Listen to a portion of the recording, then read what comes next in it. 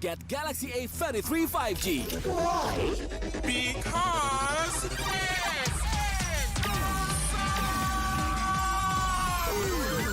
Galaxy A33 5G with awesome processor. Buy now. Get Galaxy A33 5G. Why?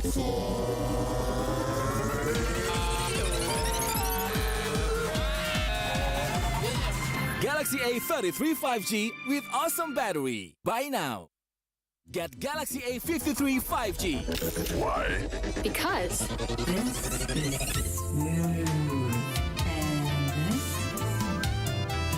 Galaxy A53 5G with awesome smooth display. Buy now. Get Galaxy A73 5G. Why? Because this is awesome. This is awesome. Awesome detail. Awesome detail. Awesome detail. Galaxy A73 5G. Take more awesome details. Buy now. Baru Axe Dual Action versus parfum. Yakin parfummu bikin kamu tetap segar saat berkeringat? Coba Axe baru. Kini lawan bau badan dan wangi segar bahkan saat kamu berkeringat. Axe Dual Action baru. Inilah perjuangan para legenda rasa. Jangan kasih kendor, Besti. Bersama GrabFood Resto legendaris, koparkan pesananmu. Tangan gue kenapa nih? Aduh, gatel banget, gak tahan. Move on ke Head Shoulders 100% pede, ketombe basah dan gatal. wiped out.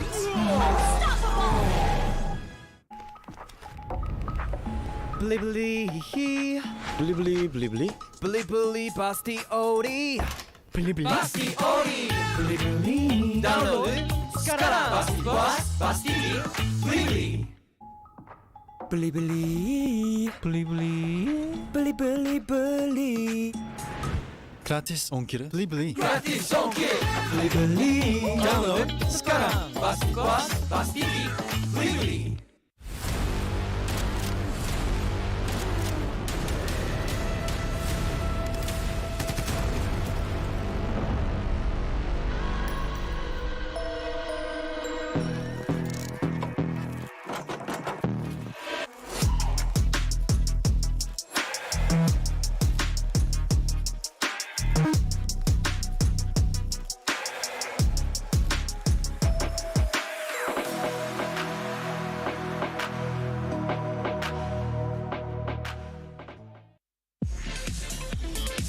Tinggal selfie tabungan jadi.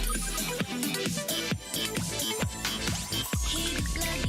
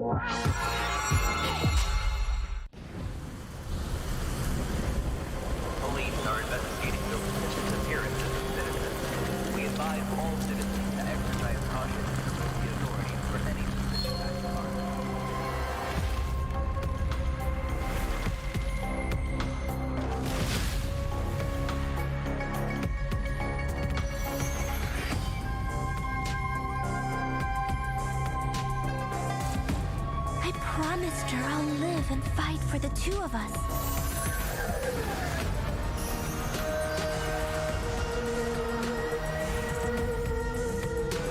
I won't fall before killing you, Key.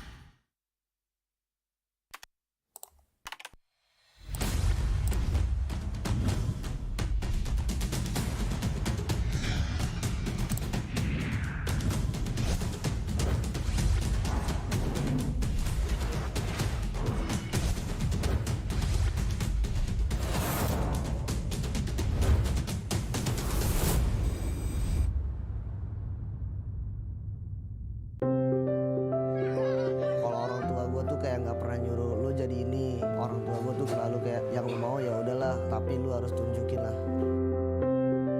Kata saya, lu nggak sekolah-sekolah, itu biasa nggak danuin.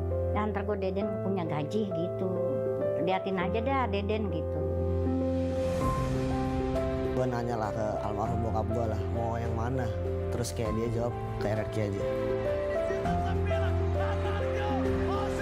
Jadi Matt ada bilang, kenapa pada saat aku bisa main bagus, Max gak ada di tim itu? Kenapa pada saat aku main yang kurang bagus, ada Max di sana? Gitu loh. Matt selalu ucap tante, Mami gak usah khawatir, ada aku di sini. Mungkin karena itu juga kali ya bikin susah majunya mungkin. Soalnya kan harusnya emang dia bener salah, tapi gue malah belain mungkin.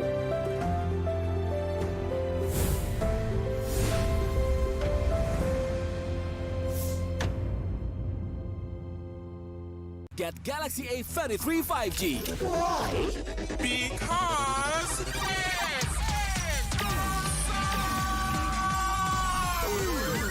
Galaxy A33 5G with awesome processor. Buy now. Get Galaxy A33 5G.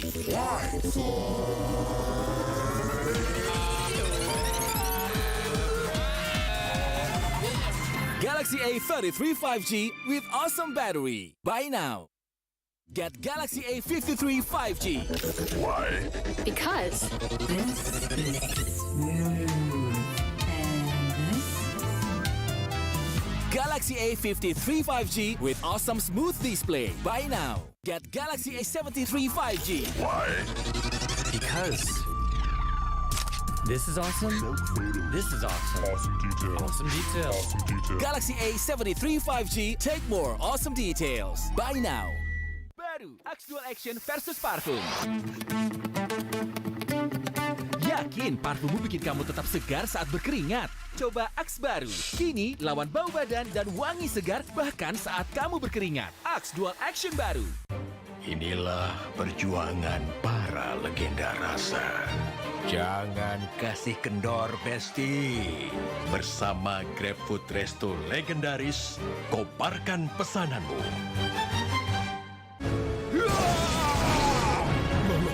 Tangan gue kenapa nih? Aduh, gatel banget, gak tahan. Move on ke Head and Shoulders. 100% pede, ketombe basah dan gatal. Wiped out.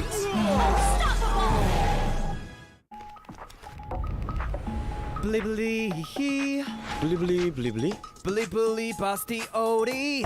Beli-beli. Pasti ori. Beli-beli. Download sekarang. Pasti puas, pasti beli-beli. Beli-beli.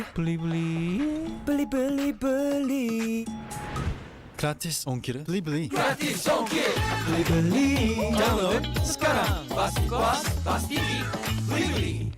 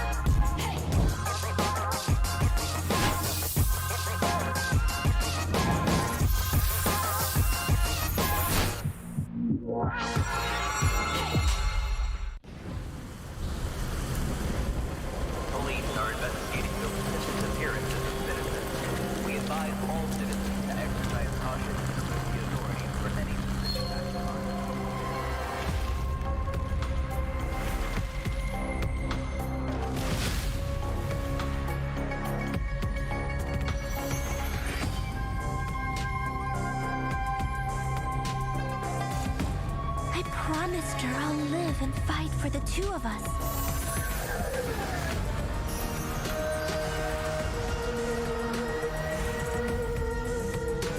I won't fall before killing you, Key.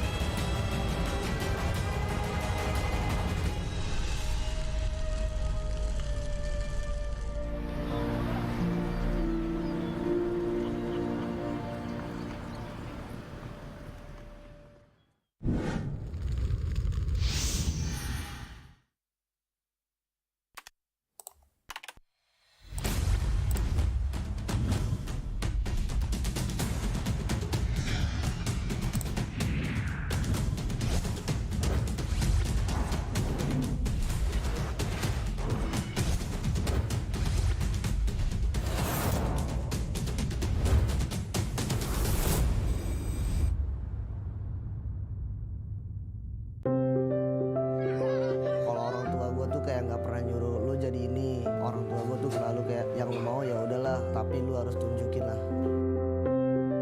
Kata saya lu nggak sekolah-sekolah itu biasa nggak danuin. Ya ntar gue Deden punya gaji gitu. Liatin aja dah Deden gitu.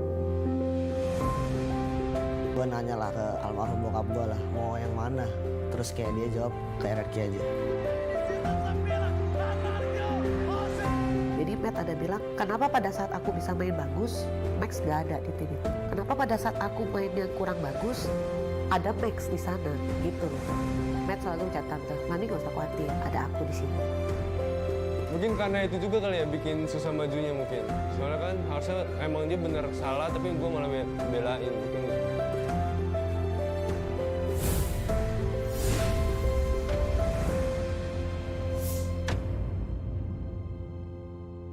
Get Galaxy A33 5G. Why? Because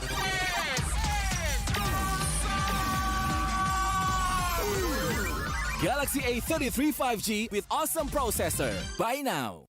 Get Galaxy A33 5G.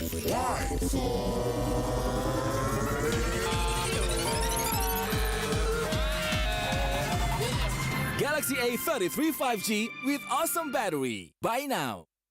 Get Galaxy A53 5G. Why? Because This is smooth. And this? Galaxy A53 5G with awesome smooth display. Buy now. Get Galaxy A73 5G. Why? Because this is awesome. This is awesome. Awesome detail. Awesome detail. Awesome detail. Galaxy A73 5G. Take more awesome details. Buy now. Baru Axe Dual Action versus parfum. Yakin parfummu bikin kamu tetap segar saat berkeringat? Coba Axe baru. Kini lawan bau badan dan wangi segar bahkan saat kamu berkeringat. Axe Dual Action baru. Inilah perjuangan para legenda rasa. Jangan kasih kendor, Besti. Bersama GrabFood Resto legendaris, koparkan pesananmu. Tangan gue kenapa nih? Aduh, gatel banget gak tahan. Move on ke Head and Shoulders. 100% pede, ketombe basah dan gatal. Wiped out.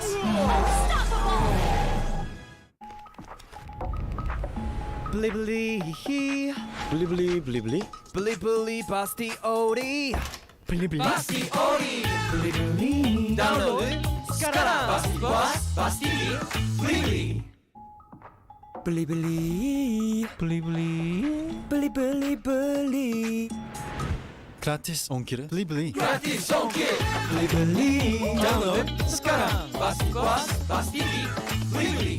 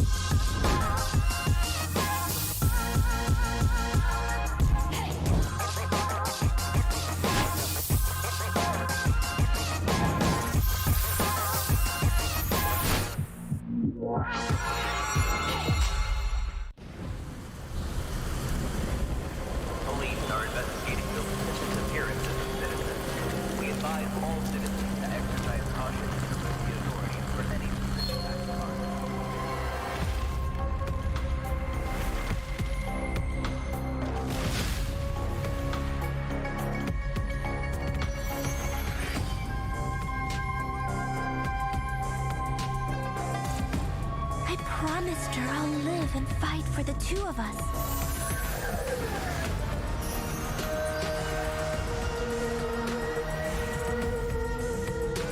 I won't fall before killing you, Key.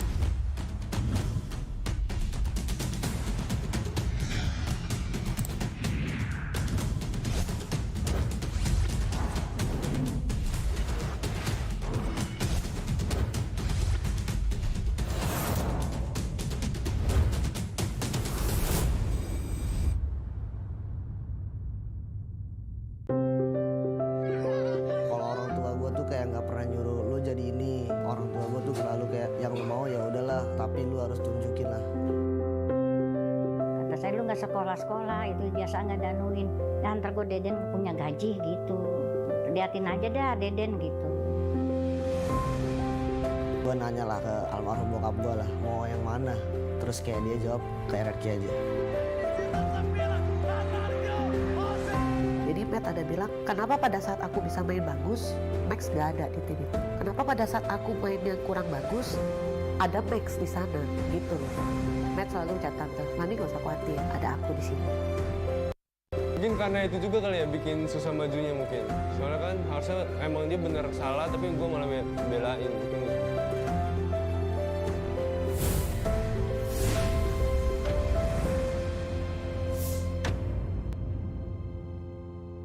Get Galaxy A33 5G. Why? Because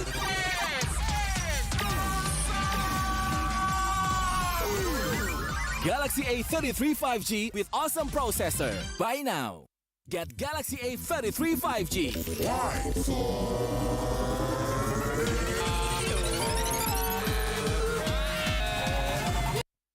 Galaxy A33 5G with awesome battery. Buy now. Get Galaxy A53 5G. Why? Because this is smooth. And this Galaxy A53 5G with awesome smooth display. Buy now. Get Galaxy A73 5G. Why? Because this is awesome. This is awesome. Awesome detail. Awesome detail. Awesome detail. Galaxy A73 5G. Take more awesome details. Buy now. Baru Axe Dual Action versus parfum. Yakin parfummu bikin kamu tetap segar saat berkeringat? Coba Axe baru. Kini lawan bau badan dan wangi segar bahkan saat kamu berkeringat. Axe Dual Action baru. Inilah perjuangan para legenda rasa. Jangan kasih kendor, Besti. Bersama GrabFood Resto legendaris, koparkan pesananmu. Tangan gue kenapa nih? Aduh, gatel banget, gak tahan. Move on ke Head and Shoulders. 100% pede, ketombe basah dan gatal. wiped out.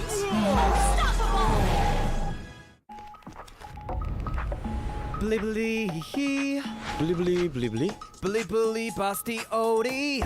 Beli beli. Pasti ori. Beli beli. Download sekarang. Pasti puas, pasti beli beli. Beli beli. Beli beli. Beli beli beli. Gratis ongkir. Beli beli. Gratis ongkir. Beli beli. Download sekarang. Pasti puas, pasti beli beli.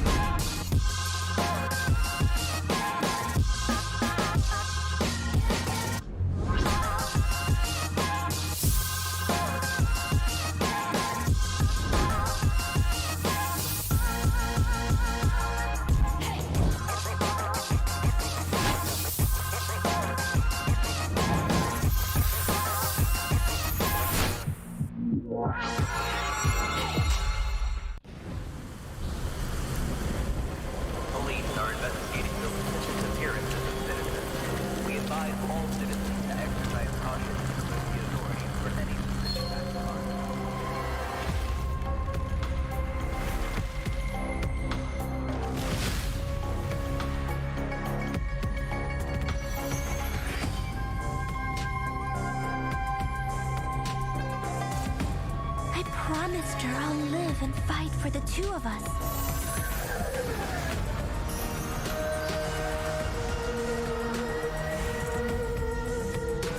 I won't fall before killing you, Key.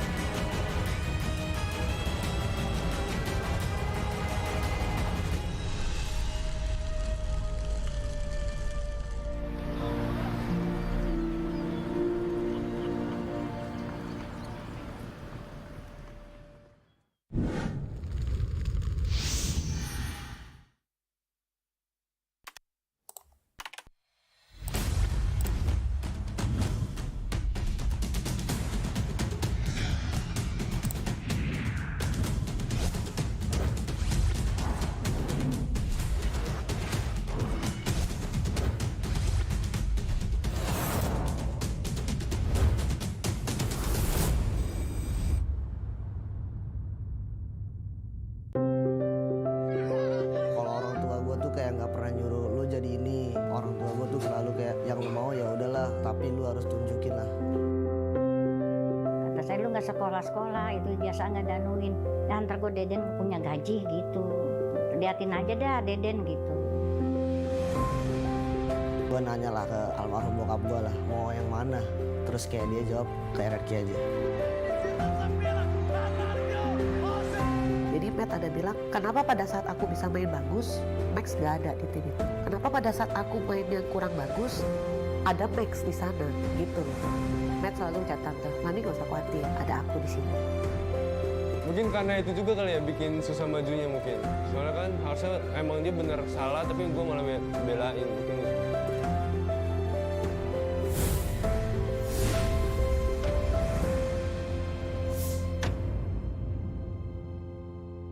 Get Galaxy A33 5G. Why? Because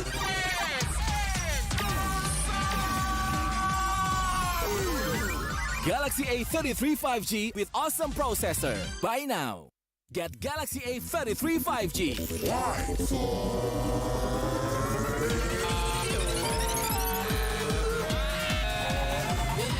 Galaxy A33 5G with awesome battery. Buy now. Get Galaxy A53 5G. Why? Because this is smooth. Galaxy A53 5G with awesome smooth display. Buy now. Get Galaxy A73 5G. Why? Because this is awesome. This is awesome. Awesome detail. Awesome detail. Awesome detail. Galaxy A73 5G. Take more awesome details. Buy now. Baru Axe Dual Action versus parfum. Yakin parfum bikin kamu tetap segar saat...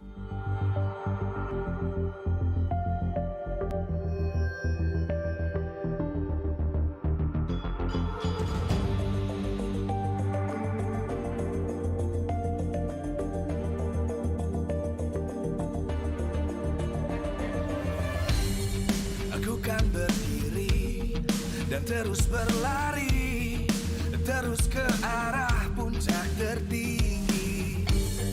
Ku takkan berhenti, hanya sampai di sini.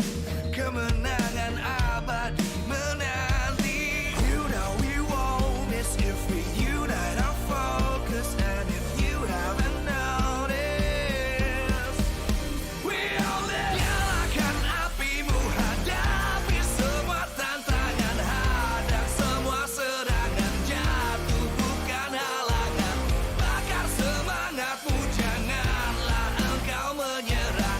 Kita akan buat sejarah. We all this, we won't miss.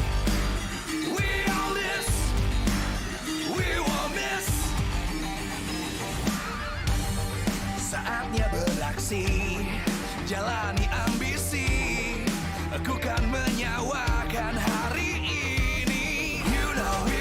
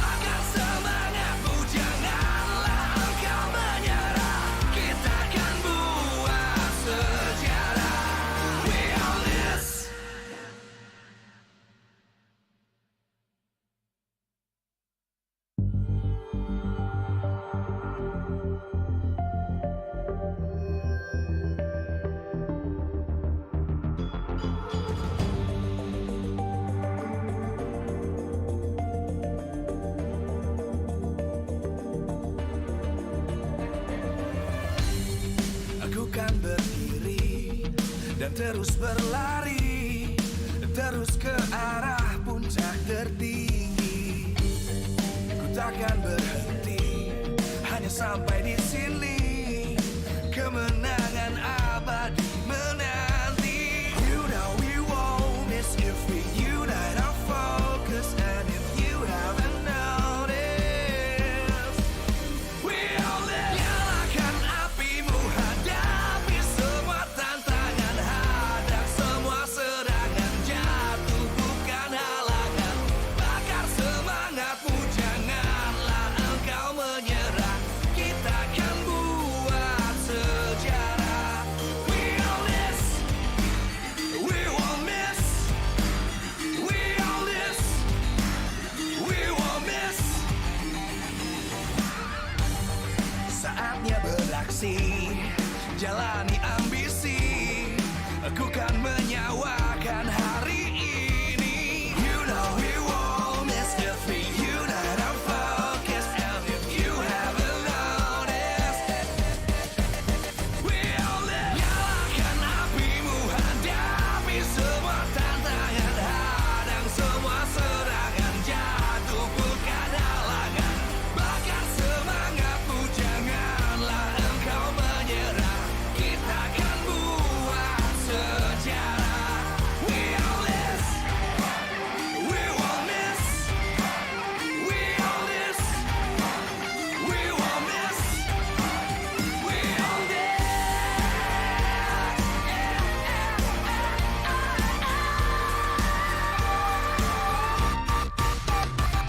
Nyalakan apimu, hadapi semua tantangan, hadang semua serangan, jatuh bukan halangan. Bakar semangatmu, janganlah engkau menyerah. Kita akan buat sejarah. We all this.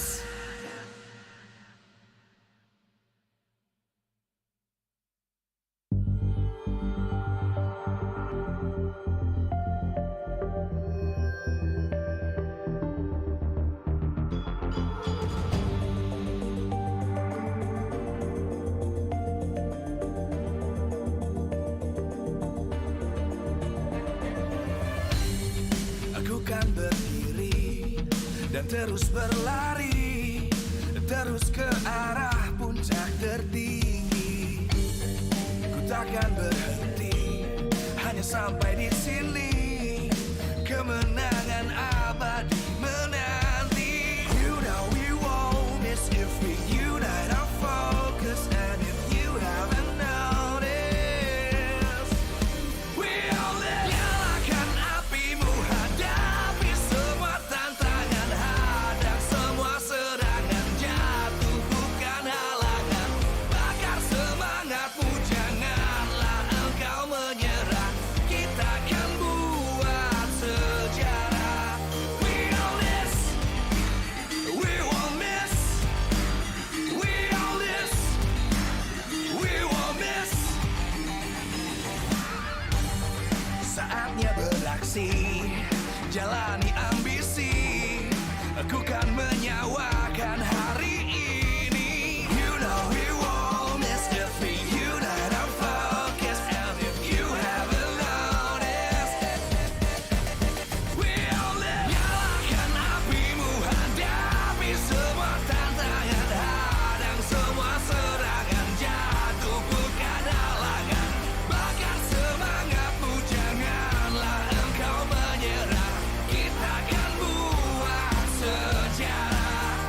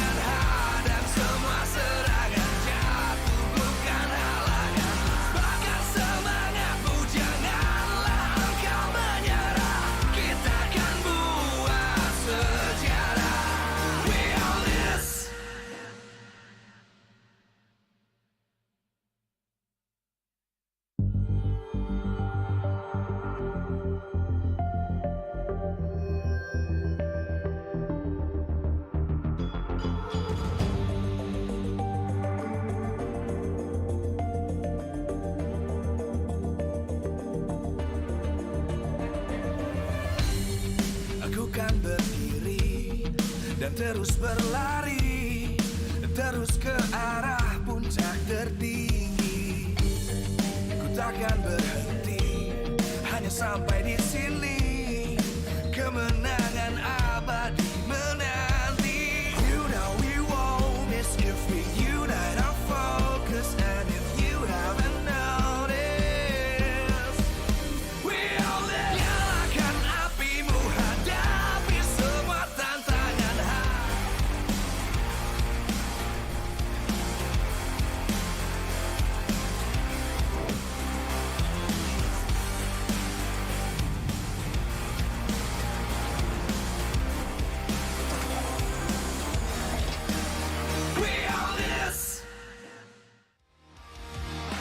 Live from MPL Arena, MPL Season 10, presented by Samsung Galaxy A Series. Official sponsor, Axe, Head & Shoulders, and super app partner, Grab. 8 most prestigious teams in Indonesia will prove that hard work makes the dream work. Who will be the best? Let's see. We own this. Upper brackets and the playoffs. Both of these will be fought for by both of the teams in the first match of the day for Week 7, day number 2 of MPL Indonesia Season 10. Welcome to the English Desk once again, ladies and gentlemen, with Mirko, Eterna, and Arashi. ONIC Esports will be fighting for their upper bracket spot. One more win to guarantee it, and for BTR, it's still quite a long way. But what is a guarantee for you guys back at home is it's going to be an awesome day worth watching all the way with your Samsung phone. 100%. Amazing phone. You can see all the beautiful specs here, Rashi. 8 gigabytes of RAM, 256 storage space, 120 refresh rate, 778G Snapdragon processor. Need I say more? It's also lag-free with the 5G rating capacity. So guys, get the phone and get that insane, awesome performance. Awesome is for everyone, and for every single one of you, you guys can check it out right now. www.samsung.com/ID to get your phone today. But right now, it's time to just jump in onto the standings post Week 7, day number 1. EVOS Legends has fallen all the way to 5th place. Take a look at ONIC and Bigetron Alpha, though. The two teams participating in the first match. Whoa, whoa, whoa. Things got so different here because the standings are presented by the Samsung Galaxy A series. So we can see Alter Ego Esports has actually taken 3rd place. I missed one day, and this is how far the standings have changed. So you can imagine by the 3 matches that are ahead of us today, things might change here. And this is getting a little bit scary for Bigetron Alpha as well, as it only takes, what, 2 more losses for them to go into that red zone. All right, speaking of going to the red zone, here is the chance to go to the playoffs. And as you mentioned, Bigetron Alpha with a 33.3% chance. They are in dire straits right now, especially with the other teams below them just performing so good right now. As Mirko was mentioning yesterday, this really might come down to the last day. 59% for EVOS Legends, are half-season champions, by the way. Wow. Now, they actually might get put down into the red zone, but right now we're going to take a look at the chance to upper brackets as well. For ONIC Esports, like I mentioned, 1 match victory is all they need to secure the upper bracket position. RRQ can still go for it with Alter Ego, but for Aura Fire, say goodbye to the upper bracket slot. No longer possible for them. Here, though, we're going to talk about the starting lineups for both of the teams, ONIC Esports and Bigetron Alpha. Still the same 5 here coming in for both teams, but one thing that we need to highlight about ONIC Esports is they are the team with the most amount of consistency, right? They have been so solid this season, been able to pull out crazy things, and the thing is, they're also very flexible. So if we want to say it in a particular way, we can say that the coach just needs to close their eyes and draft to whatever he needs and what he thinks and deems is the kryptonite for Bigetron, because the members from ONIC, they just have such a large hero pool. Flexibility is definitely key right now. And speaking of that, we see that Kiwo and Drian were in the roster, so this is what makes ONIC so dangerous. And as you mentioned, the architect himself, Aldo, he just has such good drafts coming in all the way since the beginning of the season. and he will look to replicate the same kind of success against Bigetron Alpha today. Looking now at the tunnel cam by Head and Shoulders, these are the players coming in for ONIC Esports. Led by Captain Boots, ending it off with CW and Keyboy right there. Speaking of Keyboy, the man himself, Sky Lord Initiator, the crazy player that is just so mechanically gifted on the Franco, on the Cho. Give him playmaking heroes and he will carry the game. He's always the playmaker for ONIC Esports, and he was the main carry, in my opinion, for Season 8 and 9. Always enabling the team to go for those crazy plays all across the map, looking for those crazy, cheeky pickoffs this season with the Franco, mostly the Cho. He's always so efficient, even though he relies on his mechanics, that macro still comes down and shines as well. With his remarkable hero being Franco, picked up 2 times, 100% win rate, taking a whole lot of damage as well, soaking it in. So he's not just a pick-heavy roamer. He takes as much damage as he assists his team as well. 6.3 average assists, one of the highest for the roamers here in MPL ID. Hey, for the Red Robots, come on, cheer up. We're gonna fight you right now as ONIC Esports make their way up onto the stage. Welcome, ONIC Esports. The team to fear here in MPL ID Season 10. And if we take a look at their match histories, everything is more red than gray. They have been so consistent, being able to win against every single team in almost every single matchup. And in this next one against Bigetron, it's looking good based on their history, right? Last time around when they met, they won 2-0. And if I'm not mistaken, since Season 6, BTR has only been able to win a single match against ONIC. A very contrasting performance in the season. We see that ONIC Esports has been able to avenge their loss to RRQ in the first leg. And now, we'll just see, can Bigetron replicate the same kind of success? They are up against a top-tier contender in the form of ONIC Esports, but they seem absolutely ready. And now, here they come. This is the main roster of Bigetron Alpha that has been improving so well. Great aggression in the early game, great discipline in the late game as well. They have been improving, I do agree with you, but when it comes down to being consistent, now that's going to be a question going against one of the most consistent teams. As you can see, they are walking through the tunnel cam by Head and Shoulders. If we have Keyboy on ONIC Esports, it's Key, El Momento for Bigetron Alpha. The man that literally makes the moments happen for BTR on the Lolita with crazy plays like this 4-man Numenon Blast. On the Atlas with the 3-man Fatal Links, the outplays, again enabling his team. Every single hero he picks, every single play he makes, it's always so efficiently flashy. The mix of the two, macro and micro. As a roamer, you need that right here with his remarkable hero being that Lolita. He's picked it up 5 times, sitting at a 60% win rate, taking more damage than Keyboy. He's more of a frontliner compared to the latter. Average assist being 6.2, just a bit lower than Keyboy. Shows that he is almost just as effective and as active as Keyboy. Hopefully BTR wins. Don't shout at me. Welcome the Red Robots, Bigetron Alpha.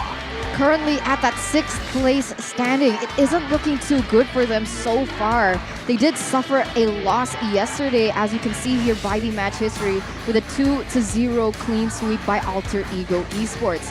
Now, perhaps with the match loss that they received yesterday, can they repair, can they come back, and can they bring their best performance? Because if they can, this is going to be one of the shows to watch. A very difficult start for them, but they have begun an upward trend starting with 3 matches ago. But unfortunately against Alter Ego wasn't successful, and here they will try and restart again on that upward trend. Here's a team head-to-head by Head and Shoulders, where Bigetron Alpha, you can see that they have more deaths, but the First Lord and the First Turtle is very much in the hands of Bigetron Alpha. ONIC has more kills and the first objective rate. The previous match history, though, is what we have to take a look at. For the most part, 5 of the previous matches they've been meeting in, ONIC Esports have had the victory. Today, Bigetron Alpha has a chance, knowing that this is absolutely the season of upsets. You can see that the team head-to-head results also really reflected the fact that Max has just been popping off on that retribution, and when the team needs it, he's able to pull through and actually come out on top. Now, in this matchup against Kyrie, it's going to be very interesting who can win that Retribution battle, Arashi. And the keys to victory for Bigetron Alpha by X. Max getting his comfort heroes. This man has been absolutely popping off in kills and in Retribution battles alike. So, if he gets his comfort heroes, it's going to be a huge advantage for Bigetron Alpha. Anticipate ONIC's 4-2-1 setup. The macro play is going to be critical in deciding who gets the advantage in the late game for both these teams. And of course, the gold lane. It's so important because the signature player for both these teams, they have so much impact to have in that gold lane, especially when the game gets to the later stages. For ONIC Esports though, the key to victory by Axe, pressuring Bigetron's gold laner, shutting down Marky, making sure that that late game presence, that late game DPS is not a factor. Respect Key's playmaking hero, El Momento, as we mentioned, is crazy and unexpected as heck, so beware of his potential playmaking. And of course, explore the cheese combos in the drafts. Their composition has always been very flexible, and if they can craft something that can be a kryptonite for the side of Bigetron Alpha, that can be a huge advantage, so that is on the hands of the coaches. With the new patch though, Arashi, we might actually be expecting more cheesy strats from ONIC Esports. We saw it kind of from Aura Fire with the Minsathar and the Jawhead yesterday. I'm very curious to see what ONIC Esports are going to bring to the table, because Coach Aldo has said backstage that the patch doesn't matter to us. Ooh. A bold statement. And even when we think about the patch, there are a lot of heroes that are actually within the hero pool of ONIC that has been buffed, like the Lapu Lapu perhaps. So maybe that's someone that we will see today, especially in the hands of Boots. We saw how crazy he was Season 8? 8, 9, 7, yeah, on the Lapu. Just so many crazy plays for Boots. But here you go, the audience prediction by TikTok. Quite a close one here, but it is ONIC Esports with the better number, 69% to 31%. Goni would be extremely pleased with the numbers right here. And honestly, being an ONIC supporter, it must be a great moment for him. But of course, it's a very nerve-wracking moment for the fans of ONIC as well, because Bigetron Alpha can easily suddenly come out of nowhere and have a comeback victory against ONIC Esports. Now that's going to be the question here, right? Because yesterday, going against Alter Ego, what happened? Did you think that BTR lacked discipline? Did you think that they lacked in the draft? What exactly went down, Arashi? For Bigetron against ONIC the first time? For their match yesterday against Alter Ego. Oh, against Alter Ego, it just seems like we've always talked about Alter Ego having a power spike when it comes to teams with history, right? And they're a huge tempo, right? Their fast-paced gameplay is just so difficult to deal with, especially for a slow starter like Bigetron Alpha. They might just change that though. But now we take a look at the Architect, #1 highest hero pool in the team. Highest hero pool team, 26 games, 41 unique heroes. So he is just so flexible, and with the new patch coming in, he has a chance to show off his big IQ yet again. ONIC Esports have so many weapons to choose from, right? Obviously, they can carry through every single lane, every single role, but it's all even more amplified because of the coach, because of the draft that Coach Aldo puts into the hands of the players. I think throughout Season 10, we've only seen ONIC Esports lose in the draft once or twice. That's insane. Something so kind of RNG like the drafts being won almost 100% of the time is a crazy feat for Coach Aldo. But Coach Brandini, he likes to go for those crazy picks as well. On the JBL Quantum, we can definitely do that with the communication to the team to follow through with the game plan. Exactly. I think it will be so critical in deciding exactly what they want to do. We talked about how Bigetron can deal with high-paced gameplay, but if they get their own aggressive heroes, we have seen that Max, right now, on an Assassin, on a hero with Kill Pressure, he can absolutely take over the game, and Bigetron has that discipline. They possess the patience to try and make sure that they do not give up any shutdowns and don't leave any opportunities for their opposition. We do have an audience comment here, though, by Sonia WJ. Only one juice that I like. Juice in love with you, Kyrie. Interesting. That's cute. You can feel the support from the fans, especially for Kyrie in particular. The heart. Oh yeah, I forgot the heart. The heart's important for sure. From Sonia WJ, Sonia. WJ. Sonia WJ. Here from Ferdinand Domas Nya, though.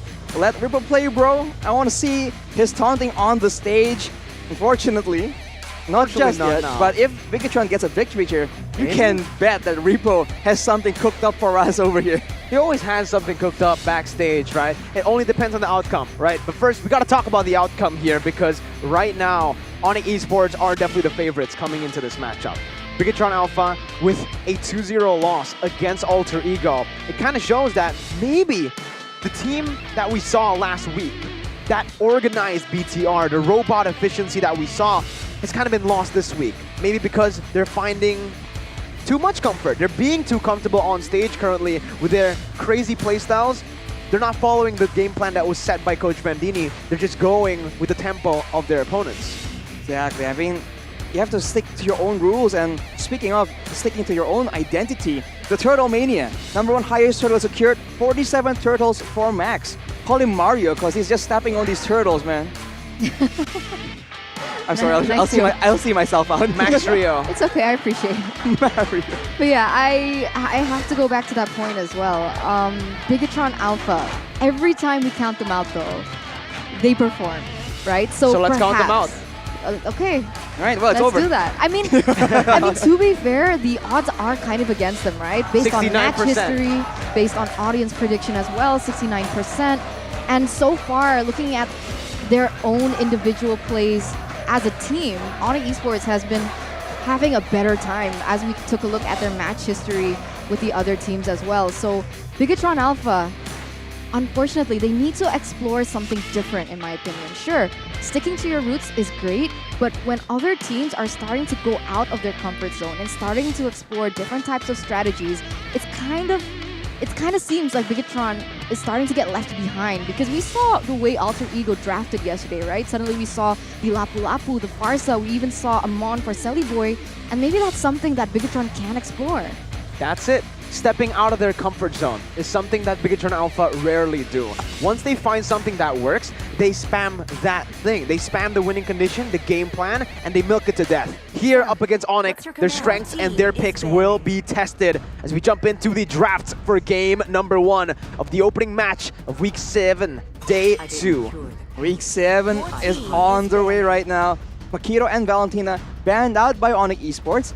For Bigetron though, banning away that Fanny, they want to make sure that Max has an easier time in the jungle. I think that stats do reflect that Max isn't quite comfortable on the Fanny, so letting it go, especially when Kyrie is on the opposing team, not a good idea, so a very smart ban from Bigetron Alpha already. We can see things adjust as well. Bigetron now with the next ban after Fanny. This is going to be really interesting, right? Because do they want to let the Akai left open? Do they want to just leave the Beatrix open as well? Because I think you guys mentioned it as well yesterday about the patch, right? I think Beatrix is still a really good MM, but there's a difference in playstyle, right? Because of the shortness in the range. But Bigetron Alpha will opt for the Faramis ban, realizing that the Valentina has been taken away as well. They don't want to risk ONIC Esports being able to pick it up. But now, with Diggy being banned away for ONIC, do you think that this might hint for them to go in for a momentum-based roamer, or perhaps pick up the Wanwan? There you go, setting up for the Wanwan, right? We all know how lethal CW is on the Wanwan, a signature pick for himself, and especially Keyboy, playmaking heroes. How do you counter that? The Diggy. Yep, and with that being said, with that Diggy banned out now, we'll see what Bigetron go for their final ban. It seems like they are still sticking with the common heroes we've seen being banned out, not really doing anything too crazy when it comes to the new patch and the new potential heroes. Yesterday, we were able to see a Jawhead come in the jungle. I wonder if the Jawhead will make an appearance on the other lanes as well. Right now, almost anything is possible, but Bigetron sticking to the quote-unquote old-fashioned picks, banning out the Akai, and ONIC goes with that Grok. Wow, okay, a Grok first pick here for ONIC. It is a flex pick though, right? We've seen it in the roamer position, we've seen it in the mid, and it can even be put onto boots in that EXP lane. For Bigetron, they do have a lot of options here, right? ONIC Esports, because they banned someone like the Diggy, Bigetron can actually pick someone like that up for Key, because we've seen Key go for those playmaking heroes. We do see a comment though by Moreno. Buff heroes go into the meta, makes a change in the draft and gameplay. And we've seen that, right? The Lapu Lapu showing up, Jawhead jungle. But Bigetron's answer is going to be the Lilia as well as the Wanwan pickup. And just take a look at the Grok, right? We're already seeing the changes. Wanwan being left open so many times. But like you mentioned, Arashi, Farsa has found a whole lot of success here in MPL ID post-patch. They pick up a Claude as well. Ranger Amas from the Indonesian broadcast, the Indonesian caster, said that Claude, well, the best Claude in Indonesia is CW, not Skylar. So we'll get to see that once again. He knows how to counter the 1-1. He is a top global 1-1 currently as well in MMR. That's crazy, man. And for ONIC, it's such a good solution. We have a marksman that is so mobile, and I don't know, it's hard to catch him, and now, without any real crowd control secured just yet, having that Farsa, right, with the buffs, the additional damage to the passive, to the max HP damage that her spells actually cause, it's going to be so good in dealing with squishy heroes as well as tankier heroes alike. Bigetron, they will opt for the Esmeralda. They like leaving Sorizo on those independent, those very annoying pressure heroes like the Esmeralda. But of course, ONIC Esports can abuse the weak early laning phase of the Esmeralda in this game. But now we're going to go for the bans here, Arashi and Miracle, in the second phase. Bigetron have opted to take away the Gyroth. As expected, right? They don't want the Esmeralda to lose in that lane. They want Sorizo to be able to scale and to be able to have more of an impact after that laning phase ensues. And now ONIC Esports with the first ban in the second phase.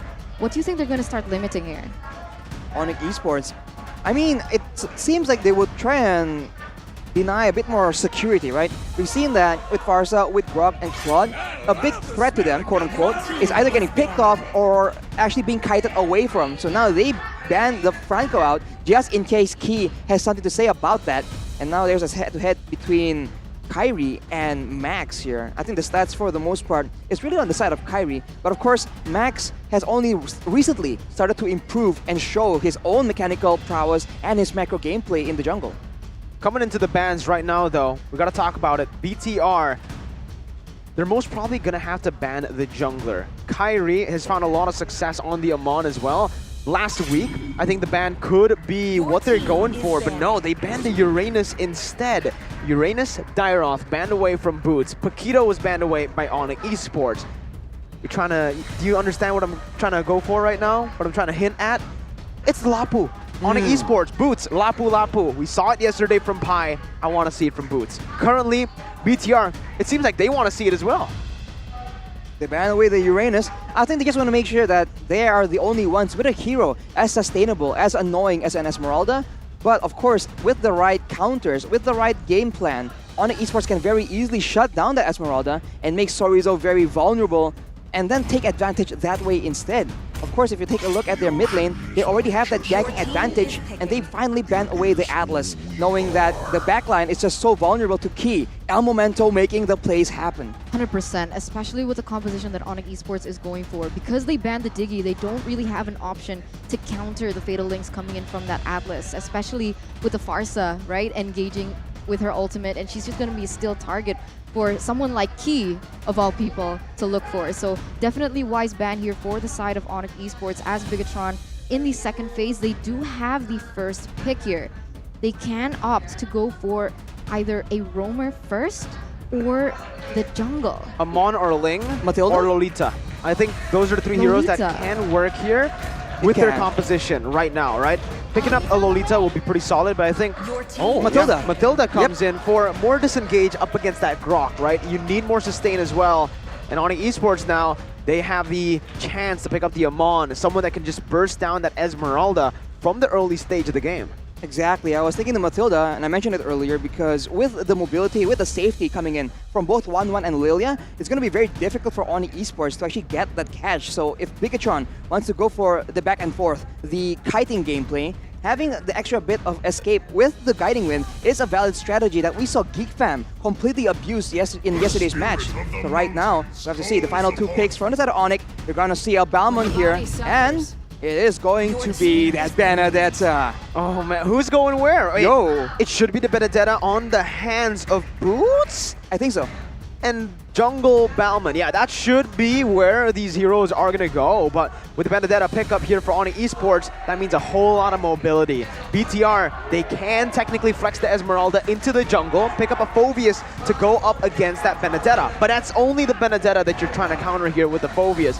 BTR, I think they just need a solid jungler at this point.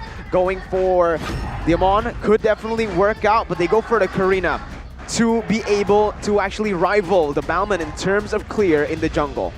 Wow. Interesting choice here. It's a comfort pick for Max, kind of. It but is, yeah. Right now, it just looks very, very difficult. ONIC Esports have more AoE, they have more options to play around with, more range advantage, so they're just the more flexible team composition right now. Whew. Looking at the compositions, man. I mean, there's a whole lot of comfort picks for both of the teams. Marquis on the Wanwan. Obviously, we're seeing the Bauman for a Kyrie as well.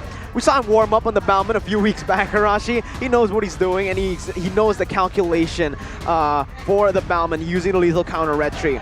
For Max, it's going to be a very tough time for him, I believe, in terms of the retry battle that he's mostly been able to win. But up against a Bauman, that actually might be a problem. Exactly. Demon Slayer with the lethal counter. ONIC Esports is looking to try and get that advantage in the neutral objective secure, so that is exactly how they're going to try and go up against Bigetron Alpha. Welcome, ladies and gentlemen, to the pause for now. Not yet the Land of Dawn. Well, we did see a glimpse of the Land of Dawn, but we're going to chill out a bit for now. There is a pause currently as we are waiting for that technical issue, I believe, to be resolved.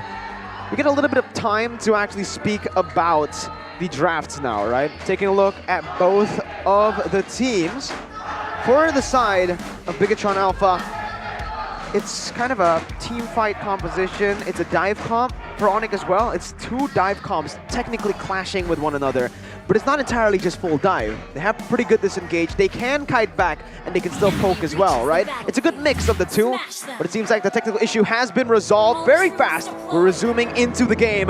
Welcome, ladies and gentlemen, to the Land of Dawn. As in the mid lane, we're already seeing the battle for control early on.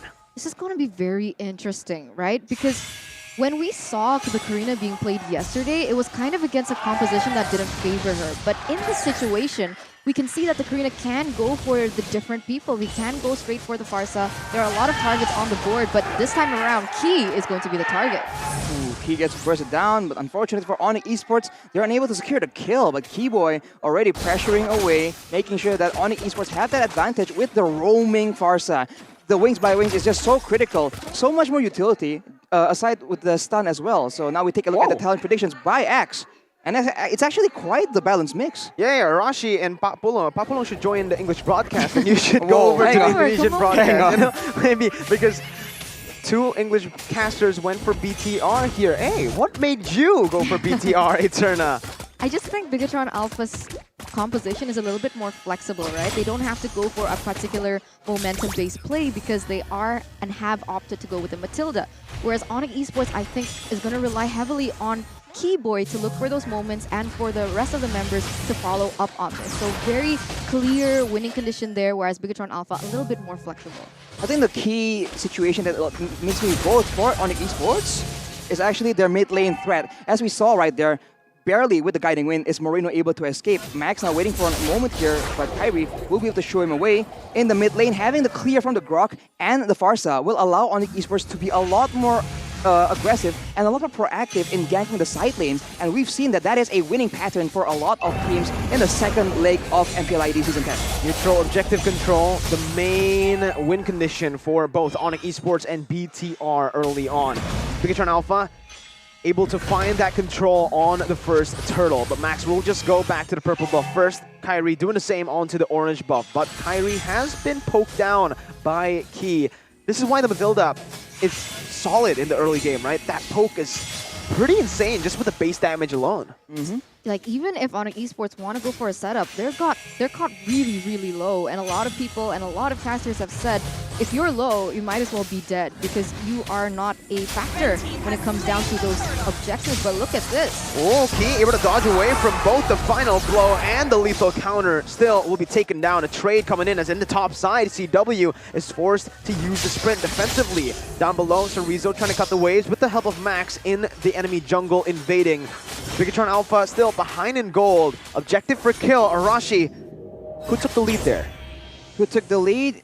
Well, the gold difference is very, very equal. They're trading the turtle for a kill, essentially.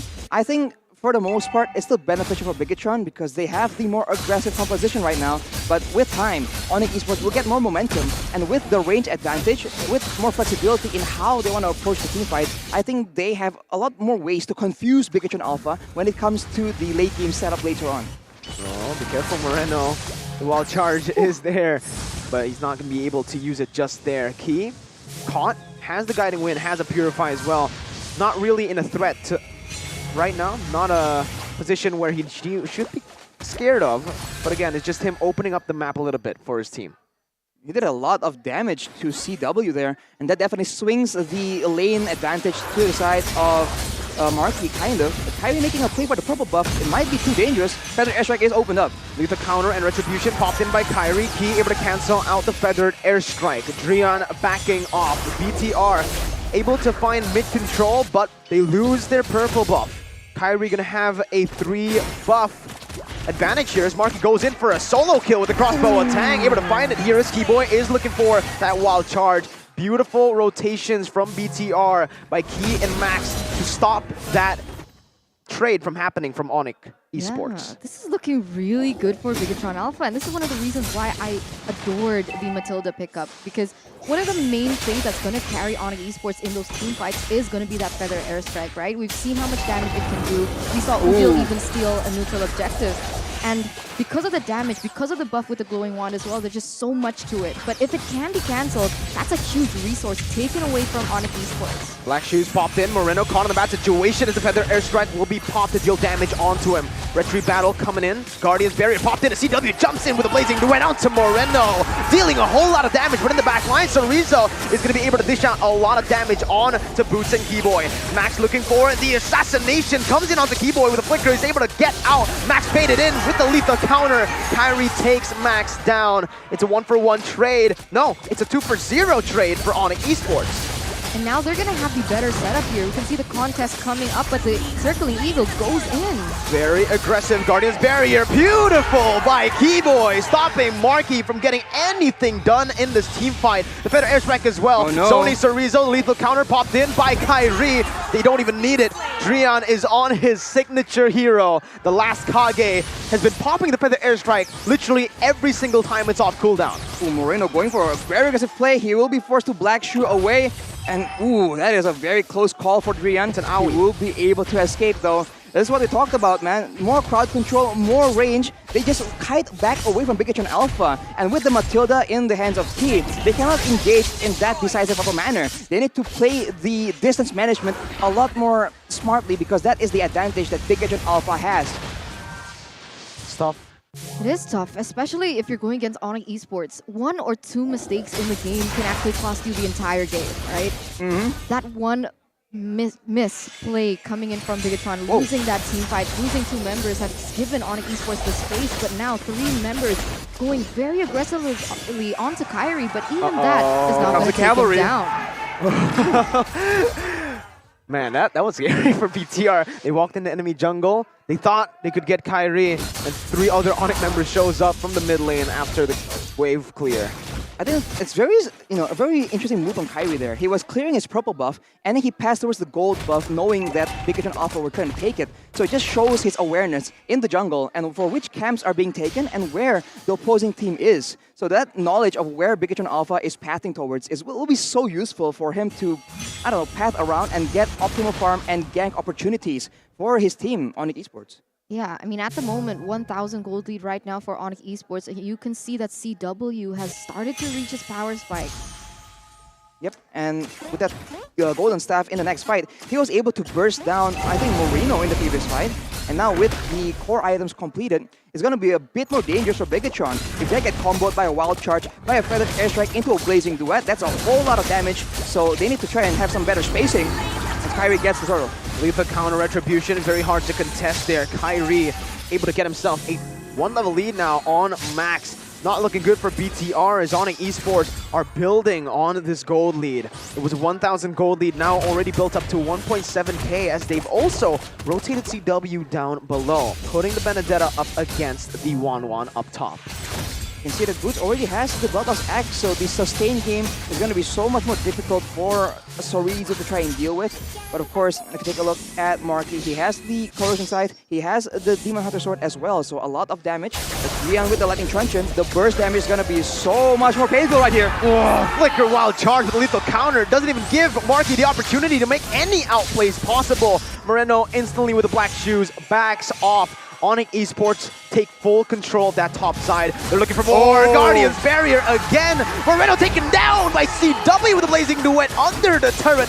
But in the back lines, Drian's going to get taken down by Max, who's looking for more. So Rizzo as well coming in. Ice Queen 1 bought with the Athena shield from Key and Moreno. But at this point, it's still ONIC Esports who are able to convert on an objective. Yeah, they're playing the map really well. I mean, every time they go for a team fight, you can see the 4-1 rotation that Bigetron Alpha was supposed to be aware of, right? And this is interesting. Every time they go into a team fight, ONIC Esports, they're very good at distracting the opponent, where another member is going to be able to get an objective on the board. Meanwhile, we can see here that Kyrie has actually stolen that blue buff away from Max, so no blue buff for Max in this upcoming Lord fight. ONIC needs to be a bit more calculative though, because there, CW got caught out. Yeah. He died to the tower. Yeah. He's made it out, and then he stepped back into range and lost his life as a result. So not ideal, but of course that's only one moment in the whole game. Overall, ONIC Esports still has more control, and that range difference and the burst difference, man. They don't require any crowd control when your members don't even survive long enough. But Key going very aggressively under the turret. Ooh, that could have been bad, right? The Guardian's barrier was just off by a bit. He was caught. Keyboy now trying to open up the map with the power of nature. You're absolutely right though. CW way too aggressive, going back with very low HP. And now with the Lord being zoned away from ONIC Esports, right? They are trying their best to try and get control and try and see if they can get a pick up here, because the more he tries and finds info, the lower he gets with all this poke damage being thrown at him. The Retribution battle is going to be very important here, but it does seem like ONIC has the better setup. We'll see how this goes down. Circling Eagle popped in. Kyrie going to be the target right now. It's actually the Lord taken low, but the crossbow tang was popped in. Kyrie's still able to find its mark. Wind of Nature popped in by CW, taken down by Max. Boots caught in the bad situation as everyone dives towards him. It's ONIC Esports losing out on the fight, but they are able to secure the Lord. Not that bad of a trade, but if Bigetron Alpha are able to convert on more, it's going to be bad. So Rizzo reads out where Drian is, able to stop him from recalling, and this is it. The conversion by BTR. Kyrie needs to be very careful though, because he opted not to go for that team fight, but he opted to go into the jungle of Bigetron Alpha to take once again that purple buff. So that's going to be the way that Kyrie wants to play it here in match number 1.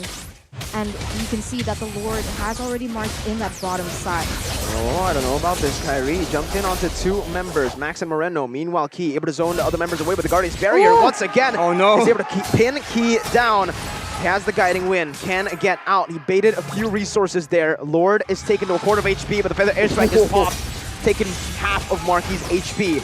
Going for the siege now down below. Key looking for a cheeky engage. GW jumps in with Kyrie, trying to get the lethal counter, but Max is in the bush. Opens up the map a bit. BTR with the defense, still holding on to that gold lead.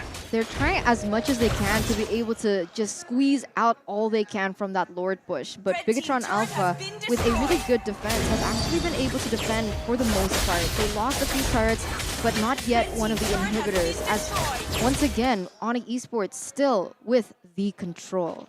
I think the key factor here for these big fights is the duration, right? The longer the fight goes, Lilia and 1-1 both can do a lot more damage over a long course of time. But ONIC Esports, they have to get their damage out quick. It's a combo-based situation. Oh, they used everything onto Sorizo, literally everything. 3 ultimates actually popped in, but BTR aren't able to really punish ONIC Esports right now. Boots looking for a play, just goes in for the cut into the bottom side wave. As both teams disengage for now, ONIC are able to recover the gold lead they lost early on.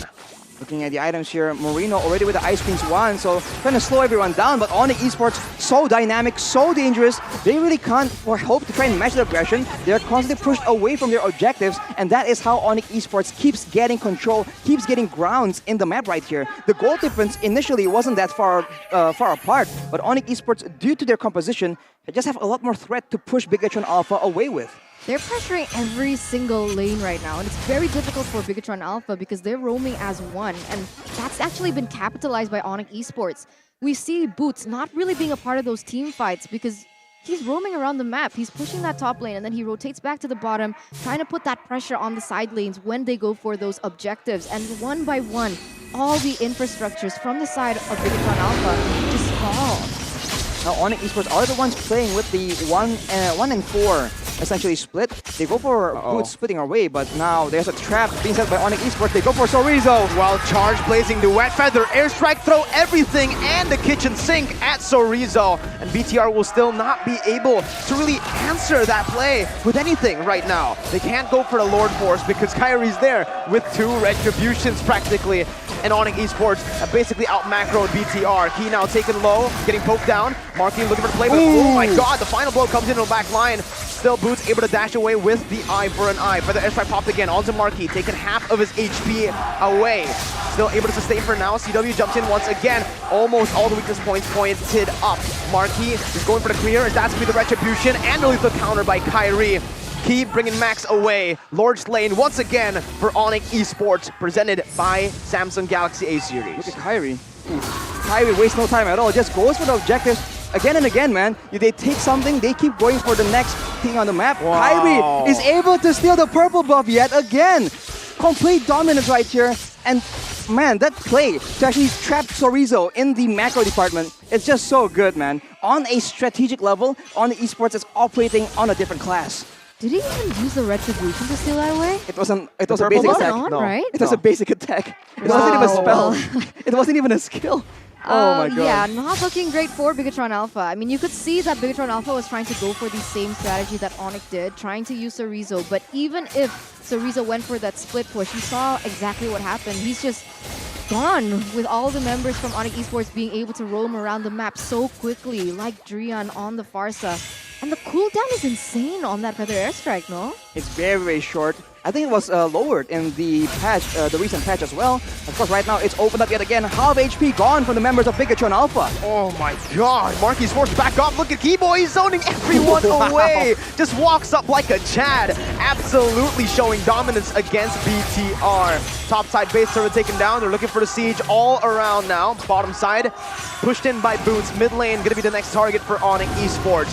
BTR on full defense mode. They can't really look for any crazy plays. The engages will rely on Sorizo, but the Feather airstrike just bursts them down, and CW is able to zone them away with a blazing duet. Sorizo in the back line is trying to deal damage, trying to soak damage, but he's gonna be taken down, melted instantaneously. Man, ONIC Esports, they do have the better high ground as well. It was a really good try for Key to deny that Feather airstrike from popping off, but the damage had already been done, and now, once again, ONIC Esports pushing in. Wild charge by Keyboy. Say goodbye to Moreno. He gets deleted by the Feather airstrike as well. CW picks up a turret. Final blow being used to clear out the waves. 3 waves cleared out. Marky needs to look for the crossbow tank, but Boots is able to jump out with the eye for an eye. Crossbow tank finally popped in onto Boots, but he's still able to survive, and CW comes in with the help of Drian, with the help of Kyrie. It's a wipe out. Sorizo respawns, denying the wipeout, but still, ONIC Esports are able to dominate BTR in game 1. That was a really one-sided showing. Sure, in that mid-game we didn't see much of a goal difference, but that's only one aspect of the game that we can see. In terms of those objectives, in terms of those towers and infrastructures, it was ONIC being able to out-macro Bigetron in this game. That's so good from ONIC Esports, man. Of course, in the early game, with the extra bit of burst and kill pressure from Bigetron Alpha, ONIC Esports were actually forced to play on the back foot. But once they got their bearings, once they were in the position that they want, that burst damage coming in from the Farsa and the threat of the follow-up coming in from CW on that on the Cloud as well. Bigetron, they're just confused on what to do. And the moment they go for that macro play, sending Sorizo for the split push, ONIC Esports read it out so quickly. They take him out. Bigetron Alpha has no time at all to react, and they lose a member just like that. ONIC Esports. Esmeralda. It's so good. No frontline practically for BTR, right? The Esmeralda was melted every single team fight by just the Farsa alone. That's pretty crazy. Farsa's damage is insane. One Feather airstrike bolt takes the marksman to half HP. When you have that kind of kill pressure, how is the marksman supposed to actually have an impact? At half HP, you're so vulnerable to everything else, because if he sticks around, right, Boost can just dive in the back line, and he has that execute, not that petrify. So the kill pressure is so much higher on the side of ONIC Esports, on the back of the poke damage coming in from the Feather airstrike. It's just such a smart team composition. I agree. And on screen now you can see some of the moments for the players as well as the fans as game number 1 elapsed. And you know, at this point, you can't make a mistake against ONIC. No, you really can't. Not one. Not a single one, right? Man, you're right. ONIC Esports looking untouchable at this point. How they're able to synergize well, and the fact that they're able to balance 2 combinations of rosters, technically, maybe even 3, right? With Sans, Samo as well, jumping into the roster back and forth with Brian Keyboy, swapping their roles, and sometimes even mixing and matching. There's so many possibilities for this roster in terms of how they want to play. It's just crazy. They have so many different options, so many different combinations, as you said, but at the same time, the level of consistency is still so much higher than some of the other teams with only one single roster. That's crazy, man. We take a look here at the item builds, and you can see that Moreno has damage, but the range difference here, I think, is the key factor. He has damage, but he's not being allowed to output it because at every moment, a Feather Airstrike comes in, Boots comes in, and if he gets too low, Kyrie comes in with the lethal counter as well, and that's bye-bye without even any chance. We can see that Moreno, again and again, was forced to use the Black Shoes so early in the fight.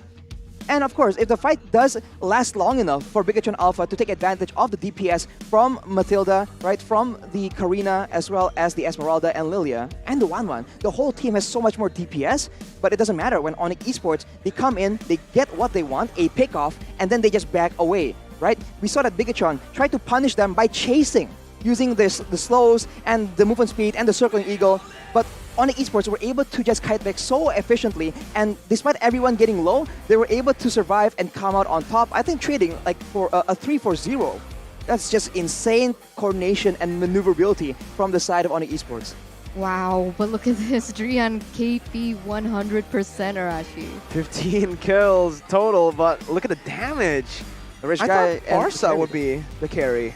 Well, apparently it's still CW as the Claude, man. Still the rich guy barely been by Mandiri. And it's just so good. He was pressured early on in the lane, losing 1v1 to Marky as well. But when your team has such a, what do you want to call it? Such a solid composition, solid game plan, it doesn't matter. It's almost like he knew that, okay, I'll take the L right now, but we're gonna destroy you in that late game situation. And for Bigetron Alpha, who exactly was the main issue? Yes, of course, Drian was doing a lot of damage, but they tried to outplay that. They sent Sorizo as well as Max, I think, to dive towards Drian, and they still couldn't get the victory. At every turn, ONIC Esports just seemed one step ahead of Bigetron Alpha, and now the MVP by the Samsung Galaxy A series is going to be Kyrie, man. What a solid performance yet again. 3-0-11, 69% kill participation, and GPM 693 kill GPM. And 93 kill participation. You take a look at some of the highlights here by the Samsung Galaxy A series. All the way from the early game, you can see that the pressure is on from the side of Bigetron. But once ONIC Esports were able to execute their game plan, kite back, use crowd control, use poke damage, they just came out on top again and again. And Bigetron were just so confused when they lost control of the game. And with that burst damage coming in from so far away, right? Battle mirror image and the damage coming from CW also coming in suddenly. This is that moment where he gets shut down. Very unfortunate, but of course, in the grand scheme of things, it's still such a solid performance from him as well. Once this fight here, because of the Lord being in the picture, it was just a very long drawn-out fight, and Bigetron were able to actually get the victory.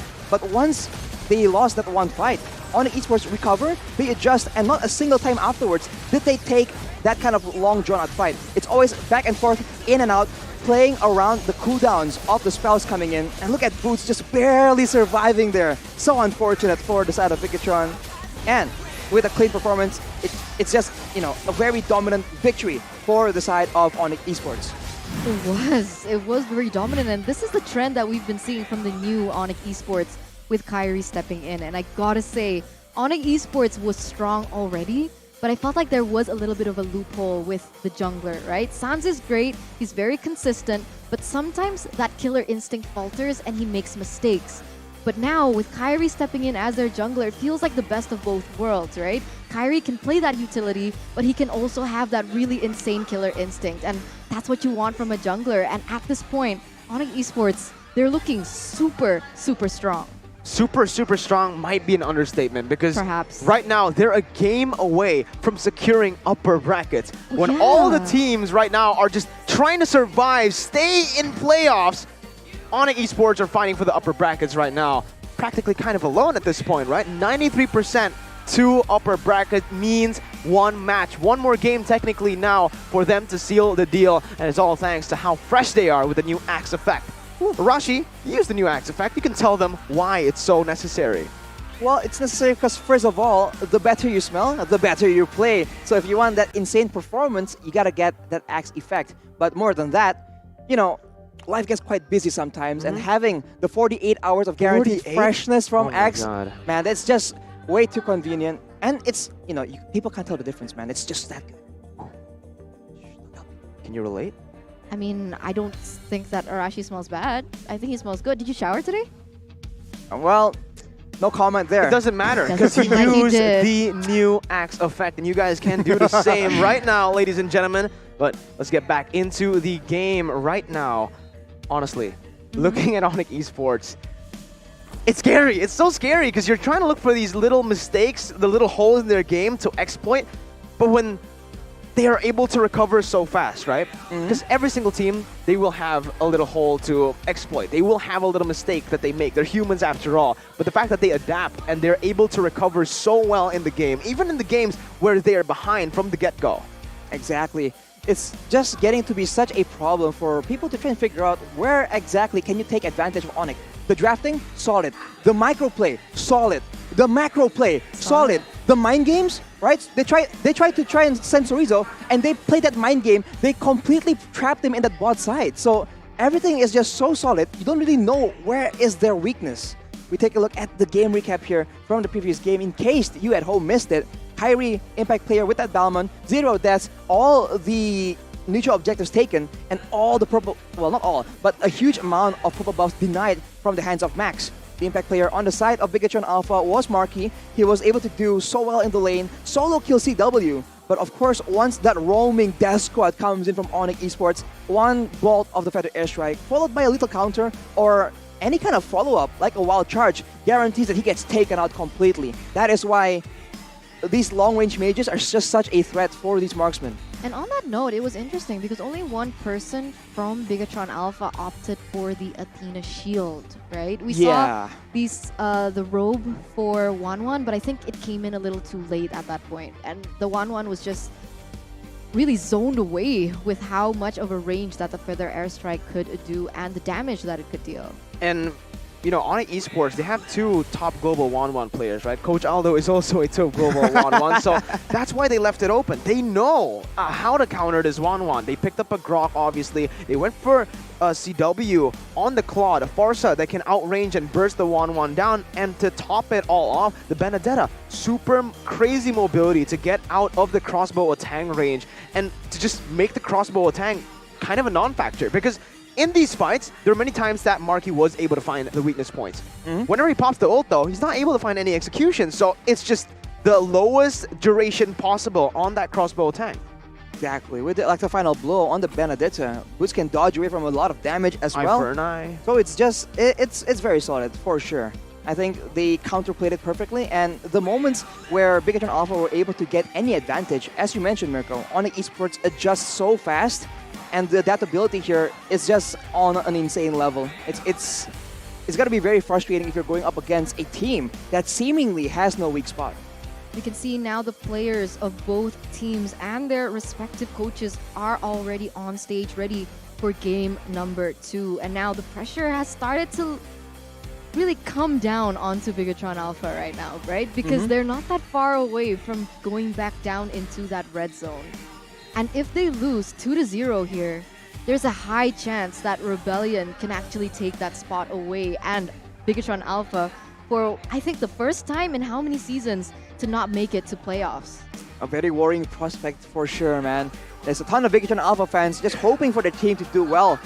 But it's been a very rough season for them. The improvements are here, but is it too late? Is it enough even to go up against the other teams? Because everyone is improving right now. That is what's so crazy about this season. Every team begun performing so much better than last season.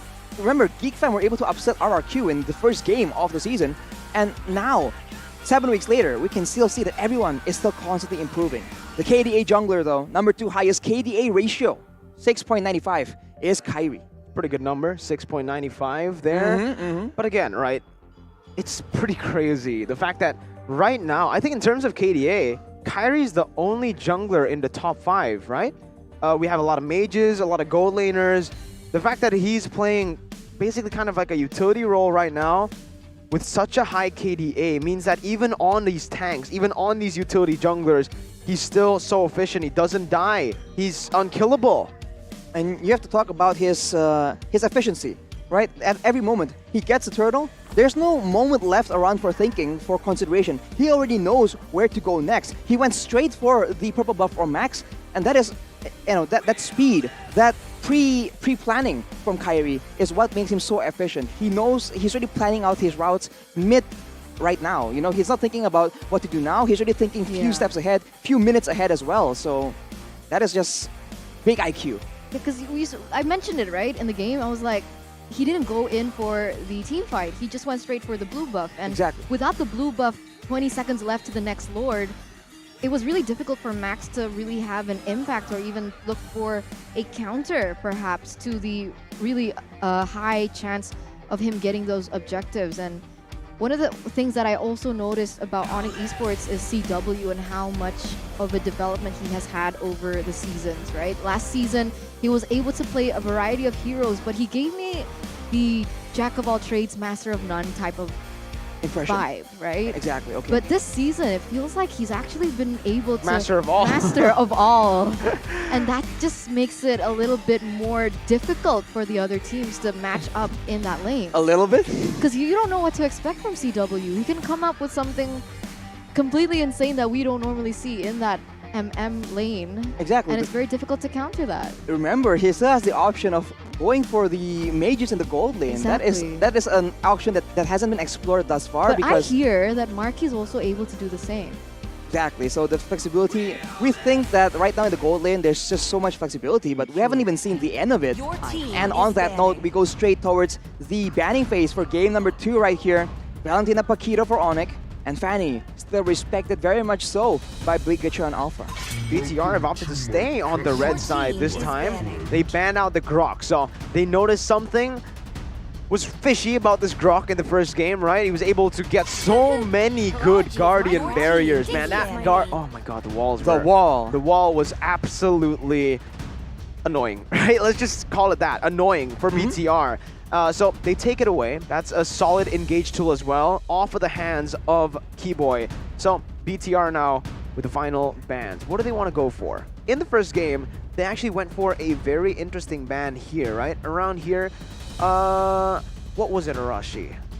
The final ban for Bigetron Alpha, it was the Akai. Faramis and Akai. Yeah, the Faramis was also banned out though in the first game. So now with the Grok replacing that Faramis, will ONIC Esports pick it up? Because they are an avid user, but it does have the impression that there's an impression right now that Faramis is no longer as strong because of the amount of sustain. So now it will be open, but I'm not sure if ONIC Esports will pick it up. I don't think so. We saw yesterday that the Faramis, I think the Faramis is still sitting at a 0% win rate currently in MPL ID after the patch. But it is still going to be a first pick for ONIC Esports, still opting to go for the Faramis first. Don't really want to give it over to BTR. But BTR, they definitely have an answer for this Faramis. That's why they left it open. I mean, to be fair, the Faramis still is a really good supporter, right? I mean, I guess the base damage was taken down, so he doesn't deal as much damage. But as a support, he's still able to deal at the utility as well. I think a little bit more. HP was also nerfed. Oh, yes. So that's very easy, very squishy to really just melt down. If you go for something like a Claude, one Blazing Duet, not even a full duration Blazing Duet, will be able to wipe the Cult Altar off of every single member. Bigetron might go for that Lilia again.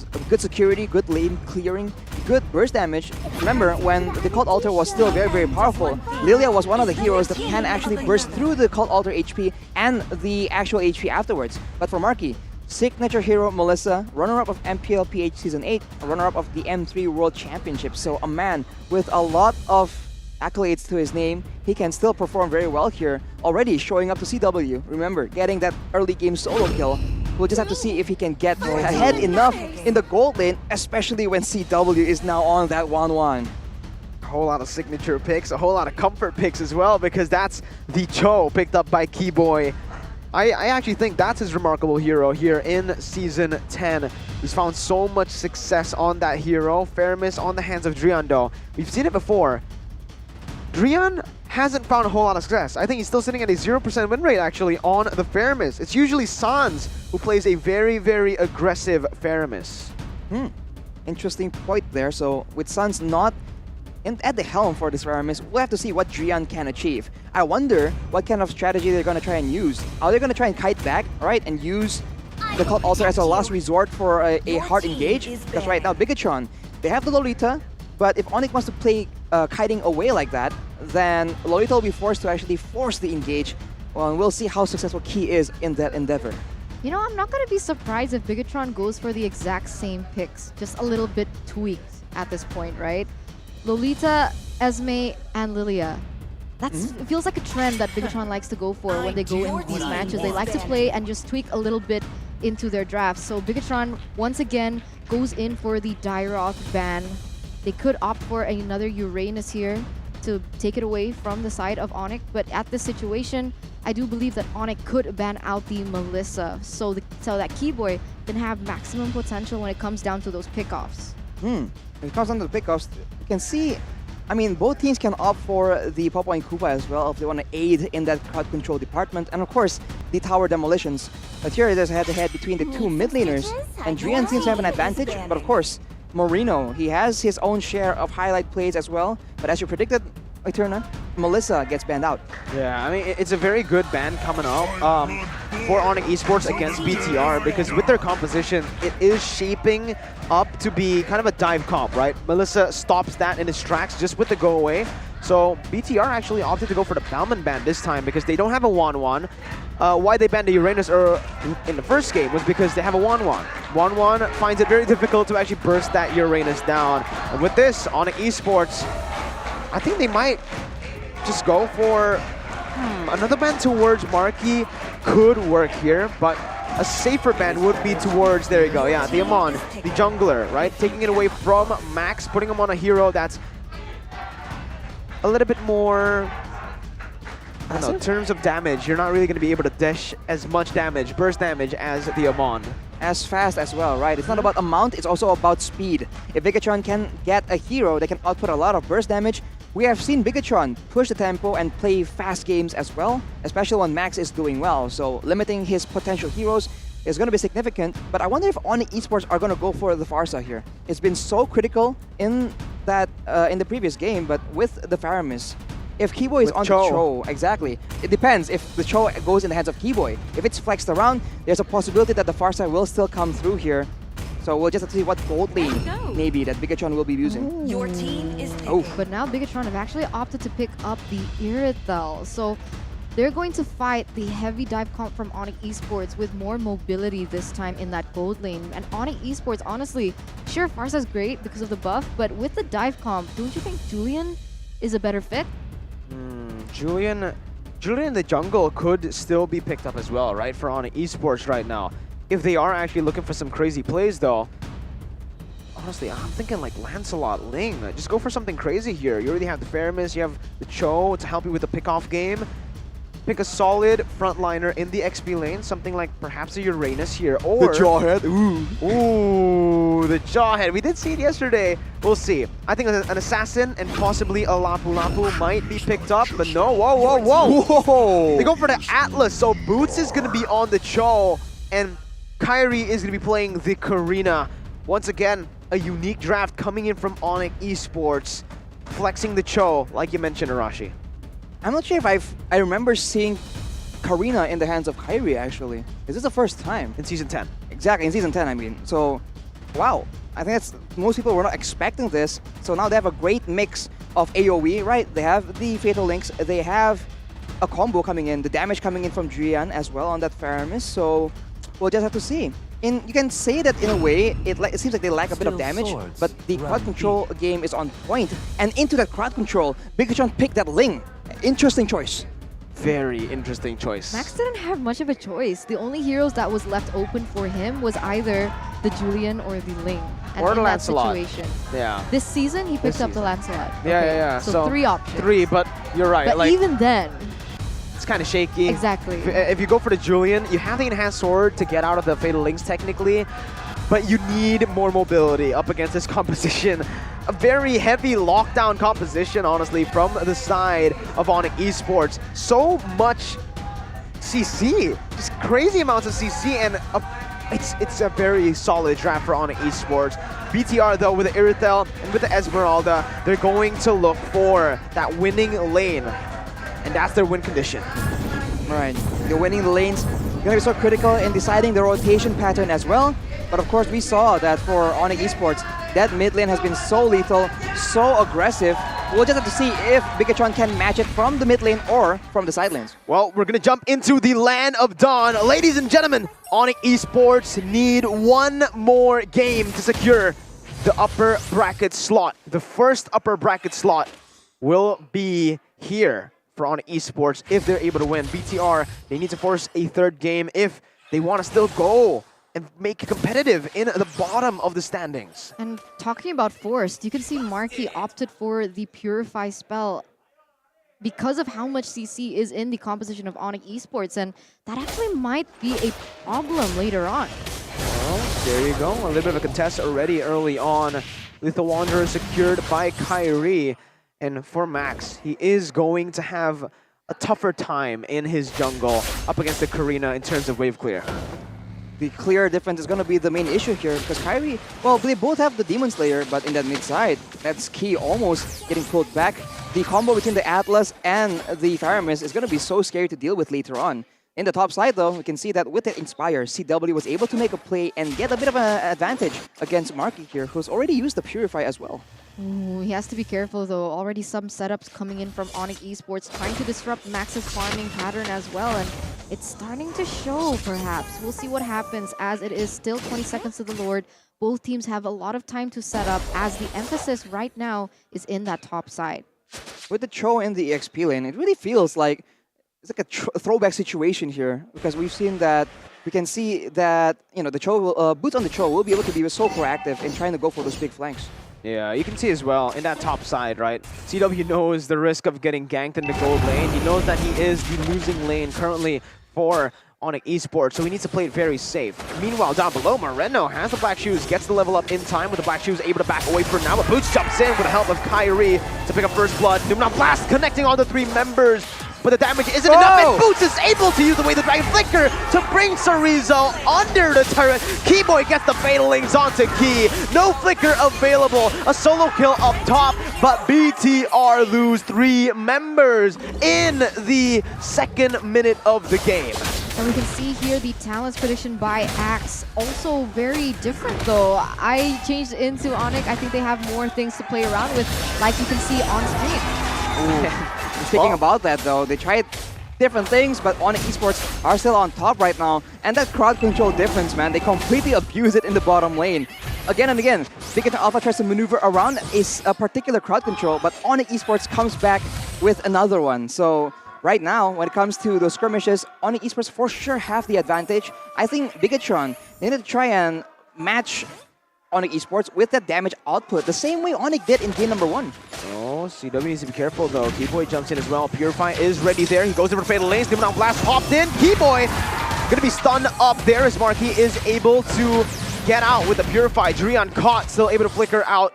BTR and ONIC Esports both disengage, but BTR are able to win out in the top side skirmish. Meanwhile, Purple Buff contest for Max, going for the retry battle against Kyrie. And it is Max who actually wins out the retry battle because Kyrie was on cooldown.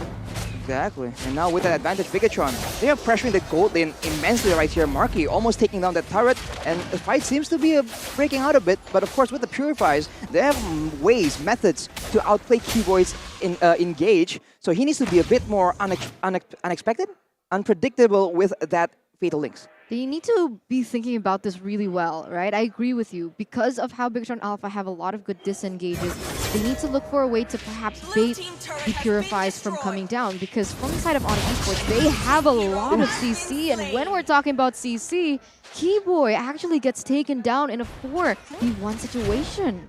That's unfortunate for him, man. We know this again and again. If the engage is too scary for you, maybe we can burst down the engage tool. So Bigetron Alpha goes with the obvious counter. They take Keyboy out of the equation right here, and they have a bit of control, and they are so dominant in that gold lane. So CW is in a bit of trouble, but of course in that late game, he will have the opportunity to try and make those big outplays happen.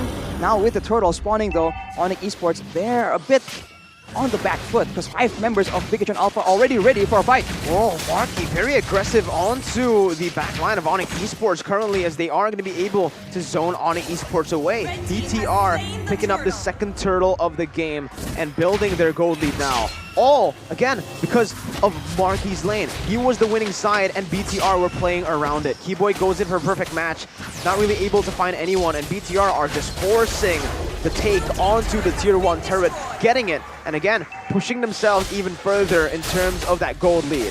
You can feel it actually start to build in terms of that map control as well. ONIC Esports, they need to wait for that one beautiful moment by Keyboy to be able to turn this back around, and this can happen, right? Because both teams are starting to group up as 5, looking for the neutral objective control. And that might just be what exactly he needs. But once again, Key does still have that disengage potential with his Numenon Blast. So it comes back down to the timing from both of these teams. I think that Numenon Blast counter-engage is a huge threat for ONIC Esports because right now, it seems like in pure skirmishes, Bigetron Alpha definitely have the advantage, and ONIC Esports require a combo, some kind of like AoE perfect timing situation to try and get an advantage. Kyrie, as we can see from the item builds here, going for a tank build as well. So in the mid game, there's going to be a lot more power on the side of ONIC Esports, but of course, Bigetron Alpha with an Erytha, with a Lilia and an Esmeralda, their mid game isn't that bad either. Pretty solid again in terms of the itemization as well, right? I like how Kyrie is building. He's going for just magic defense purely because he knows that he can soak in that physical damage from his first ability. Max though, securing the Berserker's Fury with the Windtalker. CW isn't a lot of threat in these team fights now. He doesn't have the Wind of Nature yet. And for Max, it's going to be so easy to burst them down. Bottom side though, Boots not going to be able to actually defend this turret. It's another turret take for BTR.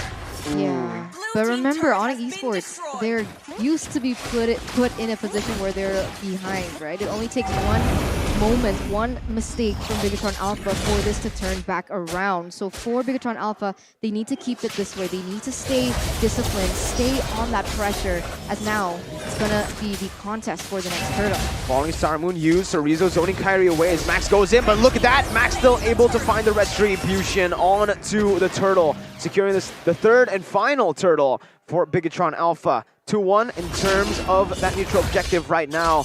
BTR still grasping onto that gold lead. Still maintaining a healthy lead, 3K right now.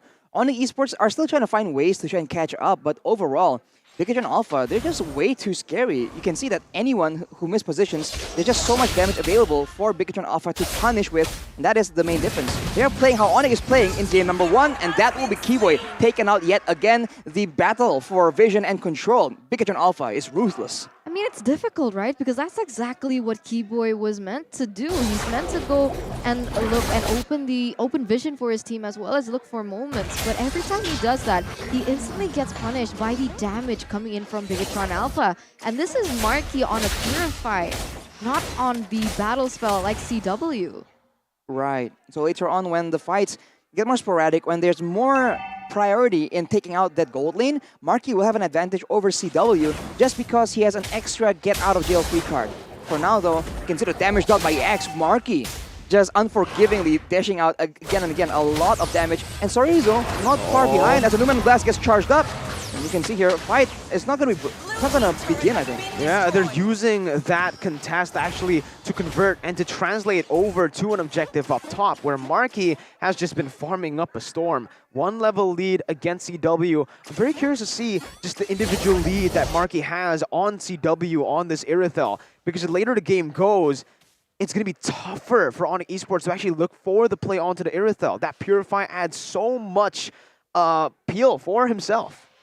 I think damage output is just going to be so solid as well, and we haven't seen a lot of crazy cult altar plays coming in from ONIC Esports, so it's a very difficult situation, but they are preparing a trap here. It might just pay out. Marky, gotta be careful, has the Purify, but look at it collapse right now. Keyboy jumps in with the Fatal Lace. Marky's still able to fade out. He's able to dash away. Kyrie goes in under the turret, finding a kill, but in the end, he will lose out on his life. The shot called by ONIC to jump onto Marky ends up with 4 members getting taken down. BTR instantly convert onto the Lord, and it's a disaster for ONIC Esports. Weird collapse by ONIC Esports. They know that Marky is still going to be able to maneuver around that, and the counter engage once again from Key was the main reason, because they couldn't have followed up onto anything after that happened.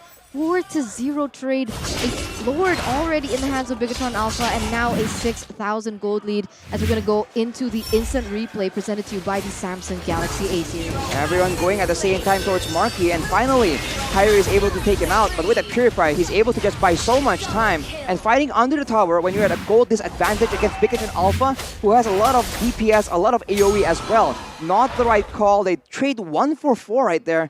That is very unfortunate. But you can see that ONIC Esports are just trying things out. We cannot win team fights. Let's try and make sure that Marky gets taken out. It didn't pay off, but it shows that ONIC Esports, they're still, I don't know, trying to find a solution that works here, that can solve the problem they're facing, which is Bigetron Alpha and the insane amount of damage output they have in that composition. How many times are they going to be able to do that, though? Because at this rate, already 8,000 gold difference. It might be too difficult for ONIC Esports to turn this back around. The Lord already marching in that top side. Bigetron Alpha has really good siege potential, and we'll see the defense coming in from ONIC Esports. Numenon Blast already popped in. Kyrie gonna be caught in the Numenon Blast. Still though, no more damage to follow it up. Base turrets taken low in the top side, but not much more. ONIC Esports still able to defend for now. First Lord value still very, very good for BTR, as they are able to wipe the tier 2 turrets entirely from every single lane. They're in a tough spot because now they lack the pickoff potential because both Moreno and Marky have the Purify. So it's just a very smart decision to go with that. It's a very clear counter to the Atlas. And without the possibility to pick them up, if they go for a front-to-back situation, they don't have the damage potential to try and deal with it. Because Marky and Moreno, they both essentially do AoE as well. And it's 2 different types of damage on the side of ONIC Esports. Essentially, their main DPS tool is CW. There's not really a lot of magical DPS coming in, so they don't win in the short burst. They don't win in the prolonged, drawn-out fights either. So ONIC Esports have no answer right now. On screen, we saw Max on the lane, and currently he's actually 2 levels above Kyrie, so not a great place for Kyrie right now, as Bigetron Alpha once again with the map control, just really destroying ONIC Esports at this point, right? Because if they're relying heavily on the pickup potential coming in from Kyrie, we see time and time again that Numenon Blast being a really huge stone in his way. You hear the sheesh coming in from the audience here. Great use of emotes. Get your emotes as well in the shop right now for a limited time.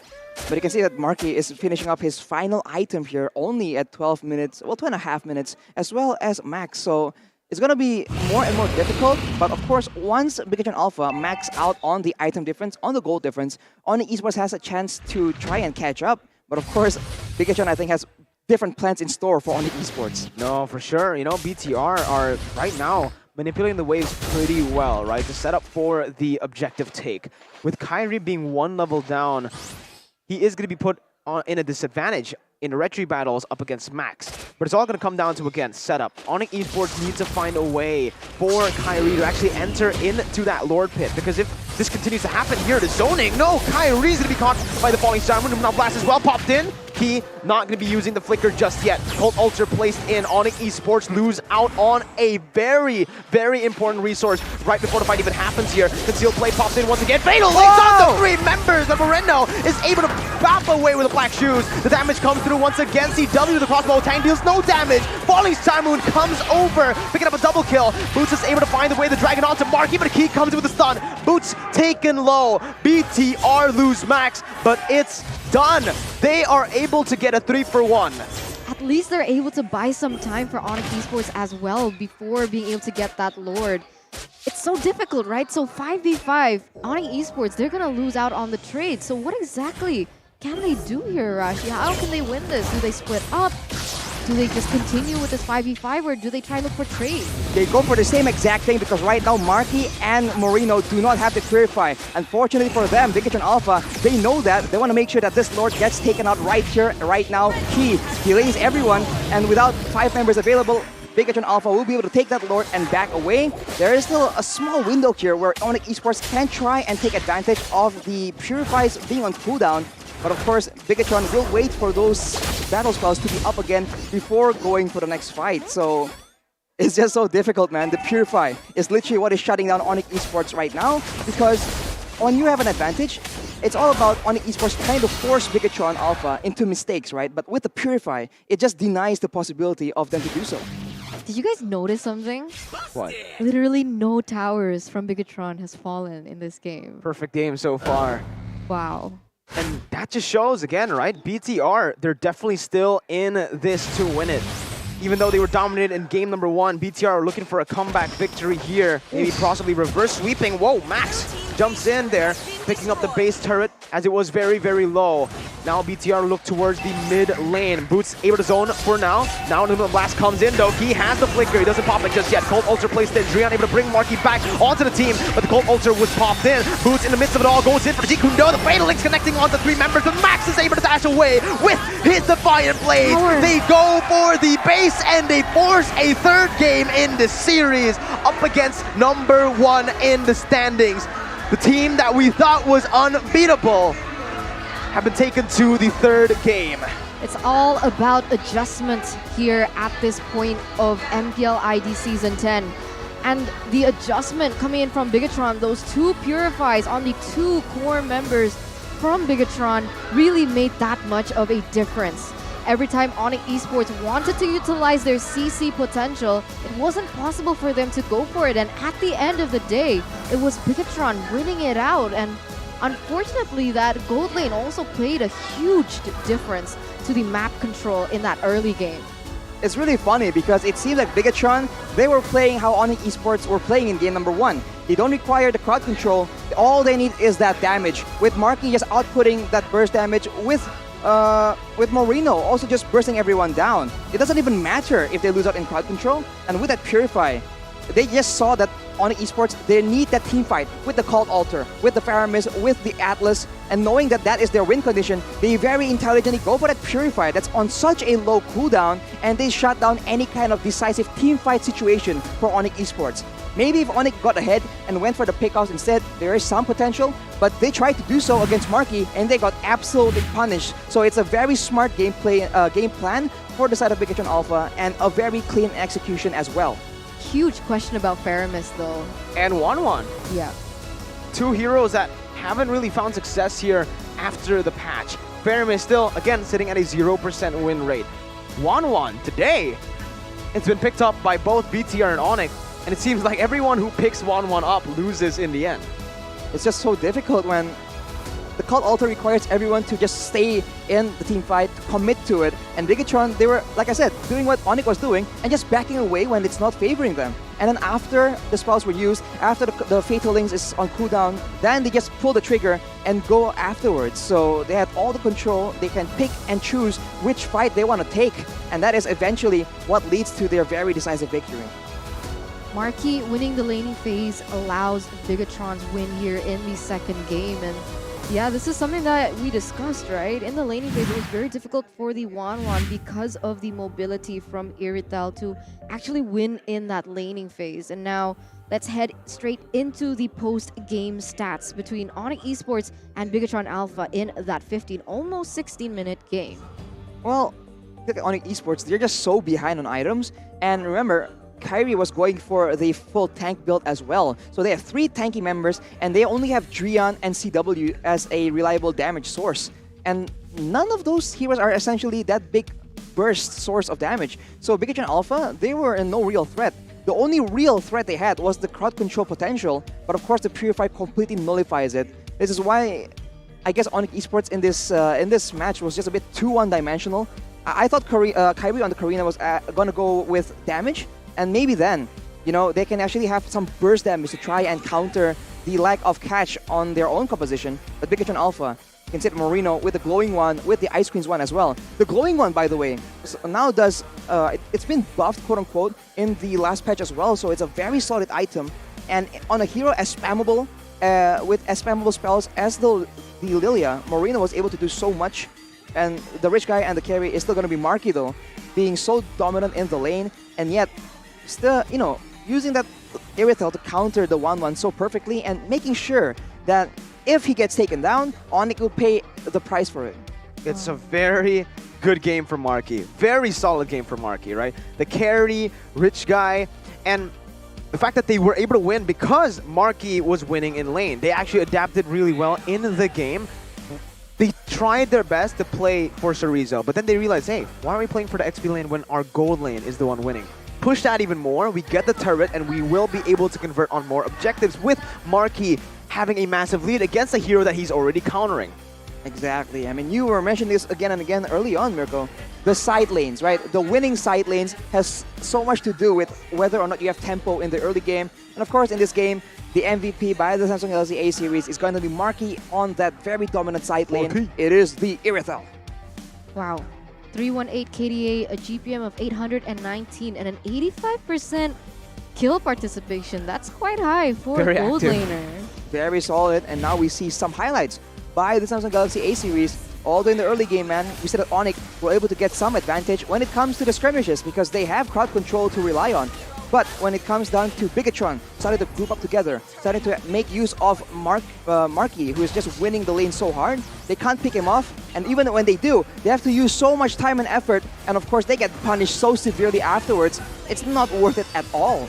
So Marky just put them between a rock and a hard place. Very intelligent positioning and gameplay. Look at that. Whenever the Fatal Links comes through, the Purify just counters everyone, and eventually, with that DPS advantage, Bigetron Alpha is just able to pick off the members of ONIC Esports one by one, and with the Lord, they just go for the decisive end, man. So Rizzo, we talked about how he got picked off earlier, but you see, when he has advantage, when the team can actually deal with the crowd control and the pick off, the macro, he is solid in providing pressure for that macro play of Bigetron. The 4-1 rotation, we talked about this in the win condition for Bigetron Alpha.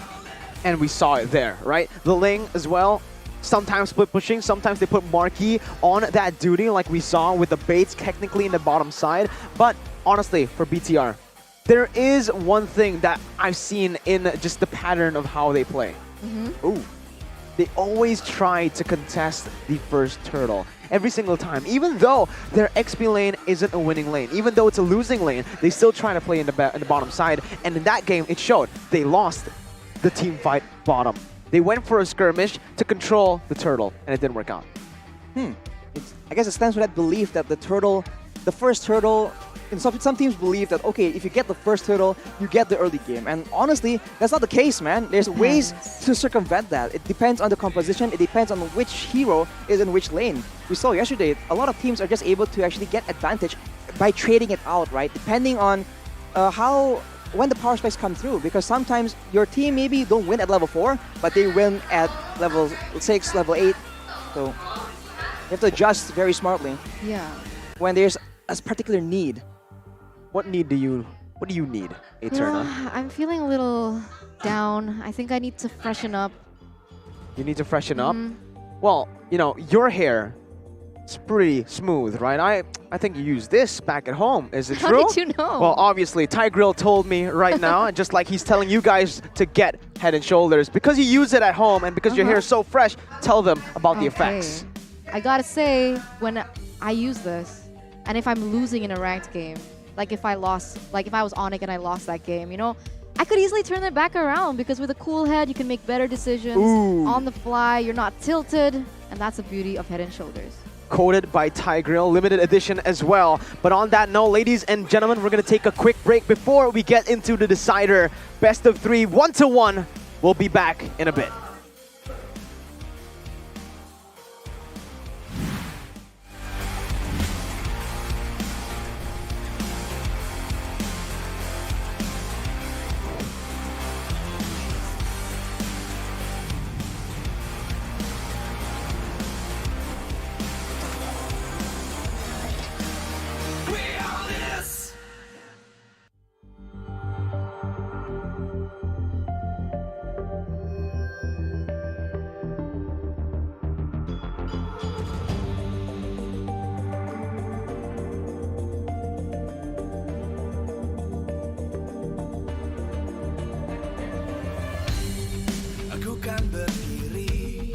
dan terus berlari, terus ke arah puncak tertinggi. Ku takkan berhenti, hanya sampai di sini. Kemenangan abadi menanti. You know we won't miss if we unite our focus. And if you haven't noticed, we all live. Nyalakan apimu, hadapi semua tantangan, hadang semua serangan, jatuh bukan halangan. Bakar semangatmu, janganlah engkau menyerah. Kita akan buat sejarah. We all this, we won't miss. We all this, we won't miss. Saatnya beraksi, jalani ambisi. Aku kan menyawakan hari ini. You know we won't miss if we unite our focus. And if you haven't noticed, we all live. Nyalakan apimu, hadapi semua tantangan, hadang semua serangan, jatuh bukan halangan. Bakar semangatmu, janganlah engkau menyerah. Kita akan buat sejarah. We all this, we won't miss. We all this, we won't miss. We all this.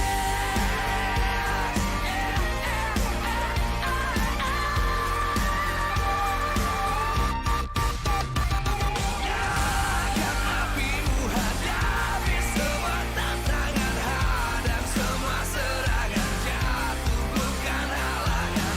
Bakar semangatmu, janganlah engkau menyerah. Kita akan buat sejarah.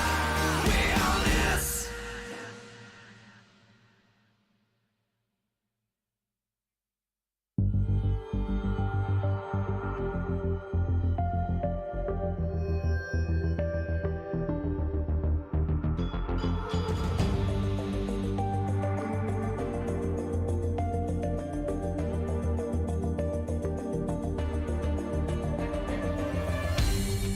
Aku kan berdiri dan terus berlari, terus ke arah puncak tertinggi. Ku takkan berhenti, hanya sampai di sini. Kemenangan abadi menanti. You know we won't miss if we unite our focus. And if you haven't noticed, we all live. Nyalakan apimu, hadapi semua tantangan, hadang semua serangan, jatuh bukan halangan. Bakar semangatmu, janganlah engkau menyerah. Kita akan buat sejarah. We all this, we won't miss. We all this, we won't miss. Saatnya beraksi, jalani ambisi. Aku kan menyawakan hari ini. You know we won't miss if we unite our focus. And if you haven't noticed, we all live. Nyalakan apimu, hadapi semua tantangan, hadang semua serangan, jatuh bukan halangan. Bakar semangatmu, janganlah engkau menyerah. Kita akan buat sejarah.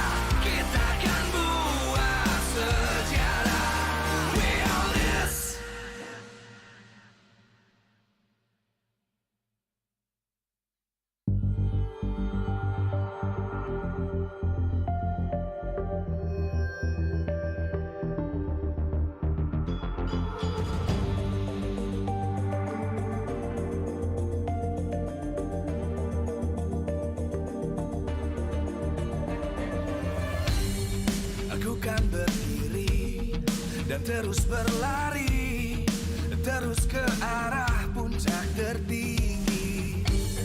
Ku takkan berhenti, hanya sampai di sini. Kemenangan abadi menanti.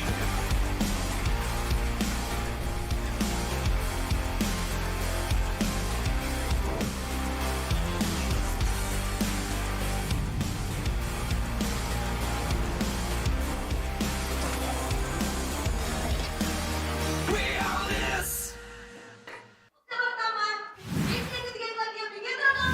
Will ONIC secure the upper brackets, or will Bigetron Alpha deny that chance for ONIC Esports here in the first match of the day still for game number 3 with Mirko, Eterna, and Arashi?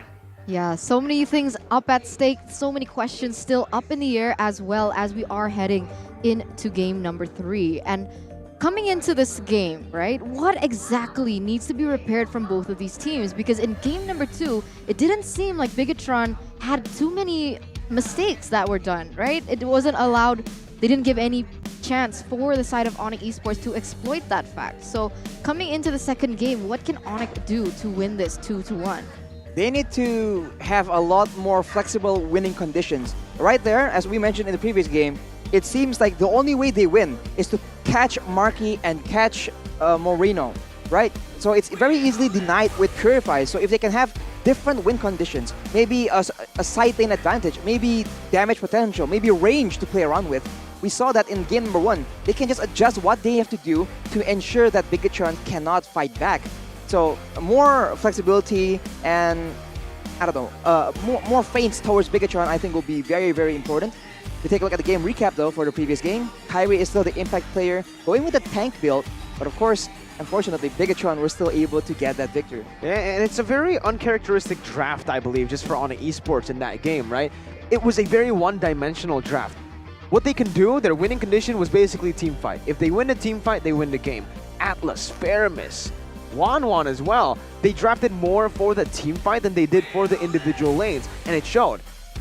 Iritha was able to just capitalize fully, and Bigetron Alpha did it as well. Marky got a solo kill, but they didn't stop there. They kept on going top side, and they kept on forcing the issue on the Wanwan. So, draft. Well, draft can be better for sure, execution-wise as well though. I feel like it's a pattern I've been noticing that they've been leaving CW to fend for himself again and again. So, considering how important the gold lane is right now, maybe they want to try and shift towards a more gold lane heavy situation, because we even talked about Bigetron Alpha. Their win condition is to have Marky having a strong laning phase as well. So double benefits that ONIC Esports isn't taking advantage of. Max Niak, we still believe in you. That's a comment by Omar Fauzi. Yeah. Interesting. Little typo there. Little typo. I saw. Your team But yeah, was banned. let's get down to this. Let's see in the drafts right now for the final game. Eterna, BTR has opted to go for the blue side this time. So they're swapping things up already. ONIC Esports on the red side.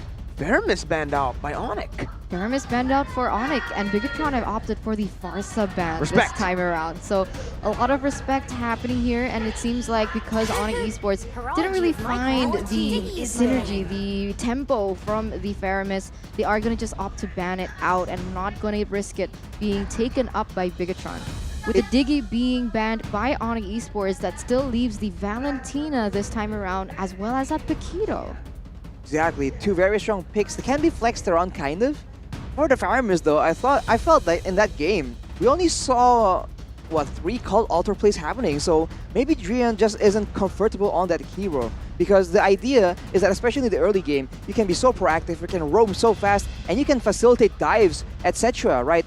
You can force fights at the opponent's buffs with the cult altar, but ONIC were not able to do so very efficiently. So I think maybe they're trying to take the Veramis away from Bigetron, but they weren't very comfortable using it either. They banned it out right here, so maybe we'll see something more flexible, something more creative coming in from Drian, because this man was the player with the highest hero pool in Season 8, I believe. Yeah, in Season 8 he picked the most heroes. He was also, in Season 8 he picked the Hanzo mid. He didn't win the game, but he picked it, he played it. ONIC Esports though, right now, in terms of the bans, when they had the blue side, when they were in the blue side, they always go for the Paquito ban. Now, Do they want to leave it open? Is that wise? We've seen that BTR can play the Paquito in the XP lane for Chorizo, and it can be flexed towards the jungle as well. Max got a Maniac on that hero. Will ONIC let it go? Yes, they will. The Grok is going to be the choice for ONIC Esports. BTR have a chance to pick up Paquito.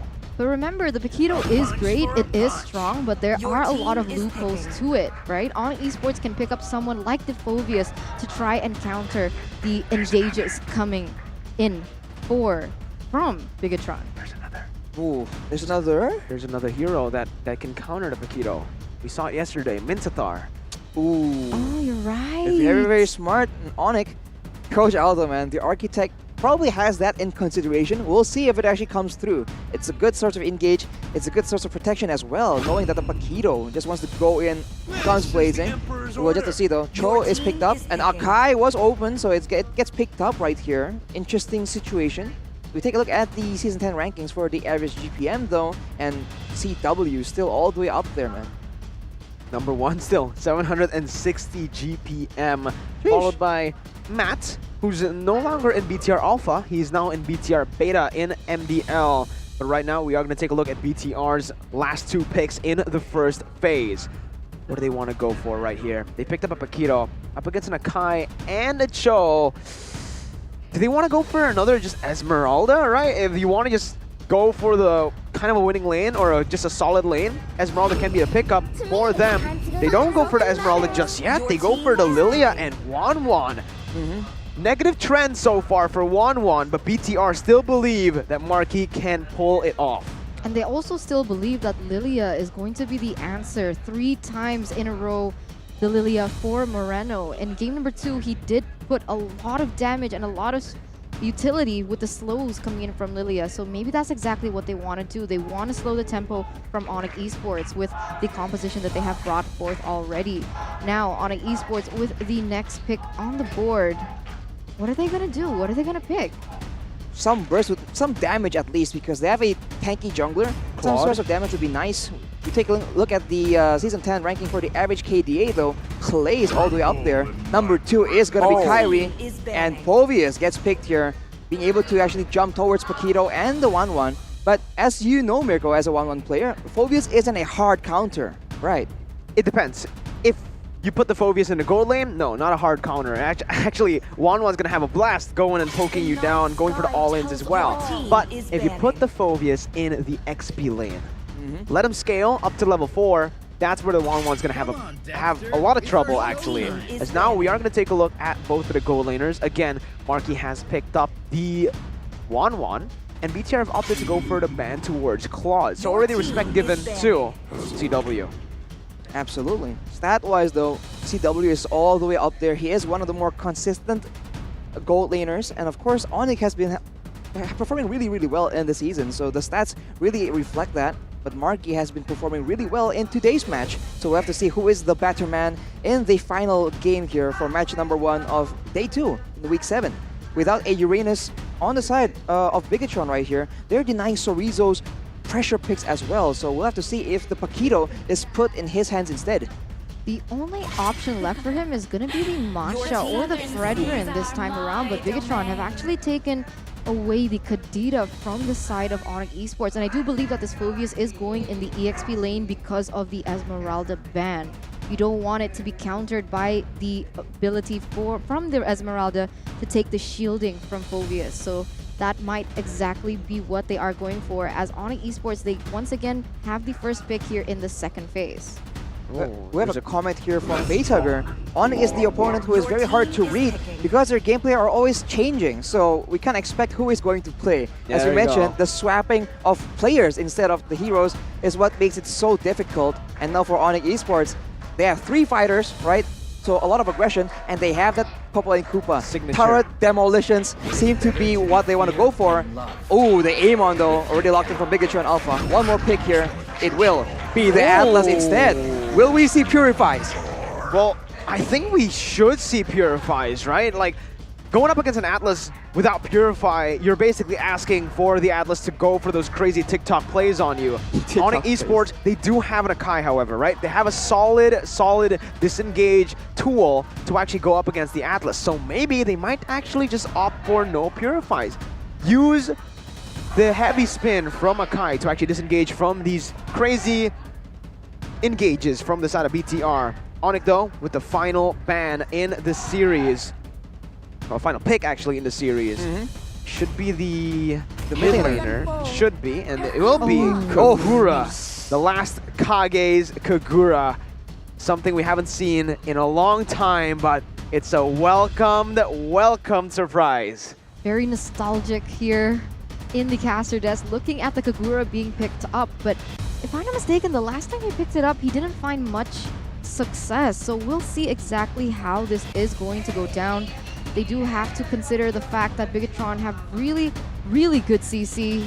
ONIC Esports has the Kagura though with an N-Gauge tool with her Umbrella. So that might actually be scouted out with the Umbrella that she can. Man, I'm getting flashbacks to Season 8, I believe. Popo and Koopa bites you, the Umbrella follows suit. That has been a very devastating pickup combo. And on the Esports, if you can't control them, you take them out. Death is a very effective CC. That will be what they're trying to go for right here, right now in game number 3. Once again, ladies and gentlemen, ONIC Esports need the victory to secure the upper bracket slots. Bigetron Alpha trying to deny it from them. We're jumping into the land of dawn for the decider. Game number 3. Bigetron Alpha versus ONIC Esports. Let's see what's gonna go down here between these two teams, as it's very interesting, right? CW opted for the Popol and Koopa, and this means that he is gonna focus more on getting those turrets. Bigetron needs to be very careful of how they play the macro game, of how ONIC Esports are gonna split the map, because that just might be a game changer here in game number 3. I wonder how teams are going to be rotating right here, because we saw that there was a lot of emphasis in the gold lane for the side of Bigetron Alpha. Will ONIC Esports adjust, right, and try and give CW an easier laning phase? But as we say that, he is forced to flicker away. Key already being such a nuisance in that gold lane. And look at this, guys. No Purifies for the side of ONIC Esports. So they're not going to be relying on what Bigetron Alpha did in game number 2. They're relying heavily on perhaps the disengage coming in from Kyrie with the heavy spin, like Mirko mentioned before. And no, the Towns prediction by Axe here. Two Bigetron sandwiches. Yeah, again, right? This is exactly what happened in game 2.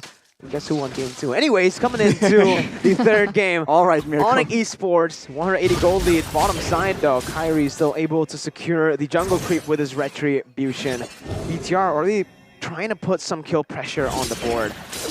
I don't know. Phoveus, Paquito, it's kind of a stalemate. Level 1 to 4. Then Phoveus really starts to get steam. We'll see, though, right now. So far, Boots has been able to actually kind of out-trade Sorizo in the early stages, because you do need some more abilities to try and stack up those empowered spells from the side of Sorizo. So we'll see how it works out later on.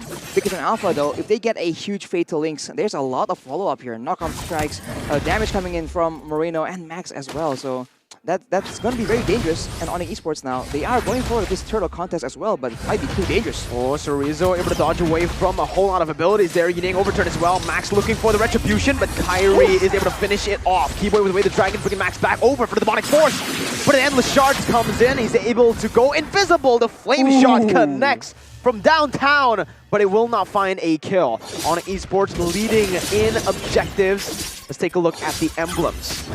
As expected, Demon Slayer for Kyrie, going for the Akai objective play. And for Max, trying to snowball with the Mystery Shop. We saw that is what CW is trying to do.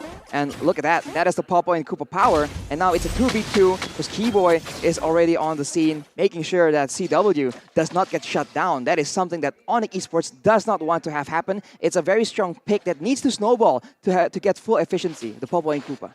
We also didn't see something else here, Arashi. We didn't see Key miss the Fatal Links, but he goes in for that once again. He doesn't have it just yet, though.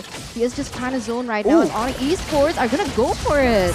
Yeah, that kill pressure is absolutely insane, but they've used everything. That crossbow tag is open. It goes in with the Endless Shard. It's going to be able to be translated over to Drian, but Moreno Oh, has the black shoes. Very, very scary there. As Kyrie is trying to go in once again. The trap was perfectly placed. Max is 1 HP and the spear finds the kill. Kyrie able to pin Moreno down, bringing him back onto Dreon, but Moreno is able to find a kill. Double kill picked up. Fatal Links coming from Key as he gets a solo bolo on CW, shutting him down. What was that, a 2-for-3 trade in favor of ONIC Esports? Oof.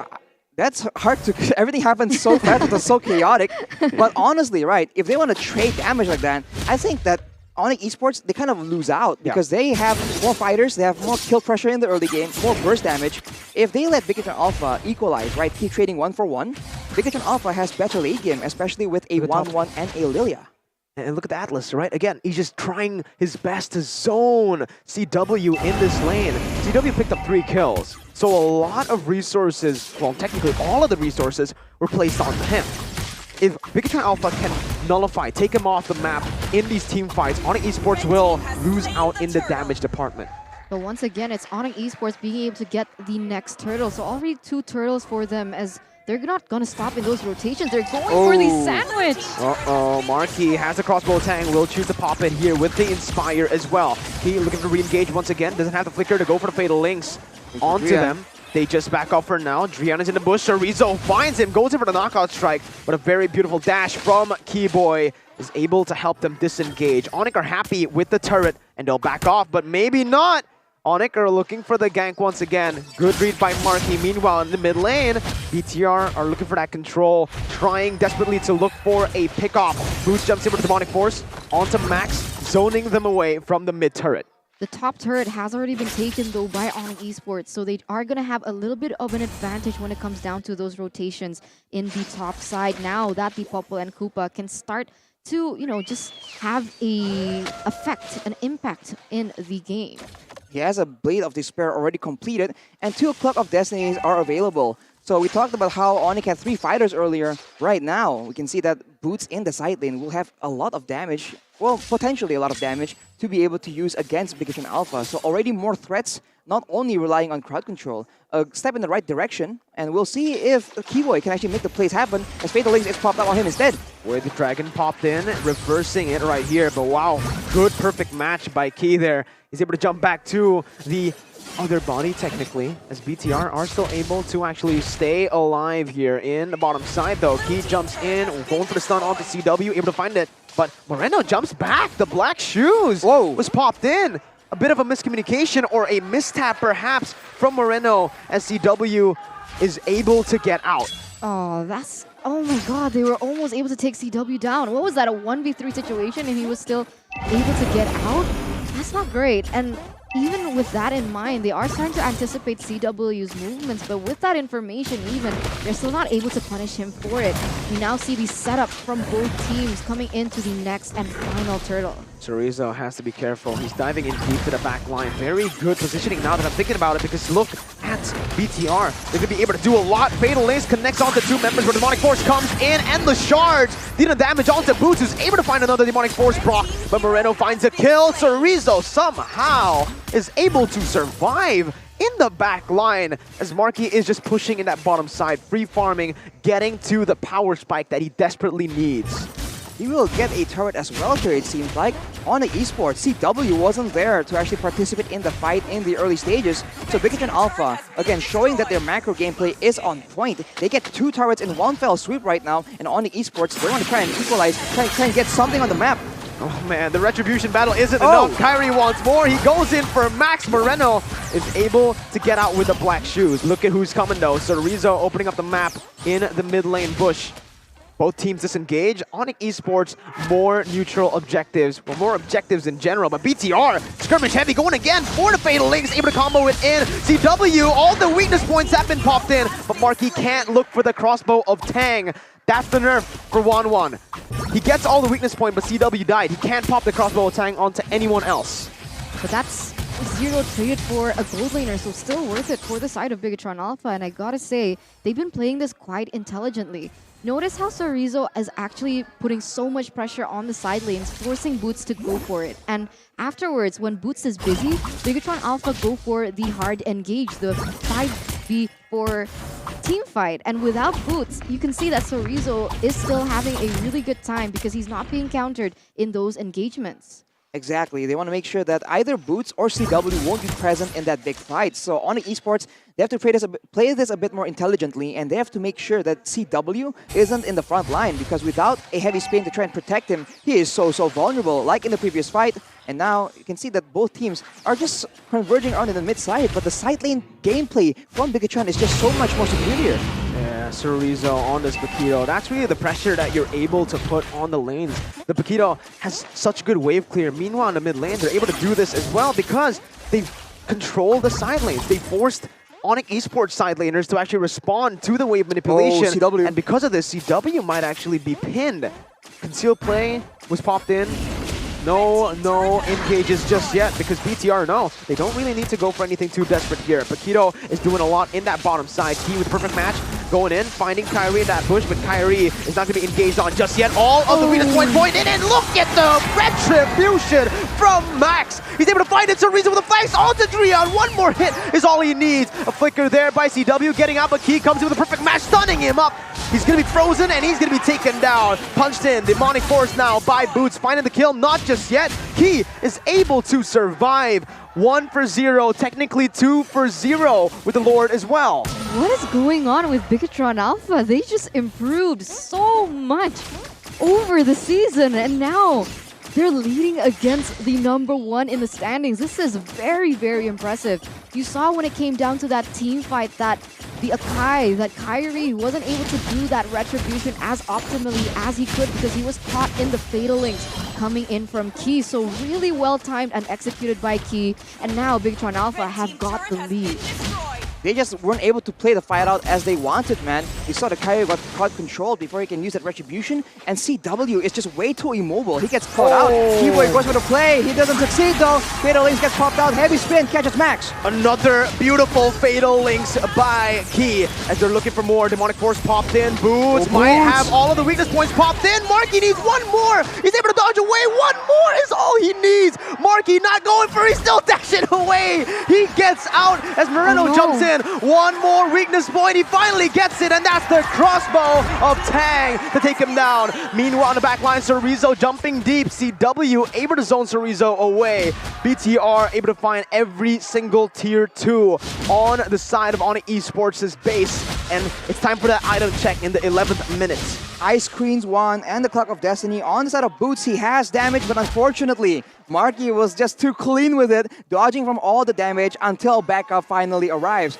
Gold advantage, only 2.6k, but you can see that for the most part, ONIC Esports, they are struggling to find a fight that suits their needs. They're constantly getting picked off. They're constantly failing to actually get that pick-off gameplay they were aiming for with this composition. So they have to wait very, very patiently and make sure that Key doesn't get the jump on them instead. It's just so difficult right now.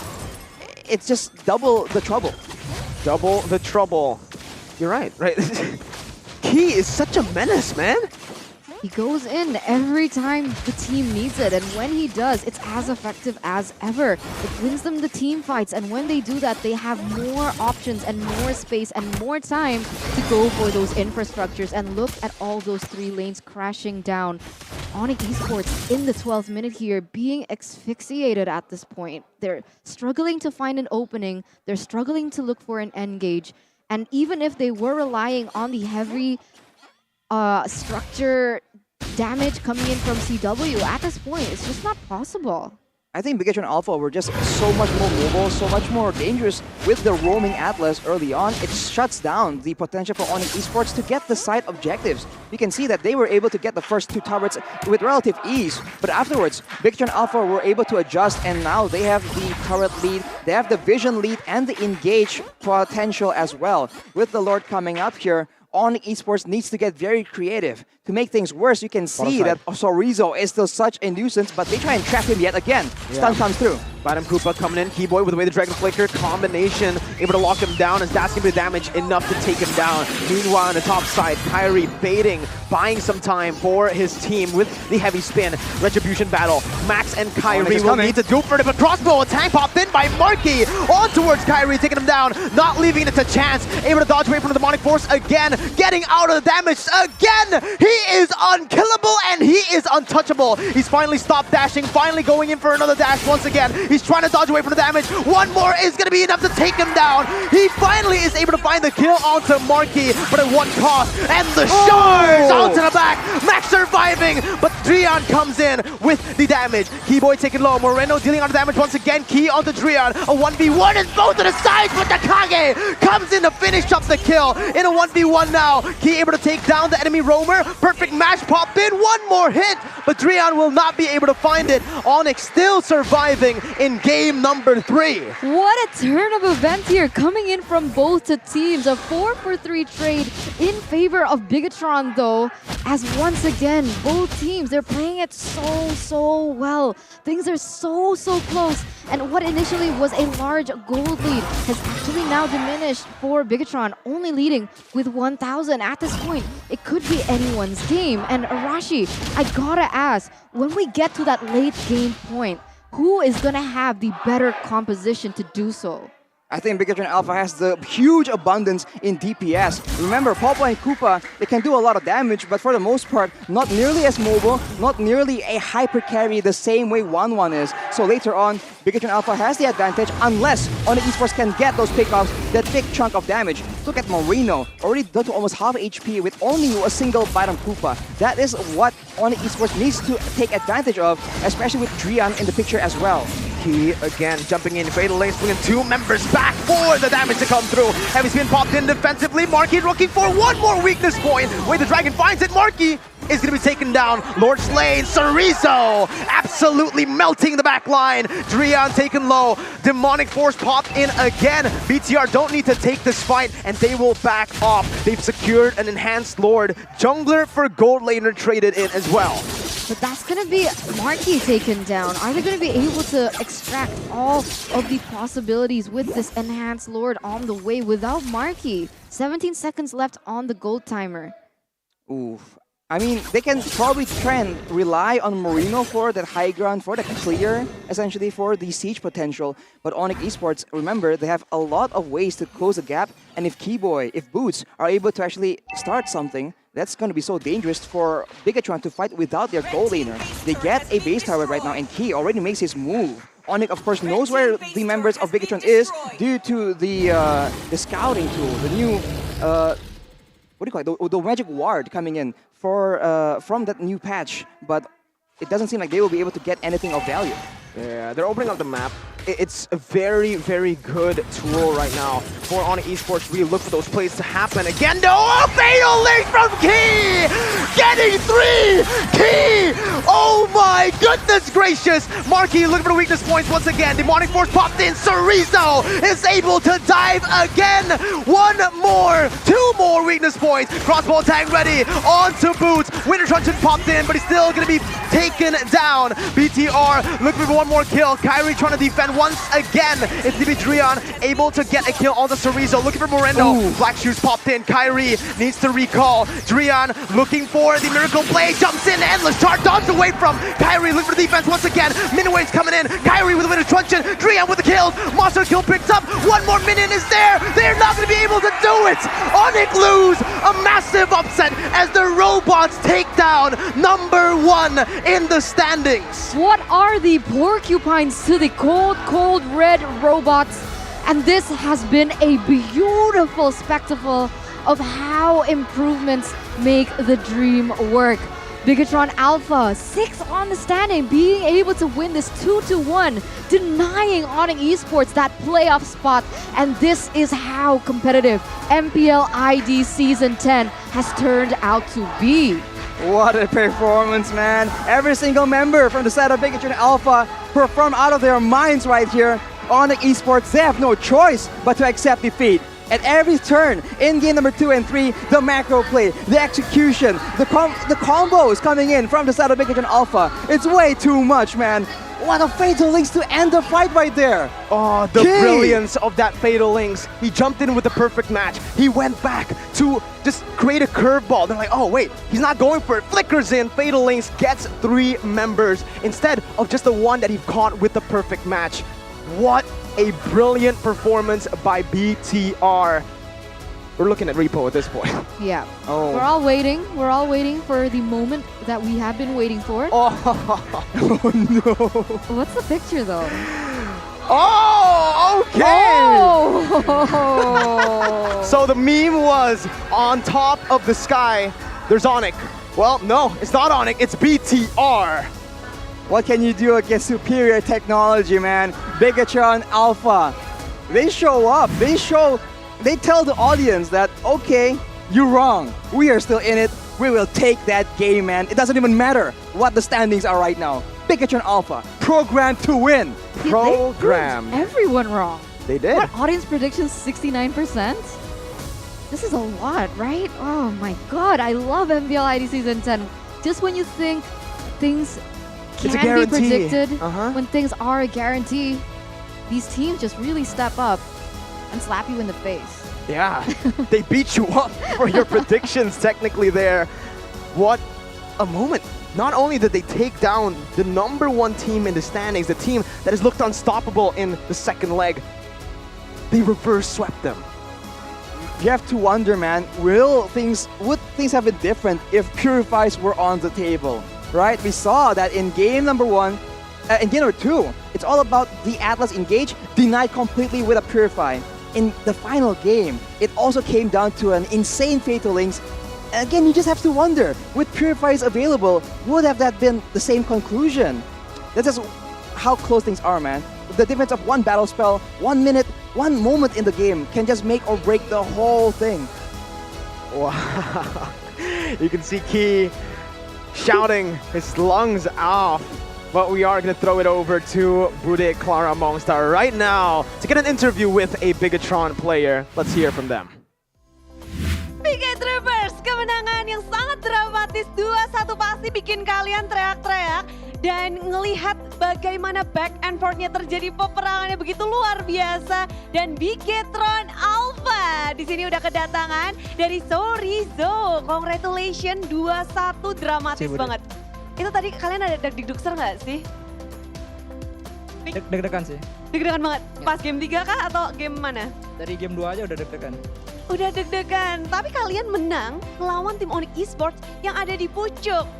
Ada kepuasan tersendiri, ada rasa spesial nggak? Puasa, soalnya mau masuk playoff. Mau masuk playoff ya? Ini metode kepepet kayaknya ya. Dan ngebikin kalian bahkan Sang Raja Langit aja bisa kalian runtuhin. Tapi kemenanganmu sendiri dari kacamatamu ya, gimana sih tadi bisa untuk menumbangkan Sang Landak? Atau main aja kali. Yang penting kalian udah solid ya? Alin aja udah lawannya. Oh wow, tanpa ragu, tanpa takut, lepasin aja. Nothing tulus kah? Tapi ada kesulitan nggak tadi kamu di laning ngelawan Boot? Seru sih, semua seru. Semua seru. Tapi bagian mana yang bikin kamu paling excited mungkin di dalam tadi gamenya? Ada momen yang mungkin bikin kamu sampai teriak-teriak kah? Pas menang game 3. Pas menang game 3, oh pasti. Pas mau end. Dan ngelihat bagaimana potensi Bigetron Alpha saat ini, Sorizo ngelihatnya gimana? Apakah ini udah full potensial yang kalian miliki? Masih belum sih. Masih belum? Masih akan bisa ngegas lagi nih? Wow, dan Odo, Marki, ngebucin dulu ya. Salam buat Ayangnya. Kamu ada salam buat Ayang nggak? Nggak ada. Nggak ada ya? Tapi kedinginan. Bentar, belum, Ripo belum. Kalian belum kedinginan, kalian masih... Tapi ada harapannya nggak buat regular season untuk Sorizo? Menangnya sih. Menang sampai babat habis semuanya. Ada nggak EXP laner yang kamu seneng banget pengen ketemu lagi? Ada, semuanya bagus kok. Semuanya bagus? Sangat netral ya jawabannya ya. Serius, Sorizo. Oke, tapi ada pesan-pesan gak sih untuk Bigetroopers yang ngedukung Sorizo terus dari awal bahkan sampai sekarang yang bahkan meragukan kalian untuk masuk ke babak playoff? Bigetropers, makasih udah dukung. Yang buat mau hujat ya hujat aja sih. jangan. Jangan. Kenapa? Ya, semuanya pasti mendukung untuk Bigetron ya. Jangan lupa didukung pula karena mereka masih akan ada match-match untuk mencari poin masuk ke babak playoff. Masih di depan mata, tapi kita akan memberikan yang terbaik juga karena akan langsung di breakdown pada para caster. Silahkan.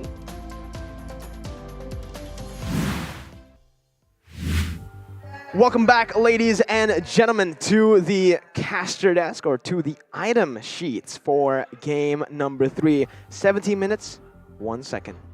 That's what a game we were treated to right here. Who would have thought? Bigetron Alpha comes out on top, and if you look at the items right here, honestly, it's equal, right? Both teams were back and forth when it comes to gold. They're both on about 50k, and I think the final few moments was when Bigetron Alpha really pulled away with that difference.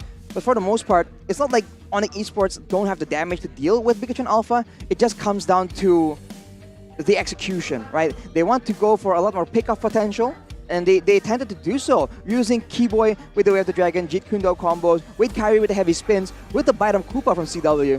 But Bigetron Alpha were able to maneuver around from it. Key is relatively safe with the perfect match, and of course, no purifies, huge fatalings coming through, and followed up by Max on that Amon doing so much damage, and Marky surviving for so long, buying so much time. If ONIC Esports wants to deal with him, everyone just performs so well, and it's to be expected.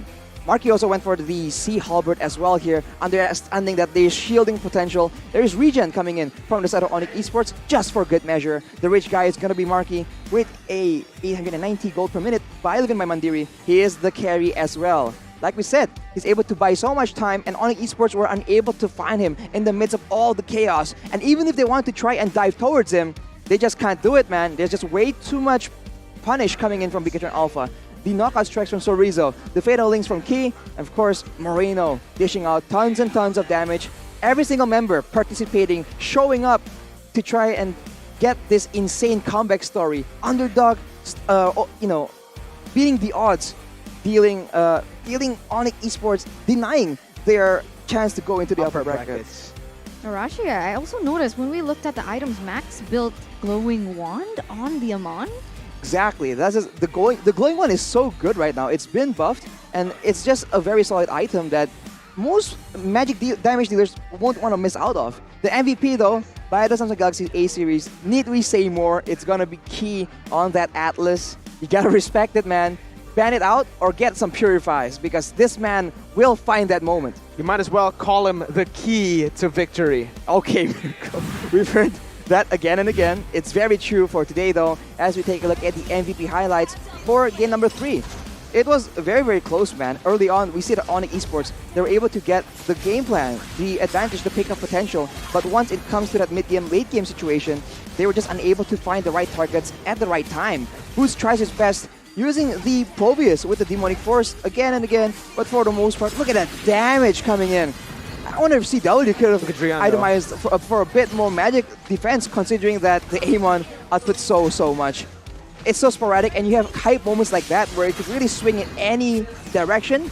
Unfortunately for ONIC Esports, today it swings in favor of Bigetron, and that is that insane fatalings, the fake out with the perfect match, and then the flicker to get, I think, Key, for the most part, importantly, CW in that fatalings. And after that, the rest is history, man. Drian and Kyrie, they mounted a very respectable attempt to try and defend against the rest of the members of Bigetron, but they keep their eyes on the prize, and Bigetron, they get that victory. Who would have thought, man? It's only match number 1. Yeah, all in all, such a great performance by Bigetron there in match number 1. And I'm really curious to see what happened back behind the scenes, like in the comms. Well, we're going to see exactly that, or we're going to hear it as well, because with the highlights by TikTok, we get to hear in the mic checks.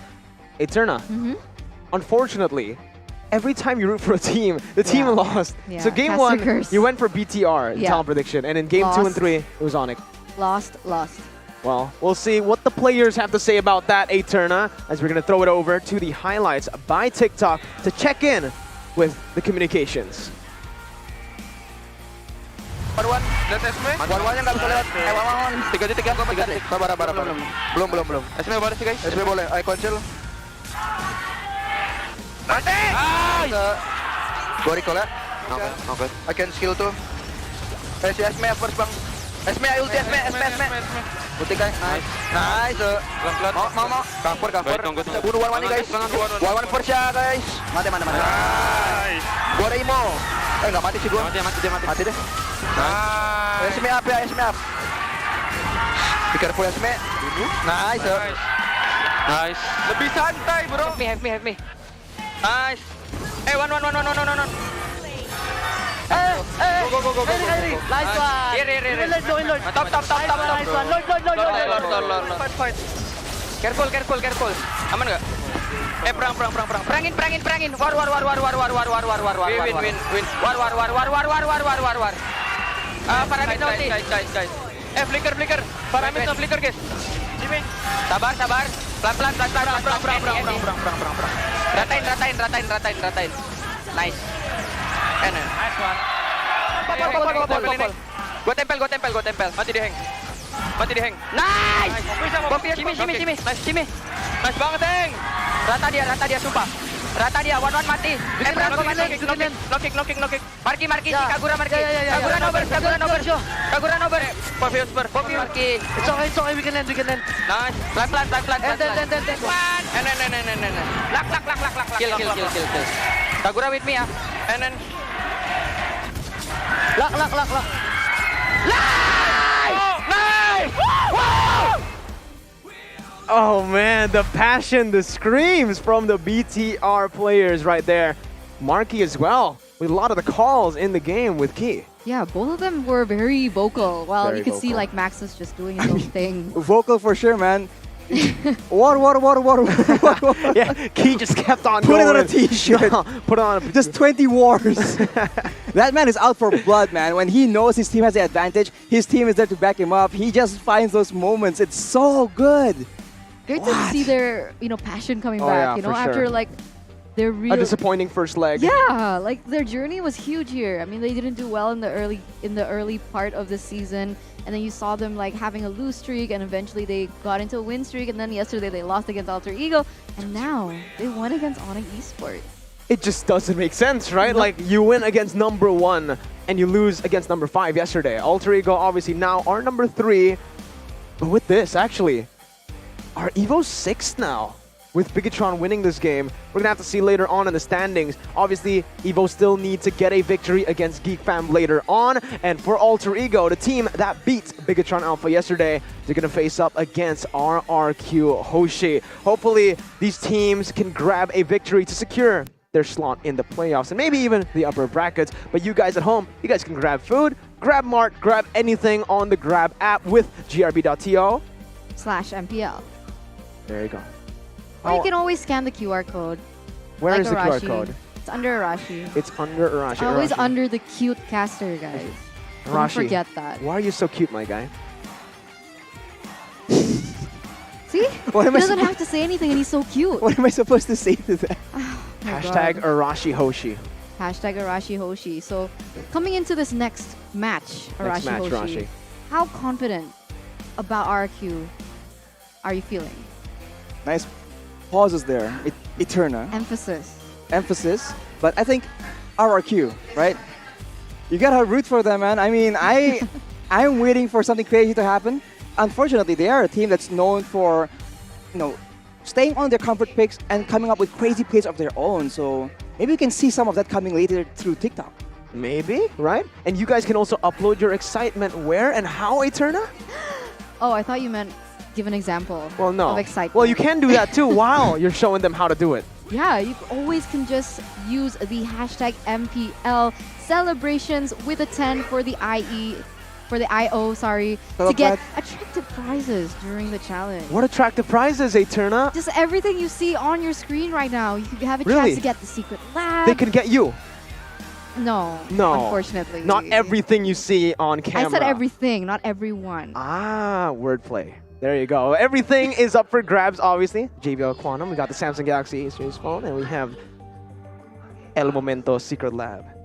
El Momento Secret Lab. Yeah, because, the moments happen because El Momento.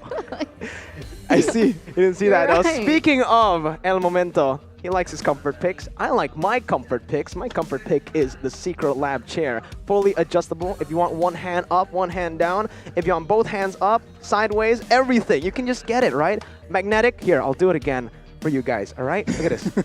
Boom. Wow. Magic. We got it, ladies and gentlemen. Just like that. You have a Secret Lab at home, too. Of course. I sleep on it, I eat on it, I game on it. Sometimes I even shower on it. Oh, wow. Yeah. Because it's leather. Exactly. It's waterproof. And, ladies and gentlemen, fun fact here. Me, Eterna, we have Secret Lab at home. We're Mythic. Arashi, no Secret Lab. Maybe that's it. Maybe that's it. Right? But Arashi, don't go yet. We have the keys to success for Key to success. Go and check it out. Well, so sad right now. Key. The setup, right? The setup is so good. And of course, Key was able to make huge moments, but you cannot deny that Bigetron Alpha, their macro, their rotations was so good. ONIC was relying on getting that early game snowball. They have the crowd control to make it happen. They have the burst damage to make it happen. But what happens instead? After getting the first 2 turrets, after ONIC starts rotating around, Bigetron was able to get more and more turrets and more control, purely based off that macro decision making, which shows you again, it all comes down to everything needs to be tip-top, man. If you have everything okay, but you fall short on one aspect, any team right now can take advantage of that. All-rounders. It's just so much more important to be an all-rounder in this day and age. Yeah. Did you hear that, Eterna? I don't just play mage. I didn't hear you. I didn't hear Arashi. I was focusing on your gestures because it explained basically everything that Arashi said. We'll try to read this. Alter Ego versus RRQ. Next, ladies and gentlemen. I try to make an E and an A, but Alter Ego and RRQ are going to be battling it out again for upper brackets and to stay, well, technically for the upper brackets, both of them, as we are going to take a break before we get into that next match. Grab your food, grab your snacks, because we're going to be here for that match. Stay tuned, ladies and gentlemen. Mirko, Eterna, and Arashi signing out.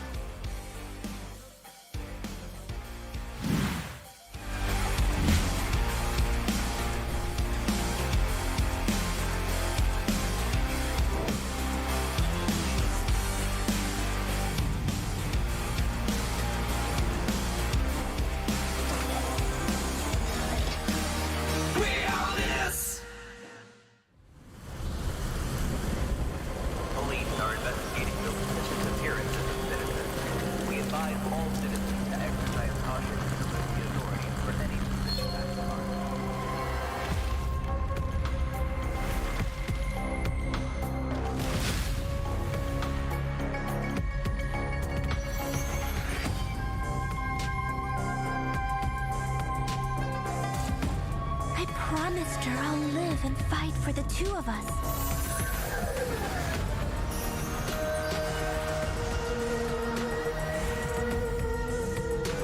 I won't fall before killing you, Key.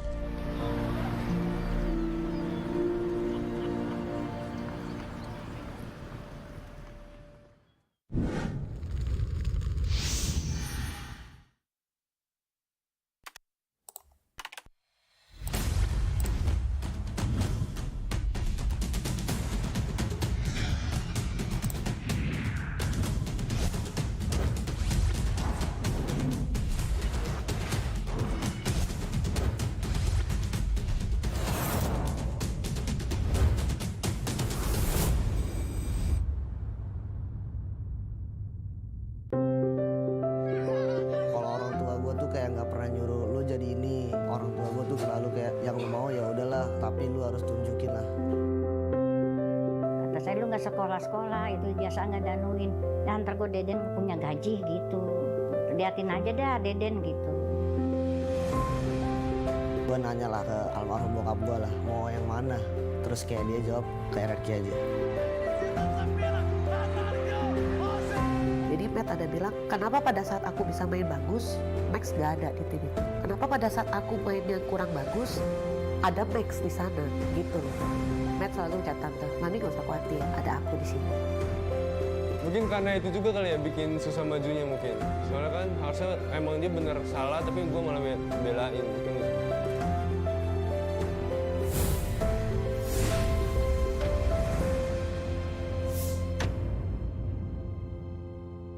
Get Galaxy A33 5G. Why? Because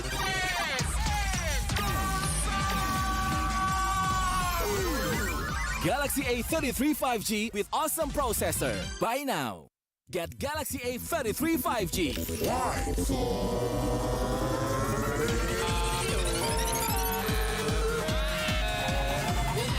Galaxy A33 5G with awesome battery. Buy now.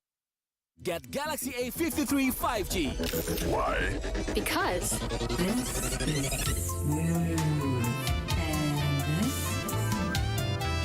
Galaxy A53 5G with awesome smooth display. Buy now. Get Galaxy A73 5G. Why? Because this is awesome. This is awesome. Awesome detail. Awesome detail. Awesome detail. Galaxy A73 5G. Take more awesome details. Buy now. Baru Axe Dual Action versus parfum. Yakin parfummu bikin kamu tetap segar saat berkeringat? Coba Axe baru. Kini lawan bau badan dan wangi segar bahkan saat kamu berkeringat. Axe Dual Action baru. Inilah perjuangan para legenda rasa. Jangan kasih kendor, Besti. Bersama GrabFood Resto legendaris, koparkan pesananmu. Tangan gue kenapa nih? Aduh, gatel banget, gak tahan. Move on ke Head and Shoulders. 100% pede, ketombe basah dan gatal. wiped out.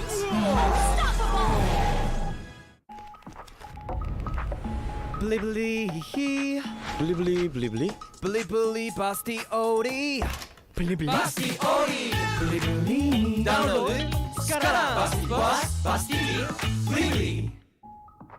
Beli beli. Beli beli. Beli beli beli. Gratis ongkir. Beli beli. Gratis ongkir. Beli beli. Download sekarang. Pasti puas, pasti beli beli.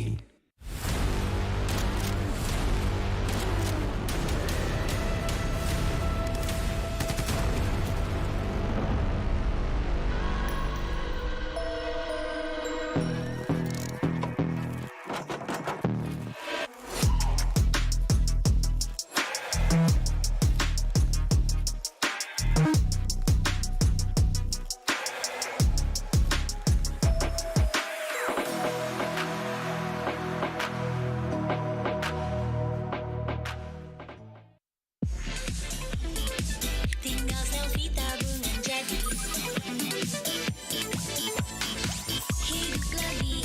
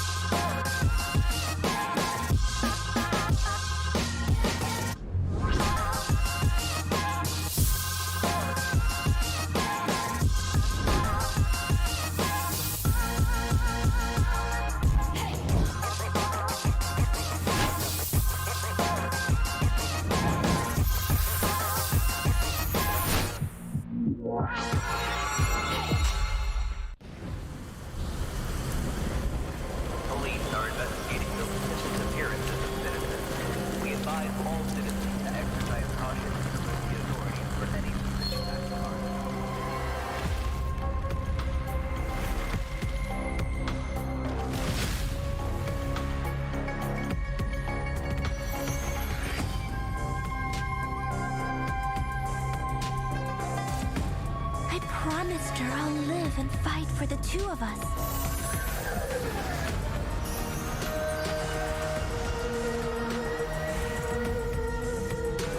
I won't fall before killing you, Key.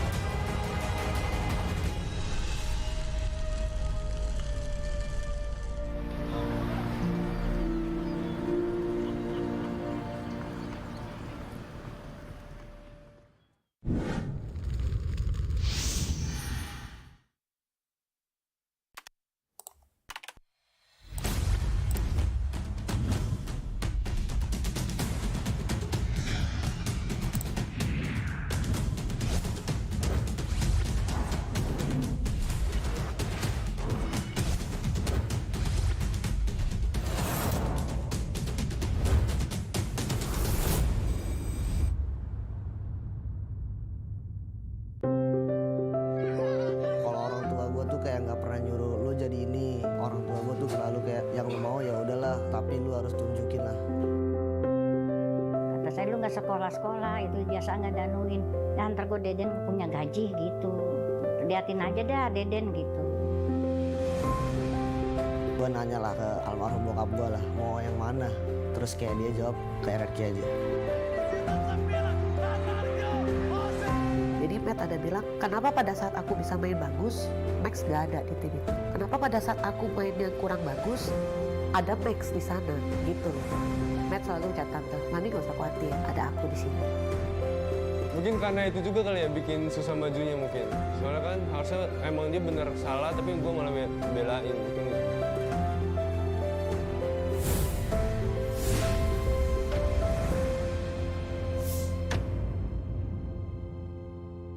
Get Galaxy A33 5G. Why? Because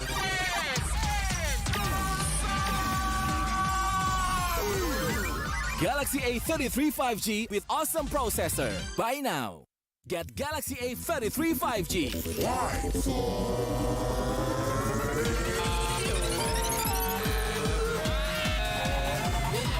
Galaxy A33 5G with awesome battery. Buy now. Get Galaxy A53 5G. Why? Because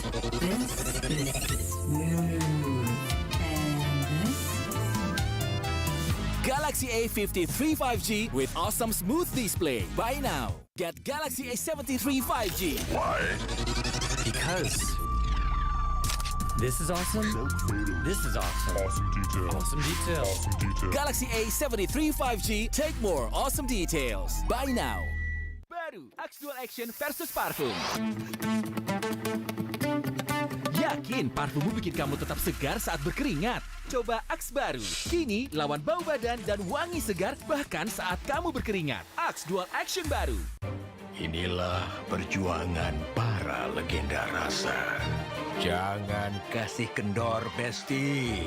Bersama GrabFood Resto legendaris, koparkan pesananmu. Tangan gue kenapa nih? Aduh, gatel banget, gak tahan. Move on ke Head and Shoulders. 100% pede. Ketom bebas dan gatal. wiped out.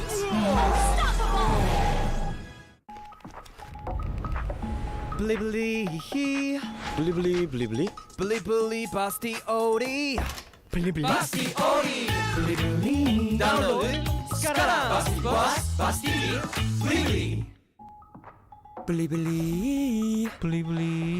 Beli beli beli. Gratis ongkir. Beli beli. Gratis ongkir. Beli beli. Download sekarang. Pasti puas, pasti beli beli.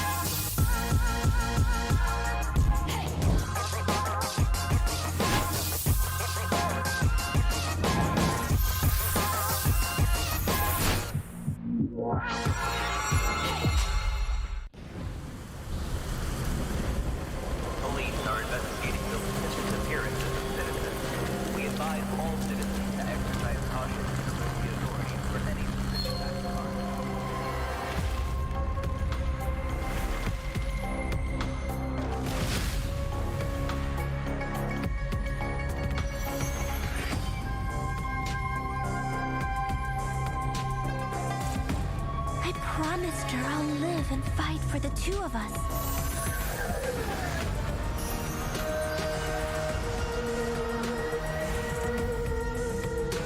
I won't fall before killing you, Key.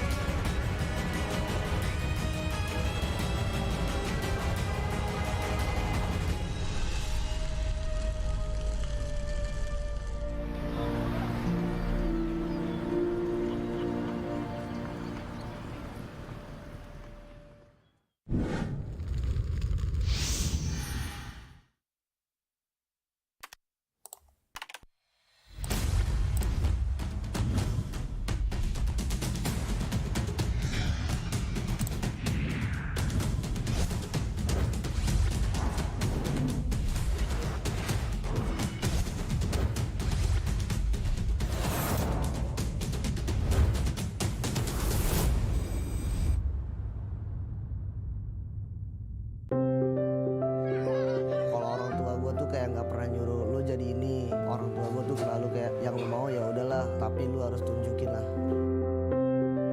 Kata saya lu nggak sekolah-sekolah, itu biasa nggak danuin. Dan ntar gue Deden punya gaji gitu. Liatin aja dah Deden gitu. Gue nanya lah ke almarhum bokap gue lah, mau yang mana? Terus kayak dia jawab ke RRQ aja. Jadi Matt ada bilang, kenapa pada saat aku bisa main bagus, Max gak ada di tim itu? Kenapa pada saat aku main yang kurang bagus, ada Max di sana gitu loh. Matt selalu ucap tante, Mami gak usah khawatir, ada aku di sini. Mungkin karena itu juga kali ya bikin susah majunya mungkin. Soalnya kan harusnya emang dia bener salah tapi gue malah belain mungkin.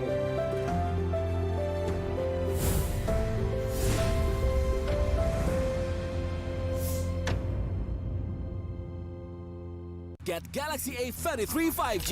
Why? Because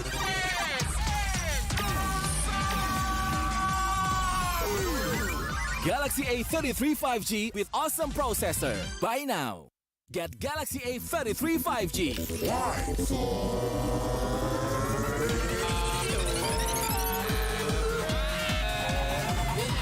Galaxy A33 5G with awesome battery. Buy now. Get Galaxy A53 5G. Why? Because This is smooth. Galaxy A53 5G with awesome smooth display. Buy now. Get Galaxy A73 5G. Why? Because this is awesome. This is awesome. Awesome details. Awesome details. Awesome details. Galaxy A73 5G. Take more awesome details. Buy now. Baru Axe Dual Action versus parfum. Yakin parfummu bikin kamu tetap segar saat berkeringat? Coba Axe baru. Kini lawan bau badan dan wangi segar bahkan saat kamu berkeringat. Axe Dual Action baru. Inilah perjuangan para legenda rasa. Jangan kasih kendor, Besti. Bersama GrabFood Resto legendaris, koparkan pesananmu.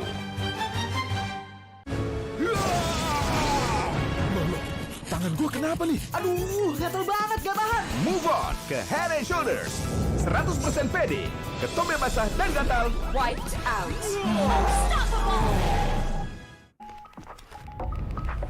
Beli beli hihi. Beli beli beli beli. Beli beli pasti ori. Beli beli. Pasti ori. Beli beli. Download sekarang. Pasti puas, pasti beli beli.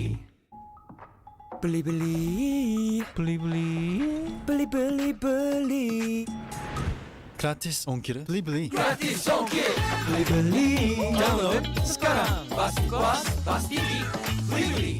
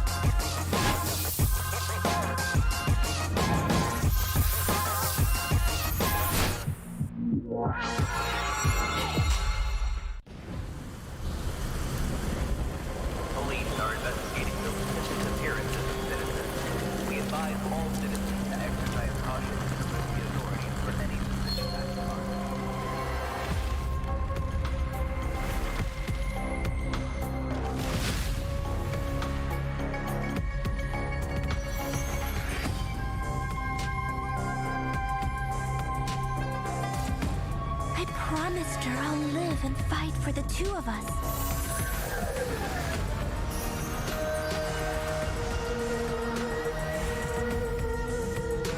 I won't fall before killing you, Key.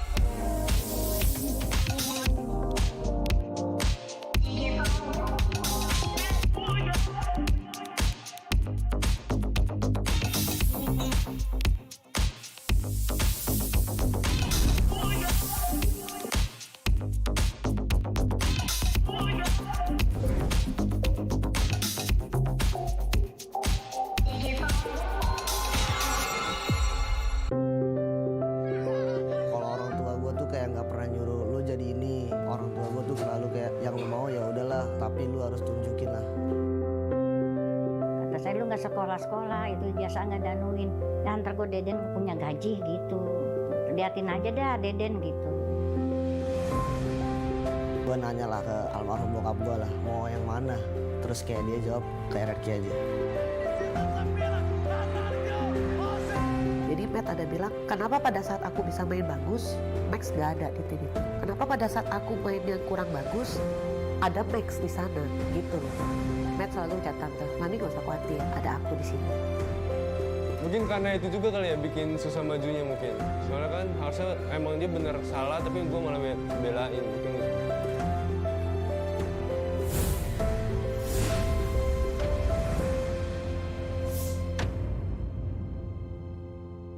Get Galaxy A33 5G. Why? Because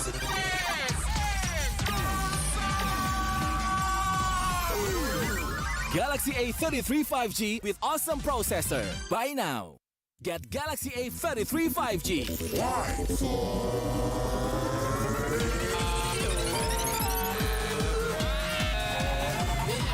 Galaxy A33 5G with awesome battery. Buy now. Get Galaxy A53 5G. Why? Because This is smooth. Galaxy A53 5G with awesome smooth display. Buy now. Get Galaxy A73 5G. Why? Because this is awesome. This is awesome. Awesome detail. Awesome detail. Awesome detail. Galaxy A73 5G. Take more awesome details. Buy now.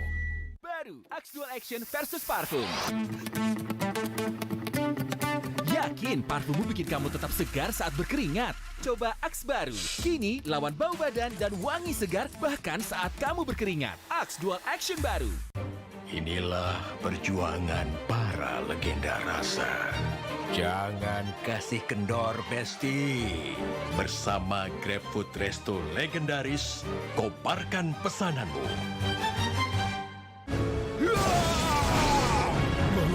Tangan gue kenapa nih? Aduh, gatel banget, gak tahan. Move on ke Head and Shoulders. 100% pede, ketombe basah dan gatal. wiped out.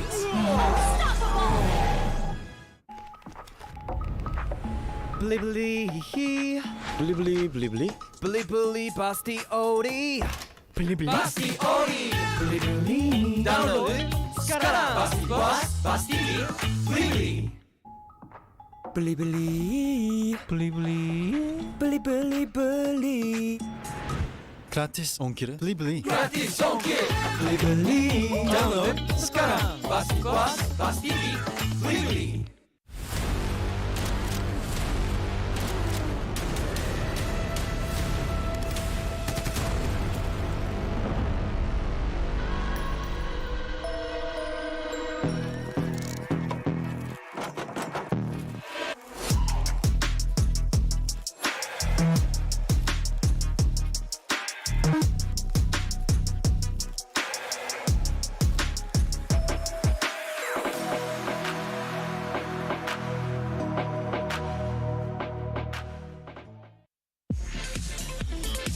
Tinggal selfie tabungan jadi.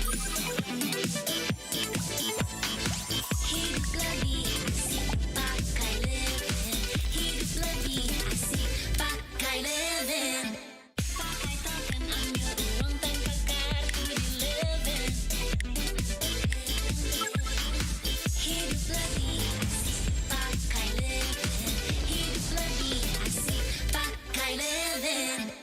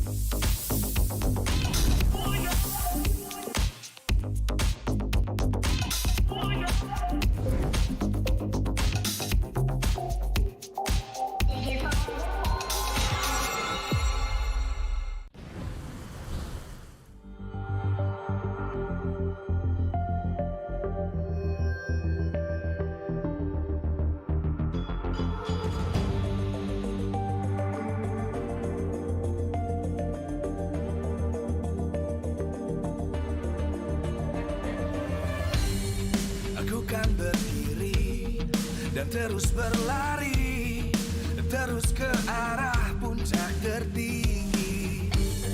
Ku takkan berhenti, hanya sampai di sini. Kemenangan abadi menanti. You know we won't miss if we unite our focus. And if you haven't noticed, we all live. Nyalakan apimu, hadapi semua tantangan, hadang semua serangan, jatuh bukan halangan. Bakar semangatmu, janganlah engkau menyerah. Kita kan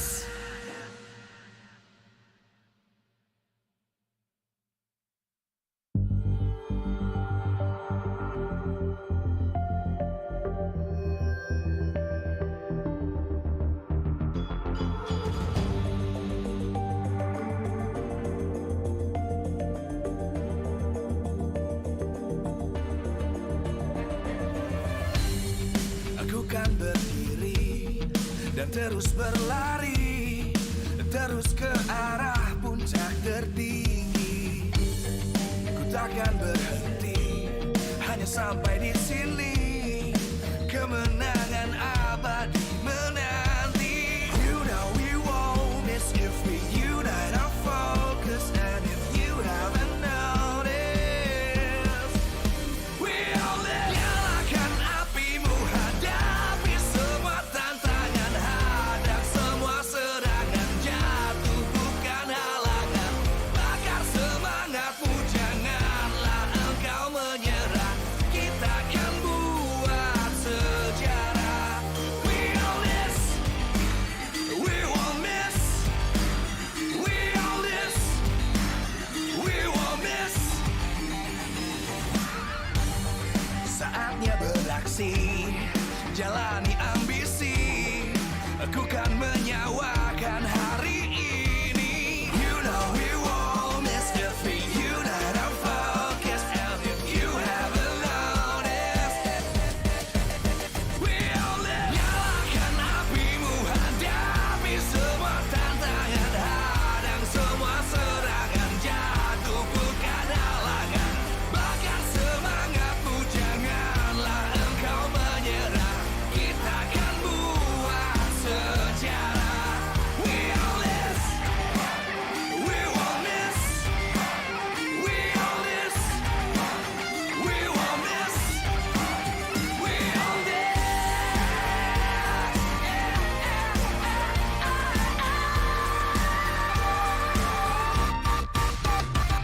Nyalakan apimu, hadapi semua tantangan, hadang semua serangan, jatuh bukan halangan. Bakar semangatmu, janganlah engkau menyerah. Kita akan buat sejarah. We all this.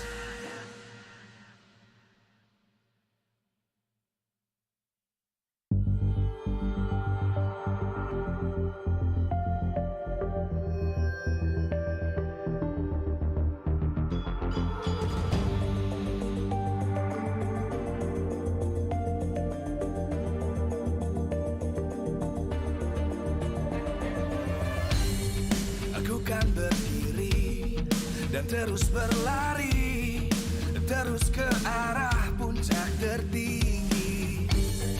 Ku takkan berhenti, hanya sampai di sini.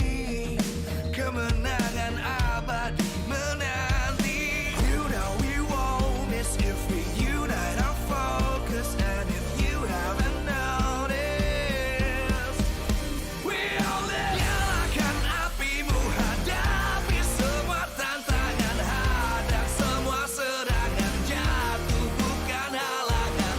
Bakar semangatmu, janganlah engkau menyerah. Kita akan buat sejarah. We all this, we won't miss. We all this, we won't miss. Saatnya beraksi, jalani ambisi. Aku kan menyawakan hari ini. You know we won't miss if we unite our focus. And if you haven't noticed, we all live. Nyalakan apimu, hadapi semua tantangan, hadang semua serangan, jatuh bukan halangan. Bakar semangatmu, janganlah engkau menyerah. Kita akan buat sejarah. We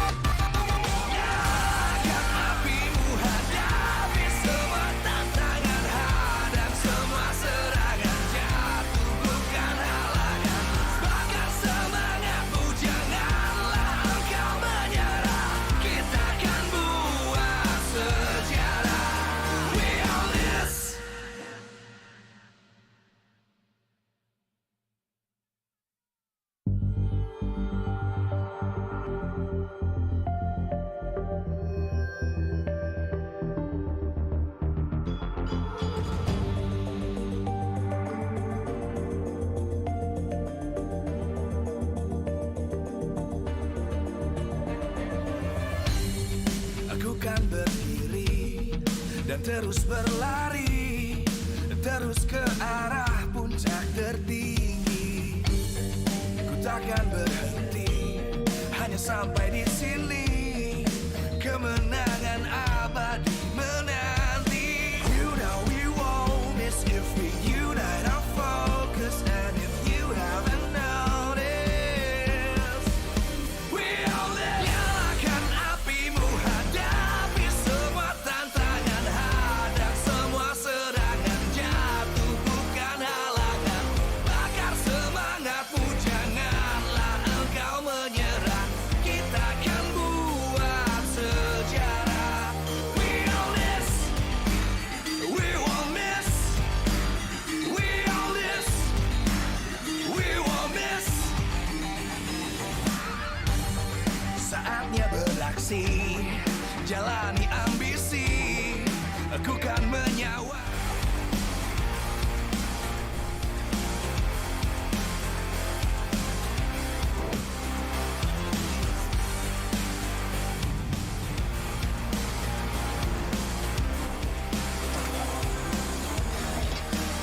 We all this. Live from MPL Arena, MPL Season 10, presented by Samsung Galaxy A Series. Official sponsor, Axe, Head & Shoulders, and super app partner, Grab. 8 most prestigious teams in Indonesia will prove that hard work makes the dream work. Who will be the best? Let's see. We own this. The battle for the upper brackets. 2 Titans will face off against one another to secure that upper bracket position. Alter Ego versus RRQ Hoshi. Welcome to the English desk with Mirko, Eterna, and Arashi. This is a very heated matchup. Last time around, it wasn't as heated as this because the stakes weren't as high as this, right? These two teams, they're top 3 right now, so they are going to be battling out. Competition is as high as ever, and we're going to see how exactly this is going to go down, because if we think this is going to be an expected result, it's not. A lot of people think that RRQ has the advantage for sure, but as we all know, Alter Ego against a team they have history with, they are just on a different level. Absolutely. You know, in terms of advantages, maybe they do have a little bit of advantages here compared to you guys back at home, because they're sitting here with their JBL Quantum to even out the playing field.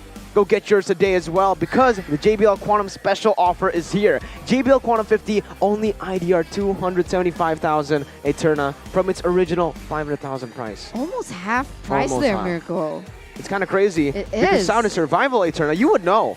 I would know, because I also use the JBL Quantum at home. Ooh, I mean, Boom, bang. Sound and Survival, you have to make sure that communication, is smooth as possible. But now we take a look at the official roster by Axe. And it is going to be R7, Skylar, Albert, Clay, and Vin. The, notorious 5 coming in for RRQ. And for the side of Alter Ego, it is also their main roster. Man, this is going to be a game to watch. And we can expect this to perhaps go to a 3-game series. Alter I hope Ego so far, against all odds, once again, when you least expect them to pull out the best of their performance, they do it. It's insane. And a lot of people have been speculating as to why this has happened. Sure, when there is history, they perform. But also, going against the top-tier teams, that's when usually they get serious when it comes down to training, when it comes down to practice as well. And it really does reflect into the game as well. You have to wonder if they're actually saving some strategies here, because the usual pattern, right? They would win so much, and then after the halfway point, they suddenly decline at a very rapid manner. So now, they haven't been doing so well. Will they now start a very extreme upward trend, right? Is this the reverse meta coming in from the side of Alter Ego? We'll just have to see, because their last match, they just seem so cool, so calm, so calculated, and they have the right picks for every occasion. There you go, right? That's the big storyline we have for Alter Ego currently. Usually in Season 7 and 8, they've been able to find a massive win streak, going 10-0, 8-0 in the regular season in the first leg. But then after a big patch, they falter, their gameplay falls, and they start a lose streak. They bring that lose streak into the playoffs as well, knocked out in the first day of both Season 7 and Season 9 playoffs. Now, in Season 10, like you said, Arashi, it's kind of the opposite. With the new patch coming in, they're able to 2-0 BTR, and they're looking to continue that trend against RRQ Hoshi, especially Nino. Nino wants to go up against Skylar. He's been waiting for this opportunity, and so is Skylar. We saw how he played yesterday. I mean, what was that play? 1v4 and he was able to... On a Brody? On a Brody. Maniac? Maniac. Yeah. Almost a savage. Almost if it wasn't savage. taken away from him by Sally Boy. And this is what I mean. At the highest of highs, Alter Ego really shows. They really show their prowess, their synergy, their connection. But that's the thing. Which face of the mask are we going to see here today against RRQ Hoshi? We'll just have to see. They are going to be very, very aggressive.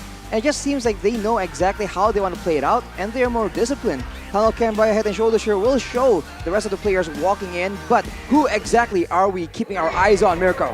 Alter Ego Esports. The main pillar for this team is Pi. Rampley, the Riot XP laner. Because he likes to run the riots on you with his crazy activeness on the map and his heavy emphasis on lane control. He's always there when his team needs him to be. He soaks in so much damage in the game, but he also dishes out as much damage with obviously keeping very, very good positioning here in every single game. He's always kind of the enabler for the team, especially on his remarkable hero, the Esmeralda. 13 times picked up, 53% win rate, 97,000 average damage taken. He takes a whole lot, and here you go. The specialty, so active on the map with 50% kill participation as an XP laner. And here it is, ladies and gentlemen. They're gonna walk up onto the stage with Captain Pi leading them to the stage.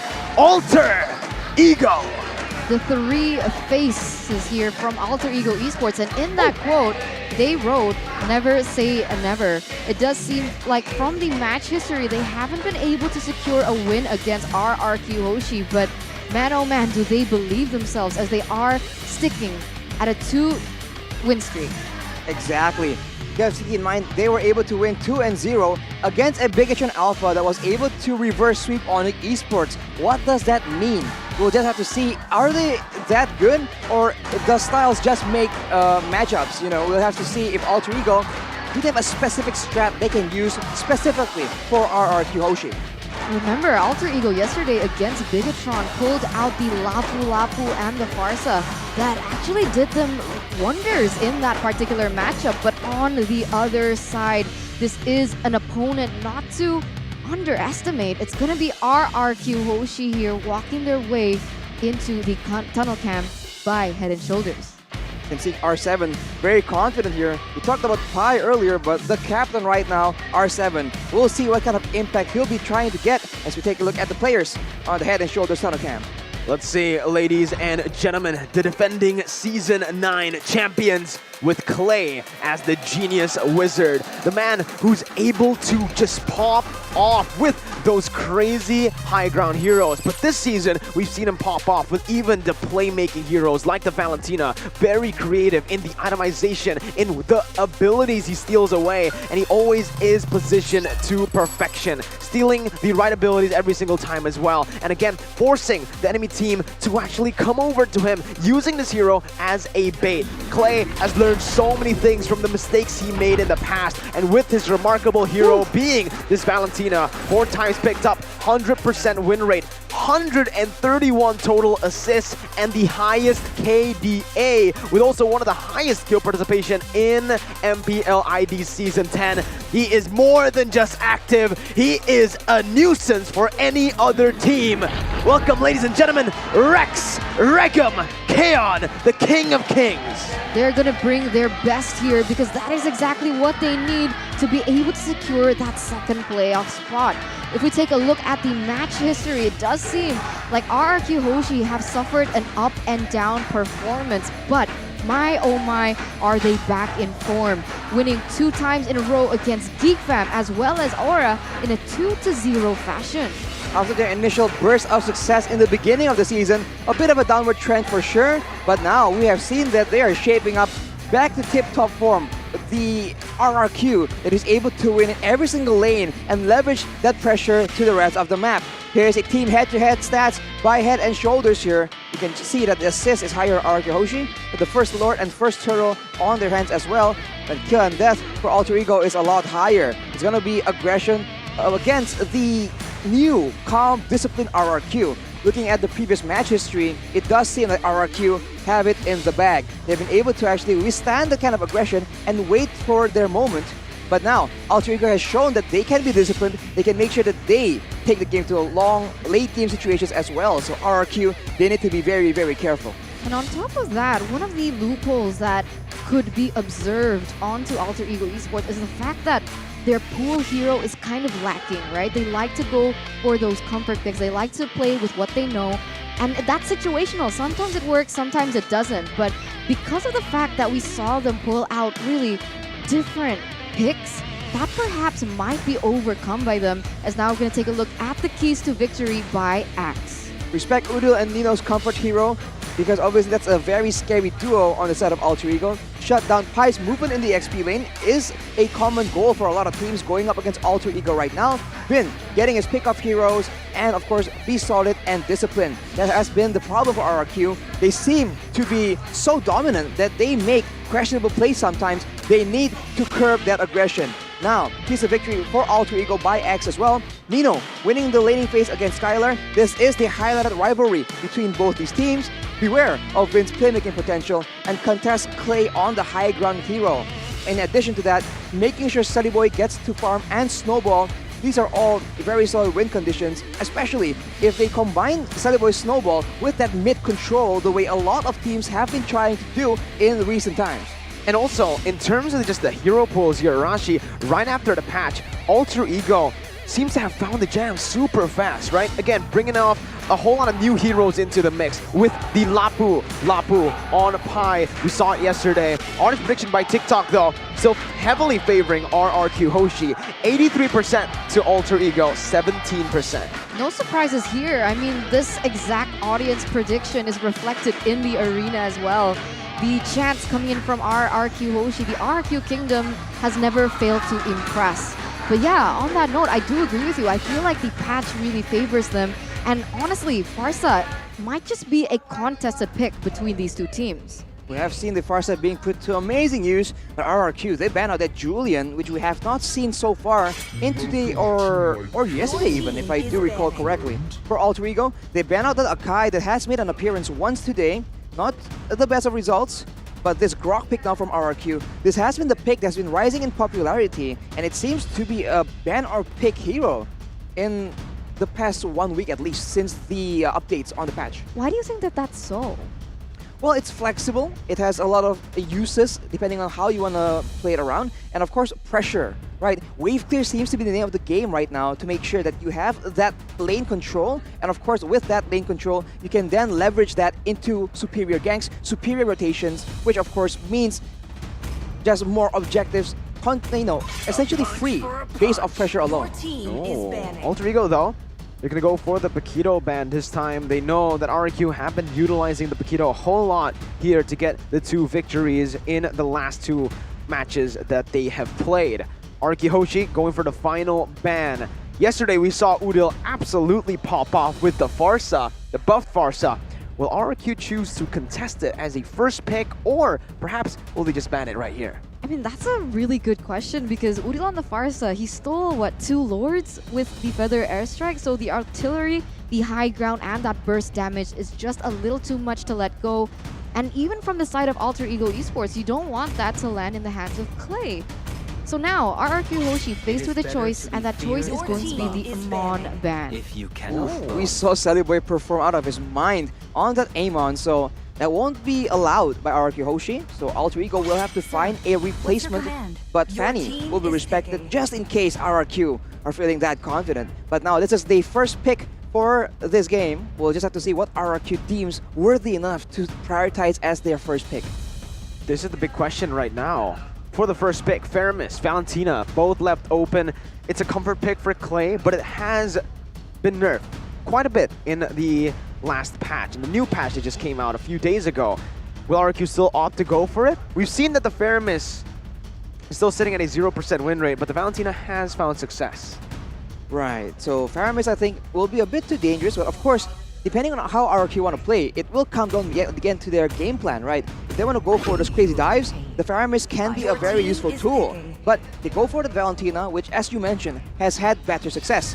Our Alter Ego now will be the ones making the call. Do they want to play around with the Cult Alter contest instead? It suits their aggressive playstyle, but of course, usually they would opt to actually secure other heroes instead. 1-1, perhaps a hero for Nino in that gold lane, maybe even picking up a Farsa, maybe, right? It's a very easy ult to take away for the Valentina, but if it's Udil's comfort hero, we know he performs like an absolute madman.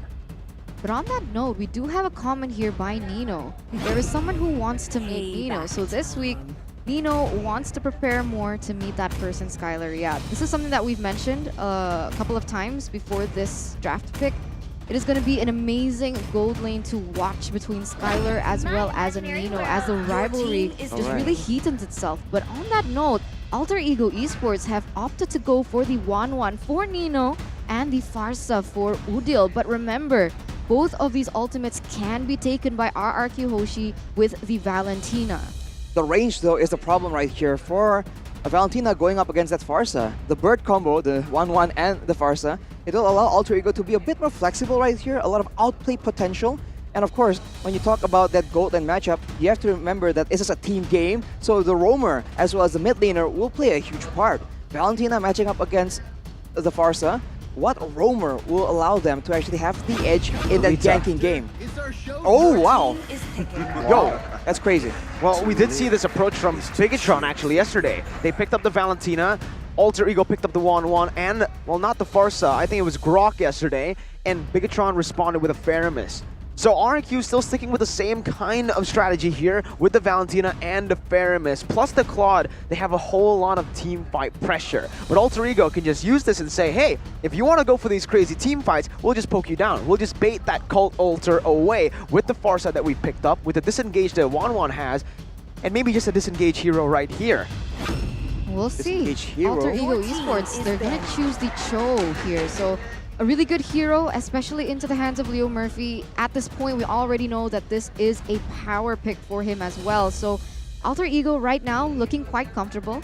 And RRQ Hoshi have actually taken the Claude for the dive purpose and as well as taking it away from Alter Ego. But now, in the second phase, Alter Ego Esports, they have a choice to start banning and limiting RRQ. Are they going to go for the junglers now? Try and limiting perhaps the potential that Albert can have. Well, going up against Albert, he has a lot of heroes in his hands, so maybe they'll opt to ban out, I was gonna say, the EXP lane instead, but no, they ban out that Karina, making sure that it won't be a big issue for the side of Alter Ego to deal with. And we have a bit of a head-to-head here between Sally Boy and Albert. It feels like Albert has been a lot more consistent, but Sally Boy has been a lot more flashy. When it comes to the highs, it's a lot higher, but the lows are also even lower. So it's a showdown in the jungle as well. This is why this match between RRQ Hoshi and Alter Ego has been so exciting, and people have been looking forward to it. And you can kind of see already that both of the teams are respecting the junglers very, very heavily. Karina, then the Ling ban comes through. Alter Ego might just go for another jungle ban, right? At this point, just try your best to limit Albert's hero. And for RRQ, they can try to limit Pai's hero. Maybe the Esmeralda ban can come next. A very good hero for Alter Ego to pick up against this composition. Before Alter Ego, they go for another ban. It's actually, again, one of the jungle heroes that we've seen on Albert. The Bauman gets taken out of the board. And RRQ now, they have the choice. Do they want to just limit more jungle heroes, force Alter Ego to play something, to maybe force Selly Boy to play something he's not comfortable with, right? Because we've seen that without that comfort, it's going to be very, very hard for Selly Boy to actually carry the game. As predicted though, RRQ go for the Esmeralda ban. Alter Ego go for the Lancelot. Ooh, if they go for the Lancelot, there's potential here. The burst damage potential can allow them to force away a Cult Alter perhaps from the side of RRQ, so that is an option they can play around with. But if they do that, they're gonna be really trying to go for those pickoffs, and they might struggle in the teamfight department instead. maybe a bit of crowd control can be very beneficial just in case things develop in that manner, because with macro play, RRQ can force Alter Ego to an unfavorable 5v5 near the late game Lord objectives. Lancelot though does appear as you predicted, Mirko, 69% win rate. Hashtag Goni. Okay, so the Lancelot is going to be the choice here for Alter Ego to put onto Sally Boy. Now the question is, what exactly do they have in store for us for that jungle and EXP lane for RRQ Hoshi? With the ban onto Esmeralda, what can R7 use that really helps their composition? Value in me. Oh, we're about to find out right here. It's gonna be a Fredrin. Oh my lord. Here we go. This is a Hayabusa in the hands of Albert. And with that Fredrin, Leo Murphy's engage will be a bit of an issue. And if it's done well, Sally Boy will have issues trying to deal damage in the backline as well. So already very good, but they are completely outranged. Will they have enough catch potential to make sure that Alter Ego stick around for a fight? That will be the main issue, and the final pick from Alter Ego will decide how they want to approach this. The Lapu Lapu is open. We saw it being used to great potential yesterday. We'll just have to see. This is the final pick. Lapu or Uranus, 2 picks that stand out instantly for me. That could be the case. I mean, RRQ Hoshi, they're trying to limit that possibility, perhaps even bait that out. As Alter Ego Esports, they don't have much time now, but it is going to be the Uranus pick for Alter Ego that seals both of the compositions for RRQ as well as Alter Ego. Oh, 2 of the drafts here again for RRQ. There's heavy emphasis on that team fight potential. Obviously with Albert on the Hayabusa, it means that they also have a little bit of pick. For Alter Ego, it's quite a balanced composition as well. I do believe in terms of draft that both of the teams have solid win conditions, and honestly, it's going to come down to the executions of both of these teams. Exactly. I think in particular, if RRQ can get the ball rolling all the way in the early game, they have the tools to force Alter Ego to a quick and decisive victory. But of course, Alter Ego, they are not a team known to back down from a challenge, so they might just go and fight RRQ on their own terms. We'll just have to see how both these teams strategize against each other as the crowd completely goes wild. Ladies and gentlemen, you can hear it in the MPL arena. The battle for the upper brackets are getting heated here in the stage. We're jumping into the land of dawn for game number 1. RRQ Hoshi versus Alter Ego Esports. And straight off the bat, we can see that Udil has actually opted for the Purify spell, Arashi. So has Pi. Pi has been the target for a lot of teams here, so going for the Purify, he has a lot more flexibility in order to survive. He's not exactly the squishiest person, so getting away from the crowd control will allow him to actually survive on the Uranus. And of course, Udil, being such a vulnerable back line, he has the Purify, but against the Hayabusa, will that be enough to make sure that he makes it out alive? With itemization, later on we might see him build a Winter Truncheon. In the early game though, it's a dangerous game for Alter Ego to be playing. But it's interesting, right? Like, why Purify against the composition of RRQ Hoshi? Well, they have a Fredrin, right? The taunt will be a big problem as well. I mean, of course, Alter Ego, right? They want to go aggressively, and RRQ Hoshi are known to be able to use crowd control, or at least the threat of it, to actually force teams into a difficult situation. So having it, I think compared to perhaps a Flame Shot or a Flicker, right? In a way, the Purify just has a lot more defensive value compared to the other battle spells. I honestly think it's for the Fredrin, right? The Fredrin has a way to knock you up, has a way to taunt you as well. On the Farsa, you are very vulnerable when you pop that Feather Airstrike. And with the Purify, it kind of, gives you a little bit more leeway to play. It gives you a little bit more cover. But yeah, maybe he could have gone for the Flicker, right? Something that could have worked as well. We'll just see how this plays off for Udil as we are going to resume back into the game. And Pi as well. He's opted to go for the Purify top side. Skylar almost losing his life. And we've seen this so many times. Arashi, Eterna, Farsa instantly rotating early on towards gold lane. That's the beauty of the Farsa. Other than the artillery she has with her ultimate, with the Feather Airstrike, she's also able to use that Wings by Wings to roam in the places that she is needed the most. And you can see that actually really cross over into that early game control. As we can take a look here at the talent prediction by Axe. And once again, it is going to be Pak Pulung on the Indo desk as well as Mirko here on the English desk with a different opinion. Alter Ego sandwiches here coming in from both desks.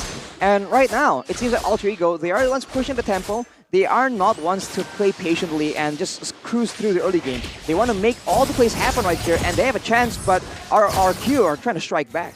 Yeah, a lot of damage already dished out by Albert there. Vin is actually going to go to cancel out the recall from Udo. A little bit of disrespect over there, you know, stopping him from going back. But here as well, you guys can go ahead and get the emotes. Play even better with the battle emotes. MPL 2022 edition. You can see all those crazy emotes. For RRQ, it's back, back, back, back. Absolutely. And now for RRQ though, they are trying to push the tempo, but RRQ Hoshi, they've been able to actually stave off the bulk of the aggression. And now with level 4s available, right, the teamfight ultimates for RRQ is a lot more valuable than the ones on the side of Alter Ego. So soon we'll see a big fight break out. But the airstrike popped in. R7 with a taunt comes in. Phantom Execution with the Retribution secures the turtle. Udo caught, gonna be taken down by R7 as he's able to dish out the damage. Meanwhile, in the back lines, Albert falls to the hands of Leo Murphy. RRQ do not want to stop here. Leo Murphy jumps into the G Kundo. Pai gets out. It's a clean 1-for-1, but Alter Ego definitely is going to be able to get the better value. They also were able to get the turtle as well. So far still going into the plan of Alter Ego Esports, as now we have some time to look at the emblem choices. Demon Slayer in the hands of Sally Boy will mean that he has a lot more chances to go for those crazy steals. Albert on the Hayabusa on the killing spree will be able to make more aggressive plays in those fights, but we'll have to see. I mean, Hayabusa isn't exactly the best securer of turtles, but with the Shadow Kill, he has a lot more leeway in deciding when to use that Retribution. So it's a bit equal, but I think so far, Saliboy has shown that he is slightly superior. Things are going to go down to how both teams are going to set this up, right? If they can bait the really important resources from the side of Alter Ego Esports, because as we know with the composition, they're very reliant on that ultimate that could lead RRQ Hoshi to victory. But we do have a fun fact here by Grab, that Alter Ego and RRQ's matchup between one another is one of the matches that RRQ Hoshi managed to win in leg 1 2-0. Because as we all know, in the early stages of the season, as Leo Murphy called in. Very deep, Finn able to pop the Cold Alter in time. Udil gonna get taken down as the Phantom Execution comes in, taking the kill on to Vin. Skylar in the back line still doing the damage, free hitting, but Sellyboy goes wild. Clay's able to outplay Leo Murphy, falls. Sellyboy now caught. Albert comes in with a quad shadow. Sellyboy cannot run. The shadow kill comes in, picking up a kill as the crowd goes wild again here in the MPL arena. Really good counter engage by RRQ Hoshi there, as now they're gonna have the space and the time to be able to get this turtle uncontested without Sellyboy in the midst. But no, they might actually go for something else. They were looking for a pick, and they're buying a little bit more time for Alter Ego actually to come back for a proper setup back onto the turtle. Alter Ego needs to be very careful here. They can go aggressive onto RRQ, but with the called Alter available, that can be baited out from them. So now they have no idea if the called Alter is available. That will make or break the fights depending on how it's being used, as R7 goes in aggressively, gets kicked. Oh, flicker in to taunt to cancel the feather airstrike as Udo's going to be taken down by Clay. Sellyboy going to be able to pick up a kill as well, though. Mid laner traded for XP lane as Clay is able to dish out the damage onto the roamer. Top side, Skylar dashing or blinking out of the range from 1-1's first ability with the BMI, and RRQ secures the second turtle of the game. With one member down, Alter Ego Esports don't have it in them to contest that, because RRQ Hoshi in that moment didn't have the resources to go in for a 5v5 team fight. So RRQ Hoshi looked for a loophole instead of committing onto that neutral objective by taking down a member of Alter Ego Esports. And it actually bode them really well. Alter Ego Esports were forced to back away, was forced to get zoned away by RRQ Hoshi for them to pick up an objective. However, Pai, in that amount of time, was actually almost able to take that red buff away. Exactly. The story of the game seems to be Udil just getting jumped on. He has 3 deaths right now, All because RRQ Hoshi, once they see him on the map, they just go straight for him, and they have the tools to make sure that he gets caught out. So right now, Alter Ego, they want to try and go for burst damage, but they can't get the pickoffs because it's countered by the Cult Altar, as Udil almost suffers his 4th death. He uses a Purify. I don't know if that actually made a difference, but now, with a man advantage on the field, RRQ Hoshi can try and get something more. They're going to be looking for this mid turret now, but what you guys should be looking for is who using the grab a discount up to 90%. So go ahead and use that QR code down below, scan it, as things are going to get a little more heated between RRQ as well as Alter Ego Esports. And Arashi, I actually have a question. Does Flicker no longer work against the ultimate from Albert? It does. It still does. If you are able to time it perfectly, you still can actually dash out from or flicker out of the shadow kill. But yeah, that's why he opted to go for the Purify, and we'll see how that works out, right? Many times he has actually been taunted, and he has fallen 3 times this time. Sully Boy, though, wasn't aggressively going to get kicked back. We are going to take a look at the items, however, Arashi. What a nature, second item for Nino. Exactly. Respecting the potential for Albert to just go for the insane, basically one-shots here. So we'll just have to see if RRQ Hoshi is able to do so, because whoever they are targeting, they seem to be able to locate very, very easily. And with the next objective up here, they're playing on using that Cult Altar very efficiently, as well as the Feather Airstrike is no longer available. Oh, this is not good for Alter Ego. Sully Boy used the retry, basically giving the turtle over to RRQ, securing the final turtle of the game. Alter Ego are just looking for trades, and they are able to find 2 objectives for that 1 turtle. Bottom and top side tier 1 taken down. That's exactly what you want to see. You want to see these trades happening because you don't want RRQ Hoshi to snowball from the early game, but they're going to go for a conceal play now. Pi, in the midst of it all, G Kundo, Flicker popped in by Leo Murphy. No Flicker just yet, Pi able to get out with the Purify and the Consecration. RRQ find the turret. It's a trade, 1 for 0. Very valuable trade for RRQ. At this stage, however, this Farsa is going to have to force itemizing into that Winter Truncheon as early as possible to be able to, you know, have an impact when it goes down to the team fights, because it's going to be very easy for Albert to go into the backline, use the Shadow Kill, take him down first, and because of that force in itemization, Udil's Power Spike is not going to land as fast as we would expect. Right now, though, they're doing a good job of just trading away objectives, right? Because if they fight 5v5 right now, with the kit of RRQ Hoshi, with the Pharamids available, they can't really stand up to it. So they're trying to find other opportunities around the map. So far, it's been working pretty okay, but RRQ Hoshi, they're adapting. They're trying to find ways to make sure that Alter Ego cannot get any value, you know, with the pressure. So far, though, Skylar has been farming a bit more efficiently than Nino. He's 1 level ahead of Nino.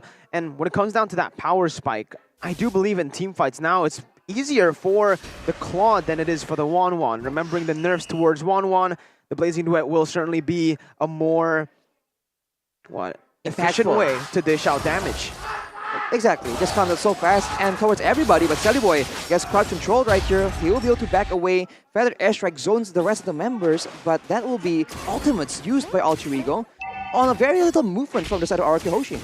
Oh, going to be caught here. 1 more weakness point is all he needs. There you go. He got it with the Wind of Nature as well. He needs to go for it right now. He is able to time it perfectly onto Finn, onto the Cult Altar of Skylar as he's going to be dished out. But look at the damage. Look at the way of the dragon that Clay stole away from Leo Murphy. R7 dashed in with the Appraiser's Wrath, but Udil is going to fall to the hands of Albert on that shadow kill. Meanwhile, though, Alter Ego looking for the trade. Retribution battle. Sully Boy takes it. Pi going to be able to tank for a bit, but man, he got melted down quick.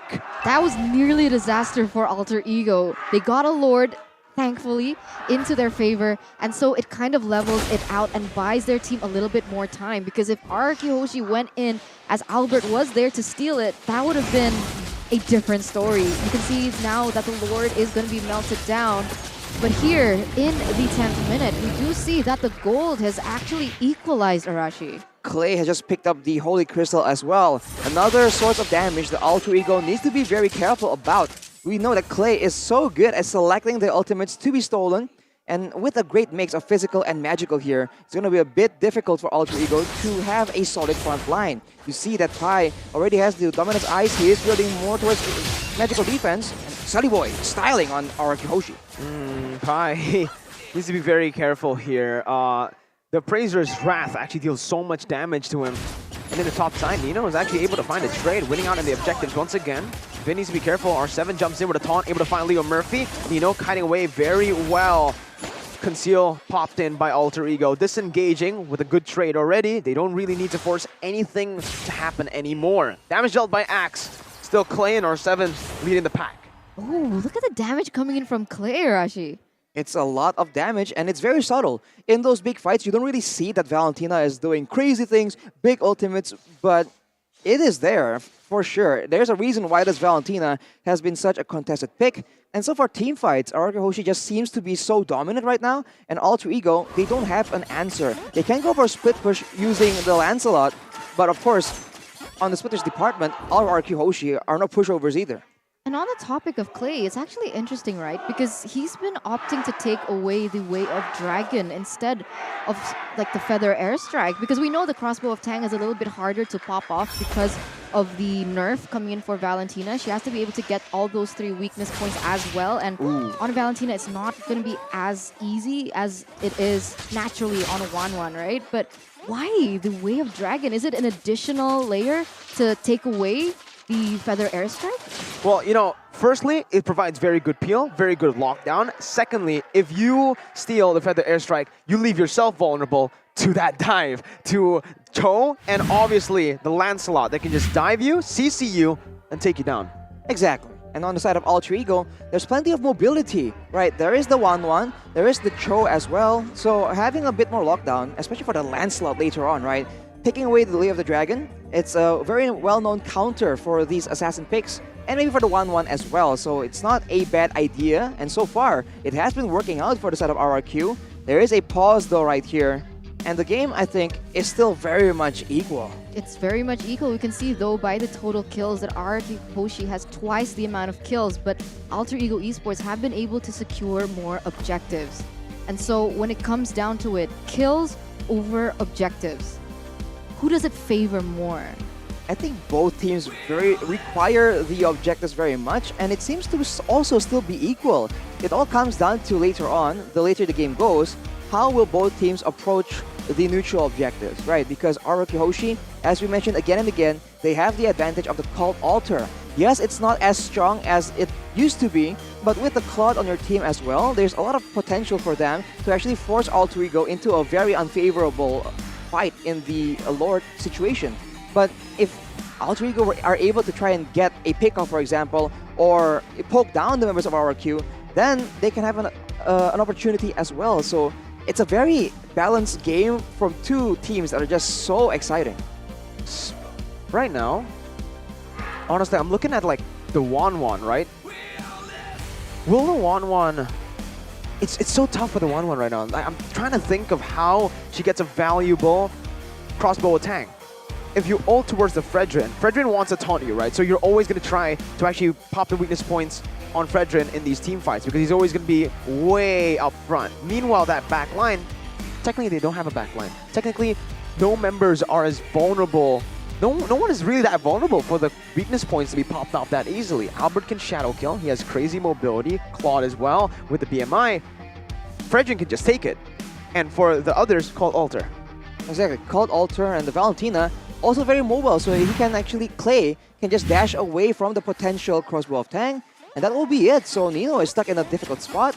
Maybe if they're able to actually chunk down Fredrin, R7, using the Feather Airstrike, using Steady Boy's damage, maybe then he can go for a valuable crossbow of Tang, execute R7, and then transfer the crossbow of Tang to the Swisher members, but up high gets bursted down. Oh, that's a whole lot of abilities. And even the shadow kill, so many resources popped in onto Pi, and he's still able to survive.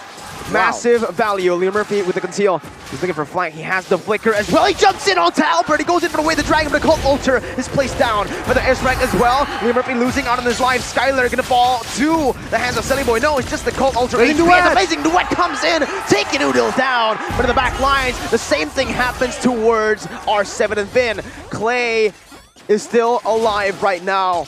He needs to get that way the dragon on to Nino, the main damage dealer at least.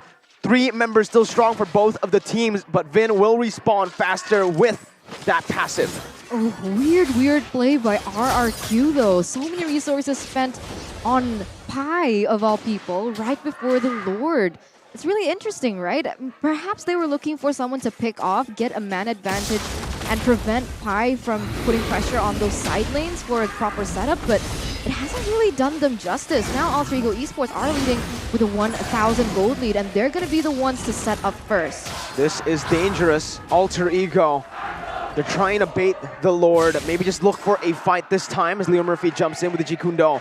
Nino very wisely goes into that mid lane, popping in every single weakness point. R7 now caught. That's going to be the feather. Airstrike popped in, and it's going to be chained in. Nino picks up a kill, losing the front line. RRQ now are forced to retreat. Vin going to be taken down by Nino as well, but the Cult Altar comes in with Clay with Away the Dragon. But Albert jumps into the back line. Nino with the Wind of Nature still surviving. Boy jumping in. Clay finding the shutdown. Goes in with the Winter's Truncheon, but will fall again to the hands of Boy. Albert jumps back and forth everywhere. Picks up a double kill, looking for a triple, but Leo Murphy says no. He'll lock you down. Albert with the triple kill.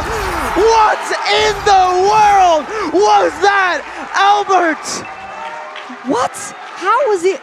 Wow, amazing outplay by Albert, even though he is going to be taken down. It does seem like RRQ Hoshi are going to force this Lord though, with all the members from the side of Alter Ego Esports wiped out. What the heck was that, man? You thought that Albert was done, but he was able to maneuver around all the damage, and somehow, off the back of those insane plays, RRQ Hoshi finally gets some momentum. They get pressure on the Lord side. They get some tower damage in the top side as well. They even get it due to the minion waves. Alter Ego was not ready for that at all. Definitely not. What? I thought he was dead. Way the Dragon locked him down. No way, dude. That is insane. This is why RRQ, they're so dangerous, man. You can't count them out until they are actually out of the game. And now with that extra bit of pressure, RRQ Hoshi, they see two members on top. They can go for a pickup onto Pi yet again, or they can try and rush this Lord. They have options. They have all the tools available to try and do either one. One more fight. Alter Ego need to take it here. Boy already trying to go for the opening. Goes in, but look at the damage coming in from the side of RRQ. Albert focusing onto the Lord right now. That's going to be Nino looking for the weakness points onto Clay. Pi able to find a kill onto Albert. Lord is taken very low. It still comes in. Clay secures it. Jikundo onto three members. Nino going wild onto the back lines. Looking for one more. Winter Truncheon popped in. Nino recalling, spamming it.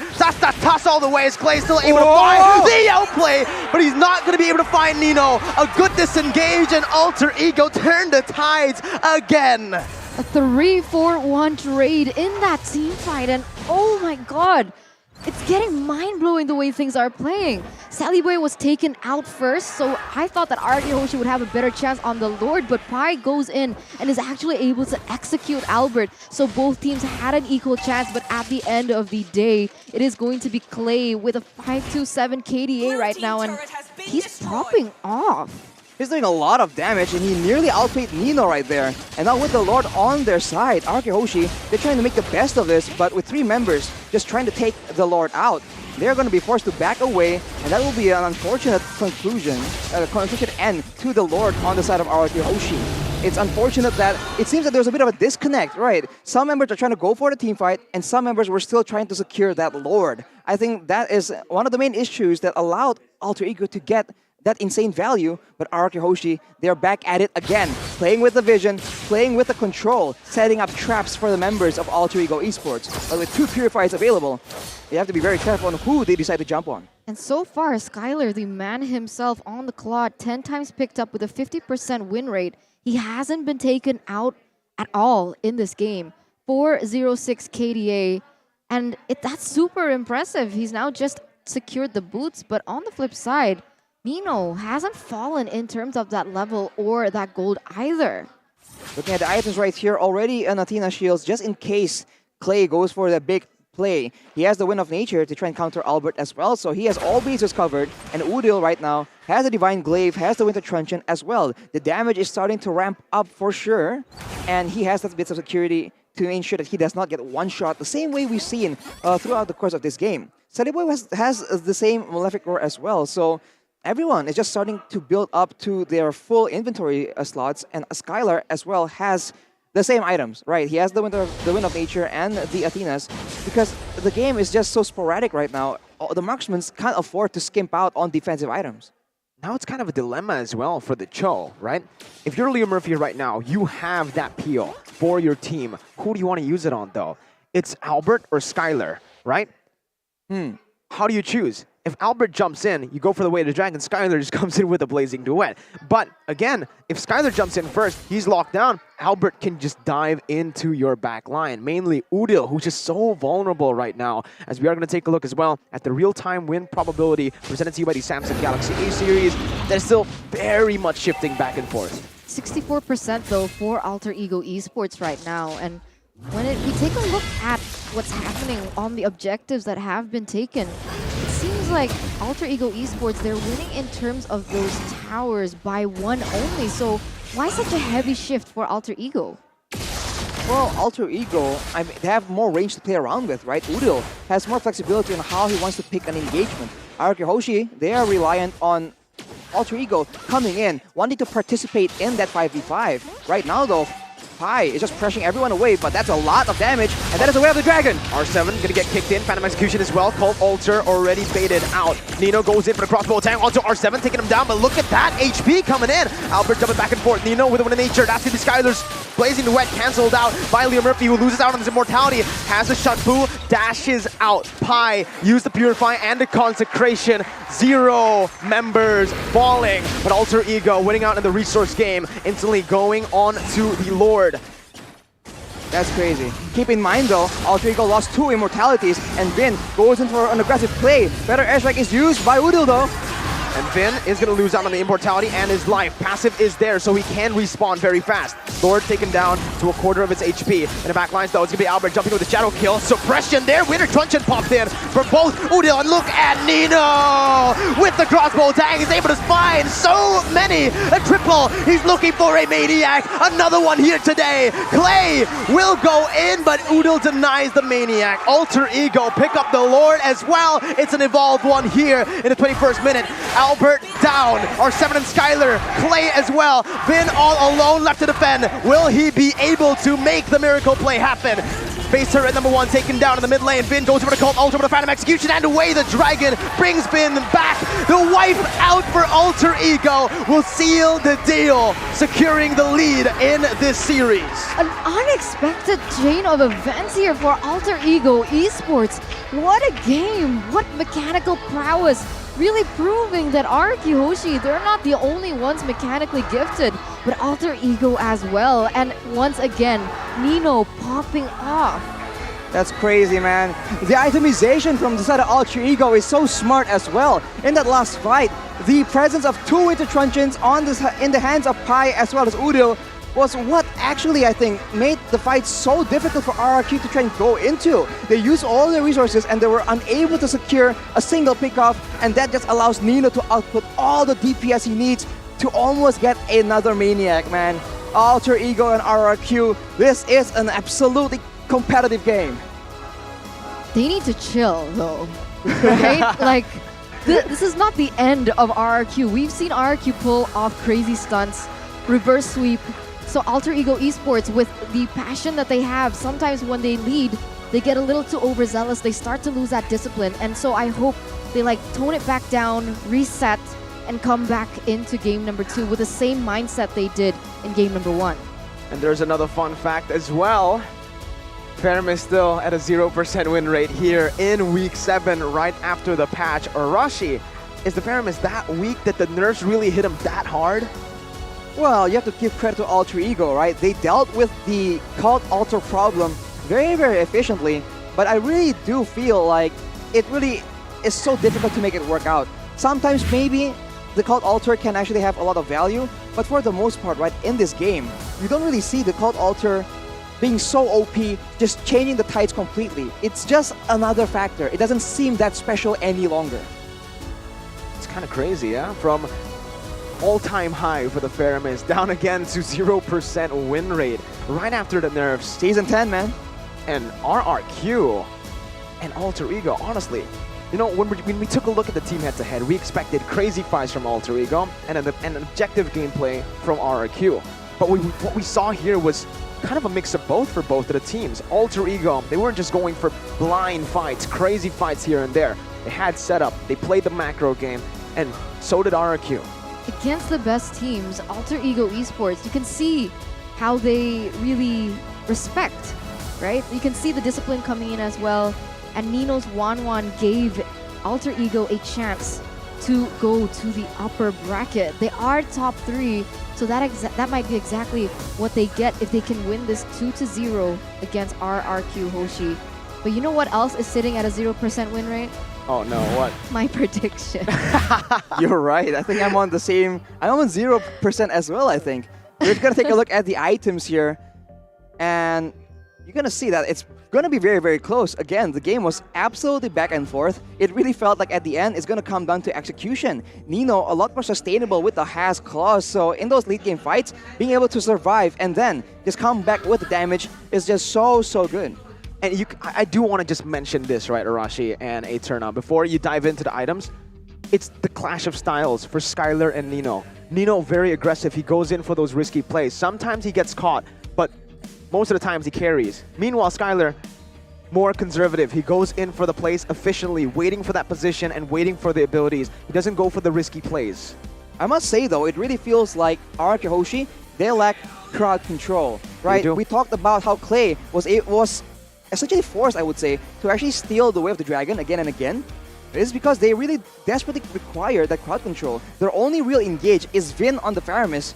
So in addition to having a weaker called Alter, RRQ Hoshi, they also don't have the decisive engage that Vin can provide usually. So they were actually struggling to find a lot of pickoffs onto Udil, onto Pai, as well as onto Nino. On the flip side, Leo Murphy on the Cho was able to cancel out the blazing duet as well from Skylar. So I think crowd control very much played a big part in deciding Alter Ego's victory. The rich guy and the carry though, Nino.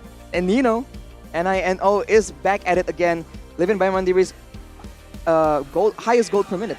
Rich guy.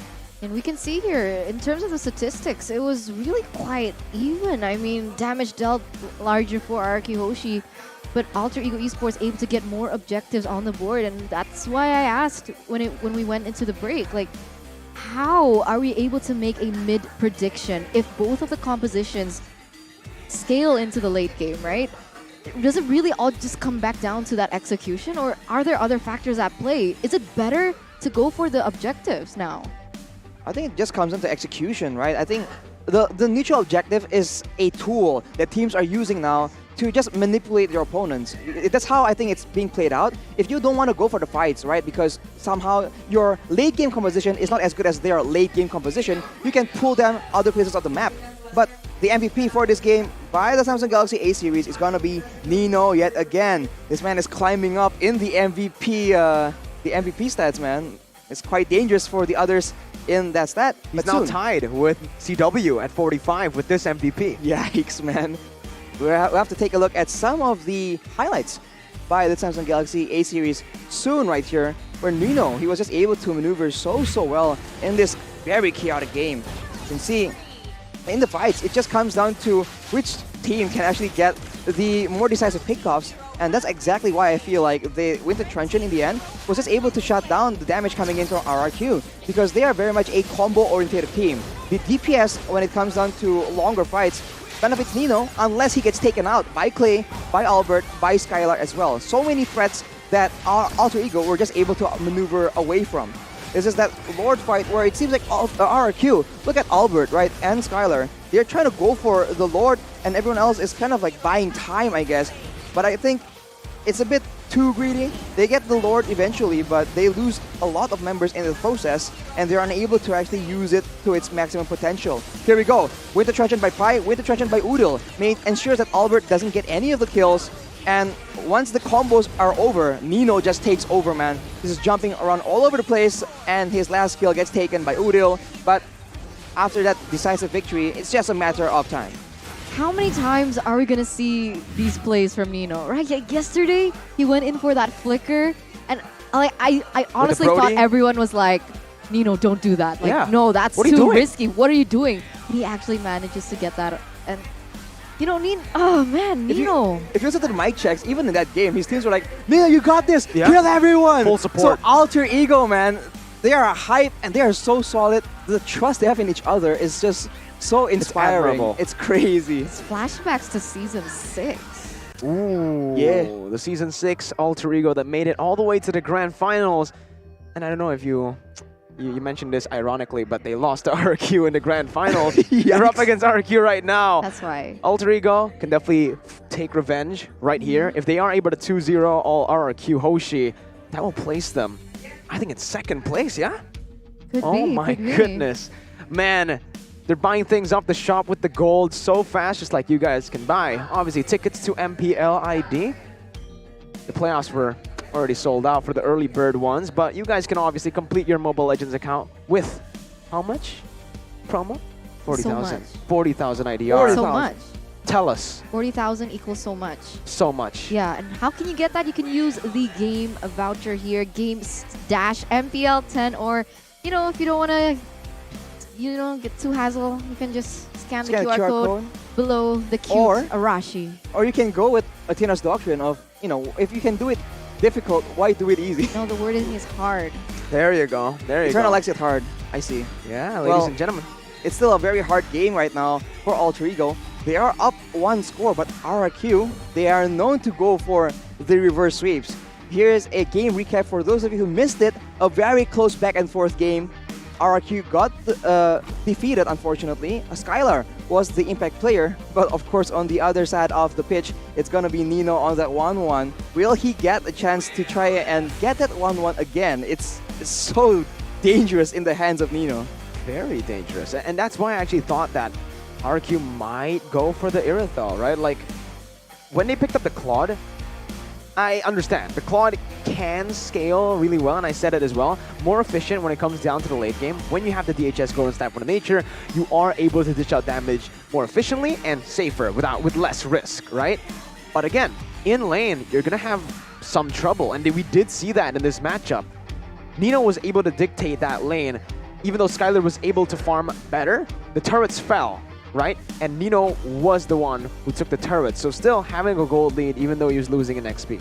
You're right. And so with that in mind, the players from RRQ Hoshi are now stepping into the tunnel cam here by head and shoulders back onto stage with their coaches, going back to the drafts and maybe perhaps rethinking the Faramis pick. I mean, so far with the way that we've seen it progress after the patch, it might not be much of a power pick to use in that first phase, especially going against really burst-heavy type of heroes like the Farsa, who is going to be able to burn through that cult altar. I dare say, if they want to go for the Faramis, they require a lot more fighters, I think. Because if you can leverage the tankiness of the fighters with the early game damage, right, you can use, or in a way abuse, the cult altar to try and go for those crazy dives. But what's going on here? Is this a ritual on the side of Alter Ego? Chill out, Sully boy. Chill out, yeah? You're getting too hyped. I know you made a lot of crazy plays, but chill out. Well, smiles are available on the side of Alter Ego, so I think it's not an emergency. That was a bit worrying for a while. I'm like, is he okay? It's kind of a scary moment here, but we'll have to see. They are trying to calm down because, again, this is a very tough game coming up against RRQ Hoshi. That was down to the wire. RRQ could have easily came out on top here, but on the screen right now, the Miracle Boy himself with the highest average kills, 4 kills per game. He goes in for the kills, and sometimes recklessly. Sometimes. Sometimes. I mean, so most far, of the times. lately, not too much. Not we too haven't much. seen too much of that. It hasn't been able to be capitalized by RRQ Hoshi, which usually was a factor in sometimes the way that Alter Ego loses matches, but you can see both of the coaches here using the JBL Quantum coach field from RRQ Hoshi, as well as Coach Cassius. Trying to figure I out. needed to do the pause for like the epic. Yeah, Coach. absolutely. Because he's been so great. He has been, especially in the second leg, right? Yeah. That's why. Cassius. That draft was pretty insane, right? But for RRQ, there's one big question that I have to ask you, Arashi. They banned out Esme. They saw Lancelot in the first pick of the second phase. 1-1 Cho Lancelot. They banned Esme. No Phoveus pick. I mean, Phoveus could have been valuable, right? It gives them a way to chase Nino on that 1-1, and it's not like they were able to get huge value coming out of Fredrian as well. So could have been a pick for sure. But I think if you're going to change anything, it's got to be that Faramis, man. They need crowd control. Again and again, Pi was able to escape. We also saw that they're just barely able to get away. So with more crowd control, they can force the early game advantage even more and get an advantage that way. Because Vin, we all know that he enjoys being that aggressive playmaker. And on the Faramis, it's just a bit lackluster. As I was saying earlier, maybe if there's more fighters, they have their own crowd control, their own mobility tools, so the Faramis can just provide the Cult Alter. But now using it as a solve-all solution, right, I think it's just no longer realistic for the Faramis. Well, let's see, ladies and gentlemen, we're going to jump into the draft for Game 2. Will we see an adjustment from RRQ or perhaps the same exact bands? Because so far, that's exactly what they're going for. Julian, Grok, Amon for RRQ banned down in the first phase of Game 1. Alter Ego was Paquito, Akai, and Fanny. All right, well, here's the thing though, with the meta just shifting so rapidly with the current patch notes, right? I'm wondering if RRQ let go of the Faramis, will Alter Ego be tempted to pick it up instead, and will they be able to make it work out? They are the more dynamic, the more aggressive team. We all know that Alter Ego is almost synonymous with the word tempo, right? They play very fast, they roam around the map and orchestrate dives very, very well. So maybe they will find a way to make better use of it, but maybe not. We'll see, we'll see. Coming into the bans, we do see a Fanny the being witchcraft taken away though.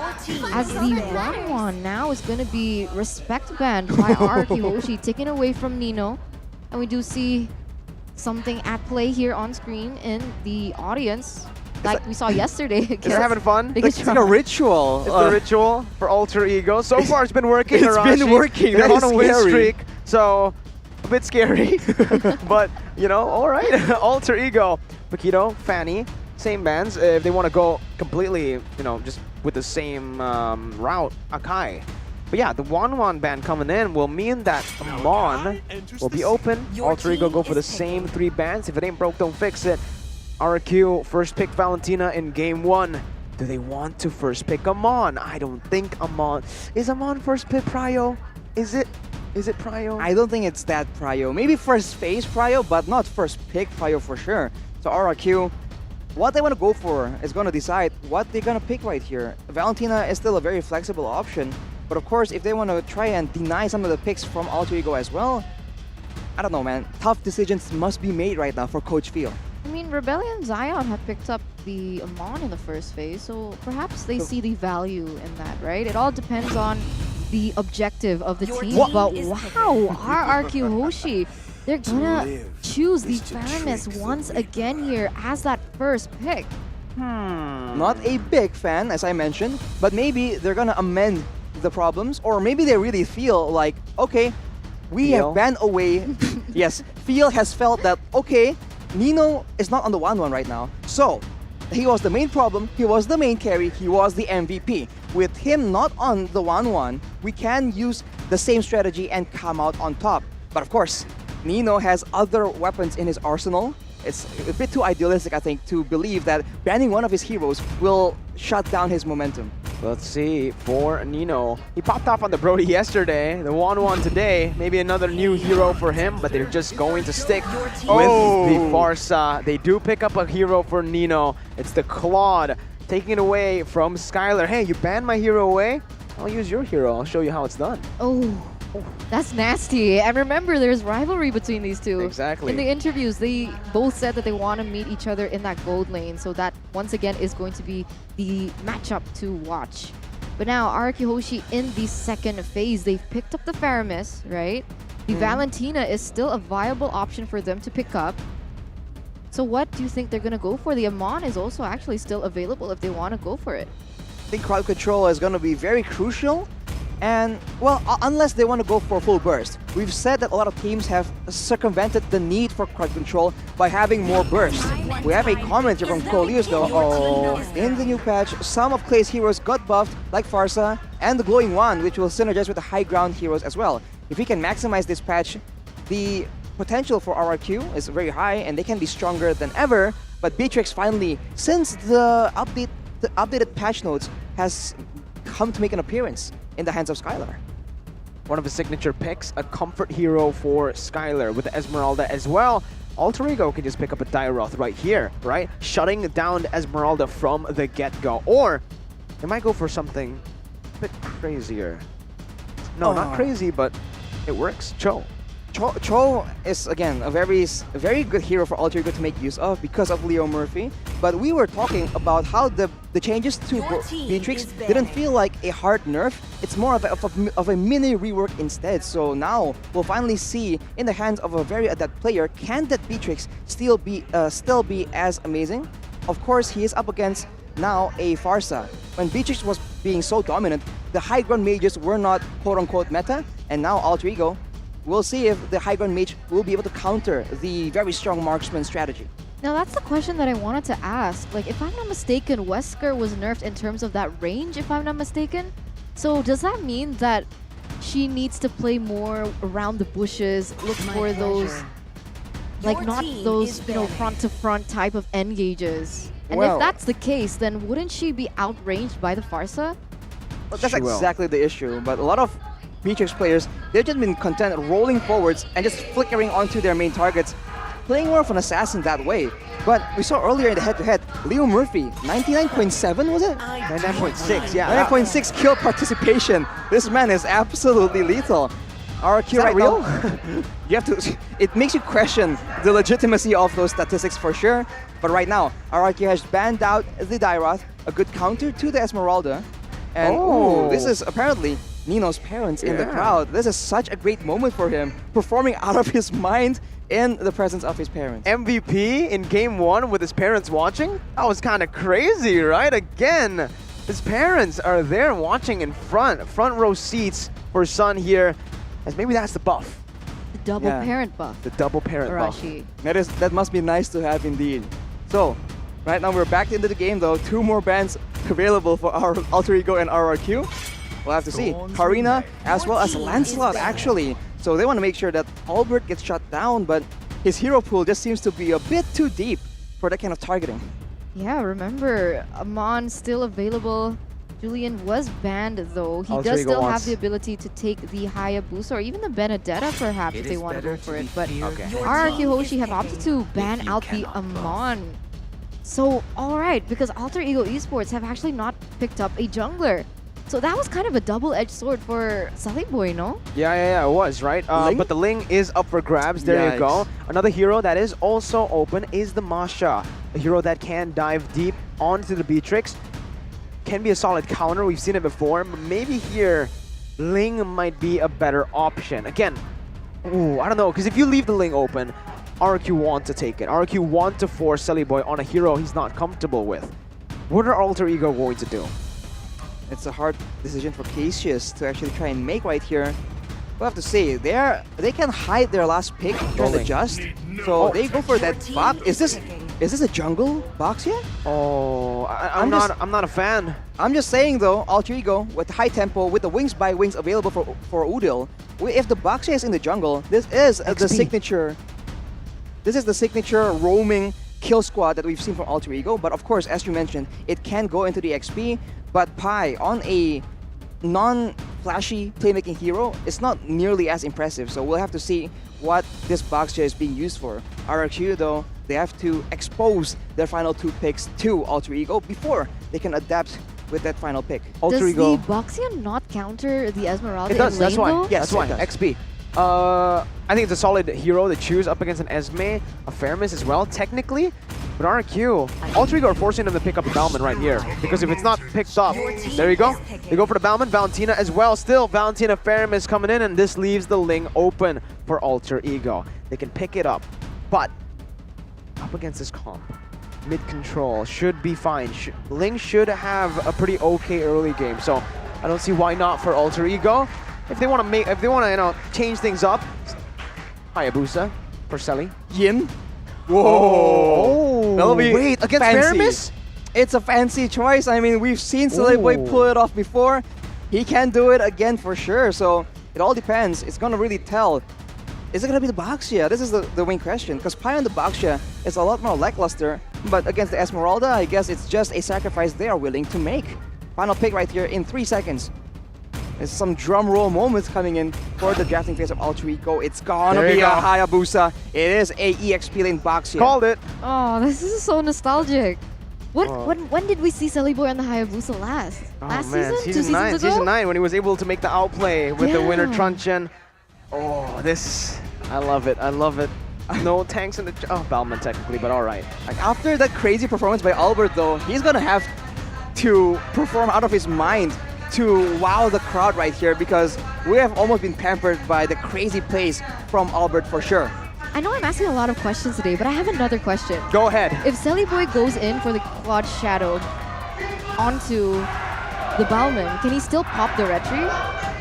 Yeah, Interesting. he can go for Interesting. the red tree. You mean the shadow kill? Shadow kill. I mean. All right, no. If you're on the shadow kill, if you're in the shadow kill, no retribution. You can't pop it. You have to get out of the shadow kill first before you can retribution. But, ladies and gentlemen, here you go. Both of the drafts set. More neutral objective control for RRQ. More team fight and pick potential for Alter Ego. We're jumping into the land of Dawn. 2-0 or 1-1. Both teams fighting for the upper brackets. With that in mind, it's going to be RRQ Hoshi with the better neutral objective control. But Alter Ego Esports, they're playing to their identity with the pickoffs perhaps, which is what they might be going for here in the early game. We're just worried about the tempo gameplay, right? Because Alter Ego, if they get rolling, it's just so dangerous. So RRQ need to play it calm and collected at least until level 4, where their teamfight potential, their AoE, will be a lot more valuable than the early pressure, early damage coming in from the side of Alter Ego. Now, looking at the jungle. Albert, obviously, on the Balman. He goes for the Demon Slayer. But look at Selly. He didn't go for the killing spree that we usually see on the Haya. He's opted to go for the high and dry here. That's going to be Vin. Caught out.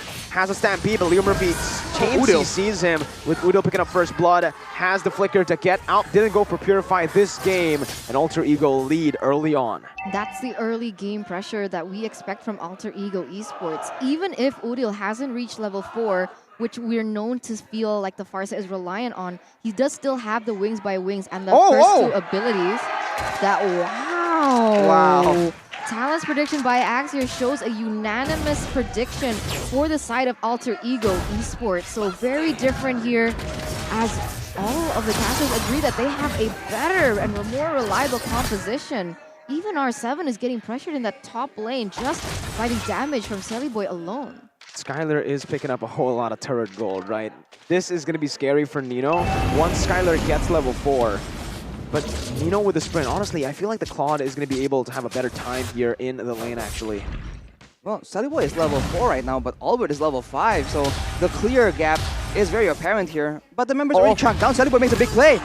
Very nice shadow kill on towards the mage. Leo Murphy jumping in once again. Pi with the shield unity as well. Leo Murphy going to be immobilized by the falling star movement, and the lethal counter was popped in. It was baited out though. That means RRQ will no longer have the double retribution to actually go for the secured Lord. Both teams disengaging 1 for 1. But Alter Ego, they're not going to go for it even then.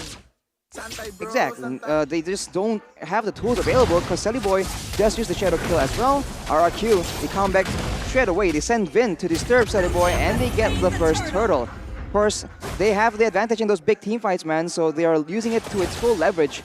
But Selly Boy, we have seen that he has that killer instinct. RRQ Hoshi will need to be very careful where they step. Oh, Vin though, he's got to be careful. Has a Shadow Stampede, brings Leo Murphy back around. Leo Murphy not going to go for the flicker. Wait, the dragon just yet, knowing that Vin still has the Cult Ultra, but there you go, he goes in and that's comboed in perfectly. Not even giving the chance to Vin to pop the Cult Altar. Chain CC to death. And even Clay popping up that Feather Airstrike didn't really do much as well. They were able to perhaps zone a little, put a little bit of damage, but not enough because Clay is going to need those items to really hit the damage. But now RRQ Hoshi, they're going to be going to this bottom side. As the flicker, Leo Murphy gets out with that flicker. Big resource burnt out. Skylar, very wise there. Able to actually take the lane slow. Denying the gold minion from Nino, but this is gonna be bad here. Nino pops back in with a BMI, and he is caught by the lethal counter. Up top, it is gonna be a trade. XP laner for gold laner, but Beatrix The gold onto his hands is going to be more valuable than the gold onto Baksha. Exactly, and now Alter Ego, they're playing more for the EXP side. I wonder if their thought process is, okay, we can get our EXP in our head, and we can later on deal with Skylar by using the range, by using the Feather Airstrike burst damage. If they want to do that, it's a valid option because later on, in the side lane pressure, Pi will be able to actually have an advantage going 1v1 against R7, and that macro advantage might be what Alter Ego needs to get an edge in the jungle fights, as Albert right now, being very aggressive, gets jumped on. Boy with a shadow kill here, going to be stunned up as well. Albert, as the shield unity comes in, Cold Ultra plays as well. Albert losing the Cold Ultra life very fast. Leo Murphy needs to back off, but look at that snipe coming in from Udil with the Feather Airstrike. Finally able to secure the kill. Albert definitely staying a bit too long. Alter Ego find the kill, but RRQ, they're looking for the neutral objective. Once again, with the advantage, Alter Ego Esports, they're not going to contest onto this. It's really interesting with the way that they're playing. RRQ Hoshi, despite R7 being taken down, is still going to be able to put pressure in that top side, despite going against Pi, who is his natural counter. RRQ Hoshi now setting up for this turtle. Will Alter Ego Esports be able to take it away? R7 is the one who gets kicked in, and Leo Murphy will be punished for that. That was the frontliner. Definitely not a wise move by Alter Ego as they lose out on the neutral objective as well. RRQ leading, building their gold lead up even higher. And the snipe doesn't connect, but Silly Boy, he's gotta be very careful. That's the way the dragon on Clay. Exactly, the lockdown potential is so dangerous, especially if you're an assassin. Nino right here though, not having the best of times. RRQ Hoshi want to make sure that his presence in the first game will not be as his presence he showed in the first game won't be present for Alter Ego in game number 2. But the maneuver is still a lot faster for Alter Ego Esports though. It just comes down to which side of the map they want to make plays on, as Steady Boy goes in towards Clay, but the Shadow Kill doesn't get full value onto the hero. They all have to be very careful. Albert is 2 levels ahead of Sully Boy. That means this orange buff might actually be contested, but Albert, he doesn't have the retry. He has the lethal counter. I do believe Sully Boy still out-damages the lethal counter just with his retry, so it's all good. RRQ don't really want to go for the trade just yet. Both teams still playing it very safe as the neutral objective is yet to spawn. They're playing it really carefully though. RRQ Hoshi now going into the top side, taking Nino perhaps down, but he is going to still be able to use that ultimate. But even then, RRQ Hoshi have gotten what they wanted, which is that turret in that top side. Right now, Leo Murphy getting chased away, and RRQ Hoshi, they are relentless, man. They keep pressuring again and again. They know they have the early game advantage, so they're trying to get as much value as possible, brute forcing their way into some of these turrets. As Alter Ego, they're forced to respawn because they want to make sure that they don't lose too many objectives, and they want to make sure that Nino and Udil specifically do scale into the late game. Udil here, 4-0, has a Clock of Destiny, but that's about it right now. With the new passive, right, he does a lot of damage to the tanks as R7 gets chucked down. That passive from Farsa does percentage HP damage, so tanks are a lot more vulnerable to the Feather Airstrike. 1,600 gold lead and counting, as Pi is going to be the center focus. Oh, not a good fight there, but a lethal counter will find its mark. That's going to be the damage coming in. Leo Murphy flickers forward with the Jikundo, with the Dragon onto Clay. Not going to be worth it there. Skylar goes massive onto Nino. Goes for the snipe! He guns Udil down all the way from the back line, finding him even though he was in wings by wings form. It was Nino popping off in game 1. Now it's Skylar's turn. The battle of the gold laners as Skylar. Amazing play. And if you question how well the Beatrix can have the impact, well, on Skylar, it surely is going to make a huge deal as 4 members from the side of Alter Ego were taken down. And this is going to be a free lord by the Samsung Galaxy A series for RRQ Hoshi in the 8th minute. Genius one picked up by Clay as well, so even more damage for the side of Alter Ego to deal with.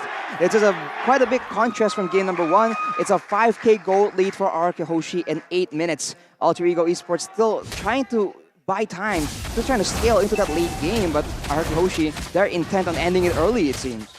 That snipe. That snipe was so good, but Alter Ego now, they're down. pretty bad. 4,000 gold lead for RRQ as they have the Lord as well. They also have crazy siege potential. But Alter Ego have a pretty alright high ground. They will be able to withstand the first Lord unless RRQ pulls off a crazy fight against them in the base. You can see Selly Boy not standing idly by. He is going to be looking to push that lane in the bottom side as the Feather Airstrike is being popped up here to take down that minion and the Lord. Ooh, Udo very intelligently used the bolt from the Feather Airstrike to deal damage to the Lord and the rest of the heroes as well, holding it as long as possible to try and delay and push away members from RRQ. Sally Boy, though, is being hunted by the rest of the members. He lands! Oh my god!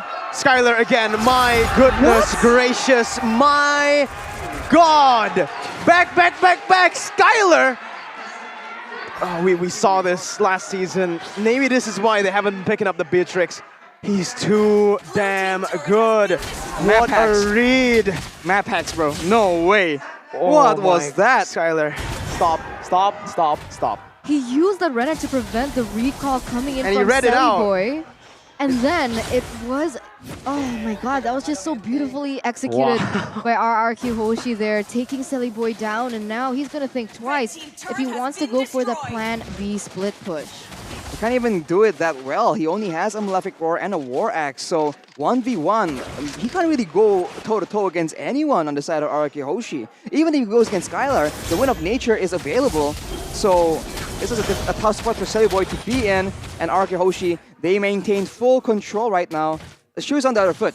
Alter Ego Esports want to try and get burst damage. They need to deal with Skylar, but the Cult Alter will be able to ensure that at worst, he just comes back after getting his Cult Alter HP popped.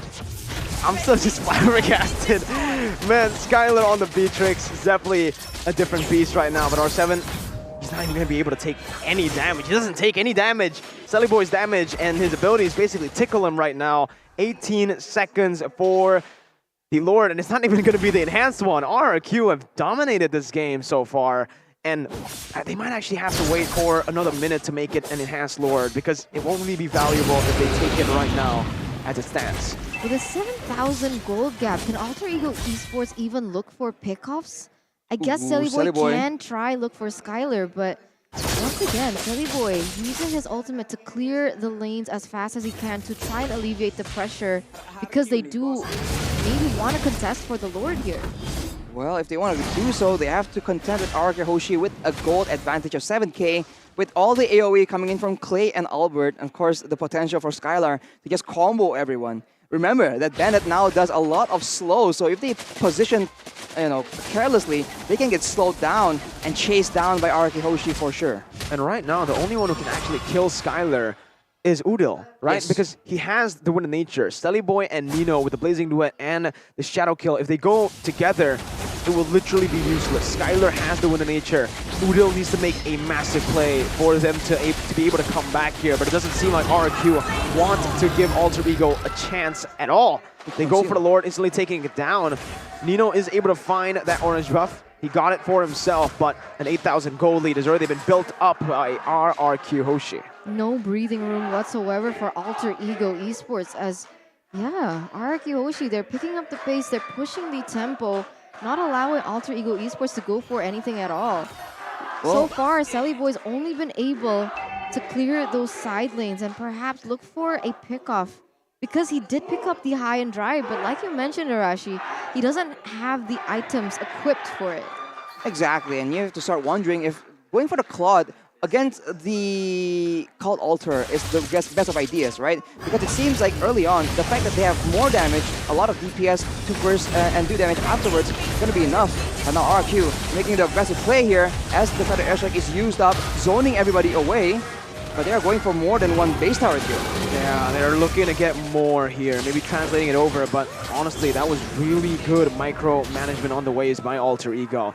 They're able to minimize the damage towards their base, only losing a base turret, but now with the second wave of enhanced minions coming in, they have to be very careful. Vin looking for the engage with the Shadow Stampede. Nino, again, dealing no damage onto R7. I don't think he has a Malefic Roar yet, so it's going to be very tough for them to actually melt down the frontliners. Albert and R7 practically unkillable right now as Clay jumps in once again. RRQ looking for the end. No, they stay disciplined. They've learned from their mistakes. Skylar got a cheeky little snipe.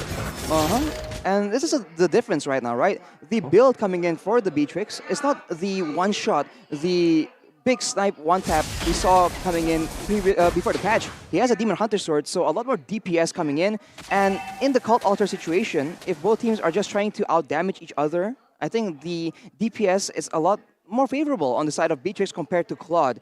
Boy was able to sneak past the members of RRQ Hoshi. I wonder if he's waiting for Skylar perhaps to just walk into the vicinity. Uh-oh, Nino. Look at what Nino is doing as well.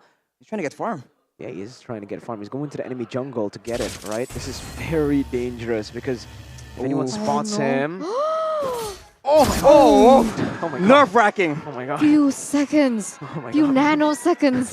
My little, God. oh my God, that would have been such a disaster for Alter Ego Esports if he got caught. But Boy trying to do the same thing.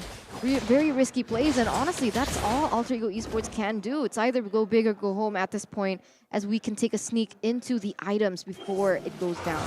Has Claus finished for Skylar as well. He's on 6 items, and his items are quite similar to Nino in the previous game. And that's how you deal with the Cult Altar, essentially, right? So now, even if he gets bursted down, if he is able to survive the initial burst coming in from the Feather Airstrike using the Cult Altar, he can still stay alive, life still up, and actually stay healthy enough with his DPS. So it's a very adaptive choice coming in from Skylar. They're just suffocating Alter Ego. Again, Leo Murphy's looking for the play right here. He jumps in, able to find Albert. He goes over to win the Dragon as well. Retry comes in by Albert with a lethal counter. Skylar able to kite away. Leo Murphy taken him down as Pi jumps in with a vengeance. And the turn says Poissons. He will lose out on his life as Skylar picks up a double kill. Bottom side, it was Boy who was trying to go for a split push, but in the midst of it all, it feels like he will not be able to deal enough damage. Falling Star Moon locking him down. Lethal counter with Finn as well to pick up the kill. 3 members for 0. RRQ looking to equalize here in the game, in the series. They want the game. It's going to be Nino with the blazing duet jumping in on the Skylar, who has him in the nature, and the base will just simply be targeted down. RRQ equalize 1-1. You know, at this point, can I just have an Abstain prediction? Yeah, don't predict. Can I just not predict? I don't know. In a way. Like, I literally moved to Alter Ego because I thought they had the better draft, and then they lose. In a way, turn out. Like, every time. You have the power here. If you want Alter Ego to win, you predict RRQ. If you want RRQ to win, you can predict Alter Ego. You have the power here. just vote for another team. Vote for Aura in this matchup. Yeah, so it's fair. So it's 50-50. Because you're right. You have 100%. Right? I literally have a curse. You have a 0% technically, not 100%. Literally Eterna curse today. It's the Eterna caster curse. Wow.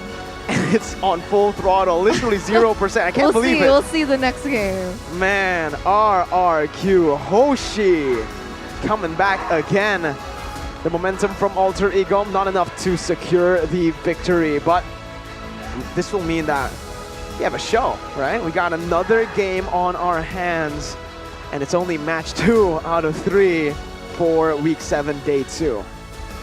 Man, Alter Ego was in such a tough spot. They can't even go for that split push, so Boy's pick essentially gets completely nullified. That is just so painful.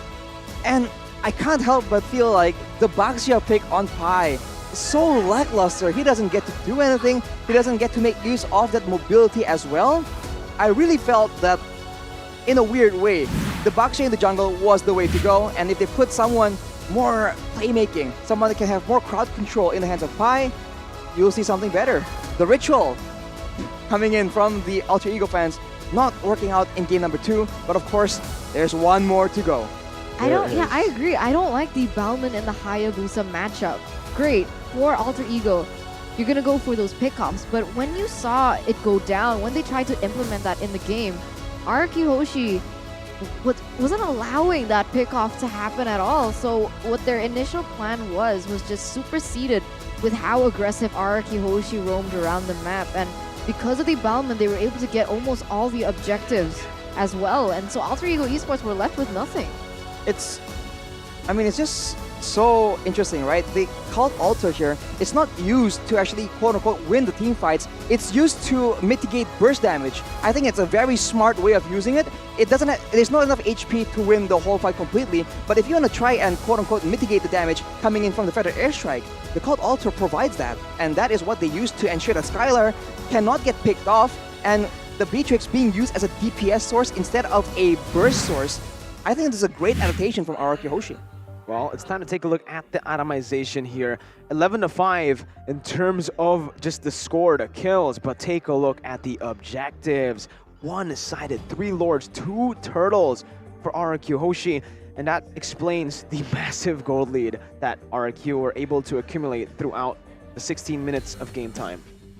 Well, there's not much to say here. It's just cleaner execution and better game plan in a sense. I really felt that right now the way to deal with the Cult Altar is not to go with a Blazing Duet, right? Because if you have a Blazing Duet, okay, again, RRQ Hoshi is using it to mitigate the burst damage, so they can choose to mitigate it from the Feather Airstrike or from the Blazing Duet, and the fact that you're in stasis for a bit after you come out from the Cult Altar, that allows them to dodge away from the full damage of the Blazing Duet anyways. So if you want to go up against a Faramis right now, I think DPS is the way to go. We saw that Nino on the 1-1 earlier was able to do better. So I think maybe going with something like an Irithel would be more beneficial specifically against the Faramis, okay? So I think adjustments can be made for both teams, but of course Alter Ego, they're so behind on items that they can't really even get anything. Skylar is the rich guy by Living by Mandiri. Shows again why his Beatrix is to be feared even after the patch. R7? But the carry is R7! Wait. On the Esme? Oh, I mean, he's been diving towards the back with the Falling Star Moon. He has an Ice Queen's Wand as well, so it's a lot more aggressive of a build. Well, again, knowing that there isn't enough burst damage, and even if there is burst damage on Alter Ego, it won't be targeted towards him. It's going to be targeted towards Skylar and Clay. And if they do target him, that also allows Skylar and Clay to make plays. So, all in all, smart itemization, smart decisions from RRQ Hoshi. Wow, R7 very Nino. greedy this game. Damage dealt, damage taken, and Nino 0% KP, but the MVP by the Samsung Galaxy A series, it's gonna be Skylar. So they're gonna be trading in that gold lane for the MVP, swapping between Nino and Skylar. The rivalry continues. Your MVP by the Samsung Galaxy A series. It was Nino, now it's Skylar. You have to wonder if Nino could have done better with the Beatrix instead there. I think he picked the Claude before the Beatrix comes up. Interesting choice, but right now the man of the hour is Skylar. We'll take a look at the MVP highlights by the Samsung Galaxy A series.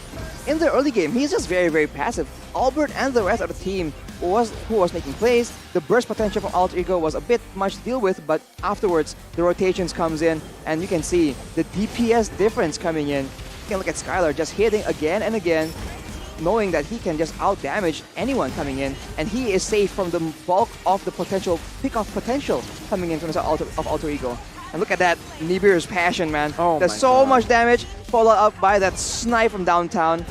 I wonder if we're gonna see, oh here we go, that's the recall cancel with that snipe. Unfortunately, we didn't get to see it directly, but in the fights, the damage canceled out. Pai chases him, but of course, the DPS is way too much. Pai almost actually kills him, but just barely enough right here. So with that advantage, they can just end that game, and now it's back to a best of one. Best of one again, but the itemization as well by Skylar was very, very smart, right? He didn't go for the immortality. He instead went for the claws. And he was able to out-sustain the blade armor coming in from Pai. That's... And even the Vengeance, I believe, yeah? I think in the last fight, the Vengeance wasn't there, at least at the latter part of the fight. I don't know what the hell that was, but yeah, I think it's interesting as well how he wants to itemize. He goes for more DPS, more sustain, knowing that that's the way you want to play around when you have that Faramis. So it's a good adjustment. I did say that I didn't like it, and they proved me wrong. So the caster curse, as always, is in full effect. Ladies and gentlemen, it's a sad day for the English desk right there. No, it's for everyone, even in the Indonesian desk, right? The majority, whenever, the majority's always wrong today. Exactly. You're always wrong. You're right. Yeah. Well, we have the power. You have the power. You guys have the power to choose. Are you also at 0%? I think so. Life is tough in Season 10, man. When everything is so chaotic, you need something just, something that's consistent, right? Something that keeps on giving, and I think that's Living by Mandiri. If life is tough, save with Living by Mandiri for those tough times later on in your future. Download Living by Mandiri right now to get special promos. Right now. Do it now. You have Living on by your Mandiri. Samsung Galaxy A series. What? You have Living by Mandiri. Of course. What are the perks? It's a lot. So many lot. cashbacks. You can get a Living lot. You can points. redeem your living Redeem. points for other really too great good. stuff. It's just, I don't even want to talk about it because it's so good. It is super good. And to keep up with the latest information and promos available, obviously watch MPL Indonesia because we will keep you up to date. But on that note, ladies and gentlemen, we're back again. 1-1. We're going for game number 3. It's been Mirko, Eterna, and Arashi. We'll take a short break.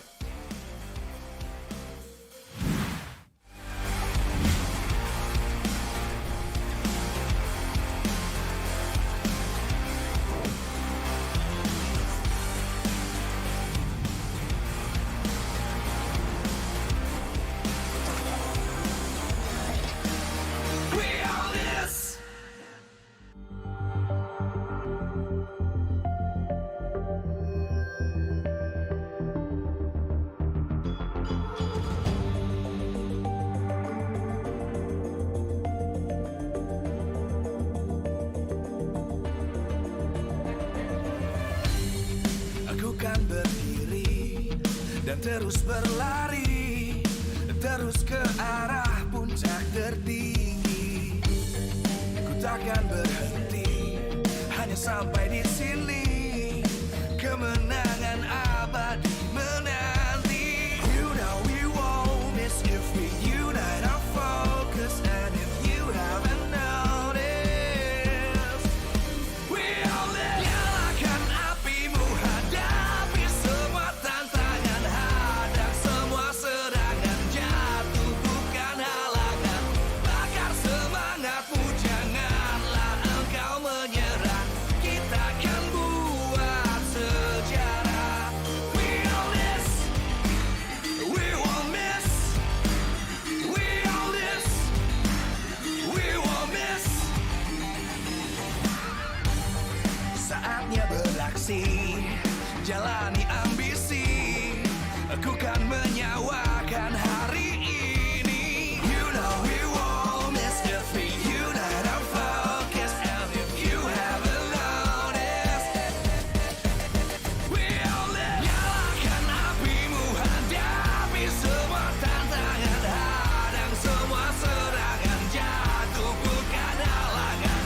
Bakar semangatmu, janganlah engkau menyerah. Kita akan buat sejarah. We all this, we won't miss. We all this, we won't miss. We all this.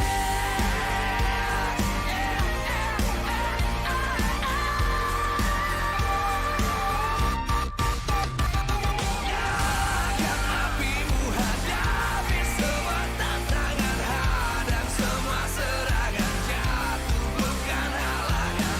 Bakar semangatmu, janganlah engkau menyerah. Kita akan buat sejarah. We all this.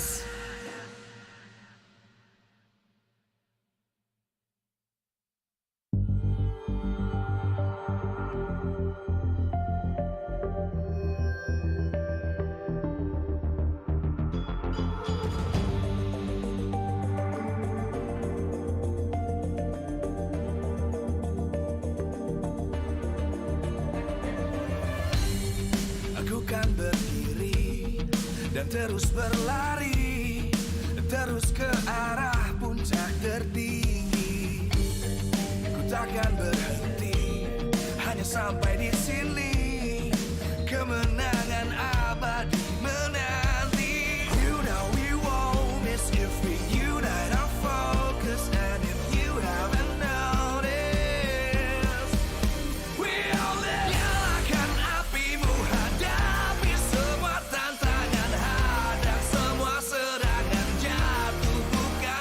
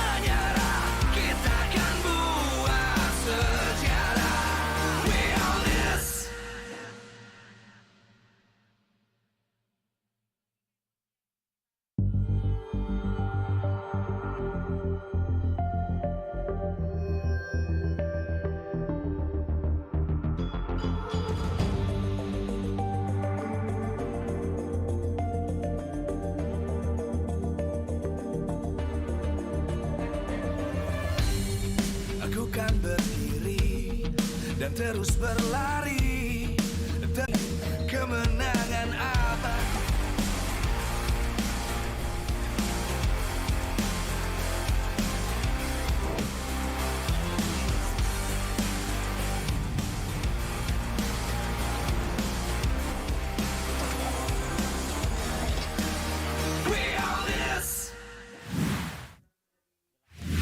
Another game, another match, and another full best of 3 here in MPL Indonesia Season 10. Back at it again, still on the English desk with Mirko, Eterna, and Arashi. What's up? 1-1. Again. 1-1? That's how competitive things are, right? No longer 2-0s today, all 2-1s, as now we're going to take a look at how the players are doing. On screen, you see Albert from RRQ Hoshi, and he's been having a good time. I mean, his Balman was really on point in that game. His Hayabusa in game number 1 was also on point, but unfortunately it wasn't enough. But they came back strong in game number 2.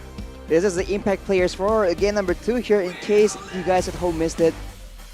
Skylar on that Beatrix with a different build, with a different playstyle. More DPS, relying on Nibiru more than the Wesker. And of course Udil with that Farsa doing a lot of damage. Unfortunately, with the Faramis present in RRQ Hoshi's composition, he was unable to burst down Skylar on that Beatrix. So it's about adjustments, and RRQ has made their moves, so Alter Ego, this is their chance to try and get an advantage unless RRQ can come up with something unexpected out of nowhere in game number 3. That poses the question though, right? Is Claude a counter to the Cult Altar or not, right? Because we've seen when Claude is on top, when he has full items, when he's leading, he's able to burst that utility down with his Blazing Duet. But when the Faramis is leading, it doesn't seem like Claude has enough in his arsenal because he's so dependent on that Blazing Duet that when it goes to long, prolonged team fights, there's no DPS.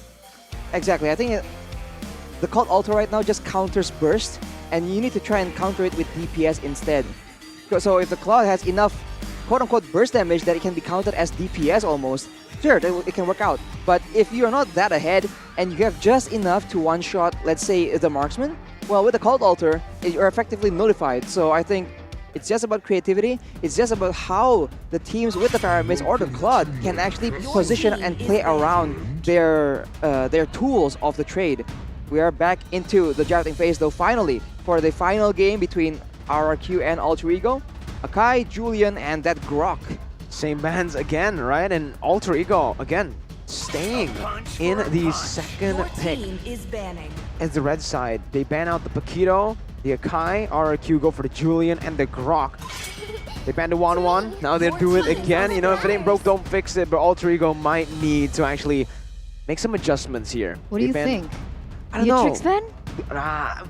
Maybe pick the Beatrix away from RRQ. That could work as well. We've seen Nino on the Beatrix many times. I think the Fanny's just too expensive to let go. Or maybe they might just let it go.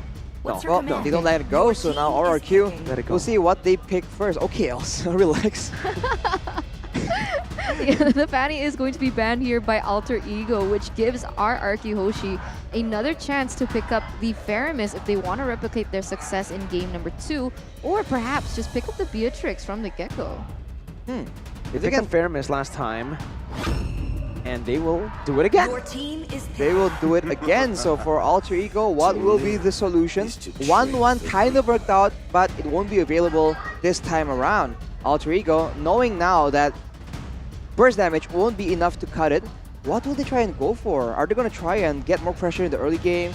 We know about Tempo, right? Alter Ego and Tempo, name a more iconic duo.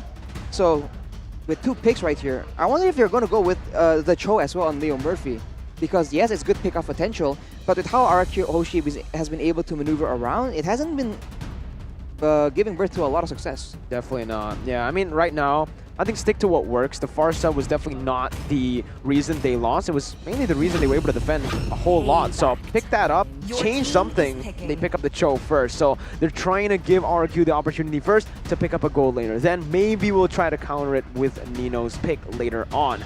RRQ have the chance to pick up a Valentina again if they want to go for it 3 times in a row. Valentina Faramis. Oof. Valentina Faramis and maybe the Beatrix again. this is where it was picked up in the previous game, I believe. So Alter Ego can then try and get, I'm not quite sure what they want to get here. Is it crowd control? Because Purify, as we've seen, being a great solution to heavy crowd control compositions. And if they want to go for more DPS, the options are quite limited, so we'll just have to see. RRQ go for the Claude instead though, as well as the Fredrin, so already a different approach. Super different. I mean, last game they picked up the Beatrix and the Esme, but this time around, they're confident picking up the Claude and the Fredrin in the first phase, but this is exactly what might become of it. Alter Ego have actually been open to take someone like the Amon, and in the second phase, Alter Ego Esports, they can ban the Balman away. And in the series so far, Claude is sitting at a 0% win rate. With the added pressure that the Amon brings into the lanes in terms of the gank and the damage, it's going to be a tough time for this Claude. Man, might even be a tough time for Fredrin in the XP lane. But here, speaking of the XP lane, R7 and Pi. Very similar, the same signature hero pick as well. Both of them like roaming around, having a huge impact in the lane. Which is why it's not really a good idea, in my opinion, to just put them on more passive laners, right? They need to be able to make the aggressive plays when the opportunity presents itself. And look at the stats, man. It's very, very similar as well. So it's a bit of a showdown in this lane as well. The Lancelot will be banned from Alter Ego. And I'm curious about the gold lane options for Nino, right? He can go with the Brody if they want more quote-unquote long range and burst. But if they want to go for just pure DPS, I guess the Erythal will be the main option for them. And yeah, Valentina hasn't been showing up though, so RRQ, they can go for like something like a Lilia instead. Definitely. Interesting. Melissa being banned away. I guess RRQ Hoshi might be going for full dive if they have opted for the Melissa ban above the Beatrix. But once again, on screen, the... Witchcraft. Witchcraft. The Juju. The ritual for Alter Ego. We'll see if it's strong enough to swing the tides in the favor of Alter Ego. Yeah, Balman ban would be a very solid option right now. Oh, you know what? Balman, this is risky, very, very risky. But if they go for the Balman ban here, RRQ might go for the Beatrix ban, then Alter Ego can pick up the Ling, then last pick the Brody. Never mind. Does Alter Ego want to pick up the Balman? Because, oh no, wait, they already have an Amon. Yeah. Yeah, so I guess they want to face the Balman with the Amon, right? Well, technically with your damage, even the tanks melt down if you have your stacks. It really depends on how Sellyboy is able to stack. So far, from the one game that we have from Sellyboy on the Amon, yeah, he stacks pretty well. So I think they got it in the bag. RRQ, though, limits Nino's heroes at this point, right? Pi, way more heroes in my opinion. Beatrix or Brody. Beatrix or Erythal as well. Because we talked about DPS, Melissa is also a solid source of DPS, so I wonder if that is the thought process of RRQ, right? Remove DPS, but no, they remove Brody, so it's just respecting the, I don't know, the signature picks from Nino, I guess, but the Beatrix is available. The Beatrix is available. I think it's a solid pick for Alter Ego. It's going to be a little bit scary because RRQ Hoshi are going full dive. They need more AoE CC, in my opinion, to try and stave off that kind of pressure. And they've actually answered that with the Esmeralda because she does have that Falling Star Moon that can inhibit that type of game plan from happening. I think RRQ, oh, it's really tough, right? Like I was thinking Karina, but you're up against an Amon, you will get obliterated, especially because there's a Farsa too. So it's just a tough time if you go for the Karina. And the Balman just works in this I don't know. They're kind of lacking damage though, right? Yep. Valentina and Balman, maybe, but then they're lacking range. Ooh, Balman Lilia? They can go for just Yves is so risky. Oh, there you go, Yves. Oh, yeah, but it's very risky. I wanted to say Yves, but it's super risky up against this kind of dive comp, right? Firstly, in just terms of damage, sure. In terms of utility, you do provide more than Farsa's Feathered Airstrike with your real-world relation. But in terms of damage, just burst coming in, are you really that safe? Cold Altar, you're kind of safe, but if Amon pops into the Endless Shards, Cold Altar HP gone, you're silenced. That's still your ultimate cancelled. Exactly. They have Leo Murphy to cancel that as well. They have Esmeralda. They can jump towards the backline too. So a bit risky, and you know, this is such a throwback back to the long-range artillery meta. The final pick though, gold laner for Nino. This will make or break the game. It is going to be the Iritel. They want to go for more damage. That's solid DPS and AoE and maneuverability as well to avoid the Balman and the Fredrin. It's a solid pick if they can survive from the Blazing Duet burst though. The additional mobility when it comes down, if she gets locked in the real-world manipulation is also going to be something that they can utilize to their benefit with the Iritel being picked up. But there you go. Both teams have secured and have set their compositions in stone. We'll see who's going to get game number 3. 1-1 Arashi. It's back to a best of 1. Again here, ladies and gentlemen, the MPL Arena. We are all ready to witness greatness. Alter Ego and RRQ, the battle for the upper brackets. As both of the drafts have been set, it'll come down to the executions of both of the teams. In the chat, I want you guys to spam the chat with your support. Hashtag Viva RRQ or hashtag Alter Champs as both of the teams jump into the land of dawn. Here we go. Into the land of dawn we go with both of these really interesting compositions.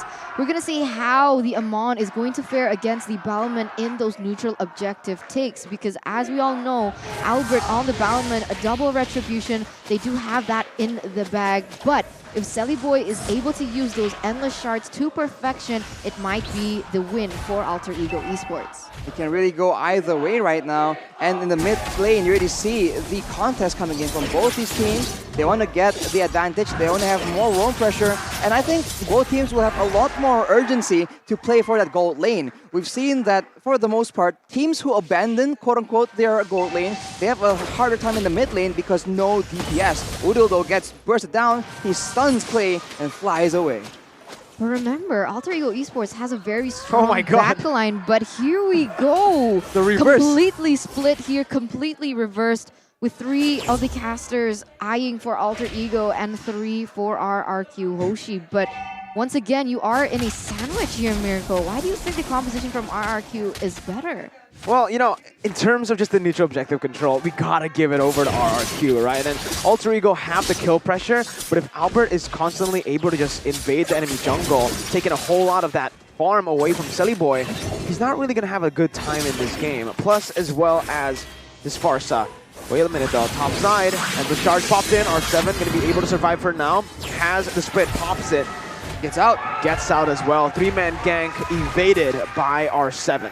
Not perfectly great for Alter Ego right now. They really needed that kill. Yo! They commit onto it, but once again, R7 still able to juke things out. And if it goes into the objective take like this, RRQ, they might have a better chance. Well, right now, they don't have an EXP laner available, though. R7 is way too low to try and contest this. If Udil lands a great Feather Airstrike, he can get taken out immediately. So with a man advantage, you can see plays happen in the bot side, though. Almost a solo play, but Albert gets focused down. Murphy with Raider's Dragon bringing Albert back for the Feather Airstrike to deal damage. Albert goes for the lethal counter and a retreat, securing the first turtle of the game. Lee Murphy caught, Sellyboy as well, taken down. Vin picking the first blood up, and that's 2 kills. Over to RRQ with the turtle as well.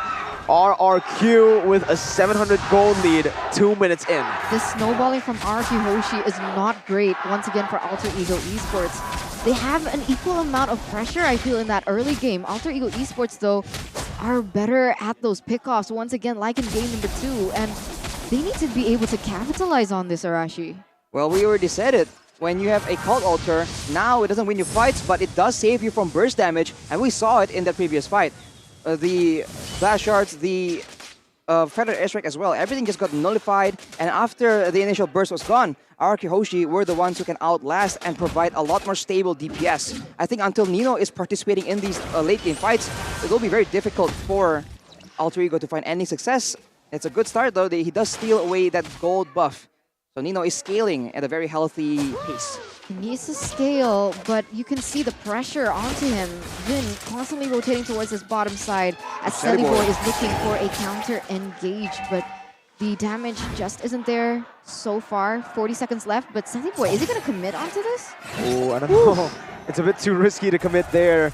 Sellyboy just going to the orange buff, but again, Albert 1 level lead. This is why I opted for RRQ's draft. Even though I don't really like the Yves that much, the utility provided is going to be great. And the Balman, mainly the Balman. It's going to be able to out-level Amon. Let's see, sandwich maneuver being done by Alter Ego on the bottom side. Vin has the called Alter. Basically what popped in. Real world inflation locking him down. Oh my goodness, the collapse comes in. Sunny Boy falls to the hands of Vin. And look at who's here. Captain R7 from the back, taking Leo Murphy down. 2 for 0. They're looking for more. Nino gets chunked, gets forced back from his own turret. And it's another neutral objective over to RRQ. 4-0 at the moment here. It might be 5 as Nino is taken very low with the aggression coming in. And you can see Albert already rotating towards that bottom side to look for a kill. Lucky for Nino, he's still able to make it out alive. But look at the objectives and the kills.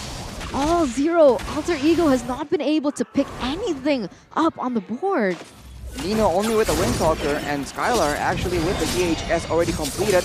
So RRQ is making the best out of their gold advantage. And I think right now Alter Ego are better off just going for trades, I think. Because if they keep trying to go for these fights, the same thing's gonna happen, right? They use their burst damage, it gets countered by the Cult Alter, and it's the same result. So I think you should know you can keep trying to do the same thing and expect a different result. Alter Ego need to try something different. What can they do though, right? I mean, they try look for trades, sure, but you can see that even if they want to go for a gank into the EXP lane, R7 is just unkillable at this point, but I might be wrong here. You can see a gank happening in that top side. Well, they have to get a kill to make sure that he is away, right? They can push him away from the turret, depending on what they, how many people they send up there. So I think just finding something else somewhere else is the key here. Even if they don't get the kill on R7, it's still resources gained for Alter Ego. Oh my God, R7 2v1 up top goes in onto Selly Boy. He's able to zone him away. Selly Boy now 2 levels below of Albert, and you can see this Balman is just dictating this jungle matchup. There's not much they can do. And in the bottom side, Skylar picks up a turret.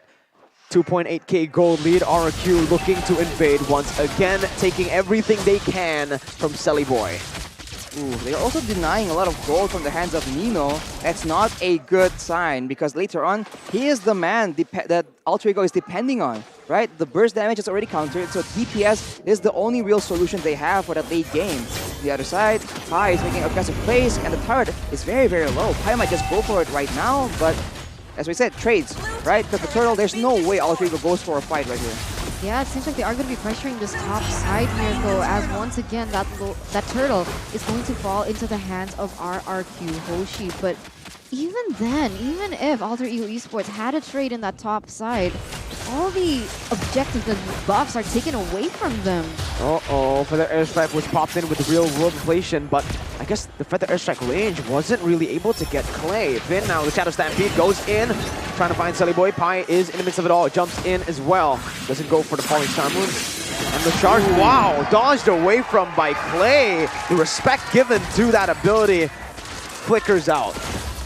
Whew. I mean, if they want to do team fights, that's how they want to do it, right?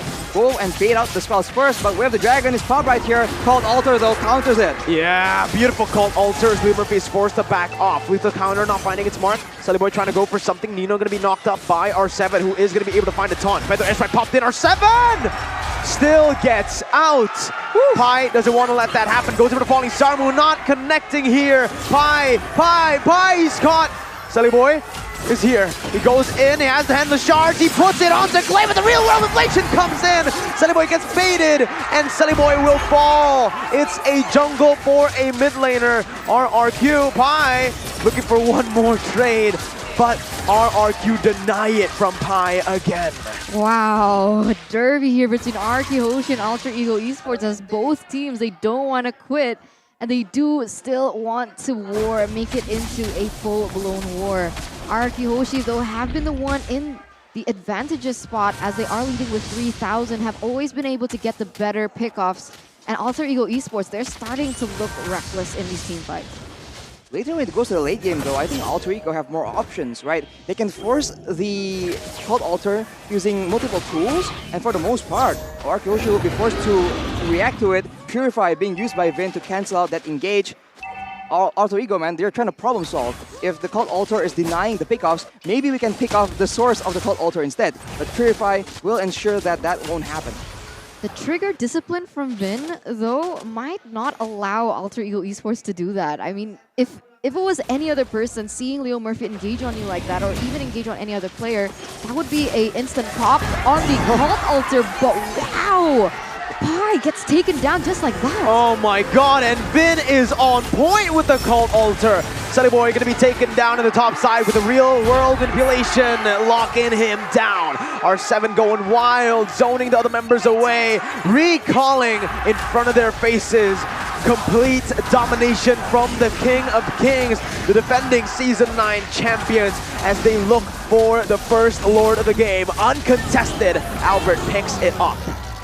It's such a tough spot for Alter Ego to be in, man. They just can't get any wins in these fights. Even trades, they don't even get that many kills. They tried so many different things right now. They've tried going on different members, right? They've tried jumping onto Clay, onto Skylar, onto Vin, all the same result. The Purify denies the card control on Vin, and the Cult Altar is just way on point to ensure that the bulk of the burst coming in from Alter Ego gets wasted. You can see that even Skylar is appreciating the damage output coming in from Odil and Boy with the magic defense item that he has just secured. So even if RRQ Hoshi are leading, they're still staying disciplined even up until items. Exactly. Itemization is so important, and I think there's no way both these teams won't respect each other's damage potential, because worst case scenario, the items can still provide a small measure of safety, as now Alter Ego will try and defend against this push. They're trying to clear the Lord, and RRQ Hoshi, it seems like they'll be able to back off.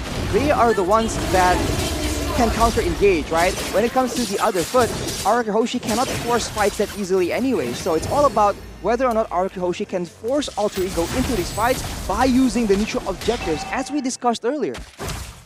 It's so tough right now, right? I mean, Alter Ego are able to defend.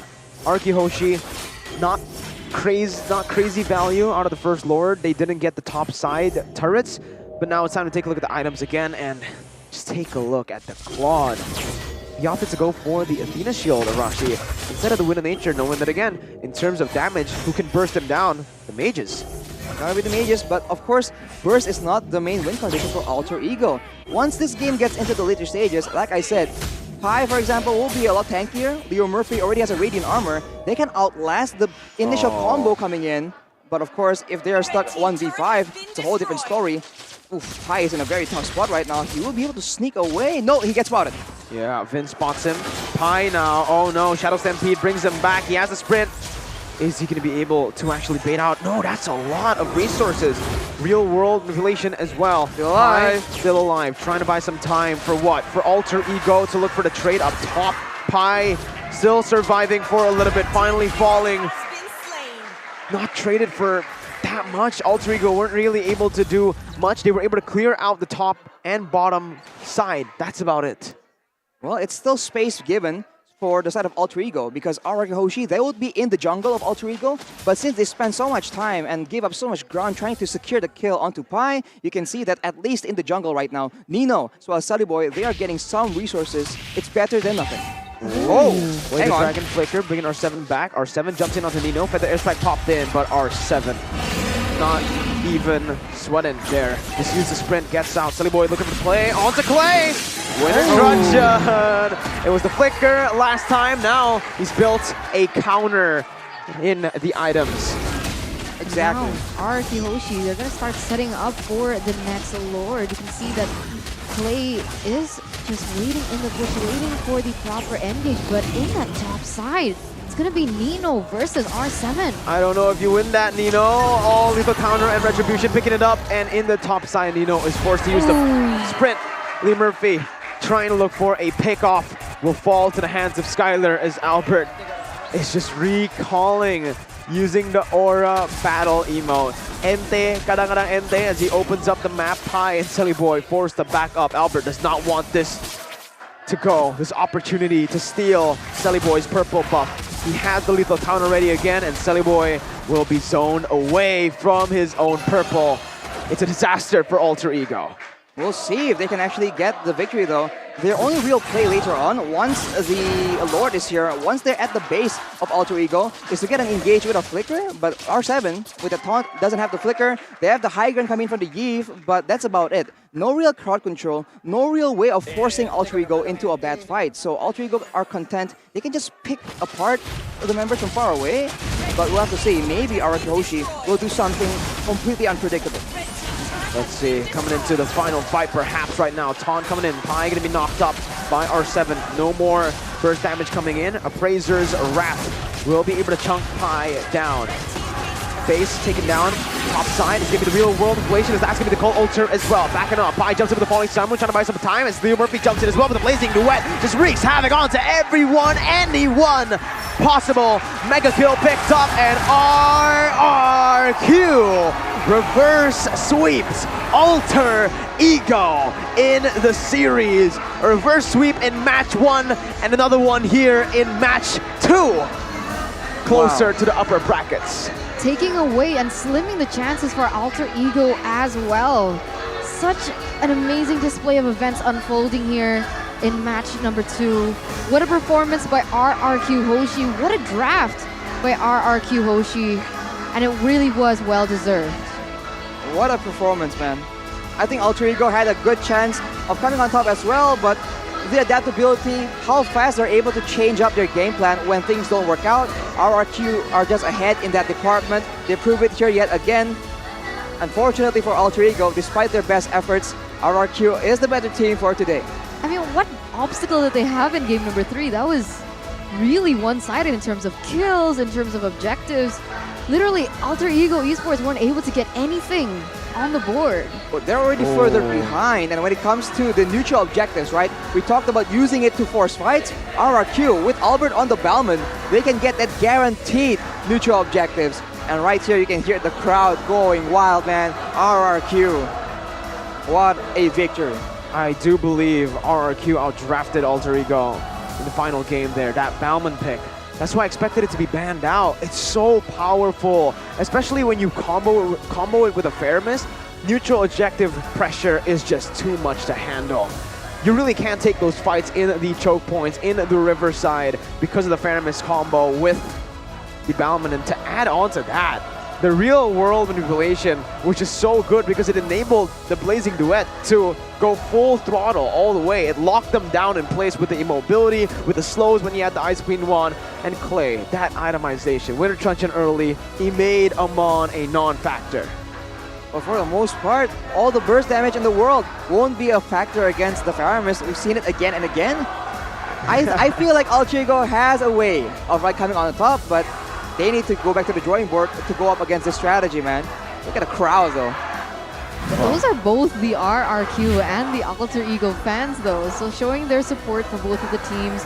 It really was close, and wow, just we can see the moments from the players as well on screen as RRQ's solid team fight setup made them able to secure that top 2 for now. They are still on top for now, right? We never know how the season's gonna go, so we're still waiting on the next few matches. But RRQ showing a lot more adaptability. We said that they looked a bit shaky, but they seem to be back in form right here, up against a very solid Alter Ego as well, bringing the best they can offer. RRQ stay on top, they stay victorious. A good pattern and a very comforting moment for the fans of RRQ. RRQ, man, despite everything crazy that has happened, the upsets in Season 10, the top 2 remains the same. It's RRQ and it's ONIC at number 1. Man, this is kind of crazy. ONIC Esports just lost against Bigetron Alpha. RRQ are winning. Technically, if ONIC keep on losing and RRQ keep on winning, RRQ can be number 1. Again. So we'll see.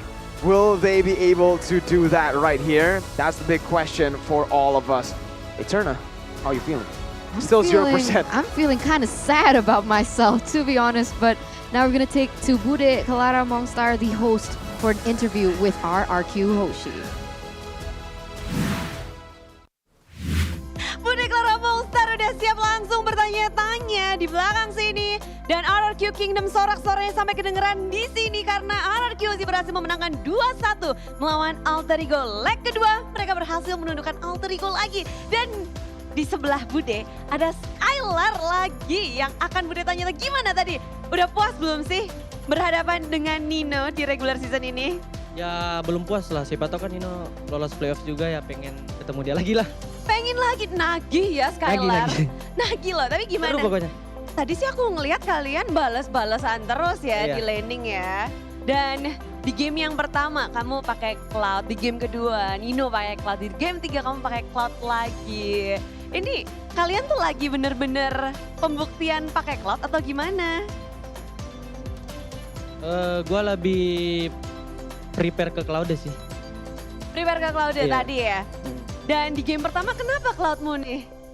Ya oleng dikit kali. Dan pada akhirnya dibalaskan juga di game yang ketiga. Tapi perlawananmu sama Nino sesuai ekspektasi tadi kah? Iya, main kuat lah Nino. Kuat ya? 1-10 seberapa kuat Nino? 10. 10, kalau Skylar 1-10? 1.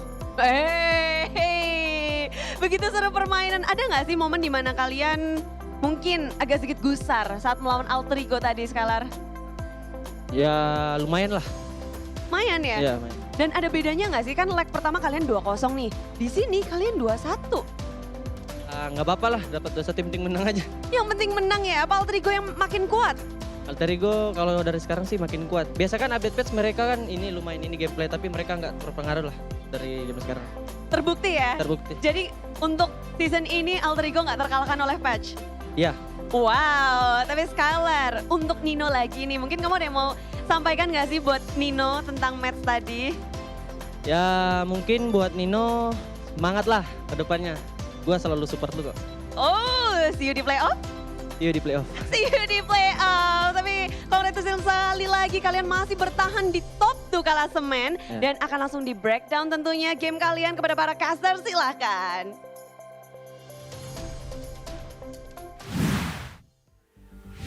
We're gonna break down the items for game number 3, or like Gani likes to say, numero 3 for 12-1. Oh my god.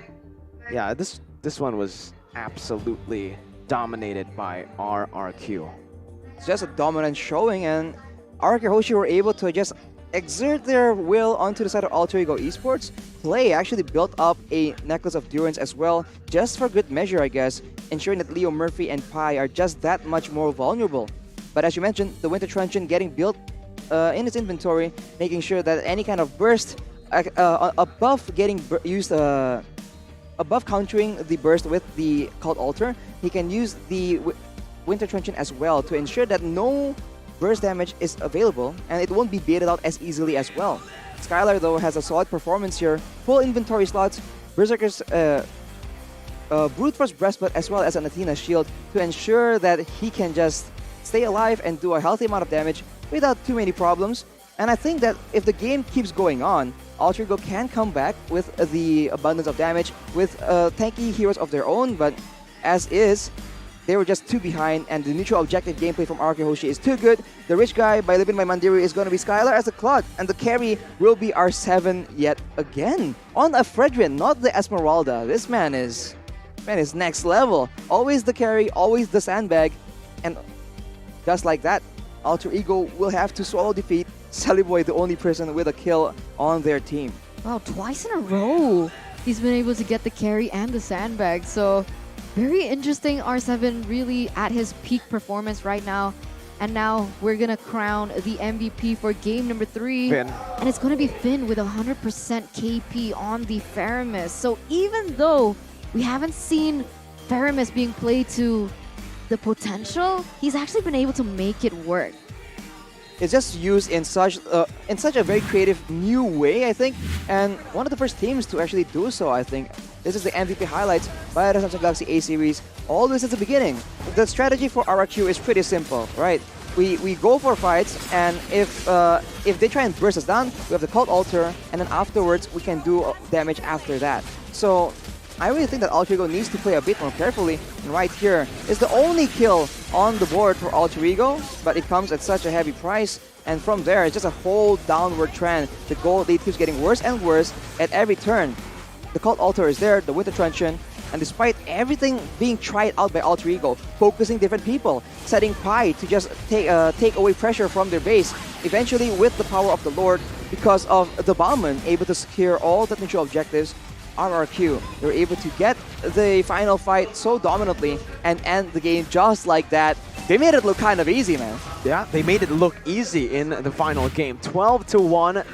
Just shutting Silly Boy down from the early game, right? Albert kept on invading the jungle, kept on stealing these creeps here and there, and you can see the level gaps start to show. On and Amon, you want to look for the snowball. It did not work out. For sure, for sure. And soon we're going to take a listen into how they communicated, because that's got to be one of the main reasons why RRQ Hoshi were able to, you know, just really progress up there when it comes down to it. So let's go and check out the mic checks. Mati dia dulu. Oh, gue mati. Ada studio lagi. Santai. Nice deal. Gua keluar. Tunggu ya, aku buka. Mati. Gua ke Paramis. Gua gak ada ulti. Nice deal. Sabar. Lihat. Percaya lagi gua. Lihat lordnya ya, masih ketahan. No, buka kiki. Ayo ulti ke gua, ayo. Gua winter. KBK. Gua winter. Sailor mati sekarang atau yang gua tahu. Mati Albert. Mati. Betul. Woi, mid santai. Ini bunuh. Mati no. Iya, mid santai. Tenang kita coba. Nice, bro. Nice. Oh, back. Nice. Pasang ada ulti. Sabar, gua mau hit. Sabar. Mati. Bisa lagi. Gua pecah. Saya ulti. Cow no flicker. Ayo, belum kick. Udah kick. Nice. No sprint. Kasih tahu, Ler. Lord. Maju dulu.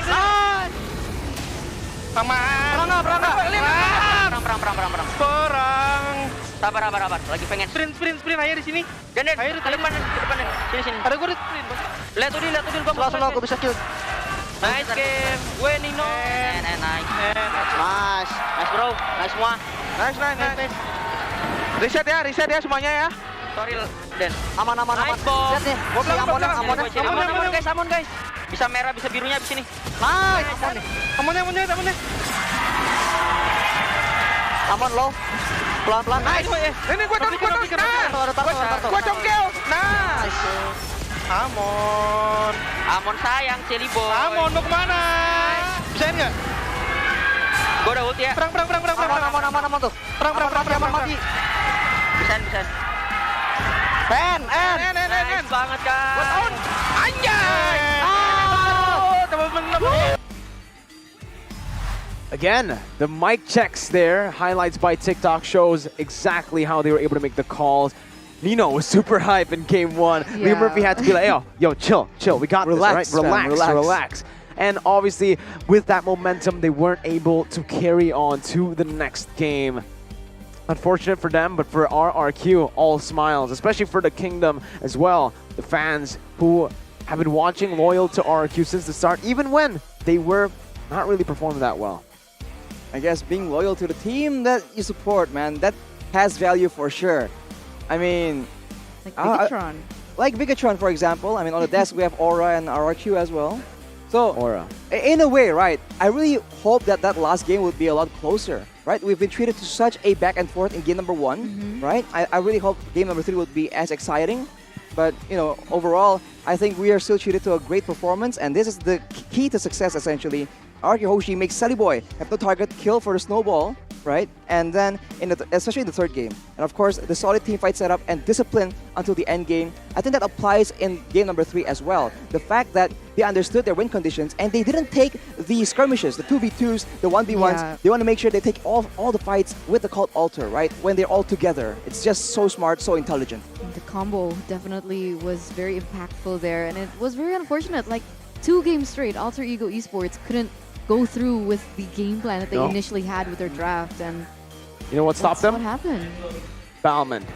Bauman stopped them. Neutral objective control has been the name of the game for Alter Ego to create those snowball from the early game, but it wasn't here, wasn't present. But ladies and gentlemen, we still have one more match today. With that, we're going to take a short break. Grab your snacks and get ready. Stay tuned because match number 3 will be coming very soon.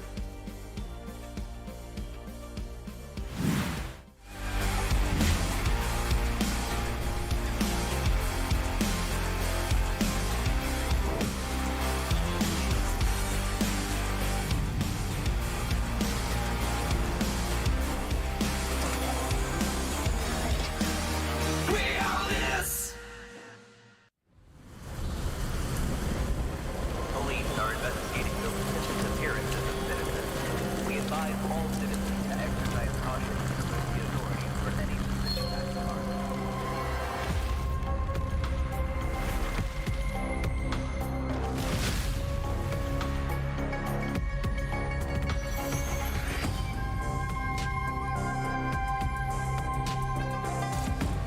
I promised her I'll live and fight for the two of us.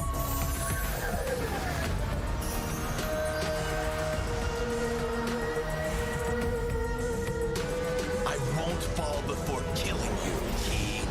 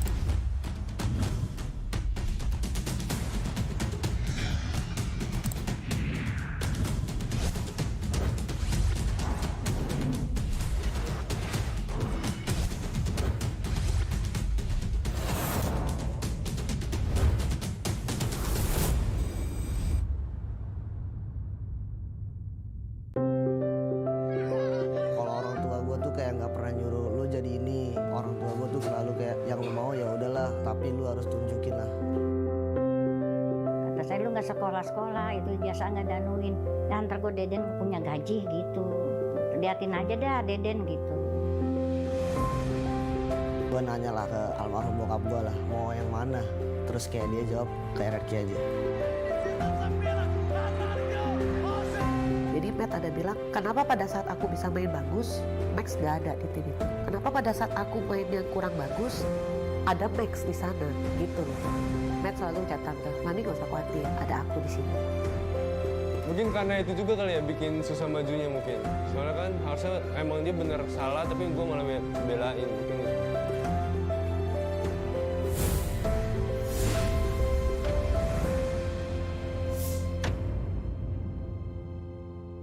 Get Galaxy A33 5G. Why? Because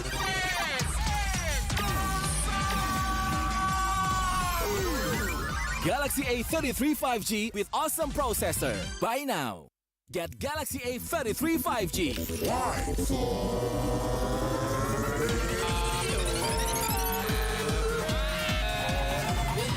Galaxy A33 5G with awesome battery. Buy now. Get Galaxy A53 5G. Why? Because This is smooth. And this? Galaxy A53 5G with awesome smooth display. Buy now. Get Galaxy A73 5G. Why? Because this is awesome. This is awesome. Awesome detail. Awesome detail. Awesome detail. Galaxy A73 5G. Take more awesome details. Buy now. Baru Axe Dual Action versus parfum. Yakin parfummu bikin kamu tetap segar saat berkeringat? Coba Axe baru. Kini lawan bau badan dan wangi segar bahkan saat kamu berkeringat. Axe Dual Action baru. Inilah perjuangan para legenda rasa. Jangan kasih kendor, Besti. Bersama GrabFood Resto legendaris, koparkan pesananmu. Tangan gue kenapa nih? Aduh, gatel banget, gak tahan. Move on ke Head and Shoulders. 100% pede, ketombe basah dan gatal. Wiped out.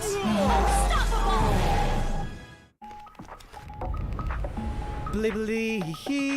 Beli-beli. Beli-beli pasti ori. Beli-beli. Pasti ori. Beli-beli. Download sekarang. Pasti puas, pasti beli-beli. Beli-beli. Beli-beli.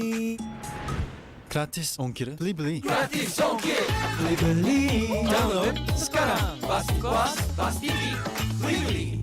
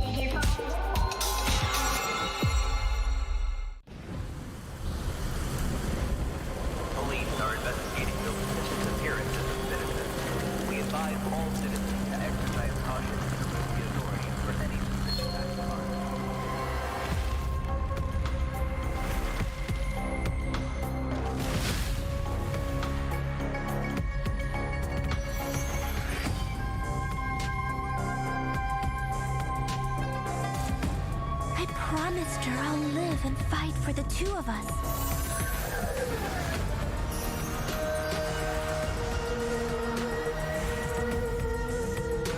I won't fall before killing you, Key.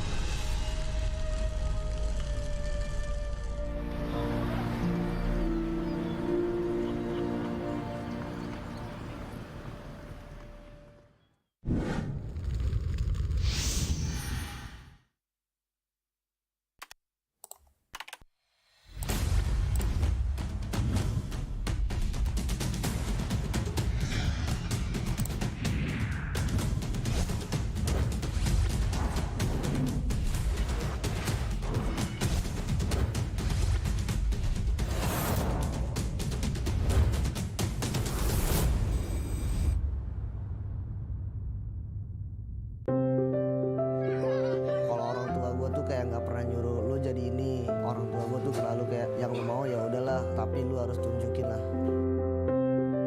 Kata saya lu nggak sekolah-sekolah, itu biasa nggak danuin. Dan ntar gue Deden punya gaji gitu. Liatin aja dah Deden gitu. Gue nanya lah ke almarhum bokap gue lah, mau yang mana? Terus kayak dia jawab ke RRQ aja. Jadi Matt ada bilang, kenapa pada saat aku bisa main bagus, Max gak ada di tim itu? Kenapa pada saat aku main yang kurang bagus, ada Max di sana gitu loh. Matt selalu ucap tante, Mami gak usah khawatir, ada aku di sini. Mungkin karena itu juga kali ya bikin susah majunya mungkin. Soalnya kan harusnya emang dia bener salah tapi gue malah belain mungkin.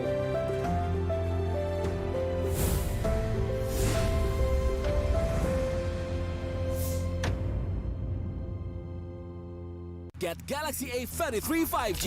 Why? Because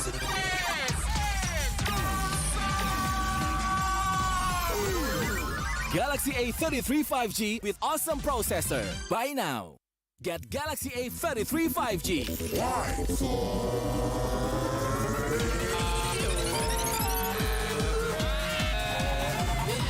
Galaxy A33 5G with awesome battery. Buy now. Get Galaxy A53 5G. Why? Because this is smooth. Galaxy A53 5G with awesome smooth display. Buy now. Get Galaxy A73 5G. Why? Because this is awesome. This is awesome. Awesome detail. Awesome detail. Awesome detail. Galaxy A73 5G. Take more awesome details. Buy now. Baru Axe Dual Action versus parfum. Yakin parfummu bikin kamu tetap segar saat berkeringat? Coba Axe baru. Kini lawan bau badan dan wangi segar bahkan saat kamu berkeringat. Axe Dual Action baru. Inilah perjuangan para legenda rasa. Jangan kasih kendor, Besti. Bersama GrabFood Resto legendaris, koparkan pesananmu. Tangan gue kenapa nih? Aduh, gatel banget, gak tahan. Move on ke Head and Shoulders. 100% pede, ketombe basah dan gatal. wiped out.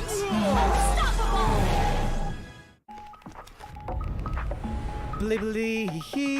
Beli beli beli beli. Beli beli pasti ori. Beli beli. Pasti ori. Beli beli. Download sekarang. Pasti puas, pasti beli. Beli beli. Beli beli. Beli beli beli.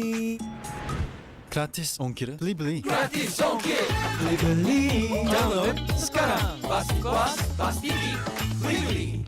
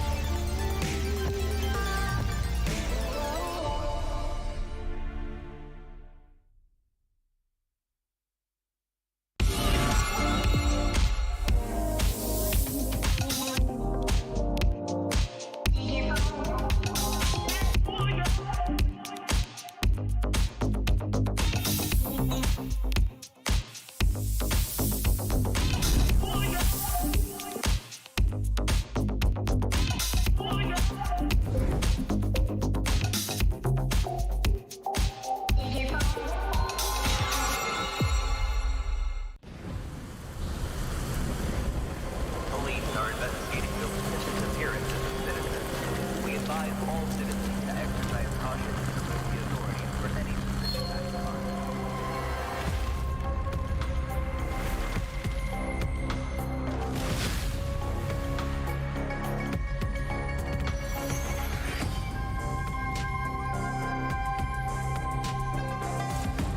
I promised her I'll live and fight for the two of us.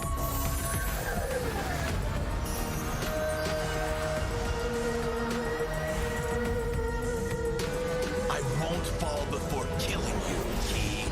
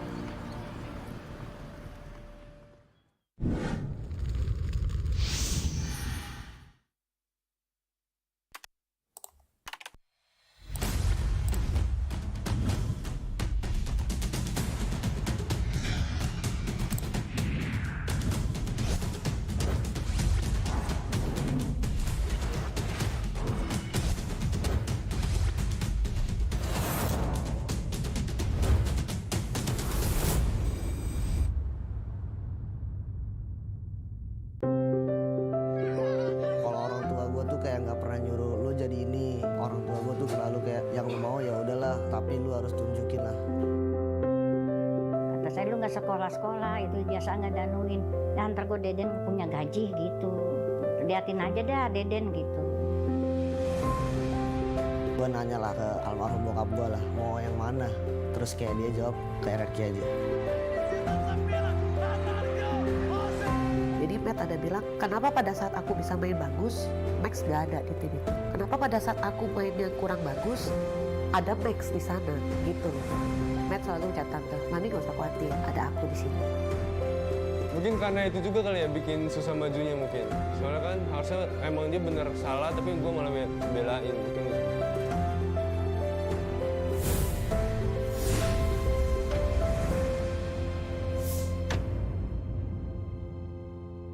Get Galaxy A33 5G. Why? Because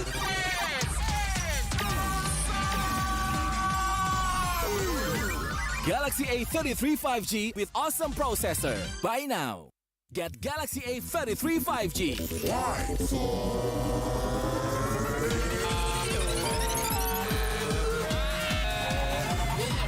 Galaxy A33 5G with awesome battery. Buy now.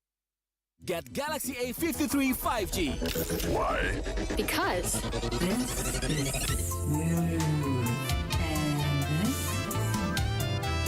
Galaxy A53 5G with awesome smooth display. Buy now. Get Galaxy A73 5G. Why? Because this is awesome. This is awesome. Awesome details. Awesome details. Awesome details. Galaxy A73 5G. Take more awesome details. Buy now. Baru Axe Dual Action versus parfum. Yakin parfummu bikin kamu tetap segar saat berkeringat? Coba Axe baru. Kini lawan bau badan dan wangi segar bahkan saat kamu berkeringat. Axe Dual Action baru. Inilah perjuangan para legenda rasa. Jangan kasih kendor, Besti. Bersama GrabFood Resto legendaris, koparkan pesananmu. Tangan gue kenapa nih? Aduh, gatel banget, gak tahan. Move on ke Head and Shoulders. 100% pede, ketombe basah dan gatal. wiped out.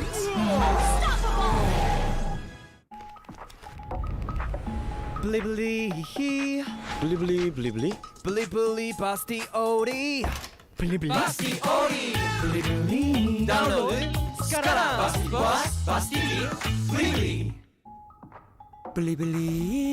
Beli-beli. Beli-beli. Gratis ongkir. Beli-beli. Gratis ongkir. Beli-beli. Download sekarang. Pasti puas, pasti beli-beli.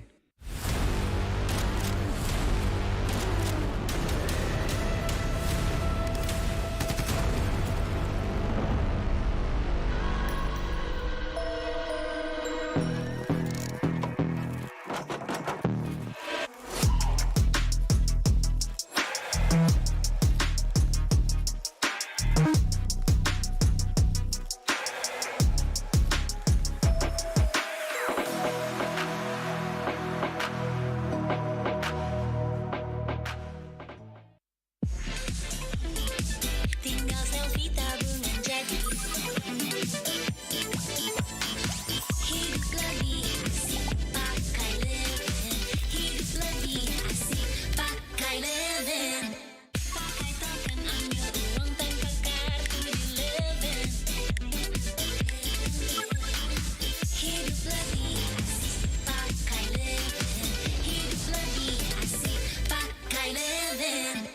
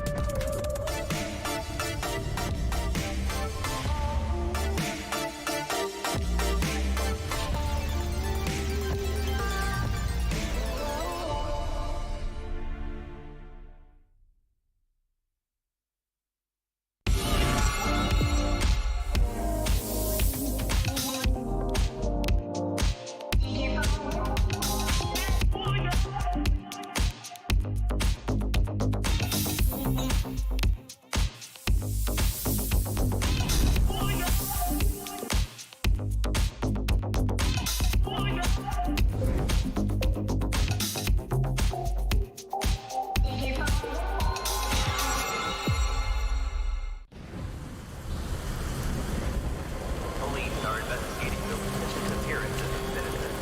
We advise all citizens to exercise caution and alert the authorities for any suspicious acts of harm.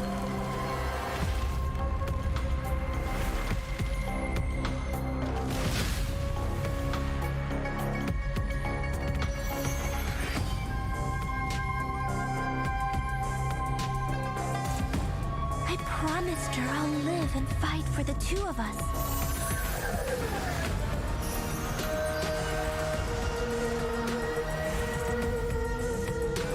I won't fall before killing you, Key.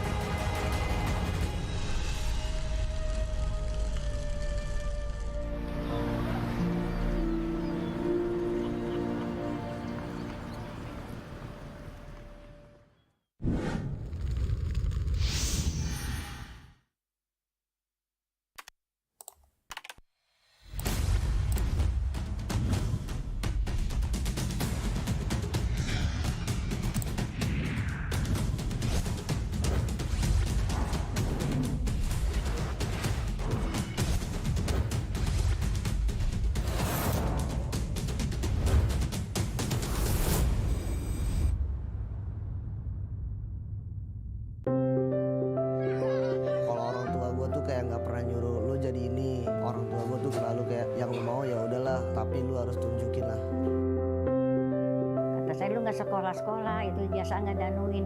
Dan ntar gue Deden punya gaji gitu. Liatin aja dah Deden gitu. Gue nanya lah ke almarhum bokap gue lah, mau yang mana? Terus kayak dia jawab ke RRQ aja. Jadi Matt ada bilang, kenapa pada saat aku bisa main bagus, Max gak ada di tim itu? Kenapa pada saat aku main yang kurang bagus, ada Max di sana gitu loh. Matt selalu ucap tante, mami gak usah khawatir, ada aku di sini. Mungkin karena itu juga kali ya bikin susah majunya mungkin. Soalnya kan harusnya emang dia bener salah tapi gue malah belain mungkin.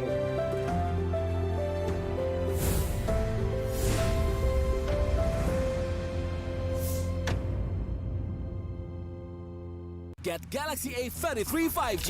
Why? Because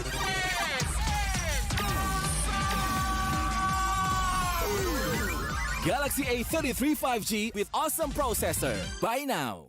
Get Galaxy A33 5G.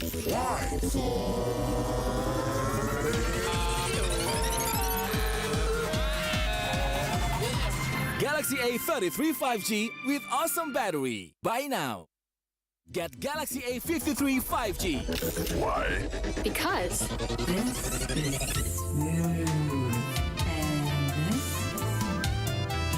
Galaxy A53 5G with awesome smooth display. Buy now. Get Galaxy A73 5G. Why? Because this is awesome. This is awesome. Awesome details. Awesome details. Awesome details. Galaxy A73 5G. Take more awesome details. Buy now. Baru Axe Dual Action versus parfum. Yakin parfummu bikin kamu tetap segar saat berkeringat? Coba Axe baru. Kini lawan bau badan dan wangi segar bahkan saat kamu berkeringat. Axe Dual Action baru. Inilah perjuangan para legenda rasa. Jangan kasih kendor, Besti. Bersama GrabFood Resto legendaris, koparkan pesananmu.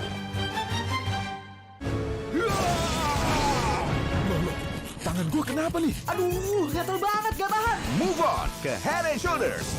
100% pede, ketombe basah dan gatal. wiped out.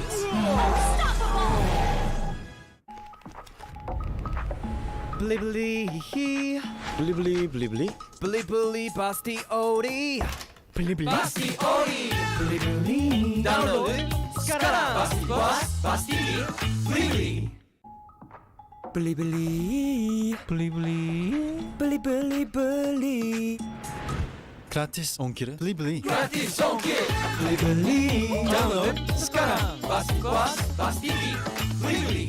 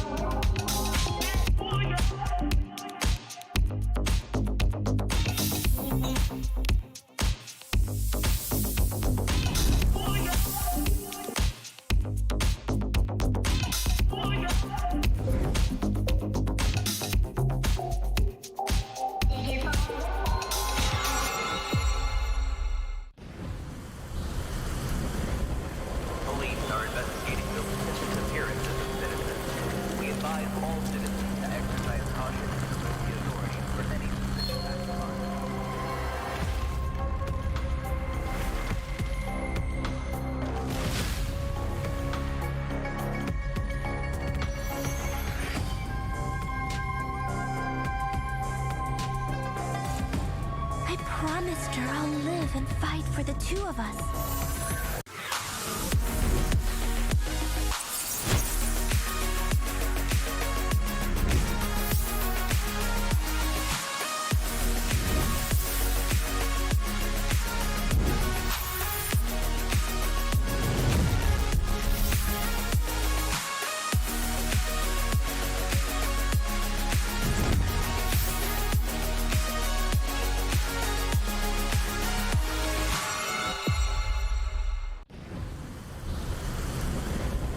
Police are investigating the disappearance of the citizens. We advise all citizens to exercise caution and alert the authorities for any.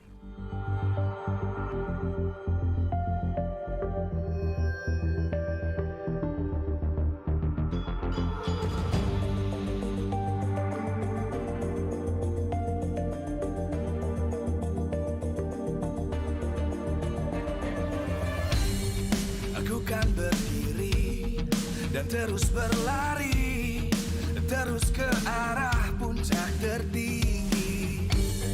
Ku takkan berhenti, hanya sampai di sini. Kemenangan abadi menanti. You know we won't miss if we unite our focus. And if you haven't noticed, we all live. Nyalakan apimu, hadapi semua tantangan, hadang semua serangan, jatuh bukan halangan. Bakar semangatmu, janganlah engkau menyerah. Kita akan buat sejarah. We all this, we won't miss. We all this, we won't miss. Saatnya beraksi, jalani ambisi. Aku kan menyawakan hari ini. You know we won't miss if we unite our focus. And if you haven't noticed, we all live. Nyalakan apimu, hadapi semua tantangan, hadang semua serangan, jatuh bukan halangan. Bakar semangatmu, janganlah engkau menyerah. Kita akan buat sejarah. We all this, we won't miss. We all this, we won't miss. We all this.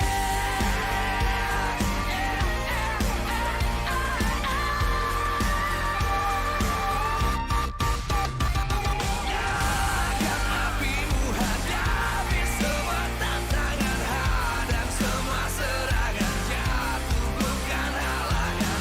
Bakar semangatmu, janganlah engkau menyerah. Kita akan buat sejarah. We all this.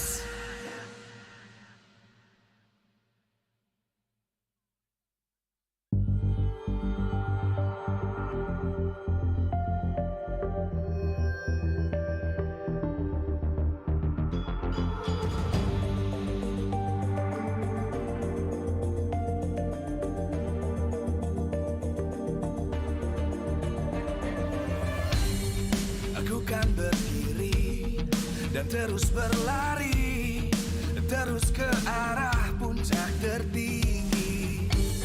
Ku takkan berhenti, hanya sampai di sini. Kemenangan abadi menanti. You know we won't miss if we unite our focus. And if you haven't noticed, we all live. Nyalakan apimu, hadapi semua tantangan, hadang semua serangan, jatuh bukan halangan. Bakar semangatmu, janganlah engkau menyerah. Kita akan buat sejarah. We all this, we won't miss. We all this, we won't miss. Saatnya beraksi, jalani ambisi. Aku kan menyawakan hari ini. You know we won't miss if we unite our focus. And if you haven't noticed, we all live. Nyalakan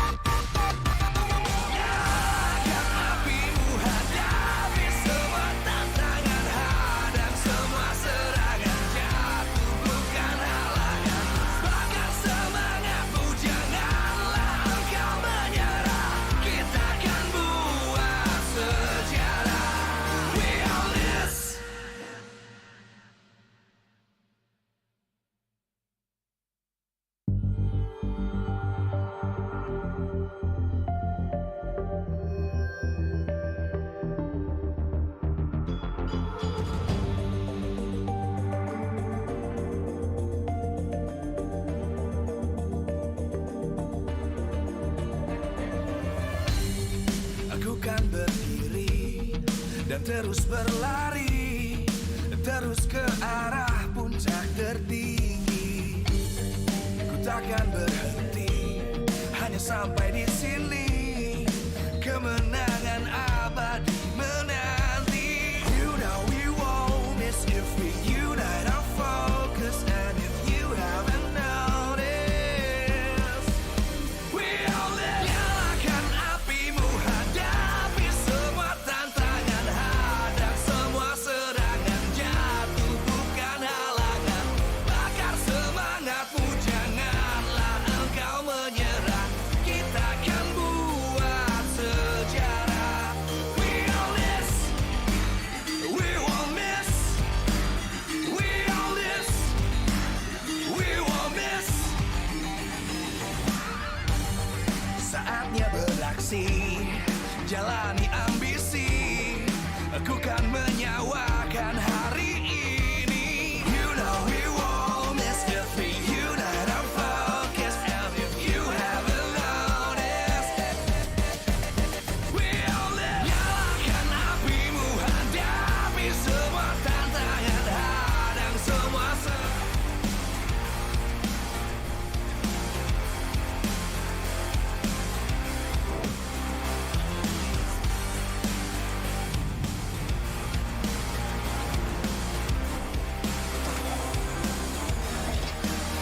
we all this. Live from MPL Arena, MPL Season 10, presented by Samsung Galaxy A Series.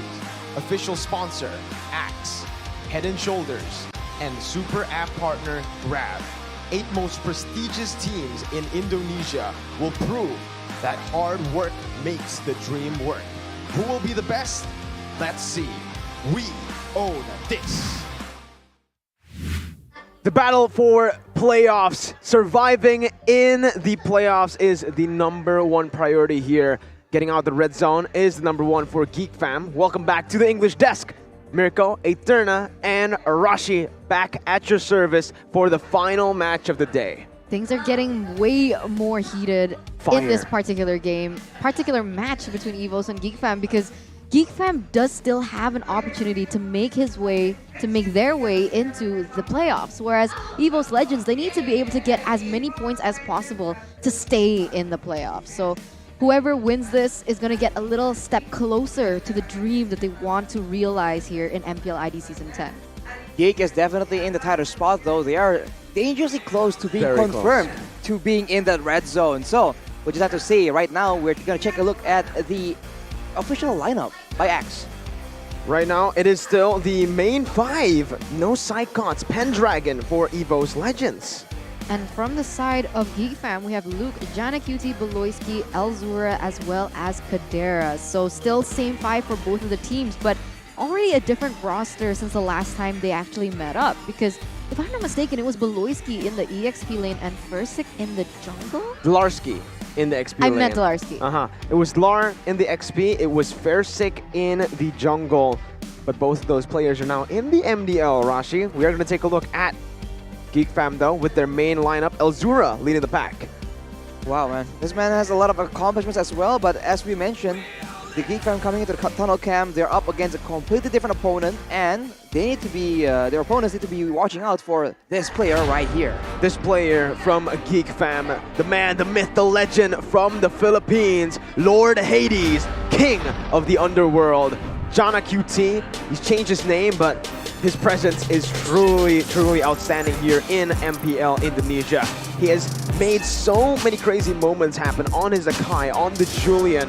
What makes him special is he's able to perform in a lot of different heroes. Very deep hero pool, but mainly he does the best on his assassins. The Fanny, the Ling, the Julian, damage dealing heroes, carry heroes are his masterful ways to win the game. With this remarkable hero being the Fanny, 2 times picked up, 100% win rate, 633 GPM means that he farms very efficiently. 3 average kills per game shows that he is on the passive side when it comes to the jungle, because it's a good mix of utility and assassins from his game time. But here, welcome the Geeks, Geek Fam. We'll see how far they can claw their way back up into the playoff position, as it does seem there have been a lot of speculations and questions surrounding their game plan. If we take a look at the match history, we can see that they have suffered a lot of losses in the past, and the last time that they met up with EVOS in leg 1, they were forced to swallow a 2-0. Now, they have been able to win 2-1 against Aura Fire. Will they be able to win it this time against EVOS? Well, they have a very good chance overall. There's been a lot of upsets in this season for sure, so Geek Fam will be planning on adding one to the list, especially for EVOS. They seem to be a bit unstable, right, with the change in roster that, you know, in a way is a bit surprising to a lot of people. So if Geek Fam can try and take advantage of that, it is definitely a possibility, but these are their opponents. EVOS Legends here with the all-new Rookie Monster lineup. Have to see what exactly they have in store for us. Yeah, they haven't had a too smooth of a performance lately. Considering they were the half-season champions, their performance has been rather shaky, as all the members from EVOS Legends are going to be walking through the tunnel camp by Head and Shoulders. Let's take a look at one particular member. The man himself, Taz, all the way from the MPL as a jungler. Here, Roaring Tasmania is a mid laner.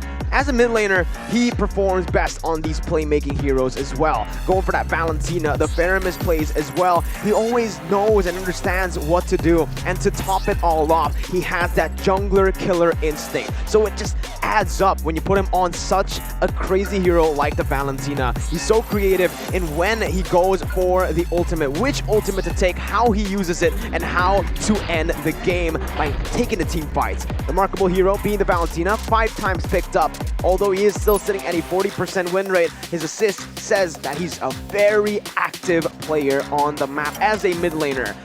72% kill participation just enforces that idea. Paz in the mid lane is an absolute menace, and he wants to give support to Geek Fam. We're together in this to make it to the playoffs. Welcome the Tigers of Indonesia, EVOS Legends. What exactly are they cooking up here against their game against Geek Fam? And if we take a look at the match history for EVOS Legends in particular, it has been a bumpy ride, especially lately. 3-time lose streaks against Aura, Alter Ego, as well as Rebellion. Do they have the mentality? Are their heads in the game here against Geek Fam? Well, they are on a downward trend for sure, but of course, you can say that styles make matchups, and against Geek Fam, they seem very, very confident. And the last time they met, it is a 2-0, but as we've discussed earlier, not the same situation.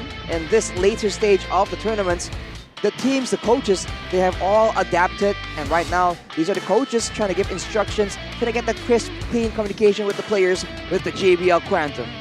The JBL Quantum, sound is survival. And look at Zace, he's sending the heart fingers over to the crowd. I guess she's asking for some support as well. There you go. Maybe from these people right here. There you go. We got the hearts from the EVOS fams over to the players, over to the camera. Back at you, people watching from home. Hey, that's a good phone right there. That's a Samsung phone, Arashi. And they're sitting in the Samsung zone. Oh, a lot of perks if you own a Samsung here, being able to get the best view in the arena. But once again, coming back to both of these teams, there's a lot of questions, right?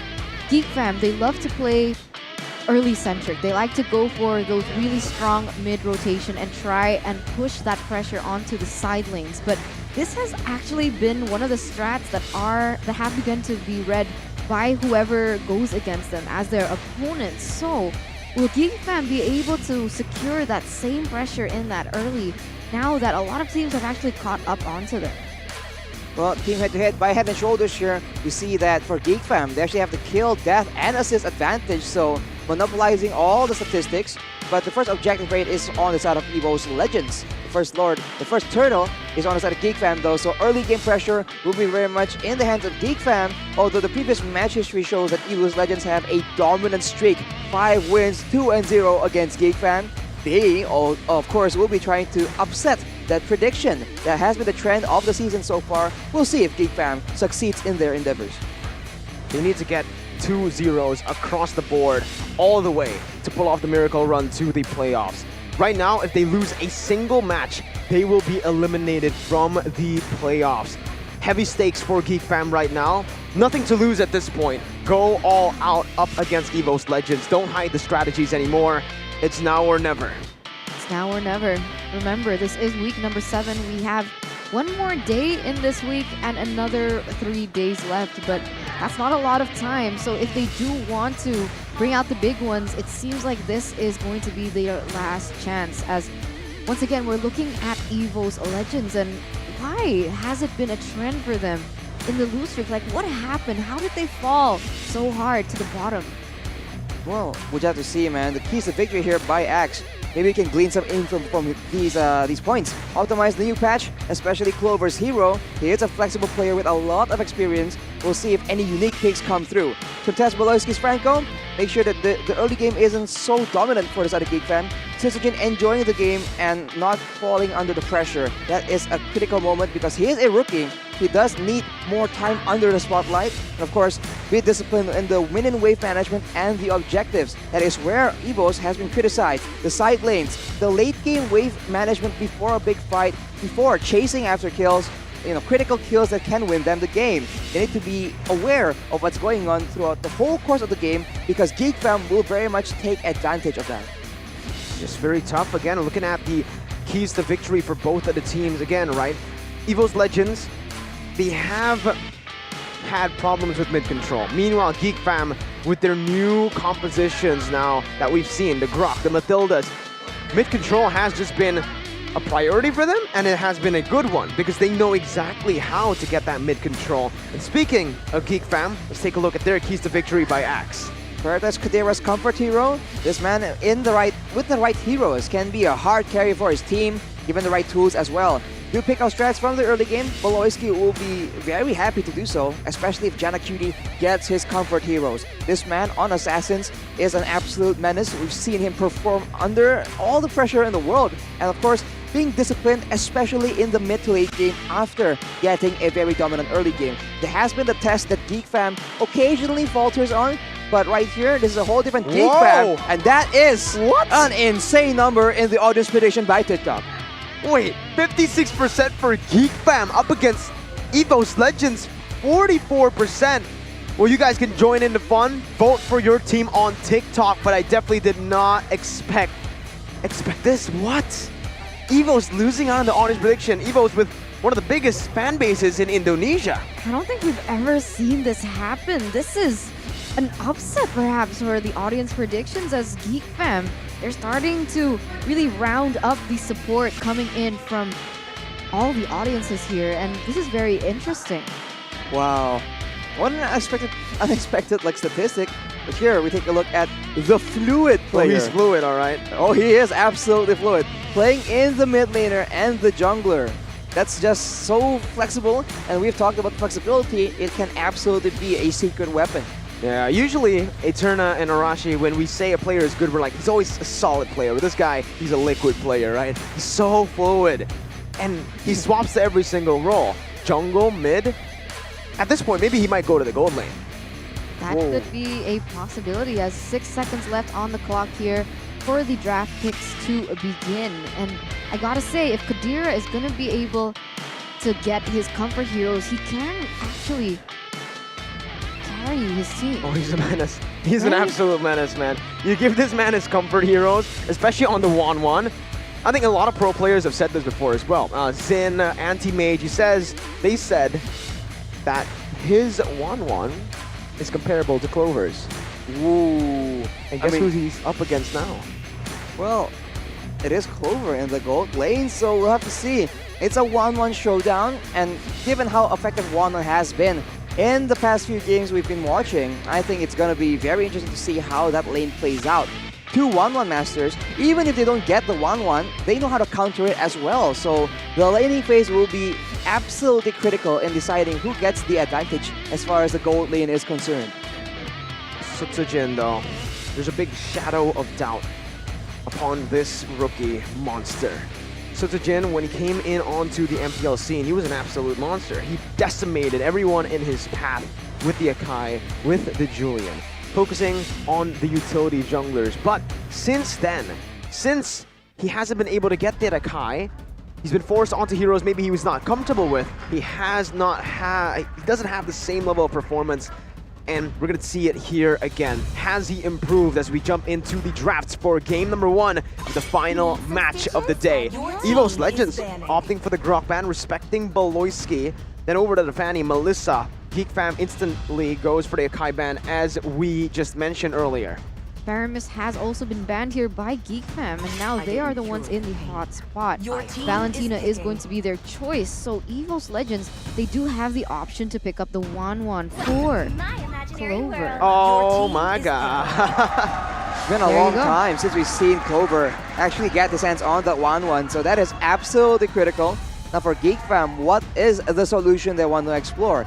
Will they go for something that can deny dashes? Will they go for the Phobias maybe?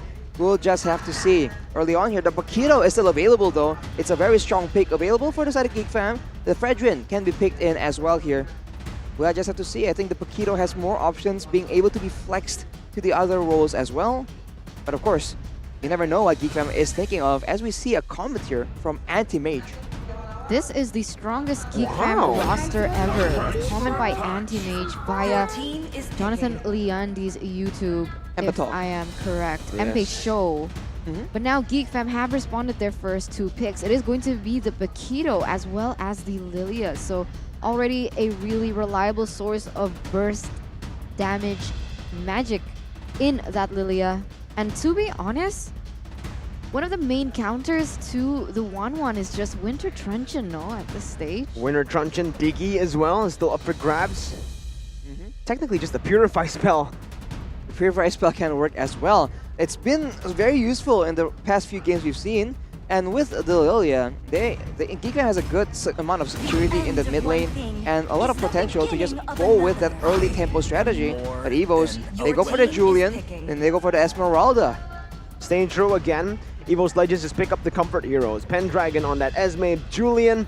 Honestly, at this point, we've only seen Susujin find success on the utility, on the tank Julian.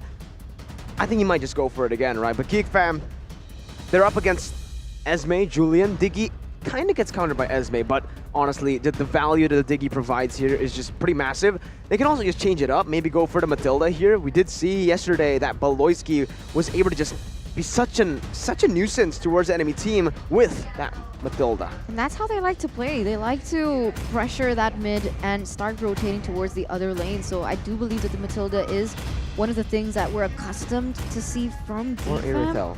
But we're going to see in a few moments that it is going to be the Irithel pickup for Geek Fam. Well, solid choice. Absolutely solid. Now with the quote-unquote DPS advantage, right, from the side of Geek Fam, both magic and physical DPS, and of course the AoE effect coming in from Irithel when she pops that ultimate. We'll see what they want to go for. Do they want to try and deny EVOS and the potential for them to dive towards the back line? Or do they want to try and make sure that they have a softer front line that the Irithel can just burst through? Look at this though.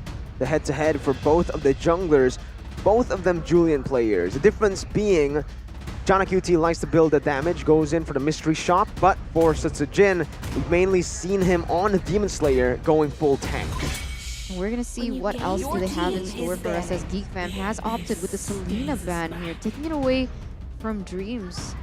Very interesting right now. I thought perhaps they would want to pick that up, but now EVOS Legends with the next ban, they do have the choice to ban out the Dairoth, ensure a winning lane for Esmeralda, as perhaps Jana QT might be able to pick up the Paquito in the jungle. I would actually like to see the Ling in the jungle. I'd like to see the Paquito in the XP lane for Luke.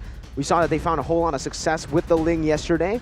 Why not try it again here up against the 1-1? You already have the Irithel for the counter in lane. Bully her and use the Ling to add additional pressure onto the gold lane. Well, Assassins usually do very well against marksmen, so that is a valid strategy that Geek Fam can explore. As you predicted, Mirko, Ling gets banned away by EVOS Legends from Geek Fam. And I'm not quite sure what else Geek want to go for here. If they are afraid of a playmaking roaming support, they can go for the Kadita ban as well, but Atlas will be their solution.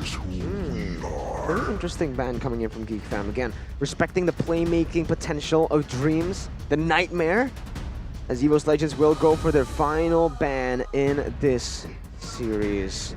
Well, in this game, actually. Huh. What are they going to go for here? Another ban perhaps towards Janna? Karina? Ban towards Janna? We've seen crazy heroes in the jungle right now, so maybe this quote-unquote conventional heroes might not be what Geek Fam is waiting for. So EVOS, a lot of questions, a lot of thinking to be done. It's such a limited time, 10 seconds left for them to decide what exactly they want to make sure won't make the, the land of dawn. Span Matilda, I think, right now, right? I don't know. Yeah, it's gonna be the Franco. All right, so it's a respect ban towards Baloy. Banning the Matilda, now that I think about it, isn't really gonna be worth it. They already have the Esmeralda to actually just deal with the shielding, but as predicted again, Geek Fam actually, they go for that Matilda, right? So they pick it up, and we have a comment from Mars from ONIC Esports. The presence of Janna QT makes Geek Fam very strong in the early game. Well, that's the name of the game, right? Early game domination. And Geek Fam, we saw that this Matilda pick is just so good at giving the already mobile heroes of Geek Fam a bit more mobility and outplay potential. And of course, if an opportunity does come up, you can be sure that Baloyski will be jumping in with that circling eagle. I'm super curious to see what the next two picks for EVOS Legends is going to be, right? Because the Julian still flex. It can be put into the mid lane for Taz. Farsa can be picked up as well. So a lot of things on the board, as it is going to be finally Kadita and the Cho. So wait. Okay, so Cho in the roaming position. No. Double roam, I think. Double roam. So they're actually using the same concept that Geek Fam introduced here in MPL ID Season 10, as Geek Fam will secure that Masha as the last pick. Oof. Denying, just pressuring early game in the jungle, but no, it's gonna be Luke on the Masha, it seems like. It's an EXP lane Masha. Interesting decision for sure, and as we mentioned, the Kadita, right? If you want to go for those roam early game ganks, Dreams has shown that he is very potent on that Kadita. Yeah, the Matilda is gonna go as the roamer in this game for Baloy. So Masha on the XP lane. It's going to be interesting to see. Again, both of the drafts happen set, ladies and gentlemen, for Geek Fam and for EVOS Legends. Clover has gotten his signature hero, though, Eterna. I don't like the looks of it. It's not great, but this is both the compositions that both have set in stone. Remember, Dreams is also a menace on the Kadita. So Rashi, Mirko, let's just jump into the game. Let's jump into the land of dawn, ladies and gentlemen, for the playoffs. EVOS Legends versus Geek Fam. The miracle run for Geek Fam still shining bright, but EVOS Legends are looking to dim the lights. Well, we'll have to see which one comes out on top. Clearly, Janna with the Paquito is a very solid pick for sure. In the mid side, though, Taz and Dreams able to clear the wave so fast, and they have an abundance of crowd control if they want to go for the pick-off strategy. And of course, considering that Geek Fam has a lot of squishy targets, right? The stacking of crowd control can ensure that they can pick off Elzura or Kadira as well. But of course, Purifies are on the side of Geek Fam just in case they get jumped on. I'm gonna see here, Dreams is going to be reliant on that level 4 to get that ultimate and start doing the pickoff. So Geek Fam has a little bit more time in the early game to start snowballing. We do know Elzura on the Lilia isn't dependent on that level 4, and neither is Baloyski, and you can feel the damage, the pressure already starting to build. But the Talents prediction by Axe here already very split. Omwawa in the Indonesian desk only for EVOS. And you, Mirko, once again. I'm the odd one out here on the English desk every single time, apart from the second game of Alter Ego versus RRQ. But speaking of supporting your team, go ahead and buy the battle emotes for the MPL, the 2022 edition right now. You guys can collect it before the period ends for you guys to buy, all right? There's a lot of crazy ones, and for EVOS, it's Kalas. For Geek Fam, it's Santai, bro. That means chill, bro. Chill, bro. Just chill. Take a chill pill. Meanwhile, Baloyski, he's taking the chill pill. He's guiding the wind to his favor, getting out of that enhanced chain. So far, Geek Fam is going to have the better setup on the turtle, but of course, Cho already opening up vision for the team, but it does seem they're going to pressure the top side instead. A trade happening for the team. Neutral objective control definitely favors Geek Fam right now, and even in that top side, it feels... Whoa, Chadera is able to win in a 2v1. Jin. Ooh, interesting. He mentioned that he usually goes for the utility build on the Julian, but this time he's opted to go for Mystery Shop, Arashi. Ooh, with a Mystery Shop, it does hint that he might go for a bit of a damage build, but of course Jana Cutie has that high and dry, so if they meet in the jungle, that's a very scary proposition for Sutsujin to try and deal with. Of course, we have to see what kind of macro movements they can do to avoid having Jana Cutie snowball, because we have seen what a fat Paquito can do in the Land of Dawn. It's not great, especially with that emblem too. So very good pickoff potential for Geek Fam right now.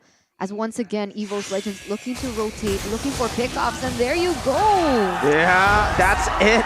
2 ultimates used up with the Rough Waves and the Way of the Dragon. Say goodbye to Beloyski. First blood picked up by EVOS Legends, presented by Samsung Galaxy A series. EVOS leading here, but in terms of just the laning, Jana can actually use this kill pressure or the wave pressure that is set up by Chidera to put the pressure on Clover. Clover, this is pretty impressive though. He's been doing really good in that gold lane up against a counter. Considering that there have been, impact coming in from the Roamers in that gold lane as well. You do see that Geek Fam though already waiting for an opportunity. The burst damage coming in from the Paquito is going to be very critical here. Jana is still waiting around, seeing if someone will face check, but now they might be converging onto Suzuki and Taz. Uh-oh, Beloy again, almost getting caught there. Taz could have gone for the Way the Dragon. Sorry, ooh. That's a very funny emote, actually. Well, back to the mid lane for Taz for now, right? This is going to be Taz with the throw, though. That's interesting for sure. But we'll see how Dream can fare, providing the damage in place of Taz, who is usually more of the carry. Dream. He's waiting for a petrify. Look at it. 1 second. It's up. It's up. Chidera. Oh, does he know? Does he know? Wow. Yo! Chidera's smart. Very smart. Again, he's backing off to the turret right now. Spin Dragon. He's going to try his best to open up the map. It was really good. Good movement by Chidera. And look, even though 1-1 is actually setting it up, he knows something is up. Maybe not for long though, as EVOS Legends are going to go onto the turtle. There you go, top side. Chidera taken down. Not just yet. He has to sprint. One more weakness point. Clover's going to be traded back to Chidera. The rookie monster able to find a very good trade on top of a 2v1. EVOS Legends not even able to secure the turtle now as Geek Fam take control back of the neutral objective. EVOS Legends looking desperately to secure this one. They lost that topside trade. Dreams doesn't have the Petrify, nor does he have the Rough Wave. So Sutsujin going to be dove on, and Hash Chain coming in as Taz goes in and has Sword to deal the damage as well. Sutsujin has the Retribution. Elzura gets taken down, and that's EVOS Legends picking up the gold lead and an objective. Ooh, EVOS Legends now leading with a 1,500 gold lead because of the way that things unraveled there. It does seem like Geek Fam's initial plan of that early game-centric teamfight has been rendered useless with the way that Dreams is going. But right now, he's going to be the target of so much damage. And clearly, Beloyski and Kadera are going to be able to poke him out. A bit too aggressive there by Dreams. But of course, Kadera, very smart macro awareness there. He understands that his team was going for the turtle. EVOS might, go for a trade instead and jump on him. So he backs away very intelligently and made EVOS use a lot of time. But here we go, with the dragon being used. Clover jumps on the opportunity, gets that kill. The Taz picks it up. EVOS Legends have so much CC to work with. They have the knockup from Sutsujin. They have the ultimate from Pendragon, as well as Taz. And even Dreams, but once again, Beloyski looking for a counterplay. Beautiful read by Jana QT, but Clover on the 1-1. Man, we mentioned it, and it's coming out again. Pretty solid once again by Clover's. Pendragon is actually able to steal away the purple bomb. Chidera falls to Dreams. Good movement by Dreams inside of the enemy jungle. Jana goes in for the kill onto him. 2,000 gold lead ready for EVOS Legends. That's the purple bomb stolen away by Pen. And Geek Fam are in shambles the first 6 minutes. They have no control right now. Sutsujin picks up a Shadow Twin Blade as well. Clover, understanding that Dreams was able to draw away the attention, sticks around to do more damage to the turret. Now Dreams is getting jumped on, and Circling Eagle is popped up. Will that be enough though? He's so low, he is gone! Jana Cutie jumps on the chance. Good pick-off kill from Jana QT there. With the help of the Circling Eagle, bringing him back. But now neutral objective is going to be up again in the bottom side. Mid lane as well. Pendragon is doing a really good job actually at just manipulating the waves back and forth. But right now, it does seem like Sutsujin is the first one to the turtle. Geek Fam starting to notice this, is going to start opening up the map and start to rotate, but they have to be aware of the flanks and the CC coming in from Geek Fam, sorry, from EVOS Legends when they go 5v5. Retreat battle comes in, so Jin winning it out. Jana QT forced to back off, goes for the knockout strike, able to feel for now. Jana gets taken down by Jin. Up top, Clover scaling like an absolute beast as Pendragon jumps in onto 3 members and has Chain with the Breath of the Ocean combo together. Luke's 1 HP, Pendragon with a double kill. He's going for a triple kill. Elzura able to back off with the black shoes, but they're going for the dive. Dreams picks the kill up. EVOS are back in form and Geek Fam are in shambles. 5,000 gold lead right now, and Kadira doesn't seem to be having a really good time. Taz! With the enhanced chain. Oh my god, that's a wipe out as early as 8 minutes into the game by Head and Shoulders. Arashi, absolute domination from EVOS. EVOS Legends taking whatever they want here. They have all the tools necessary. You can grab what you want with the GrabFood promo code as well. But EVOS Legends, man, they are abusing the crowd control. Even with the Purifiers on the side of Geek Fam, they are helpless right now. You take a look at the items. It's a full tank build for Taz in that mid lane. He is pure utility. Tsujin is taking over in the damage department. He has a Holy Crystal even in Dreams. Follows up with the Genius one as well. That's some synergy, man. 2 assassins with the Genius one. The penetration would just be so difficult for Geek Fam to deal with. And of course, Clover healthily scaling into that late game. Corrosion Sight and the Demon Hunter Sword will allow him to kite back away from all danger that Geek Fam will able to throw in his way. Well, bottom side can be the target for Clover right now. Taking and sieging the turret without any contest whatsoever. Geek Fam moves on all 3 tier 2 turrets. Outplayed right now, Geek Fam. Now, 9,000 gold lead for EVOS Legends. They're so far behind. They're almost 1-2 items behind EVOS Legends right now. And it's going to be very difficult to come back out on top. The problem is, now that we're entering minute number 10, they are going to start grouping up. But Clover! Oh, what a nature. And he has the crossbow tag here. No, he doesn't. One more weakness point on both Luke and Beloyski. Right now, as Taz is looking for the play, it's going to be the back line target. Pendragon goes in for the falling star moon onto 3 members. Everyone forced to back off. What happened to Pen? He went through the hyperbolic time chamber and he came out a beast. That's insane, man. Flanking everyone and then going for that falling star moon. It could have been very critical because Tsujin almost followed up with Empowered Chain. Fortunately for Geek Fam, they're able to back away. But now EVOS Legends, they will be able to get a free Lord without any contest. Kadera is forced to deal with a topside wave, getting some gold for himself. He is going to need to do a lot more damage here if he wants to carry his team to victory. It sucks because EVOS Legends, they want to go for team fights. Geek Fam want to look for pickups. So you saw the initiative coming in from Geek Fam by Beloyski in particular to try and take Clover down. But when they do that, they lose so much in return and they don't even get what they came for. Clover was able to outmaneuver every step that Geek Fam tried to go onto him, and what initially was 8,000 gold lead has now crept up to almost a 10,000 here in the 10th, almost 11th minute. Geek Fam, they seem to be preparing a trap here. Unfortunately for EVOS Legends, none of them are over there. Clover is alone in the mid side, but Geek Fam will back away and prepare a defense in front of their own base. But Taz already with a concealed play. Geek needs to be very careful. Pick-off potential has been insane here by Dreams and Taz alike. Mid tower will eventually fall, and EVOS Legends, they're not done just yet. The high ground for Geek Fam right now. Not that bad. It's pretty good actually with the help of Irrital and Lilia. They're able to defend from the Lord, but Taz now jumps in. He has the flicker ready as well. He can actually just go to the back lines there as Luke is going to be the target for the G-Kundo. EVOS Legends just using this to zone the other members away. Geek Fam can't really defend the bottom side. Turret Pendragon jumps in with that falling star moon. Luke as well jumping in, but Clover is way too sustainable to actually be taken down. Luke, one more weakness point left to get that crossbow tank. Tsujin in that top side. Pendragon taken low. Geek Fam looking for the punish right here. EVOS, Tsujin goes over to the enhanced chain. Both teams backing off.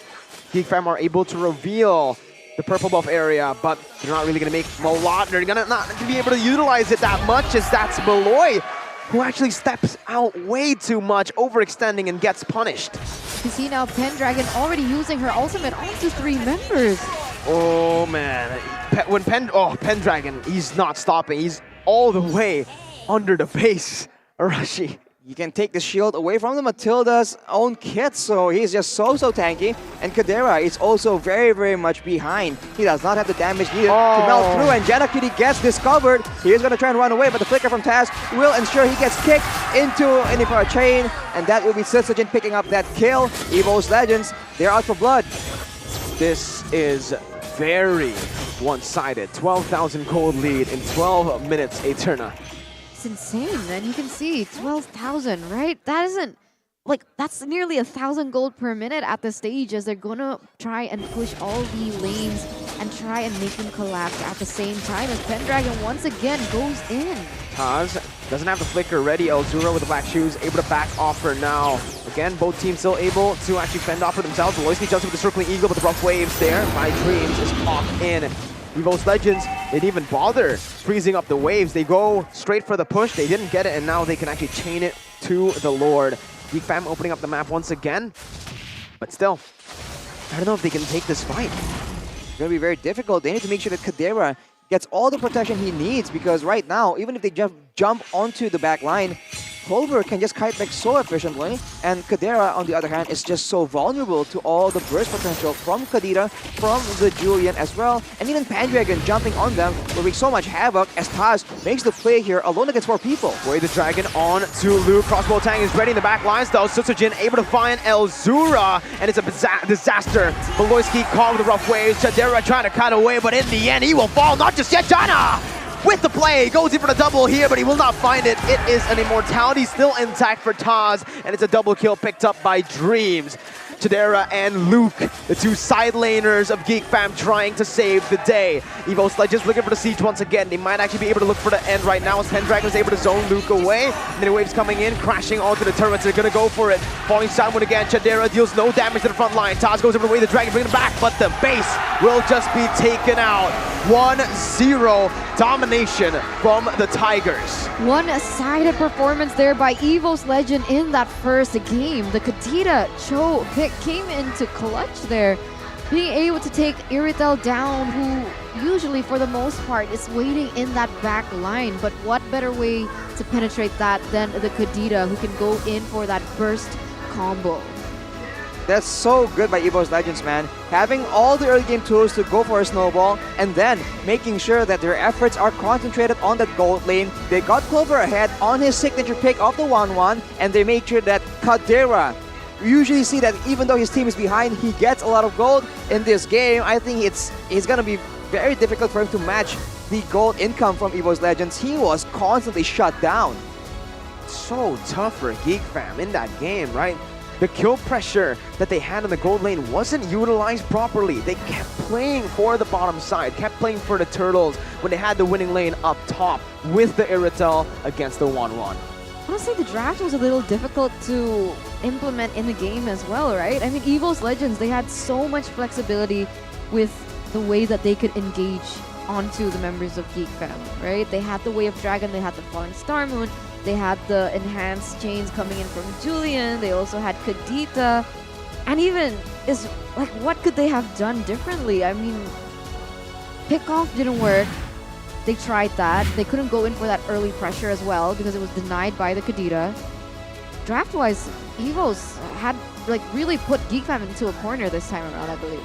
It just feels like in the early game, it's just going to be too difficult having the Way of the Dragon and as well as the Kadita full combo, right? It's just too much damage to deal with, especially when your members don't have enough resistances. So Geek Fam needs to drag the game out to the late game where Kadera on that Iritel, right now, it's a lot more flexible than the 1-1 because, again, the crossbow of Tang can only be used on one member, the member with the whose weakness points have been popped, which is usually the front line.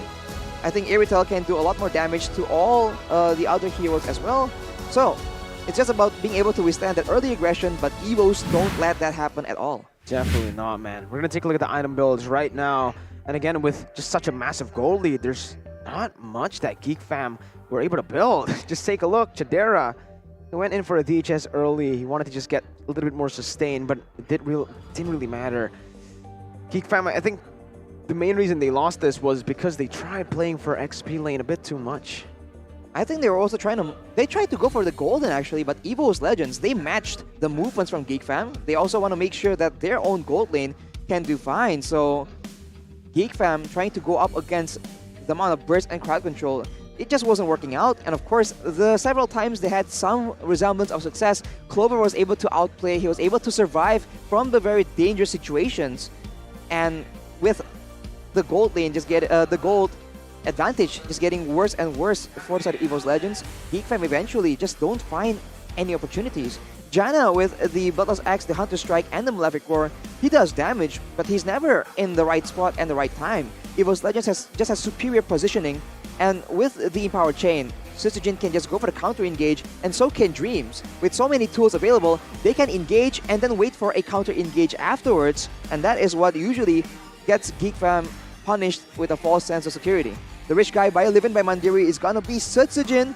The carry is gonna be Sutsujin actually on that Julian. Usually he goes for the tank build, but on that damage build, he actually does a lot of damage actually. Yeah, they really have started to adapt, right? I think that was one of the main things that a lot of people have highlighted about Sutsujin's build.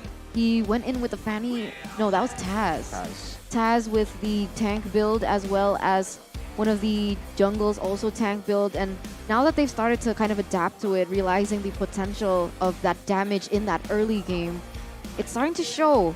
And we have a trend here. Whoever wins first game has been reverse sweeped today. True. So that we'll is see. the trend. That is the trend. And it's a scary prospect here. I mean, kudos to Pendragon as well, though. He was performing so much more better. And speaking of Pendragon, he is going to be the MVP by the Samsung Galaxy A series. He's always in the front line. He's being able to be a lot more dynamic with the flanks as well. And for sure, when Geek Fam is setting up, a falling Star Moon onto 3 people will throw a wrench in their plans. Here, we take a look at a bit of the highlights by the Samsung Galaxy A series for the MVP, Pendragon.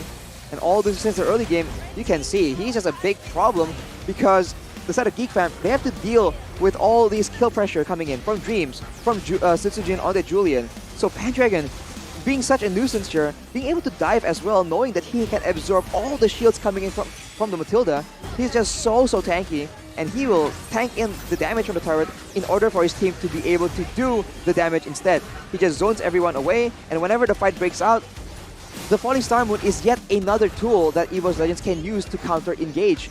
That just seems to be the main story. Look at that, always coming in from behind, never in the front actually, and it's been working out great for the side of EVOS Legends.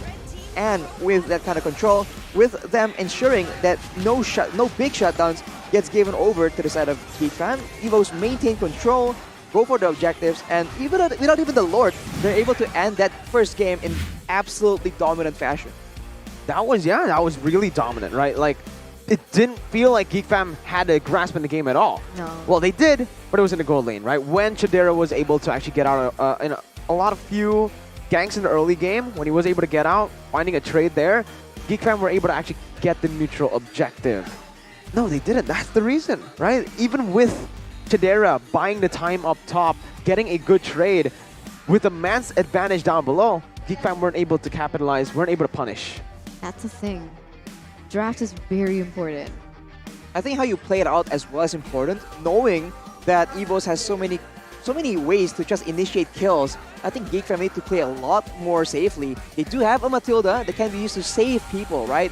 But especially going for the early turtles, we did mention it's a pattern that Geek Fam likes to go for the first turtle.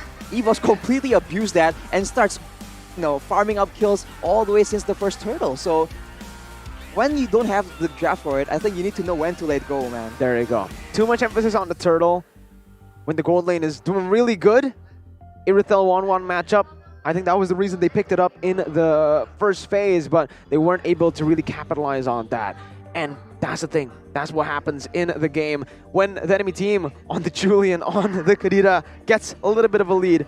Oh, you're in for a very tough time as a gold laner. The marksman.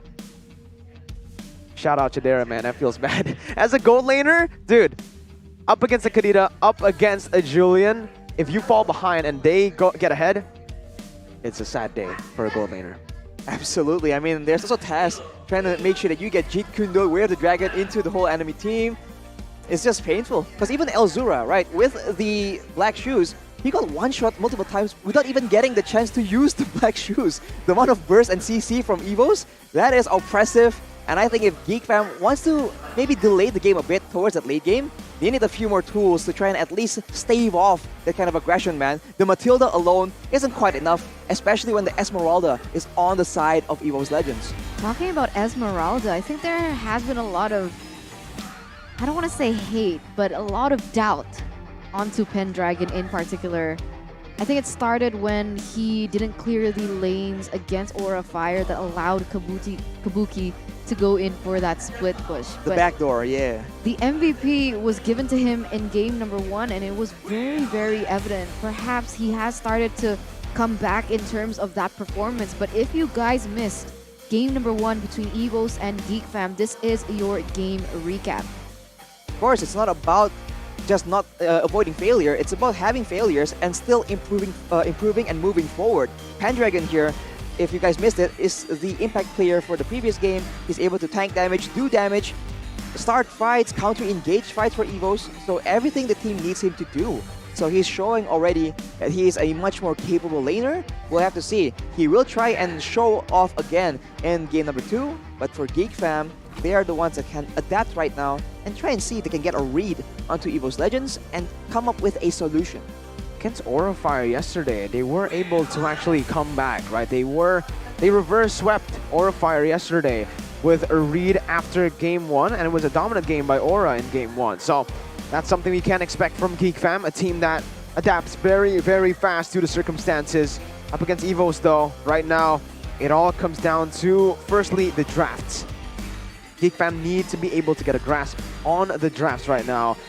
Specifically here, Luke, because out of all the XP laners in MPL ID, he is the top Fredrin user in MPL ID Season 10. 4 times picked up, 50% win rate, and Fredrin Luke trusts. That's a great quote. I mean, he was one of the first people to actually start popularizing that Fredrin pick, and he seems to be a bit of a trendsetter, so maybe it's also popular in scrims, but we, as casters, don't see it. So we'll have to see if the Fredrin pick does come up. As we mentioned, it's all about the draft, and not just the draft, how you plan on executing the game plan as well. Because at some point, if you realize that, okay, maybe we don't have the tools necessary to go with our initial plan, you need to be able to adapt and play differently, right? According to how you can best try and win the game. So Geek Fam, they're up against Coach Zace here, so it's a very tough situation, but Coach Ruben has shown that he is no pushover himself. We'll have to see what kind of adjustments can be made. That's the thing. What can they do? It's going to be very important coming into game number 2, but we do have an audience comment by you guys. NatDegreet98. Respect is the key. Still believe in you guys. Hashtag EVOS Roar. 4 games left, or 4 matches left actually for EVOS Legends. But here we also have a comment supporting Geek Fam. Inda Wongso saying, let's go to the playoff, Geek. Once a geek, always a fam. There you go. Wanashi's a Geek Fammer. We've been echoing this slogan a lot backstage.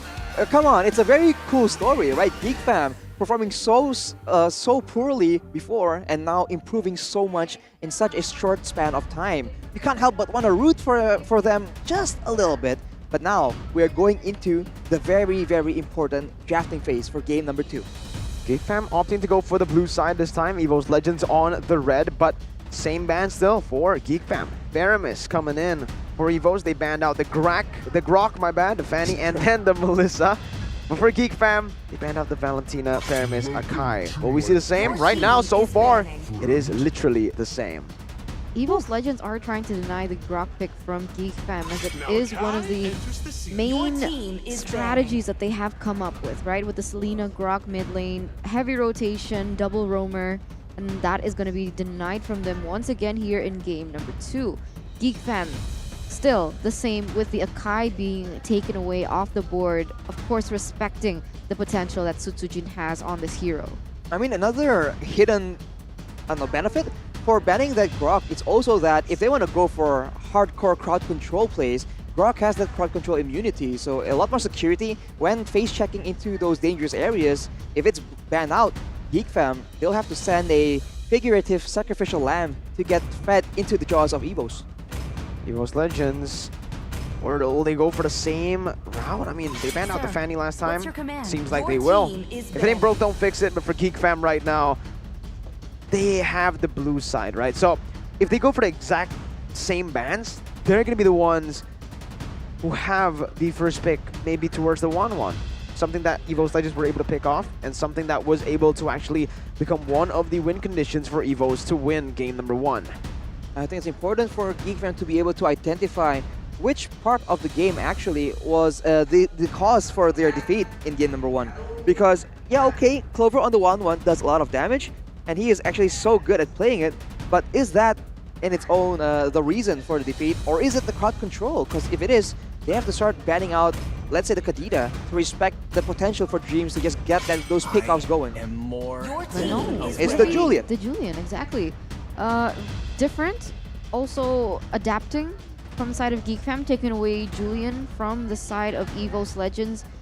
It is starting to limit Sutujin's heroes though, right? With Akai taken, with Julian taken, what else does he have in his arsenal that he can actually successfully play if the Paquito, let's say, is also taken away, right? Oh, we'll see, we'll see. There's a lot of first picks actually open in EVOS Legends. Well, Esmeralda.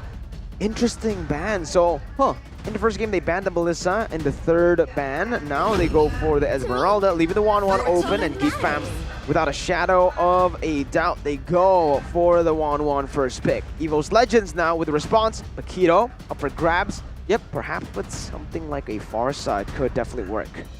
A Farsa for a long-range threat, that's an option. If they want to go for the very heavy pick-off composition, both Selena as well as Kadita are still available. They can try and play around with that, or they can put Taz on the Cho as well. This guy on the mid lane with the utility has been very, very beneficial for EVOS Legends. Let's see. Looking at the first 2 picks for EVOS Legends, I honestly think Paquito can't really be left open, right? It's too expensive to leave. It will secure the Valentina. Okay. That's why they banned Esme. That's why. They knew Geek Fam were going to go for the 1-1. It was all a bait. It was all a beautiful read by EVOS. Man, 1-1's not going to have a good time here. Esme was banned out. Oh, that was so good from EVOS. It was so obvious, too, that I didn't expect it. Exactly. What? I thought they banned out the Esmeralda to open up the Paquito and the 1-1 so they were able to contest it. But no, they go straight for the counter here, and Geek Fam forced to respond. But with the Phobias being picked up really early, do you think that they can try and limit the heroes for Clover, perhaps? Force it onto Clover? Is that possible? Well, right now, there's plenty of options available for Clover, so I think it's too little too late. Paquito will be picked up, and it will be Lima Tilda as well. So a good mix of burst damage, utility. They do have the 1-1 pick as well. EVOS, we'll see. But they're all dash. Exactly, that's why I gasped. Yep. All dashes for Geek Fam. Oh, there's going to be so... Dude, this Foe is going to have a good time in the game right now. EVOS Legends with the final pick in the first phase. Against a 1-1, what do you want to really go for right now? Well, crowd control is always nice. Roamer, perhaps? Yeah, they can just go for something like a... They can go for Diggy, Irithel. Diggy can definitely work here. Irithel as well. We haven't really seen Clover play the Irithel though. So we'll see if they actually go for it. They go for a Ling! That's really, really early, so not really hidden from the side of EVOS Legends. They will have Sutsujin on the Ling. We did see quite a few stellar performances as we'll take a look at the head-to-head between the 2 gold laners, Kadira and Clover. Look at the stats, I think Clover has a bit more impressive stats, but considering the circumstances, I think Kadira has surpassed most of the expectations put on him, so credit to the gold digger from the hood. Oh man, this 1-1. Alright, we'll see, we'll see. I just can't see it. The Phobias. Such a brilliant pick from EVOS Legends, actually. Right now, coming into the second banning phase, EVOS Legends are just going to try to limit the heroes, maybe in the XP lane, forcing the Paquito to go to the XP, actually, right? They want to maybe force Janna onto a hero he's not comfortable with. They picked up the Ling, banned out the Fanny. Julian was banned out by Geek Fam. So it's just the Paquito right now. If they keep on banning XP laners, then Geek Fam might have to actually put the Paquito in the XP, and they might have to force Janna on a hero he's not comfortable with. Like maybe Karina that we haven't seen from him. Do you think we're going to see a Fredrin from side of Geek Fam? It's a tanky frontliner. If the Paquito goes into the jungle, he can actually stop the Ling, he can stop the Phobias as well. Of course, execution and mechanics are questioned here, but Melissa will be banned away from Geek Fam. EVOS Legends, final ban here. Honestly, just go for the Fredrin ban, right? Like, just force Luke onto a hero that... Just force Luke to pick up that Paquito at this point. Esme, Masha, Fredrin. That could be a case, and right now, Clover's heroes are going to start to get limited by Geek Fam as well in that second phase. Talking about Clover, there is a comment here. There are no significant changes related to the patch. We will play as usual. So, Clover doesn't feel like the change in patch has really affected EVOS Legends, and it has been true for game number 1, but still very early to tell as EVOS Legends now. Are they going to commit onto the EXP lane ban? And the answer is no. Leave is going to be the choice, denying it away from Elzura. Wow. Alright, so there's that. Popo and Koopa will be the final ban for the side of Geek Fam. So if Geek Fam wants to go for a mid laner, they can still have that Lilia. It's still very much available. That is one more ability that the Phobias can jump on though. So a lot of risks and benefits to be weighed out for the side of Geek Fam. The first pick though from the side of EVOS Legends, I think it most likely will be the Roamer. Or unless they're that confident in Clover, they can pick it first and then try and adjust the Roamer pick to Geek Fam's composition. Yeah, I think that's a solid plan, right? They can just leave the Roamer as the last pick up a gold laner first here. I think a Brody works pretty well in this composition up against Geek Fam. But they won't go for the Brody, they actually go for the Claude here instead. So adding more damage and also more insurance towards that late game. Once he hits that power spike, it's going to be massive. And we've mentioned this in the first series today. Claude is a bit more efficient when it comes down to dealing damage now in this patch compared to a 1-1. As the crossbow tank can only be popped onto the weakness point, the person who gets the weakness point popped. We'll see if the Fredrin comes through here, as we mentioned. If, I don't know, if EVOS want to go for a roam Fredrin, that seems to be a too far-fetched, honestly. So Geek Fam might go for it. It's a lot of potential to stop the dive composition from the side of EVOS Legends. Pod control really sounds like a good idea to have. Then combo it with Janna QT as well. If the Paquito goes to the jungle, it is going to be a Lolita and the Amon. Oh. So EXP lane Paquito here in the hands of Luke. Matilda Mage. We haven't seen this in such a long time. Since Season 8, I think. Yeah, full magic Matilda. I don't know if this is going to be a double roam from them, but it shouldn't be a double roam, right? Because Matilda, I don't know, is it? If they go for double roam, that magic damage, they're kind of lacking to actually shove the waves in the mid lane. It has good initial burst and clear, perhaps. They do have additional movement speed as well, maybe to be able to level it out in the mid lane against the Valentina, but I don't know, I'm not sure about this. I feel like Geek Fam right now, their composition is quite countered. EVOS Legends now with the 5th pick. It's gonna be the Rupee. To counter the Amon, EVOS Legends have the answer here. It's gonna be the Hands of Dreams as well. Alright, so we've seen both compositions. Geek with a very unorthodox composition, but they do have the Matilda Paquito combo. It's gonna be a lot to do to try and get that combo to succeed though. We'll just have to see. They're gonna have to pull off something special here, Geek Fam. With 1-1, Paquito, Matilda, there's so much dashes, so many things that I can actually proc that demonic force. And all the Phobias needs to do is scale up to level 4. Go even against the Paquito. And right now, with both of the drafts set, ladies and gentlemen, Geek Fam on the brink of not making it to the playoffs. They need a victory here. They need to force a 3rd game. But for EVOS, if they get a clean sweep, it will push them up to the standings once again. Maybe perhaps onto the top 4 as we jump into the Land of Dawn.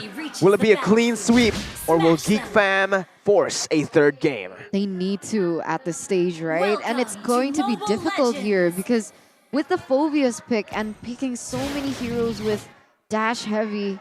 It's gonna be really hard when it goes to the mid and towards the late game when the Phobius has started to accumulate those really core items for him with the damage as well. I think a silver lining for Geek Fam right now is the fact that they do have a lot of counter engage, right? If EVOS Legends dive too carelessly, multiple knockout strikes combined with the Numenon Blast combined with again with the burst coming in from Kadira from Jana QT as well, they can do a lot of good damage. Wait, it's Taz in the gold lane. Whoa. Clover mid. What? Wait. What? They've swapped roles. All right. Game 1 and Game 2. Experimenting perhaps up against Geek Fam. I don't know if that's the wisest thing to do right now. That's interesting. Very, very interesting.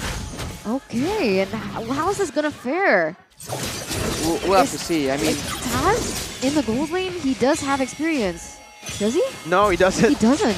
Jungle experience in MDL, and right now, Geek Fam are using it very wisely. Already invading into the jungle, goes into Retribution, and Sutsujin, who actually doesn't find it. Jana gets it with a guiding win, able to get away as well. But Loisky running away, Sutsujin taken low. Dreams looking for that compensation, a trade, but the first blood was picked up by Elzura. The Ling was left all alone, and the trade is definitely worth it for Geek Fam. creating the roamer for the jungler. Geek Fam was doing so well right here, but the only talent prediction by Axe is coming from Papulong onto Geek Fam. EVOS Legends, you can hear the crowd. They are excited that the talents agree with them. And so far, Geek Fam though has been showing that they are the scarier team. This is not fair. The prediction was based off of like if Clover goes gold lane, not if they experiment like this, but maybe they might pull it off. Numenon Blast popped in. Clover goes in, able to find Luke in that skirmish. It's going to be the kill picked up. Retribution battle again, and it's going to be Jana who wins it out. Sutsujin 2 levels below, and he's still looking for the contest. He is going to fall. Jana gets the kill away with the Endless Charge. Looking for Clover now. Clover taken low, taken down by Jana QT. 1K gold lead. Say goodbye to your purple buff, Sutsujin. 3 members taken down as well, so they really are starting to collect the early game, and they started to snowball here, Arashi.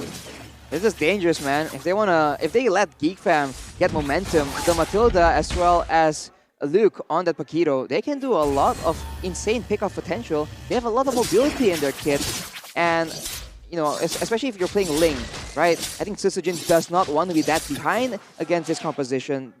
It's despite the fact that EVOS Legends have a lot of crowd control to try and mitigate the possibility for Geek Fam to just spiral out of control. Whoa, whoa, whoa. What's up? Sutsujin was 2 levels behind Jana. Yeah. He's so behind. He's extremely behind, which is why we were questioning a bit why he went for the contest. He's still going for the contest right now, and Luke, he will assert his dominance, man, shooing Sutsujin away. EVOS Legends are on damage control right now. We have to see. Clover has the Numenon Blast in stock to try and make a play happen. We can start to see Pendragon with the scaling items, right? With the Clock of Destiny already taken for him. He is going to scale into that late game, and that's when the power spike from EVOS Legends start to hit. Taz needs his items, Pendragon too, as well as Sutsujin. So Geek Fam early game, they have it in the bag as Beloyski looks for a Numenon Blast. It doesn't hit onto Clover just yet, still able to be read out, but it is going to burn that resource right before the turtle spawns. Well, the first turtle already been taken earlier on. Actually, it hasn't been taken.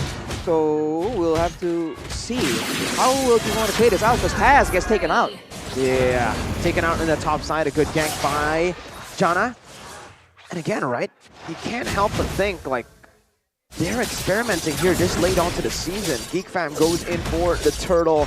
They finish it off. EVOS Legends can't really look for contest, and even in the mid lane, Clover losing out on the trades up against a Matilda and a Lolita.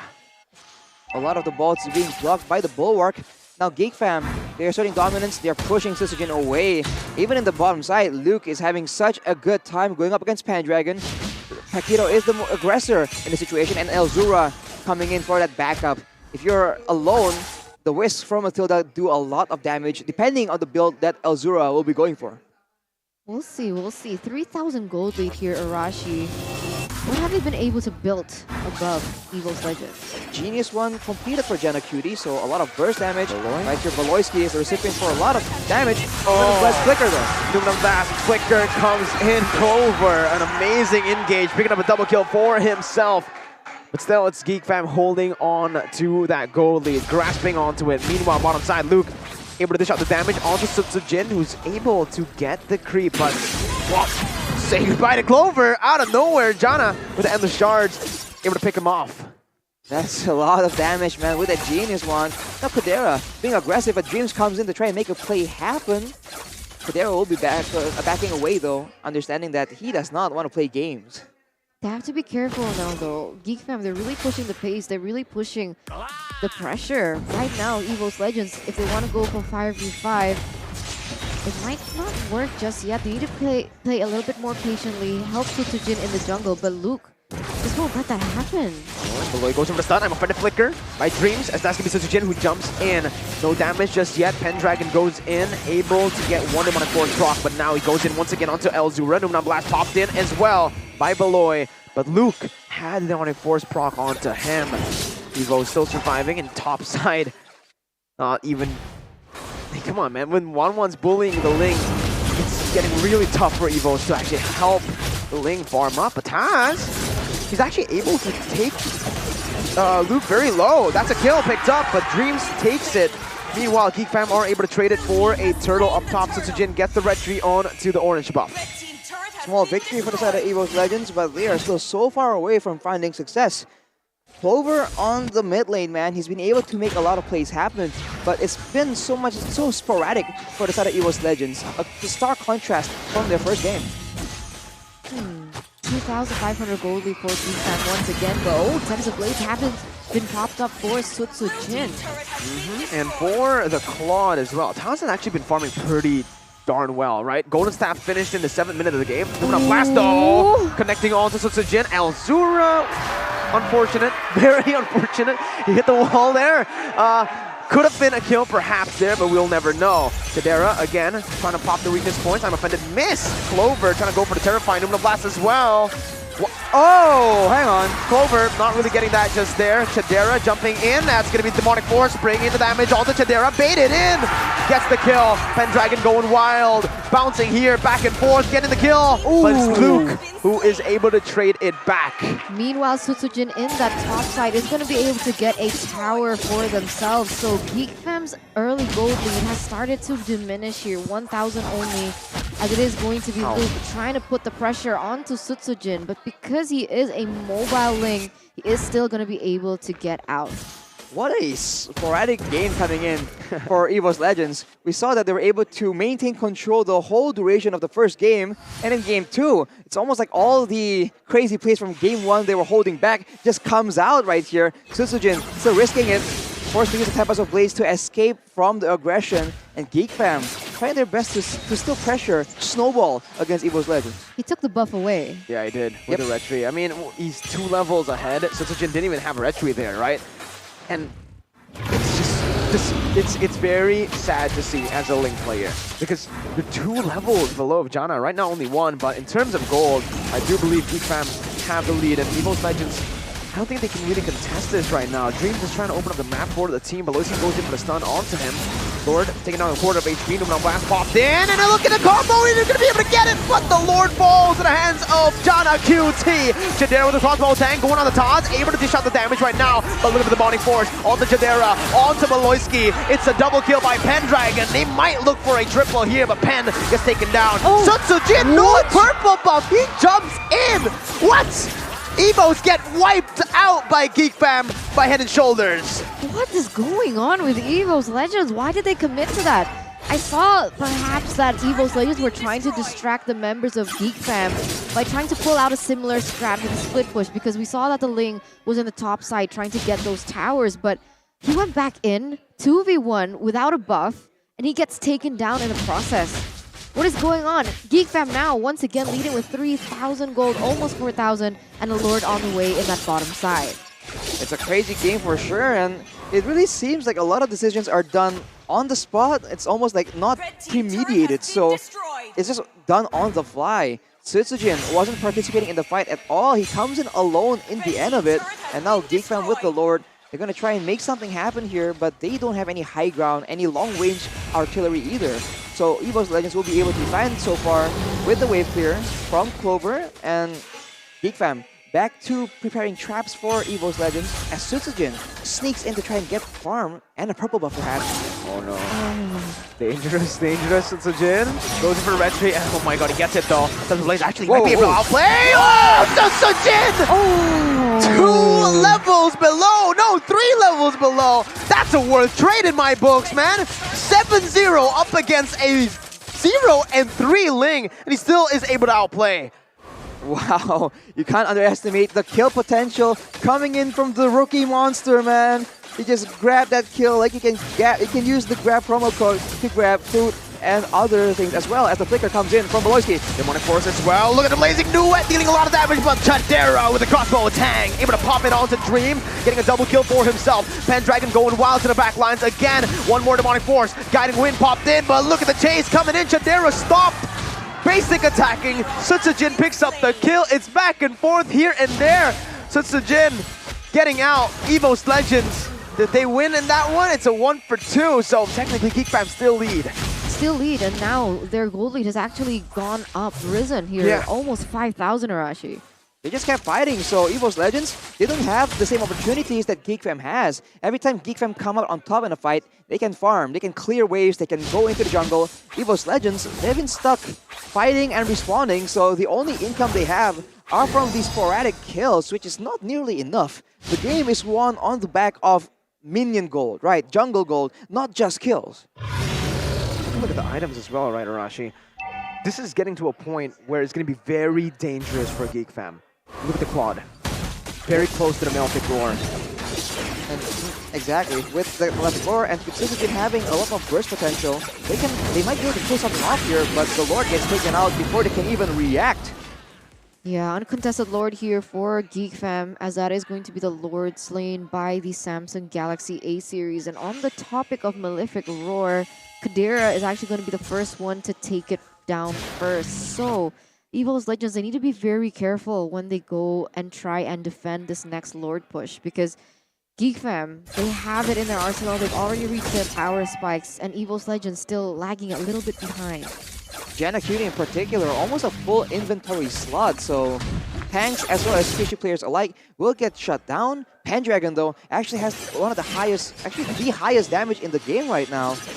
As if you take a look at gold, Kadera finally taking the spot on top, and Sutsujin, again, so annoying, just ratting out, looking for resources in the jungle of Geek Fam as his base is falling apart. I don't know about this, Sutsujin, your team might need you here. Geek Fam, knowing that Ling is in the bottom side, might actually look to collapse. They go for the top side turret instead. That's the Endless Charge, actually only connecting on the Dreams. Beloy with a massive Numenon Blast onto Clover, but he's still able to get away for now. Chadera gets baited in right here, but he has to win the nature to actually tank a lot of damage. Demonic Force onto the back line. Chadera stops. Basic attacking to stop the dashes from happening. 2-4-0. Geek Fam might actually be able to look for the end, but Janna with the Winner's Truncheon able to bait and get out for now. Sutsujin taken low, still able to dash out, but Luke comes in, jabbing him to death. Endless Charge once again onto Pendragon. Taz has the BMI on the back, dashes out to safety. Mini waves coming in, Pendragon trying to clear it, but Geek Fam equalize 1-1.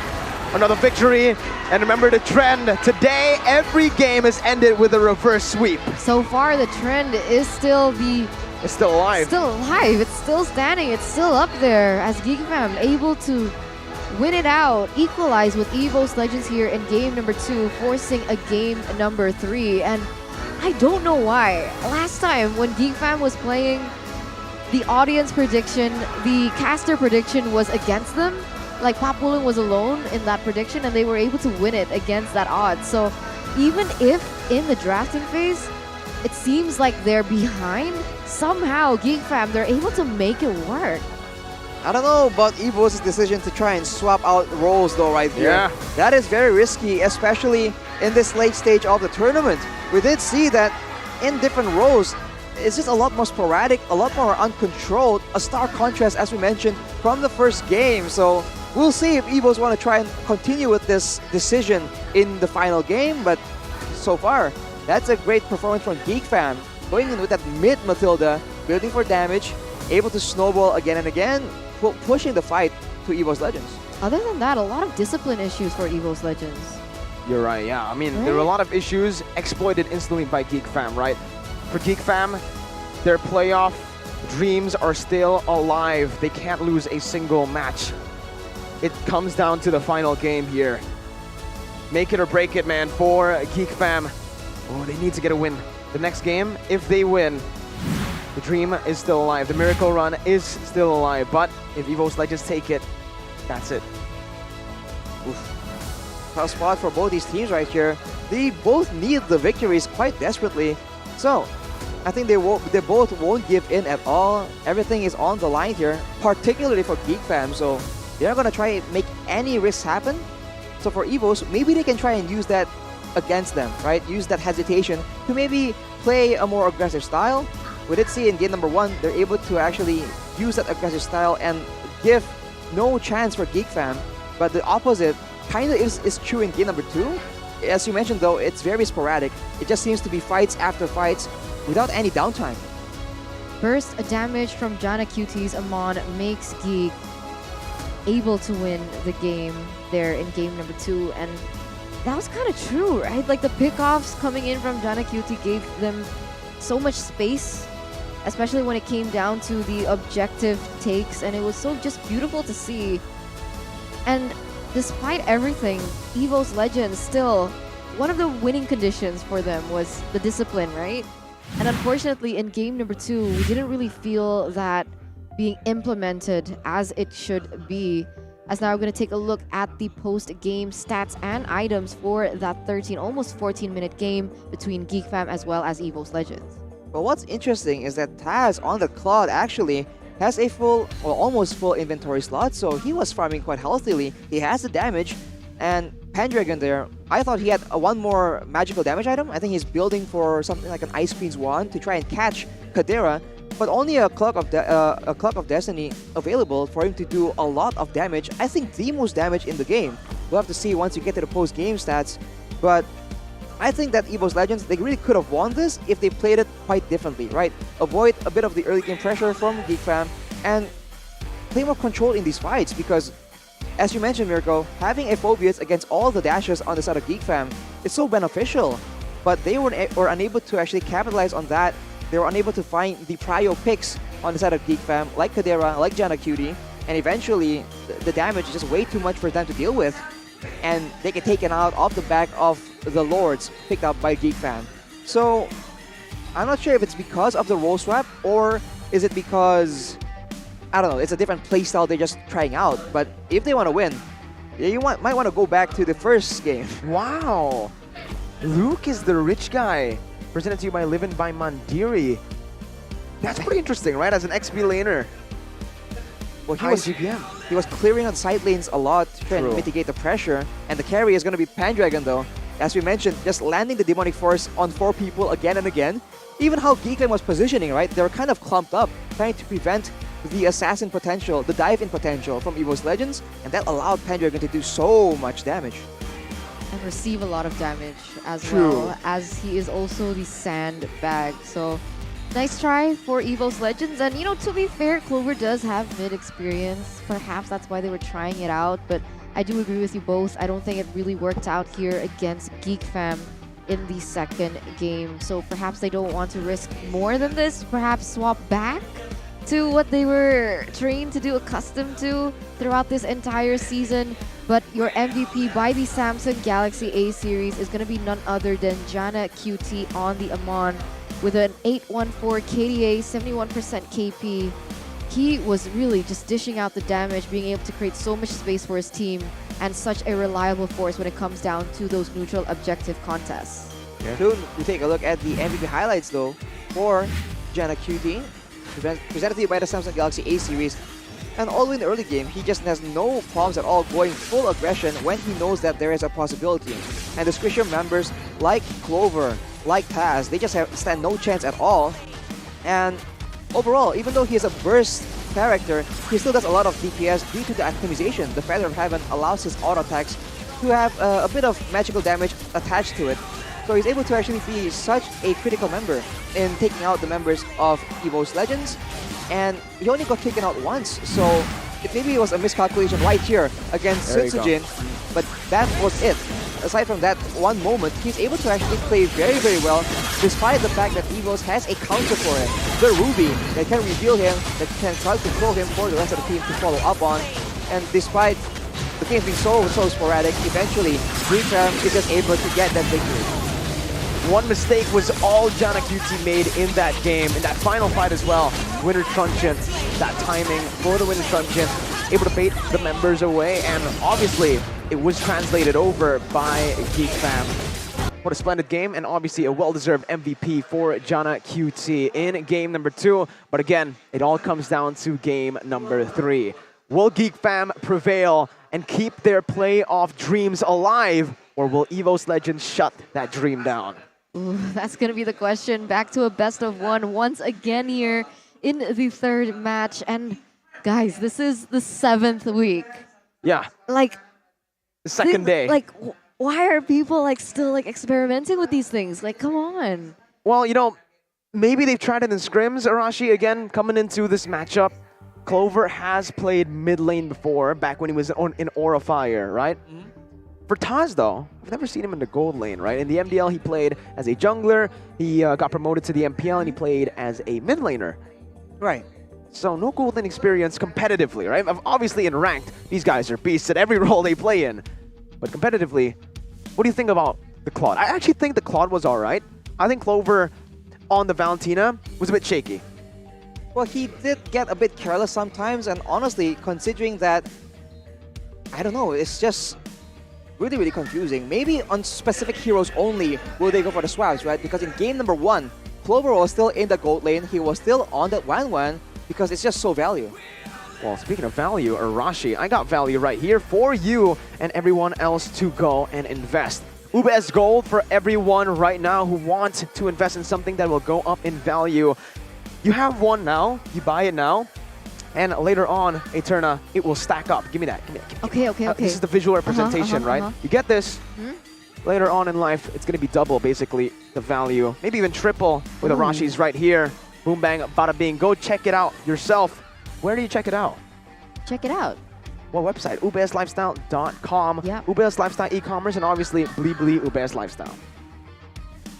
Here is the one for you. Yeah, I was sad because you took it away. No, it's just for the visual representation. For you guys, wait a minute, all right? Don't go anywhere because we will take a short break before we get into the final game. The decider will be back in a bit.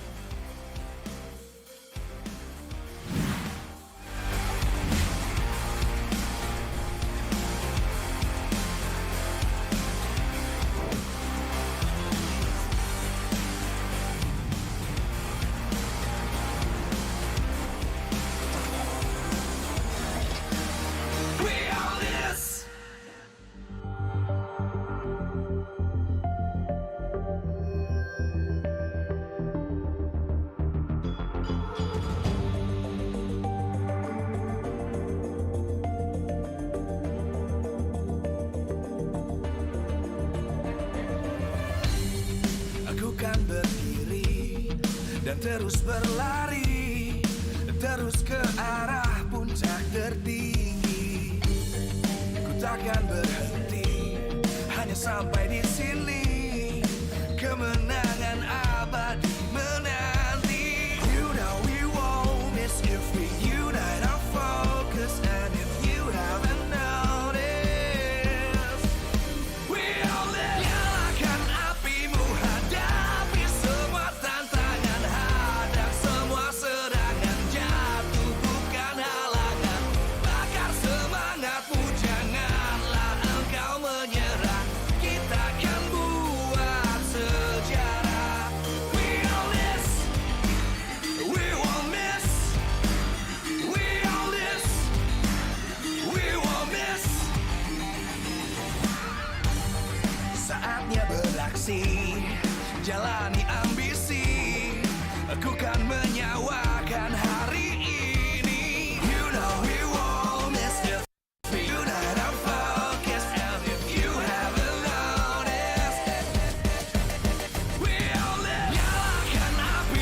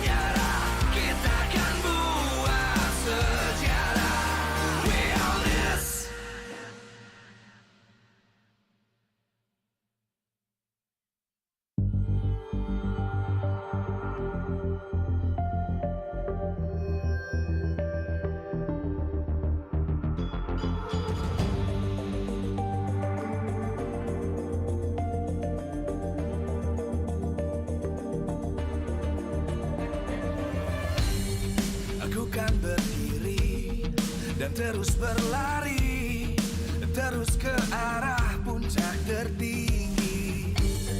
Ku takkan berhenti, hanya sampai di sini. Kemenangan abadi menanti. You know we won't miss if we unite our focus. And if you haven't noticed, we all live. Nyalakan apimu, hadapi semua tantangan. Hadang semua serangan, jatuh bukan halangan. Bakar semangatmu, janganlah engkau menyerah. Kita akan buat sejarah. We all this, we won't miss. We all this, we won't miss.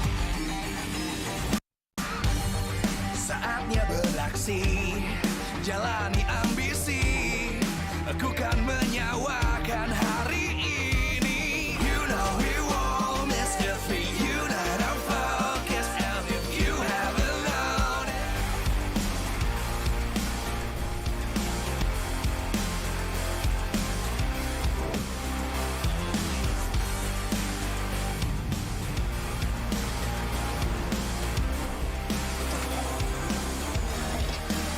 we all this. Full 3 games in every single series in all the matches today. We got 9 games in total today in week 7, day number 2. And it just shows, right? Again, coming into the final weeks of MPL ID Season 10, all the teams want to give their best before perhaps the inevitable comes down, because by the end of this regular season, 2 teams will not make it to the playoffs. No, and it's not looking good for Geek Fam unless they are going to be able to win a reverse sweep against EVOS this time around. And once again, the trend might continue, and that's exactly what they need. And will it be Geek Fam finally making it into the playoffs after so long? If they make it with a miracle run, Arashi, it will definitely be a story to tell. A story for the ages, but if we remember the pattern today, whoever wins the first game will actually get reverse swept. It has been the story for match number 1 and match number 2. So, for this match, it's already developing in that direction. Hopefully not. We'll just have to wait and see what the result is, though. We take a look at the game recap for the previous game here. The impact player is Jana QT for the side of Geek Fam. And for the side of EVOS Legends, it's going to be Taz on that Claude. Unfortunately, the role swap wasn't good enough, and Geek Fam were able to actually get that Jana QT snowballing on that Aamon, and they're able to get that very decisive victory. So, for game number 3, back to the drawing board, and we'll see if EVOS maintain the role swap, putting Taz in the gold lane and putting Clover in the mid lane, because as we can see, Taz is the impact player, so maybe they're onto something here.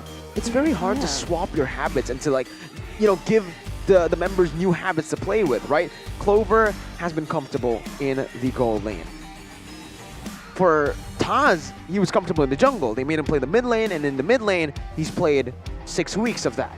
Yeah. Now going to a gold lane, there are a lot of these habits that you do as a specific role that don't really translate well in competitive play if you just swap again and again, right? And so far from EVOS, I think they might have been a bit too creative in a lot of these roster swaps, a lot of these crazy roster just role swaps as well. Yeah.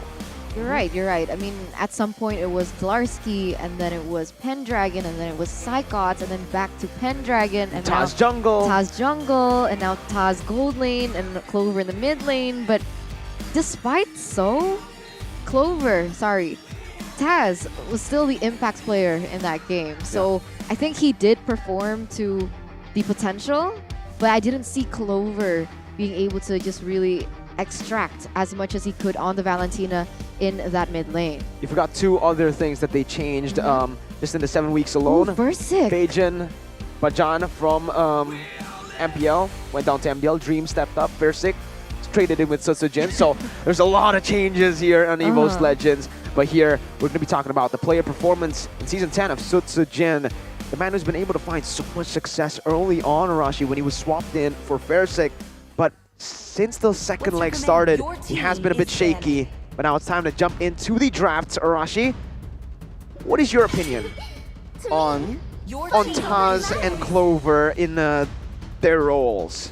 As you mentioned, man, habits are hard to break, and honestly, I think it's better to stick to what works, because we saw in game number 1, without the swap, right, they were able to get a very decisive victory against Geek Fam. So I'm wondering what exactly is the case here. Is it just because, okay, Clover no 1-1, put him in the mid lane? Because that seems like a pattern or like a decision that can be easily exploited by their opposition. So right now, let's see what happens, because 1-1 is banned out yet again. Will we see Taz go back into the gold lane, or will EVOS Legends say that's enough experimenting for one day? Because I don't know, man. Even Tsujin was able to do quite well on that lane, despite the opinion that some people say he can only do well on the tanky utility jungler. If the assets have a say onto anything, it does seem like Taz is swapped back into the mid lane here in the drafting. So we'll see what happens here. Fire Mist already banned out by Geek Fam, and EVOS Legends now with the response. First pick. Are they going to go for the 1-1 for Clover? Banned out, right, by Geek Fam right now. So Bigetron, I believe, can be a choice for EVOS Legends. They can also just go for... What can they go for right now? Bigetron just, just stacks out as one of the better picks to pick up right now. If they don't want to go for that, they can go for one of the other priority gold laners. They can go for a roamer. Yeah, Bigetron's a bit too expensive to leave open, so EVOS Legends will just pick it up. It's a very good flex pick, a solid jungler, solid XP laner. Geek Fam now forced to respawn. Right now, if you... do you want to go for the Esmeralda instantly here, or do you want to actually save it later? We know that for Luke, he really likes the Fredrin, so maybe going for a Fredrin might just be good for him, right? Maybe pick up a Lilia too. I don't know, earlier on, Fredrin? It had mixed results, but there you go, the Lilia pickup for Geek Fam. And usually this is accompanied by an Esme. Like we did see, I think, a few times before for Geek Fam, but they actually opt to go for the Mathilda, adding a little bit more of that versatility in terms of the cover, the peel, the sustainability, and obviously the engage-disengage potential that the Mathilda brings. And remember, the Lilia and the Mathilda combo in that mid lane is going to be a huge aggressor for EVOS Legends to deal with, right? The damage is definitely there. They're not heavily reliant on that level 4. So in the first few minutes, it might actually give them a little bit of an advantage when it comes down to those rotations. But on that note, we do have some accolades by Dreams, for Dreams. In 2019, he joined Bigetron in MPL ID Season 3. 2021, he was and managed to get second place as the champions of MPL ID Season 7 with Bigetron. And in 2022, this season, he has actually joined EVOS Legends and has been playing rather well in that position, being able to utilize very different heroes like the Kadita. But now you can see here already very quick responses in the drafting phase with the Cho, with the Julian for EVOS Legends, responded with a Fredrin pick here for Geek Fam. A very solid pick against 3 melee heroes on the side of EVOS Legends, and respecting the potential for the Cho Kadita combo, Geek Fam instantly banned it out. Will they ban the Selena as well though, because it is a valid option that EVOS can still try and play out. Right now for EVOS Legends, they're gonna try and ban out most likely the gold lane for sure, or the jungle. And considering that, considering how Janna QT is going to be so menacing in the right hands with the right tools, I think EVOS might actually ban in that direction. We do see a head-to-head here though between Pendragon as well as Luke, both with Esmeralda as their signature hero pick. So I think one of these teams might also ban that as a respect ban.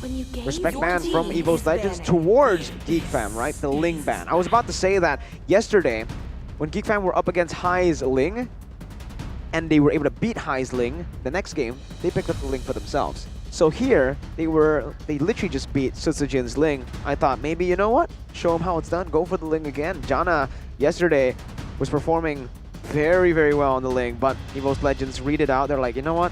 Nah, we don't want a part of that. We're going to ban it here. Maybe perhaps another ban towards Geek Fam. You're right, the Amon. There you go. They're shutting Janna QT down. Bigetron picked up Julian as well. They ban out the Fanny, Ling, Amon. What does this leave? Lancelot. Lancelot, Bauman technically, but personally for me, this season so far, Janna has found more success on the assassins. He needs to play these hyper carries, these the carry potential, right? Sure, Bauman is a solid pick, but it doesn't scream Hades. Exactly, but we'll have to see if Geek Fam would want to try and get that neutral objective gameplay as a priority, because EVOS Legends, we know that they, they're also very formulaic in how they want to play the game. So if Geek Fam want to try and abuse that, that is an option they can try and explore. They do have the chance of hiding one of their picks though, so it'll be a Karina actually. So none of us having the right prediction here, and EVOS, they have 2 more picks here to round out their composition. What do you think about the Karina, Eterna? I think a Melissa gold lane would actually help EVOS here, to be honest. Yeah, they need physical damage at this point, right? Because Fredrin alone won't really have that much to output. He has a lot, but right now it's like mostly magical. They need another hero that deals a lot of physical damage, but EVOS Legends can just take the Melissa out away from them, right? There's a lot of dive from Geek Fam, from the Fredrin, from Karina. The Karina, exactly. EVOS Legends pick up the Claude. And Esmeralda perhaps. The Eve. The Eve, actually, wow. Alright then, so more of a rounded composition. Having AoE, both physical and magical. Geek Fam now, they are the ones who understand that they might have to be crashing into the composition of EVOS Legends instead. Let's see, ladies and gentlemen, coming in again. Geek Fam actually opted to go for the Irithel up against the Claude. This matchup here, we saw it in the Alter Ego versus RRQ game. Yeah, Nino was on the Irithel and Skylar was on the Claude. Didn't really work out for Nino on the Irithel, but we'll see here. Eterna, Arashi. Oh, this is interesting, right? Based on the drafts, who do you actually think is going to have a little bit of an edge? To be honest, EVOS Legends, they have a lot of CC that they can actually work with, right? I guess one of the main things that Geek Fam has to counter EVOS is the Matilda, perhaps, to be able to use that circling eagle to cancel the real-world manipulation coming in from Eve. But other than that, even with the real-world manipulation out of the picture, EVOS Legends can still utilize the Way of Dragon coming in from Cho, the knock-up from Julian. And with this heavy dive, it's going to be difficult without Geek Fam and their CC. I think that EVOS has the potential to just take it easy, focus on the objectives, and then adjust. The same way we saw RRQ do against Alter Ego in game number 3, so I have to vote for EVOS here. Let's see, ladies and gentlemen, the decider for both Geek Fam and EVOS Legends. EVOS Legends on the brink as well, technically. They're threatened to actually be knocked out from the playoffs right now as both of the teams go in. Beloyski over to the enemy purple buff, so is Cho doing the same thing, trying to invade, trying to put pressure. Remember, Elzura and Beloyski, the Matilda and the Leah combo is going to have a lot of pressure in that mid lane. So if they can actually utilize this to the utmost potential before level 4, before Dreams gets that Way of Dragon, they sure will be able to try and inhibit perhaps Citogen from the farming pattern. Ooh, there we go though. Beloyski forced to flicker away, and Dreams guessing versus an exchange. He will almost get taken out. He will get taken out, it seems like, but the Shunpo gives him just enough shield to survive. Another good trade again early on, but whoa, town prediction by Axe. Yeah, it's mixed, 3-3 again, EVOS and Geek Fam. We'll see who takes this game, but so far in the early stages, it does feel like if you're on the Karina, you are going to be able to farm up a bit better than the Julian because of the Demon Slayer emblem, right? Julian went for the mystery shop. Exactly, so looking to get more damage. I think the big factor here is the power in the side lanes, right? Having a Paquito is so dangerous, but Geek Fam, they strike back. Shadow Salt coming in, and that's Geek Fam striking first blood in the game. Clover still, oh my god, I forgot about it. He's mid lane, he's still mid lane here in the game. So they're sticking to the Clover mid, Taz gold lane roster lineup. That is a scary thing to be doing, especially against Geek Fam, who has a lot of comfort picks in their hand. Azura on the Lilia, Beloyski on the Matilda as well. Ready to see, they're pressuring, and Pendragon wants to try and do something, but he can't do it alone. No, for sure. It's a little too difficult, right? Near Geek Fam, impossible. they're going to have a way better time in this early game because of the way that they drafted. We see that Susujin is trying to look for some compensation, but even that gold buff was taken away by Kadera. So good from Geek Fam, and they do have the Demon Slayer as well, so they have priority when it comes to bursting down the neutral objectives. And later on, Kadera can output a lot of DPS as well. So EVOS Legends, unless they have a very specific plan, it does seem like Geek Fam has solutions to a lot of the generic problems that EVOS can pose before them. Oh, Taz, he used the Blazing Duet earlier in the mid lane. He pops the sprint, but it's not enough to actually survive in a 3-man gank. And he's going to be taken down. Geek Fam building a pretty significant lead early on, as that's Dreams actually jumping in with the Way the Dragon. Elzura just with a little cheeky recall, showing him how it's done, I guess, coming in with the guiding win, getting out. 1,000 gold lead by Geek Fam, though, here in the first phase, as we can see EVOS Legends slowly falling behind in terms of those rotations. They can't look for a lot of pickoffs on the board either, as Geek Fam are the ones leading with a 2-0. The only saving grace for EVOS Legends right now is the possibility to counter-engage, right? But if Geek Fam want to focus on the neutral objectives and they don't want to actually pull the trigger on the first engage, they can do so as well later on in the fights. Right now, with the advantage, with the 1k gold lead, I think they will be the aggressors, but Baloyski gets kicked. Oh, Janna is still able to survive. Real world manipulation, taking Janna low, taking him down. Baloyski cancels the real world manipulation, but it's a bit too late. It's already a kill traded in. Janna will be able to respawn right before the turtle spawns though. So in terms of the setup, I think Geek Fam will still have it, but it's just a good trade by EVOS. Still very huge potential for Geek Fam to come back, as it is 6 seconds left on the clock. We do see that Baloyski is trying to zone away the members from EVOS Legends, but 5v5, this might be difficult here. As they're going to go for the turtle. Ooh. Did Baloy get kicked? He did. Way the Dragon there by Dreams, bringing him back. Chadera. Now there's a lot of ultimates popped in already. Real world relation with an enhanced chain, catching Janna QT, who's now caught in the midst of it all. He goes into retribution. Tsutsujin finds it. Dream surviving, but look at the collapse from Chadera and Luke. A beautiful taunt there by Luke as he knocks Pendragon up. It's a 2-for-1. 2 for 2 if you count Baloy. Taz with the sprint with the BMI, trying to run, dodging everything, but in the end you cannot dodge away from the basic attacks. Geek Fam say take the objective, we'll take the team fight. Zero once again already very quick to the base, the towers from EVOS Legends, already stripping so much away. Full gold for him, and we can see the difference for both of these teams, Arashi. It began so well for them. They were able to use Pendragon to pressure Luke to go to the top side and clear the wave. They have the man advantage, but it just wasn't enough, and they overstayed, and they didn't get the damage onto Elzura, and Elzura was able to output so much damage and get it done. Luke taunting Pendragon after winning in that exchange. And if you look at the items, he's just so tanky right now as far as physical damage is concerned. Kadera only has the Windtalker, so wave clear is available, but for the most part, it's still very early on in the game. Even if Geek Fam is winning, it's only by 1.2k gold, so nothing too crazy has been farmed up yet. I think right now they need to cover for Chadera, right, in these team fights. Look at his items. Windtalker, Swift Boots, Berserker's Fury.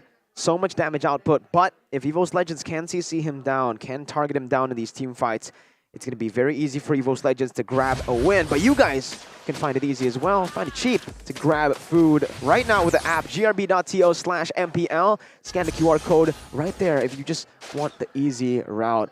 Geek Fam, though, instantly go towards the bottom side, able to convert onto an objective. Meanwhile, up top, say goodbye to Luke. He gets taken down. A good trade, but it's a turret traded in for just a kill. EVOS not happy with just that kill. Will be able to get that turret, but Geek Fam are looking for more down below. Taz is zoned away from the minions.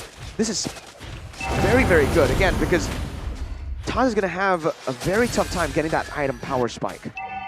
Exactly. He is just very difficult to actually start farming, and EVOS, that was a great play there, considering Pendragon itemized for the Malefic Roar. He does have the penetration to deal with Luke now, so Luke needs to be more careful being the main front line, as Pendragon already waiting in the sides, going for a flank here most likely, but we have the Dragon to be used.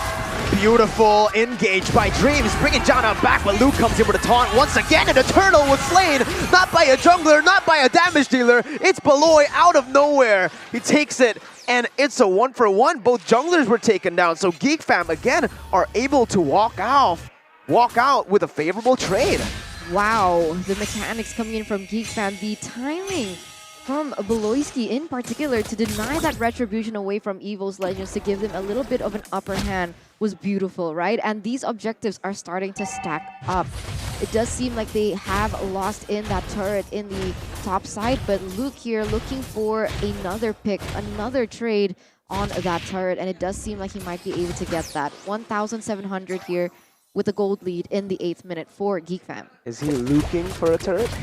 He's looking, but Taz will not allow it though. He pushes him away. And right now, I think the main problem that EVOS is facing is how are they going to keep Clover safe? Because again and again, in the first turtle fight, he gets bursted down by Elzura. In that fight earlier, he gets jumped on by Kadera. So Geek Fam, they're putting a lot of pressure, ensuring that he cannot just stay in the back line and take his sweet time with the real-world manipulation. He needs to try and position more smartly, as Woloski makes an insane play flickering out afterwards. But he actually isolates Pendragon there, who's able to get out with a conceal, but not for long. Those are the blooms from Elzura, picking up a killing spree. Meanwhile, Taz, he was spotted up top. He will still be able to recall, though.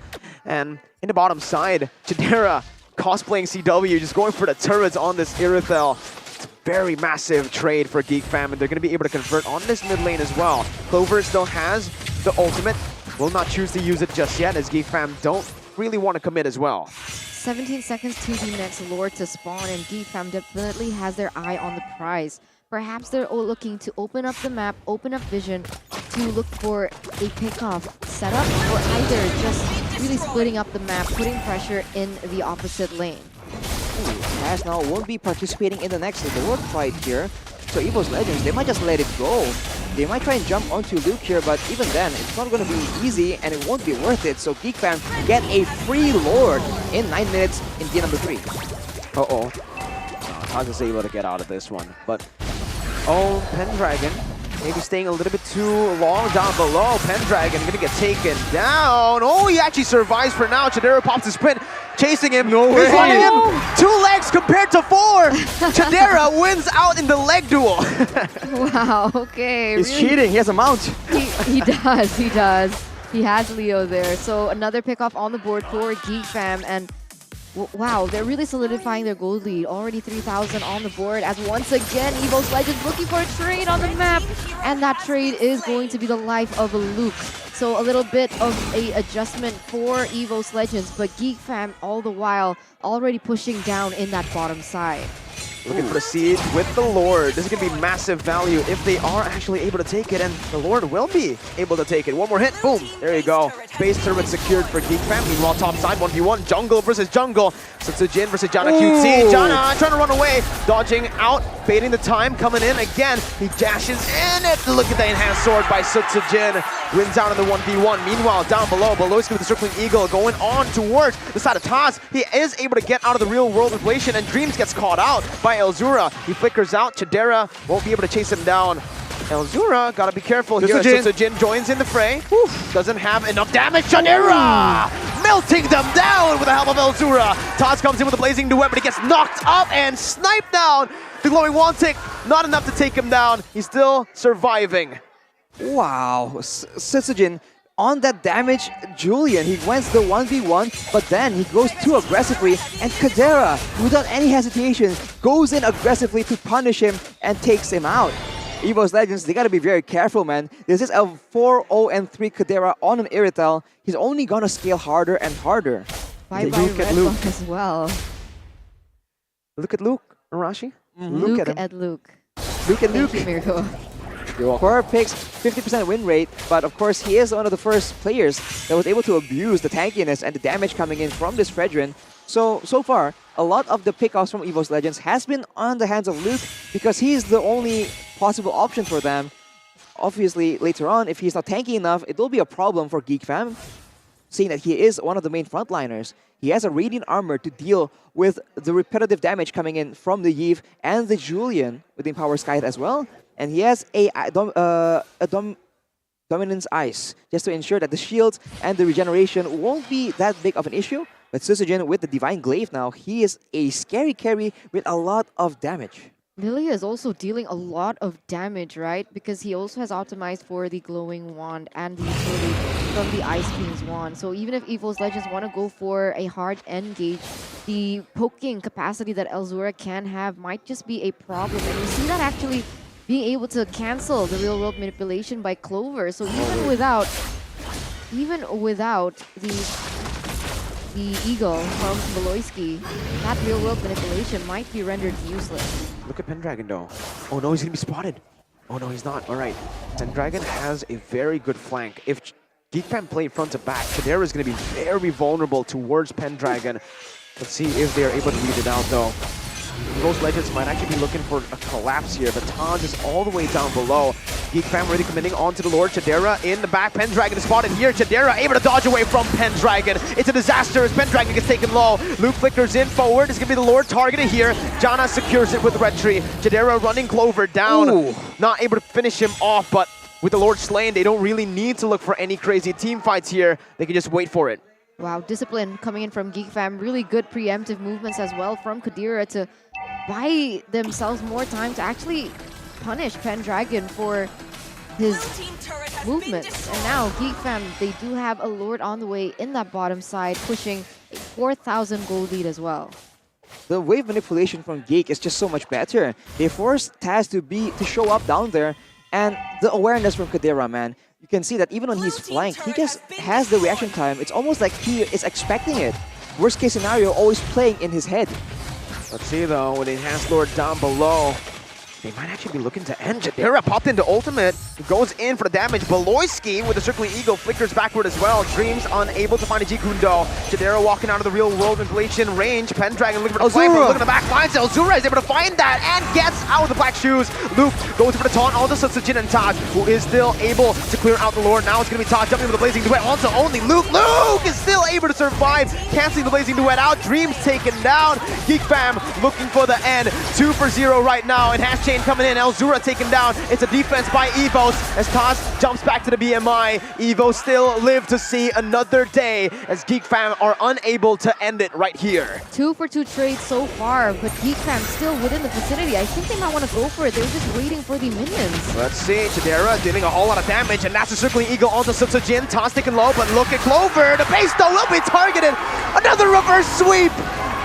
All games, all matches ending in a reverse sweep. You do not want to win the first game because the other team just somehow is able to do it. Wow, 2-1 against EVOS Legends of all teams. This is a spectacular show of improvement from the side of Geek Fam. The miracle run is still alive, ladies and gentlemen. Geek Fam need to win every last bit, every single match that they have left if they want to make it to the playoffs. And they have to wish as well that either EVOS or BTR start losing more matches. Man, EVOS, they were doing so well in game number 1. It was so dominant. You just don't see it happening, but Geek Fam, they have pulled off the impossible, being dynamic, being adaptive, and always a few steps ahead of EVOS Legends at any time, predicting their maneuvers, predicting the flanks coming in from Pendragon as well. This is an absolutely well-deserved win for Geek Fam. It must be a great feeling here, proving everybody wrong and coming out on top against EVOS Legends for Geek Fam, keeping the dream alive.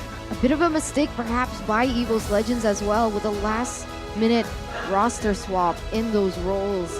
It didn't really do them much justice in the second and third game where Geek Fam, that was really dominant by them, a dominant showing. You can see the smiles on the Geek Fam members' faces, on Coach Ruben as well. As this is truly, oh, they're just crying. I mean, man, there must be a whole lot of emotions here for the team, right? It was literally after losing game number 1, there were a lot of emotions, a lot of thoughts on the heads of the players for sure. If they lose the match, they lose their chance to make it to the playoffs. But they are able to fight that feeling, to fight the mental block, and to come out victorious in the end. Standing strong in the face of adversity, that is the current Geek Fam, and that is exactly why they are getting so much support, because you can't help but want to root for them, man. They've improved so much. The Cinderella story. Geek Fam revamped finally defeats the Tigers. Oh man, it's such a feel-good moment for Geek Fam. From 0 wins in Season 9 to getting a victory against the half-season champions here. Getting a victory against Aura Fire, the People's Champion yesterday. They are truly the Kingslayers of Season 10. Who would have thought, right? The Geeks are actually coming out on top against all these other fearsome icons, right? The Dragons, the Tigers, they don't stand to the intelligence coming in from Geek Fam, man. It's big brain time. It's big brain time. Once a geek, always a fam. Oh, what again though? This is just such a good moment for this team. You can see the passion running wild. They survive another day, but they're still gonna have to work a whole lot to make it to the playoff stage. I can't wait to take a look at the standings though, because it has to be super close with BTR getting a win. EVOS losing. Are EVOS 6th place? We'll have to see at the end of the day. I think I'm they not might really sure. be. They were already all the way down because of the slump, essentially. And now they're going to go further down. It's such a tough situation, man. Teams go up and down. That's just the nature of things. When one goes up, the other has to be pushed down instead. So if you're a fan of multiple teams, this is a tough season to be in, man. Because someone's going to take the loss, and they are all so deserving of moving on to the playoff stage, man. It's a bit sad. Last season, what was their match win rate? What, Geek Fam? 0 wins. Thank you. 14 losses. 0-10, right? 0-14? 0-14. That's painful. It's pretty painful. I mean, and this season, that's how far they've come. So seeing him start crying, seeing the tears in their eyes, the passion in their eyes, it's completely understandable. The journey that has brought them to this point and giving them a little bit more chance to secure that playoff spot finally after so many seasons. But now, Mirko Arashi, I think we're going to take a look into the interview by Bude Clara Mongstar. Go ahead. Dari Geek Fam, mereka berhasil untuk mengalahkan EVOS Legends dengan sangat dramatis. Dan Bude Clara Mongstar langsung akan ngobrol-ngobrol bersama dua player dari Geek Fam, Elzura dan juga Kadera. Halo. Congratulations. Terima kasih. Gimana tadi matchnya? Seru sih. Kalian tapi expect nggak sih bakal ada pertukaran dari EVOS Legends di game kedua dan 3 itu? Kurang dekat. Nah, kalau kayak kemarin aja sih ngelihatnya kayak kita kalah di match pertama terus kayak ngebalikin. Oh. Kayak expect sedikit lah. Ada perubahan itu? Iya. Oke. Dari kalian sendiri kalian bisa langsung comeback stronger juga dari Geek Fam-nya. Tapi gimana? Kamu Kadera juga menghadapi gold laner yang berbeda, mid laner yang berbeda pula. Kadera, kamu gimana tadi menghadapi perubahan yang sangat cepat dari EVOS? Mungkin ini kan stack MPL kan, jadi nganggapnya sama rata lah. Gak ada yang perbedaan signifikan. Oh gitu, jadi kamu gak merasakan perbedaan signifikan dari perubahan role dari EVOS Legends? Nggak ada sih. Oh nggak ada, tapi ada nggak sih kayak, wah ini kok tiba-tiba berubah, ini kok di sini, ini kok di landing, kok gitu nggak tadi? Ada sih tadi, loh kok ganti ini yang God Lane tas gitu. Iya, panik nggak? Nggak panik sih. Nggak panik? Iya. Kalau kamu gimana Elzura, di mid lane tiba-tiba, loh kok bukan tas? Ya apa namanya, gimana ya, nggak gimana-gimana sih. Nggak gimana-gimana? Ya, tapi better apa ya, better tas. Oh karena terbiasa di mid lane ya? Ya mungkin kalau tas itu kan kayak emang mid laner kan. Masih Jadi, banyak butuh penyesuaian untuk EVOS? Mungkin ya kayak gitu sih. Oh, berarti dengan udah bagus lah maksudnya. Udah bagus? Ya. Jadi kita juga kasih yang terbaik gitu tadi. Oke, dan buat kalian sendiri ini kan semakin membuka peluang kalian menuju ke babak playoff. Makin positif nggak sih untuk kalian? Kita pokoknya kasih yang terbaik lah, nggak mikirin mau kalah ataupun menang ya, tetap do the best. Tetap do the best. Kalau dari Kadera sendiri, ini udah sesuai harapanmu belum sih Geek Fam di titik ini? Sudah sesuai sih, dan juga kami play nothing to lose. Nothing to lose, dia pasti nyampur-nyampur gara-gara sering ngobrol sama Balawiski ya? Jadi setengah Inggris, setengah Indo. Setengah Inggris, setengah Indo. Kalau bahasa Madura gimana? Coba dong sama-sama penonton yang lagi, ini lagi pada nonton nih, rame nih. Ngomong apa? Ngomong, halo, terima kasih. Halo. Saya dukung kok boleh tereng kok bisa playoff. Doaki kok mangkong. Amin. Elzura berarti ngertiin, yuk. Ya udah Kadera yang artiin. Buat orang Madura, minta doanya biar bisa lolos ke playoff. Terima kasih. Terima kasih. Kalau Elzura dari Tangerang Selatan yang jauh banget ya kayaknya ya. Kamu sapa-sapa nggak sih untuk fans-fans dari Geek Fam juga? Ya makasih sih walaupun udah kalah ataupun menang tetap kayak datang buat dukung. Terus sih makasih buat supportnya. Udah dukung. Dan untuk keluarga Geek Fam nih yang lagi di ruangan, kalian lagi menang terus. Ada yang mau kamu samain nggak sih buat teammatesmu sendiri untuk match-match ke depannya? Pokoknya kasih yang terbaik, tetap fokus dan Tetap bersama ya, untuk bersama. Oke.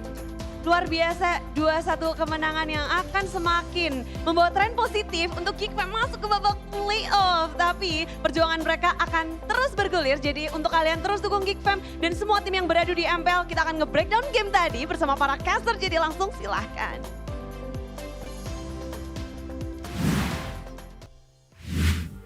What a wholesome interview there with Bigetron Alpha, Elzura, and Chadera.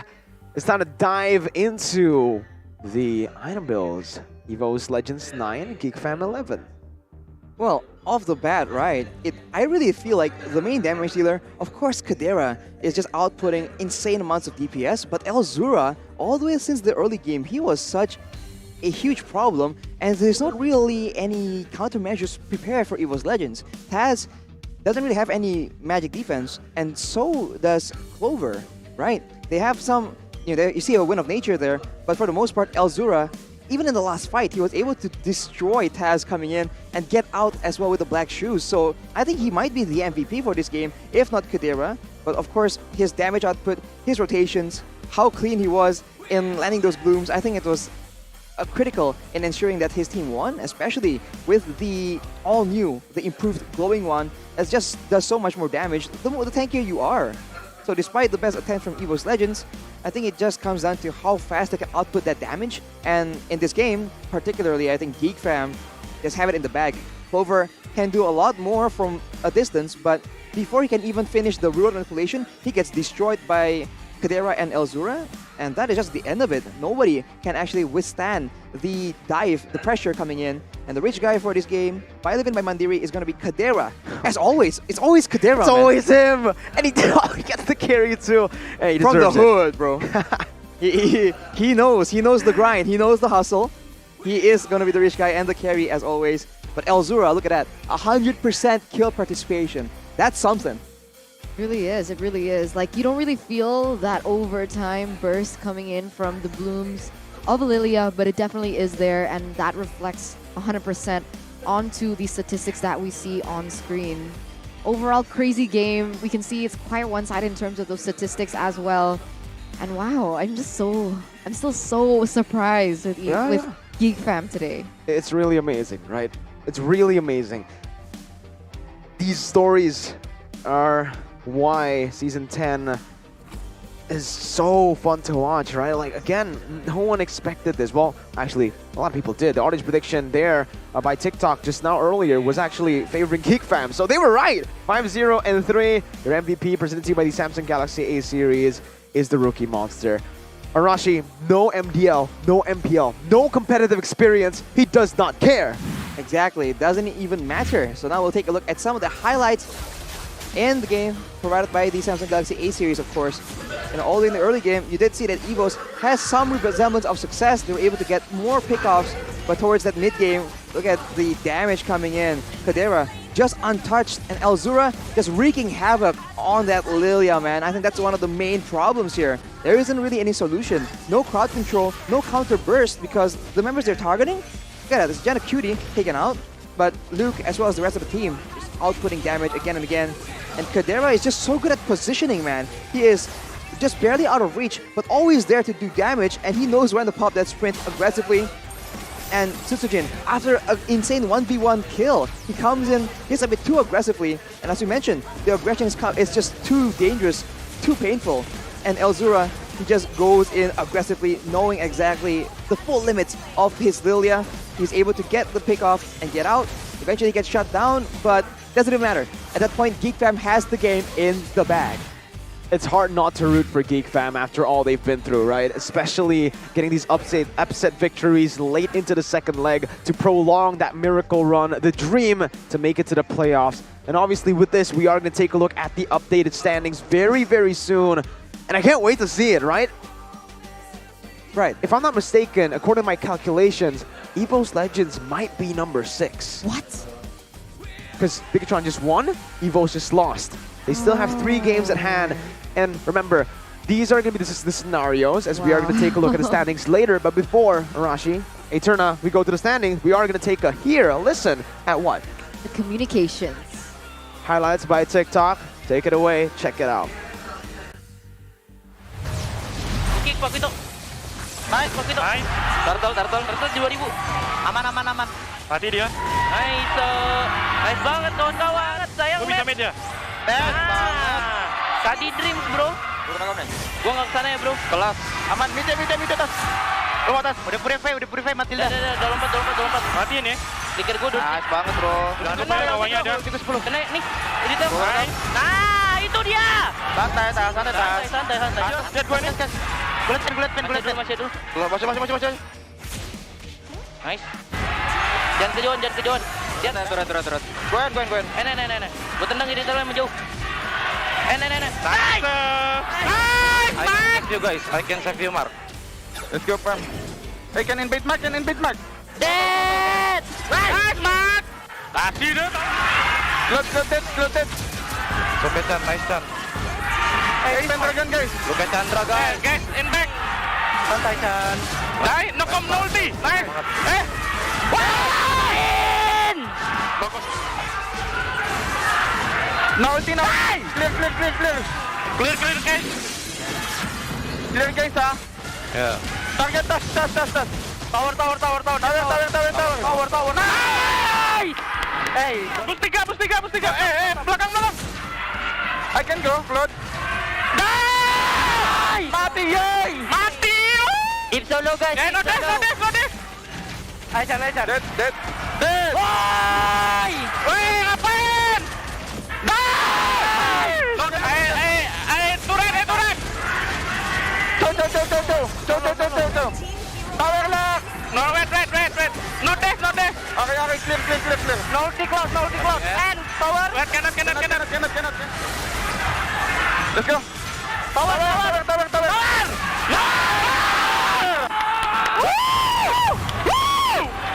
Oh my god. Let's go. Yeah, you love to see it, right? Again, nothing to lose for Chadera, so he's just living in the moment. Getting that victory meant a lot for him, and obviously to all the supporters of Geek Fam, even Beloy and Jana, obviously, all the way from the Philippines coming to Geek Fam to help them get to the playoffs. And the dream is real. The dream is alive, ladies and gentlemen, for Geek Fam. Finally. It's so exciting to see so just long. really like these crazy changes happening, the crazy results, the unexpected results as well. And what we know from last season just completely demolished from the get-go. So beautiful to see things are getting way more competitive, and I can't wait to get in tomorrow and to next week, because that's when things end. And I've been saying it a lot, Arashi, but it will come down to the final day. Right. I swear. Yeah. You're saying that's when things will end. It might be where things just begin, Eterna. And for 2 teams, though.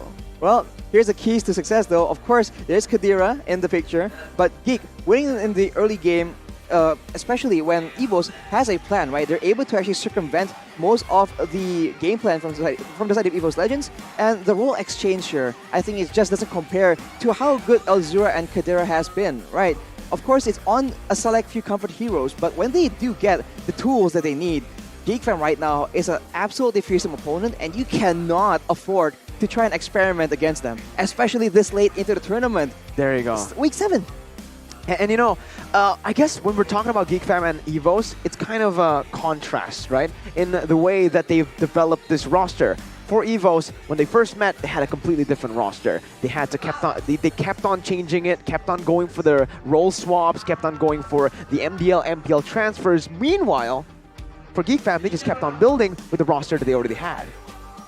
They're looking way stronger for that. And now the moment we've been waiting for, these standings of today. What has changed? What is the update? And there you go, the standings presented to you by the Samsung Galaxy series. Oh, how the mighty have fallen. EVOS Legends from first place in the beginning of the second leg has dropped to that 6th place position. They just jumped so far down. And good news for Bigetron Alpha here. They actually move up to 5th place. That's a welcome change for some people, for sure. And Alter Ego, unfortunately, have to drop out from the top 3.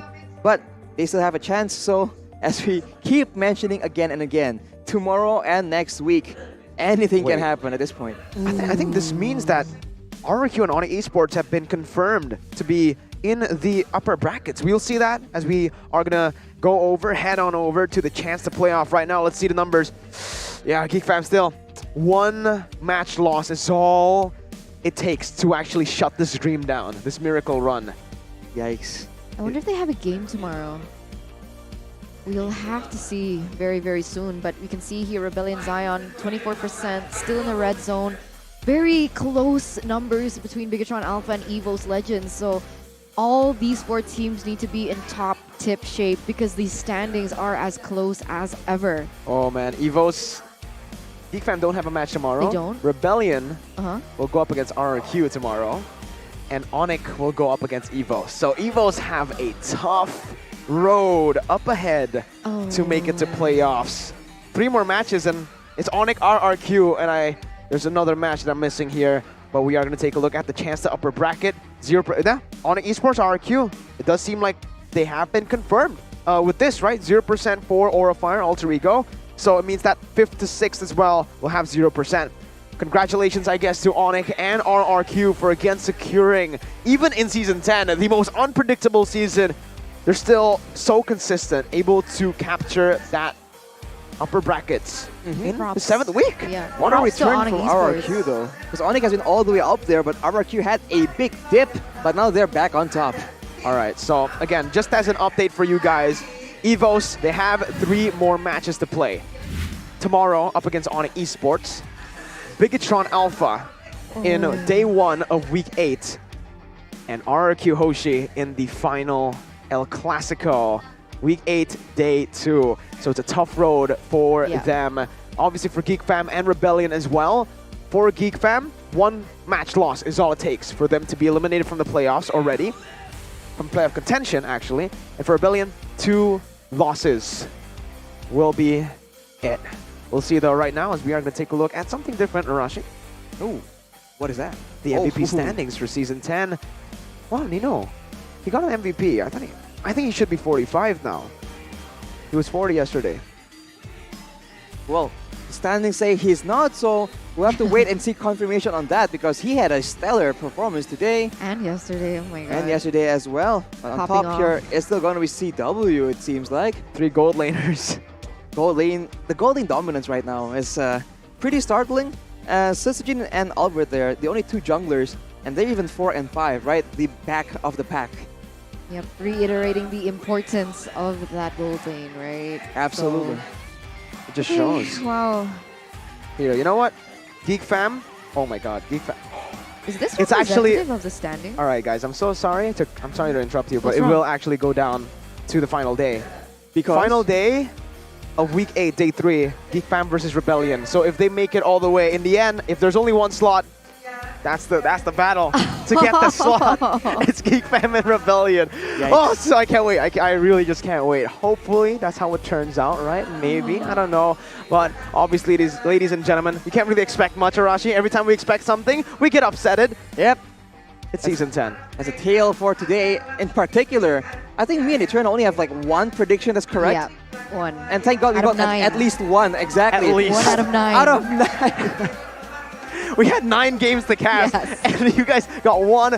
I got a few wrong in the end. It was pretty solid in the start. But ladies and gentlemen, thank you guys so much for watching. We will still have the final day of Week 7 tomorrow. Stay tuned if you guys want to know the updated standings. Mirko, Eterna, Arashi, we own this.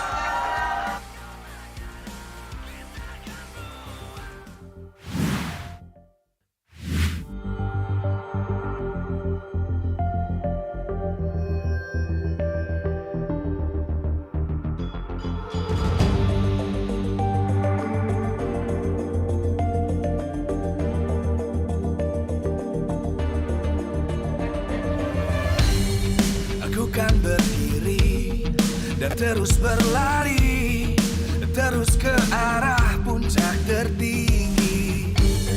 Ku takkan berhenti, hanya sampai di sini.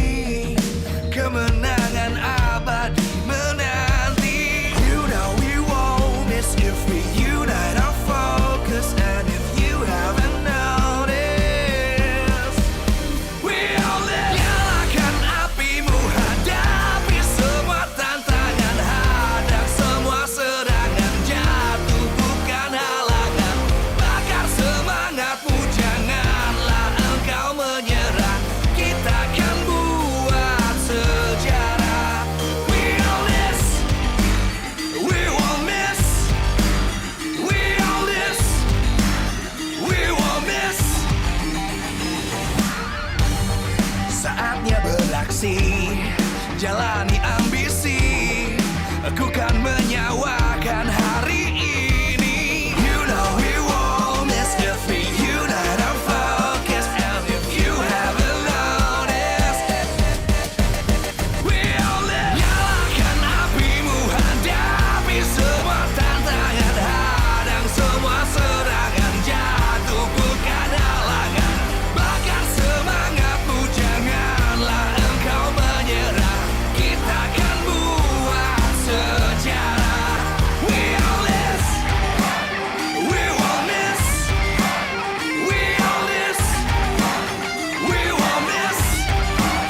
We all this.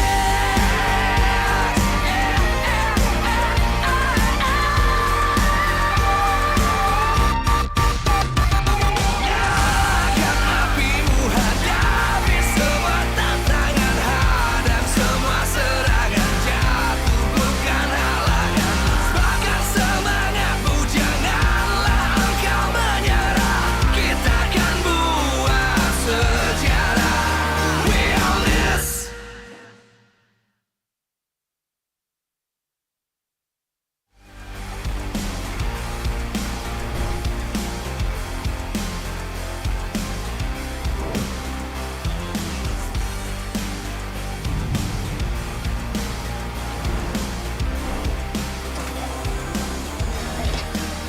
We all this.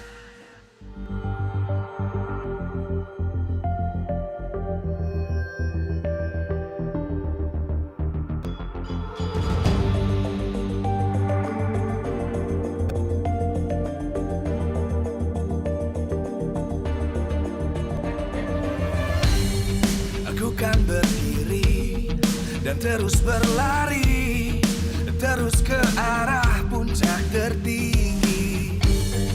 Ku takkan berhenti, hanya sampai di sini.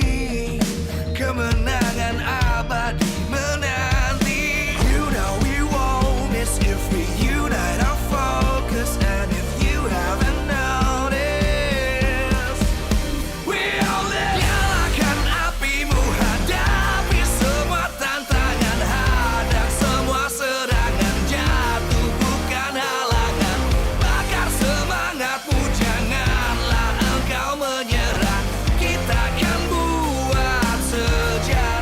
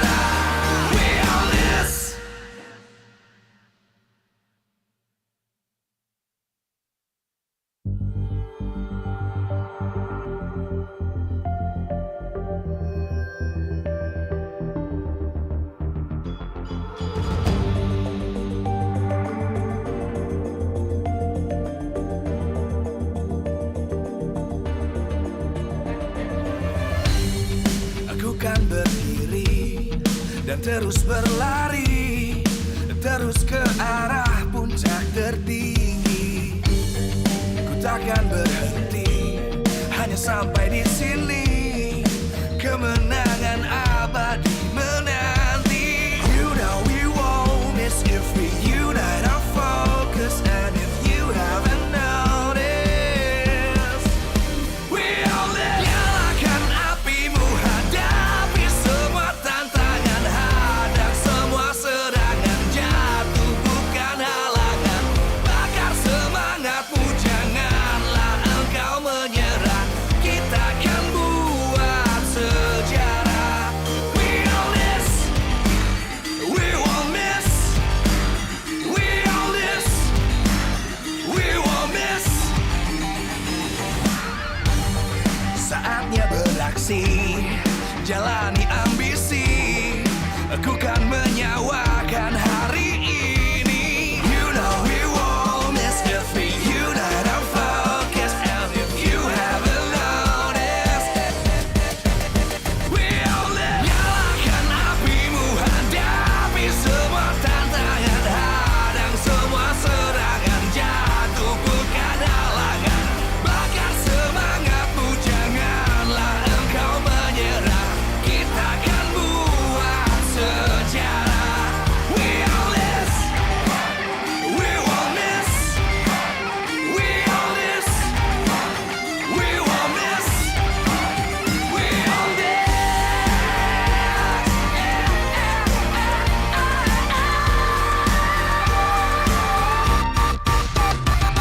Nyalakan apimu, hadapi semua tantangan, hadang semua serangan, jatuh bukan halangan.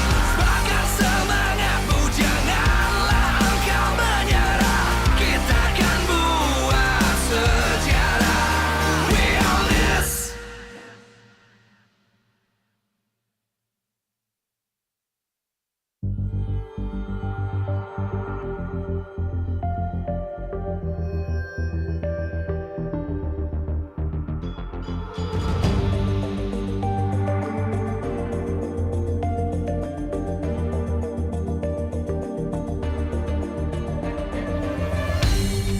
Aku kan berdiri dan terus berlari, terus ke arah puncak tertinggi. Ku takkan berhenti, hanya sampai di sini. Kemenangan abadi menanti. You know we won't miss if we unite our focus. And if you haven't noticed, we all live. Nyalakan apimu, hadapi semua tantangan, hadang semua serangan, jatuh bukan halangan. Bakar semangatmu, janganlah engkau menyerah. Kita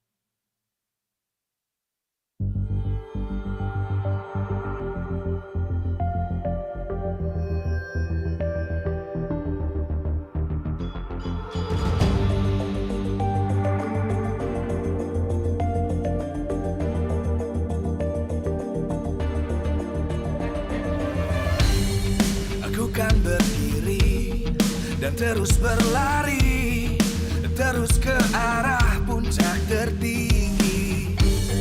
Ku takkan berhenti, hanya sampai di sini.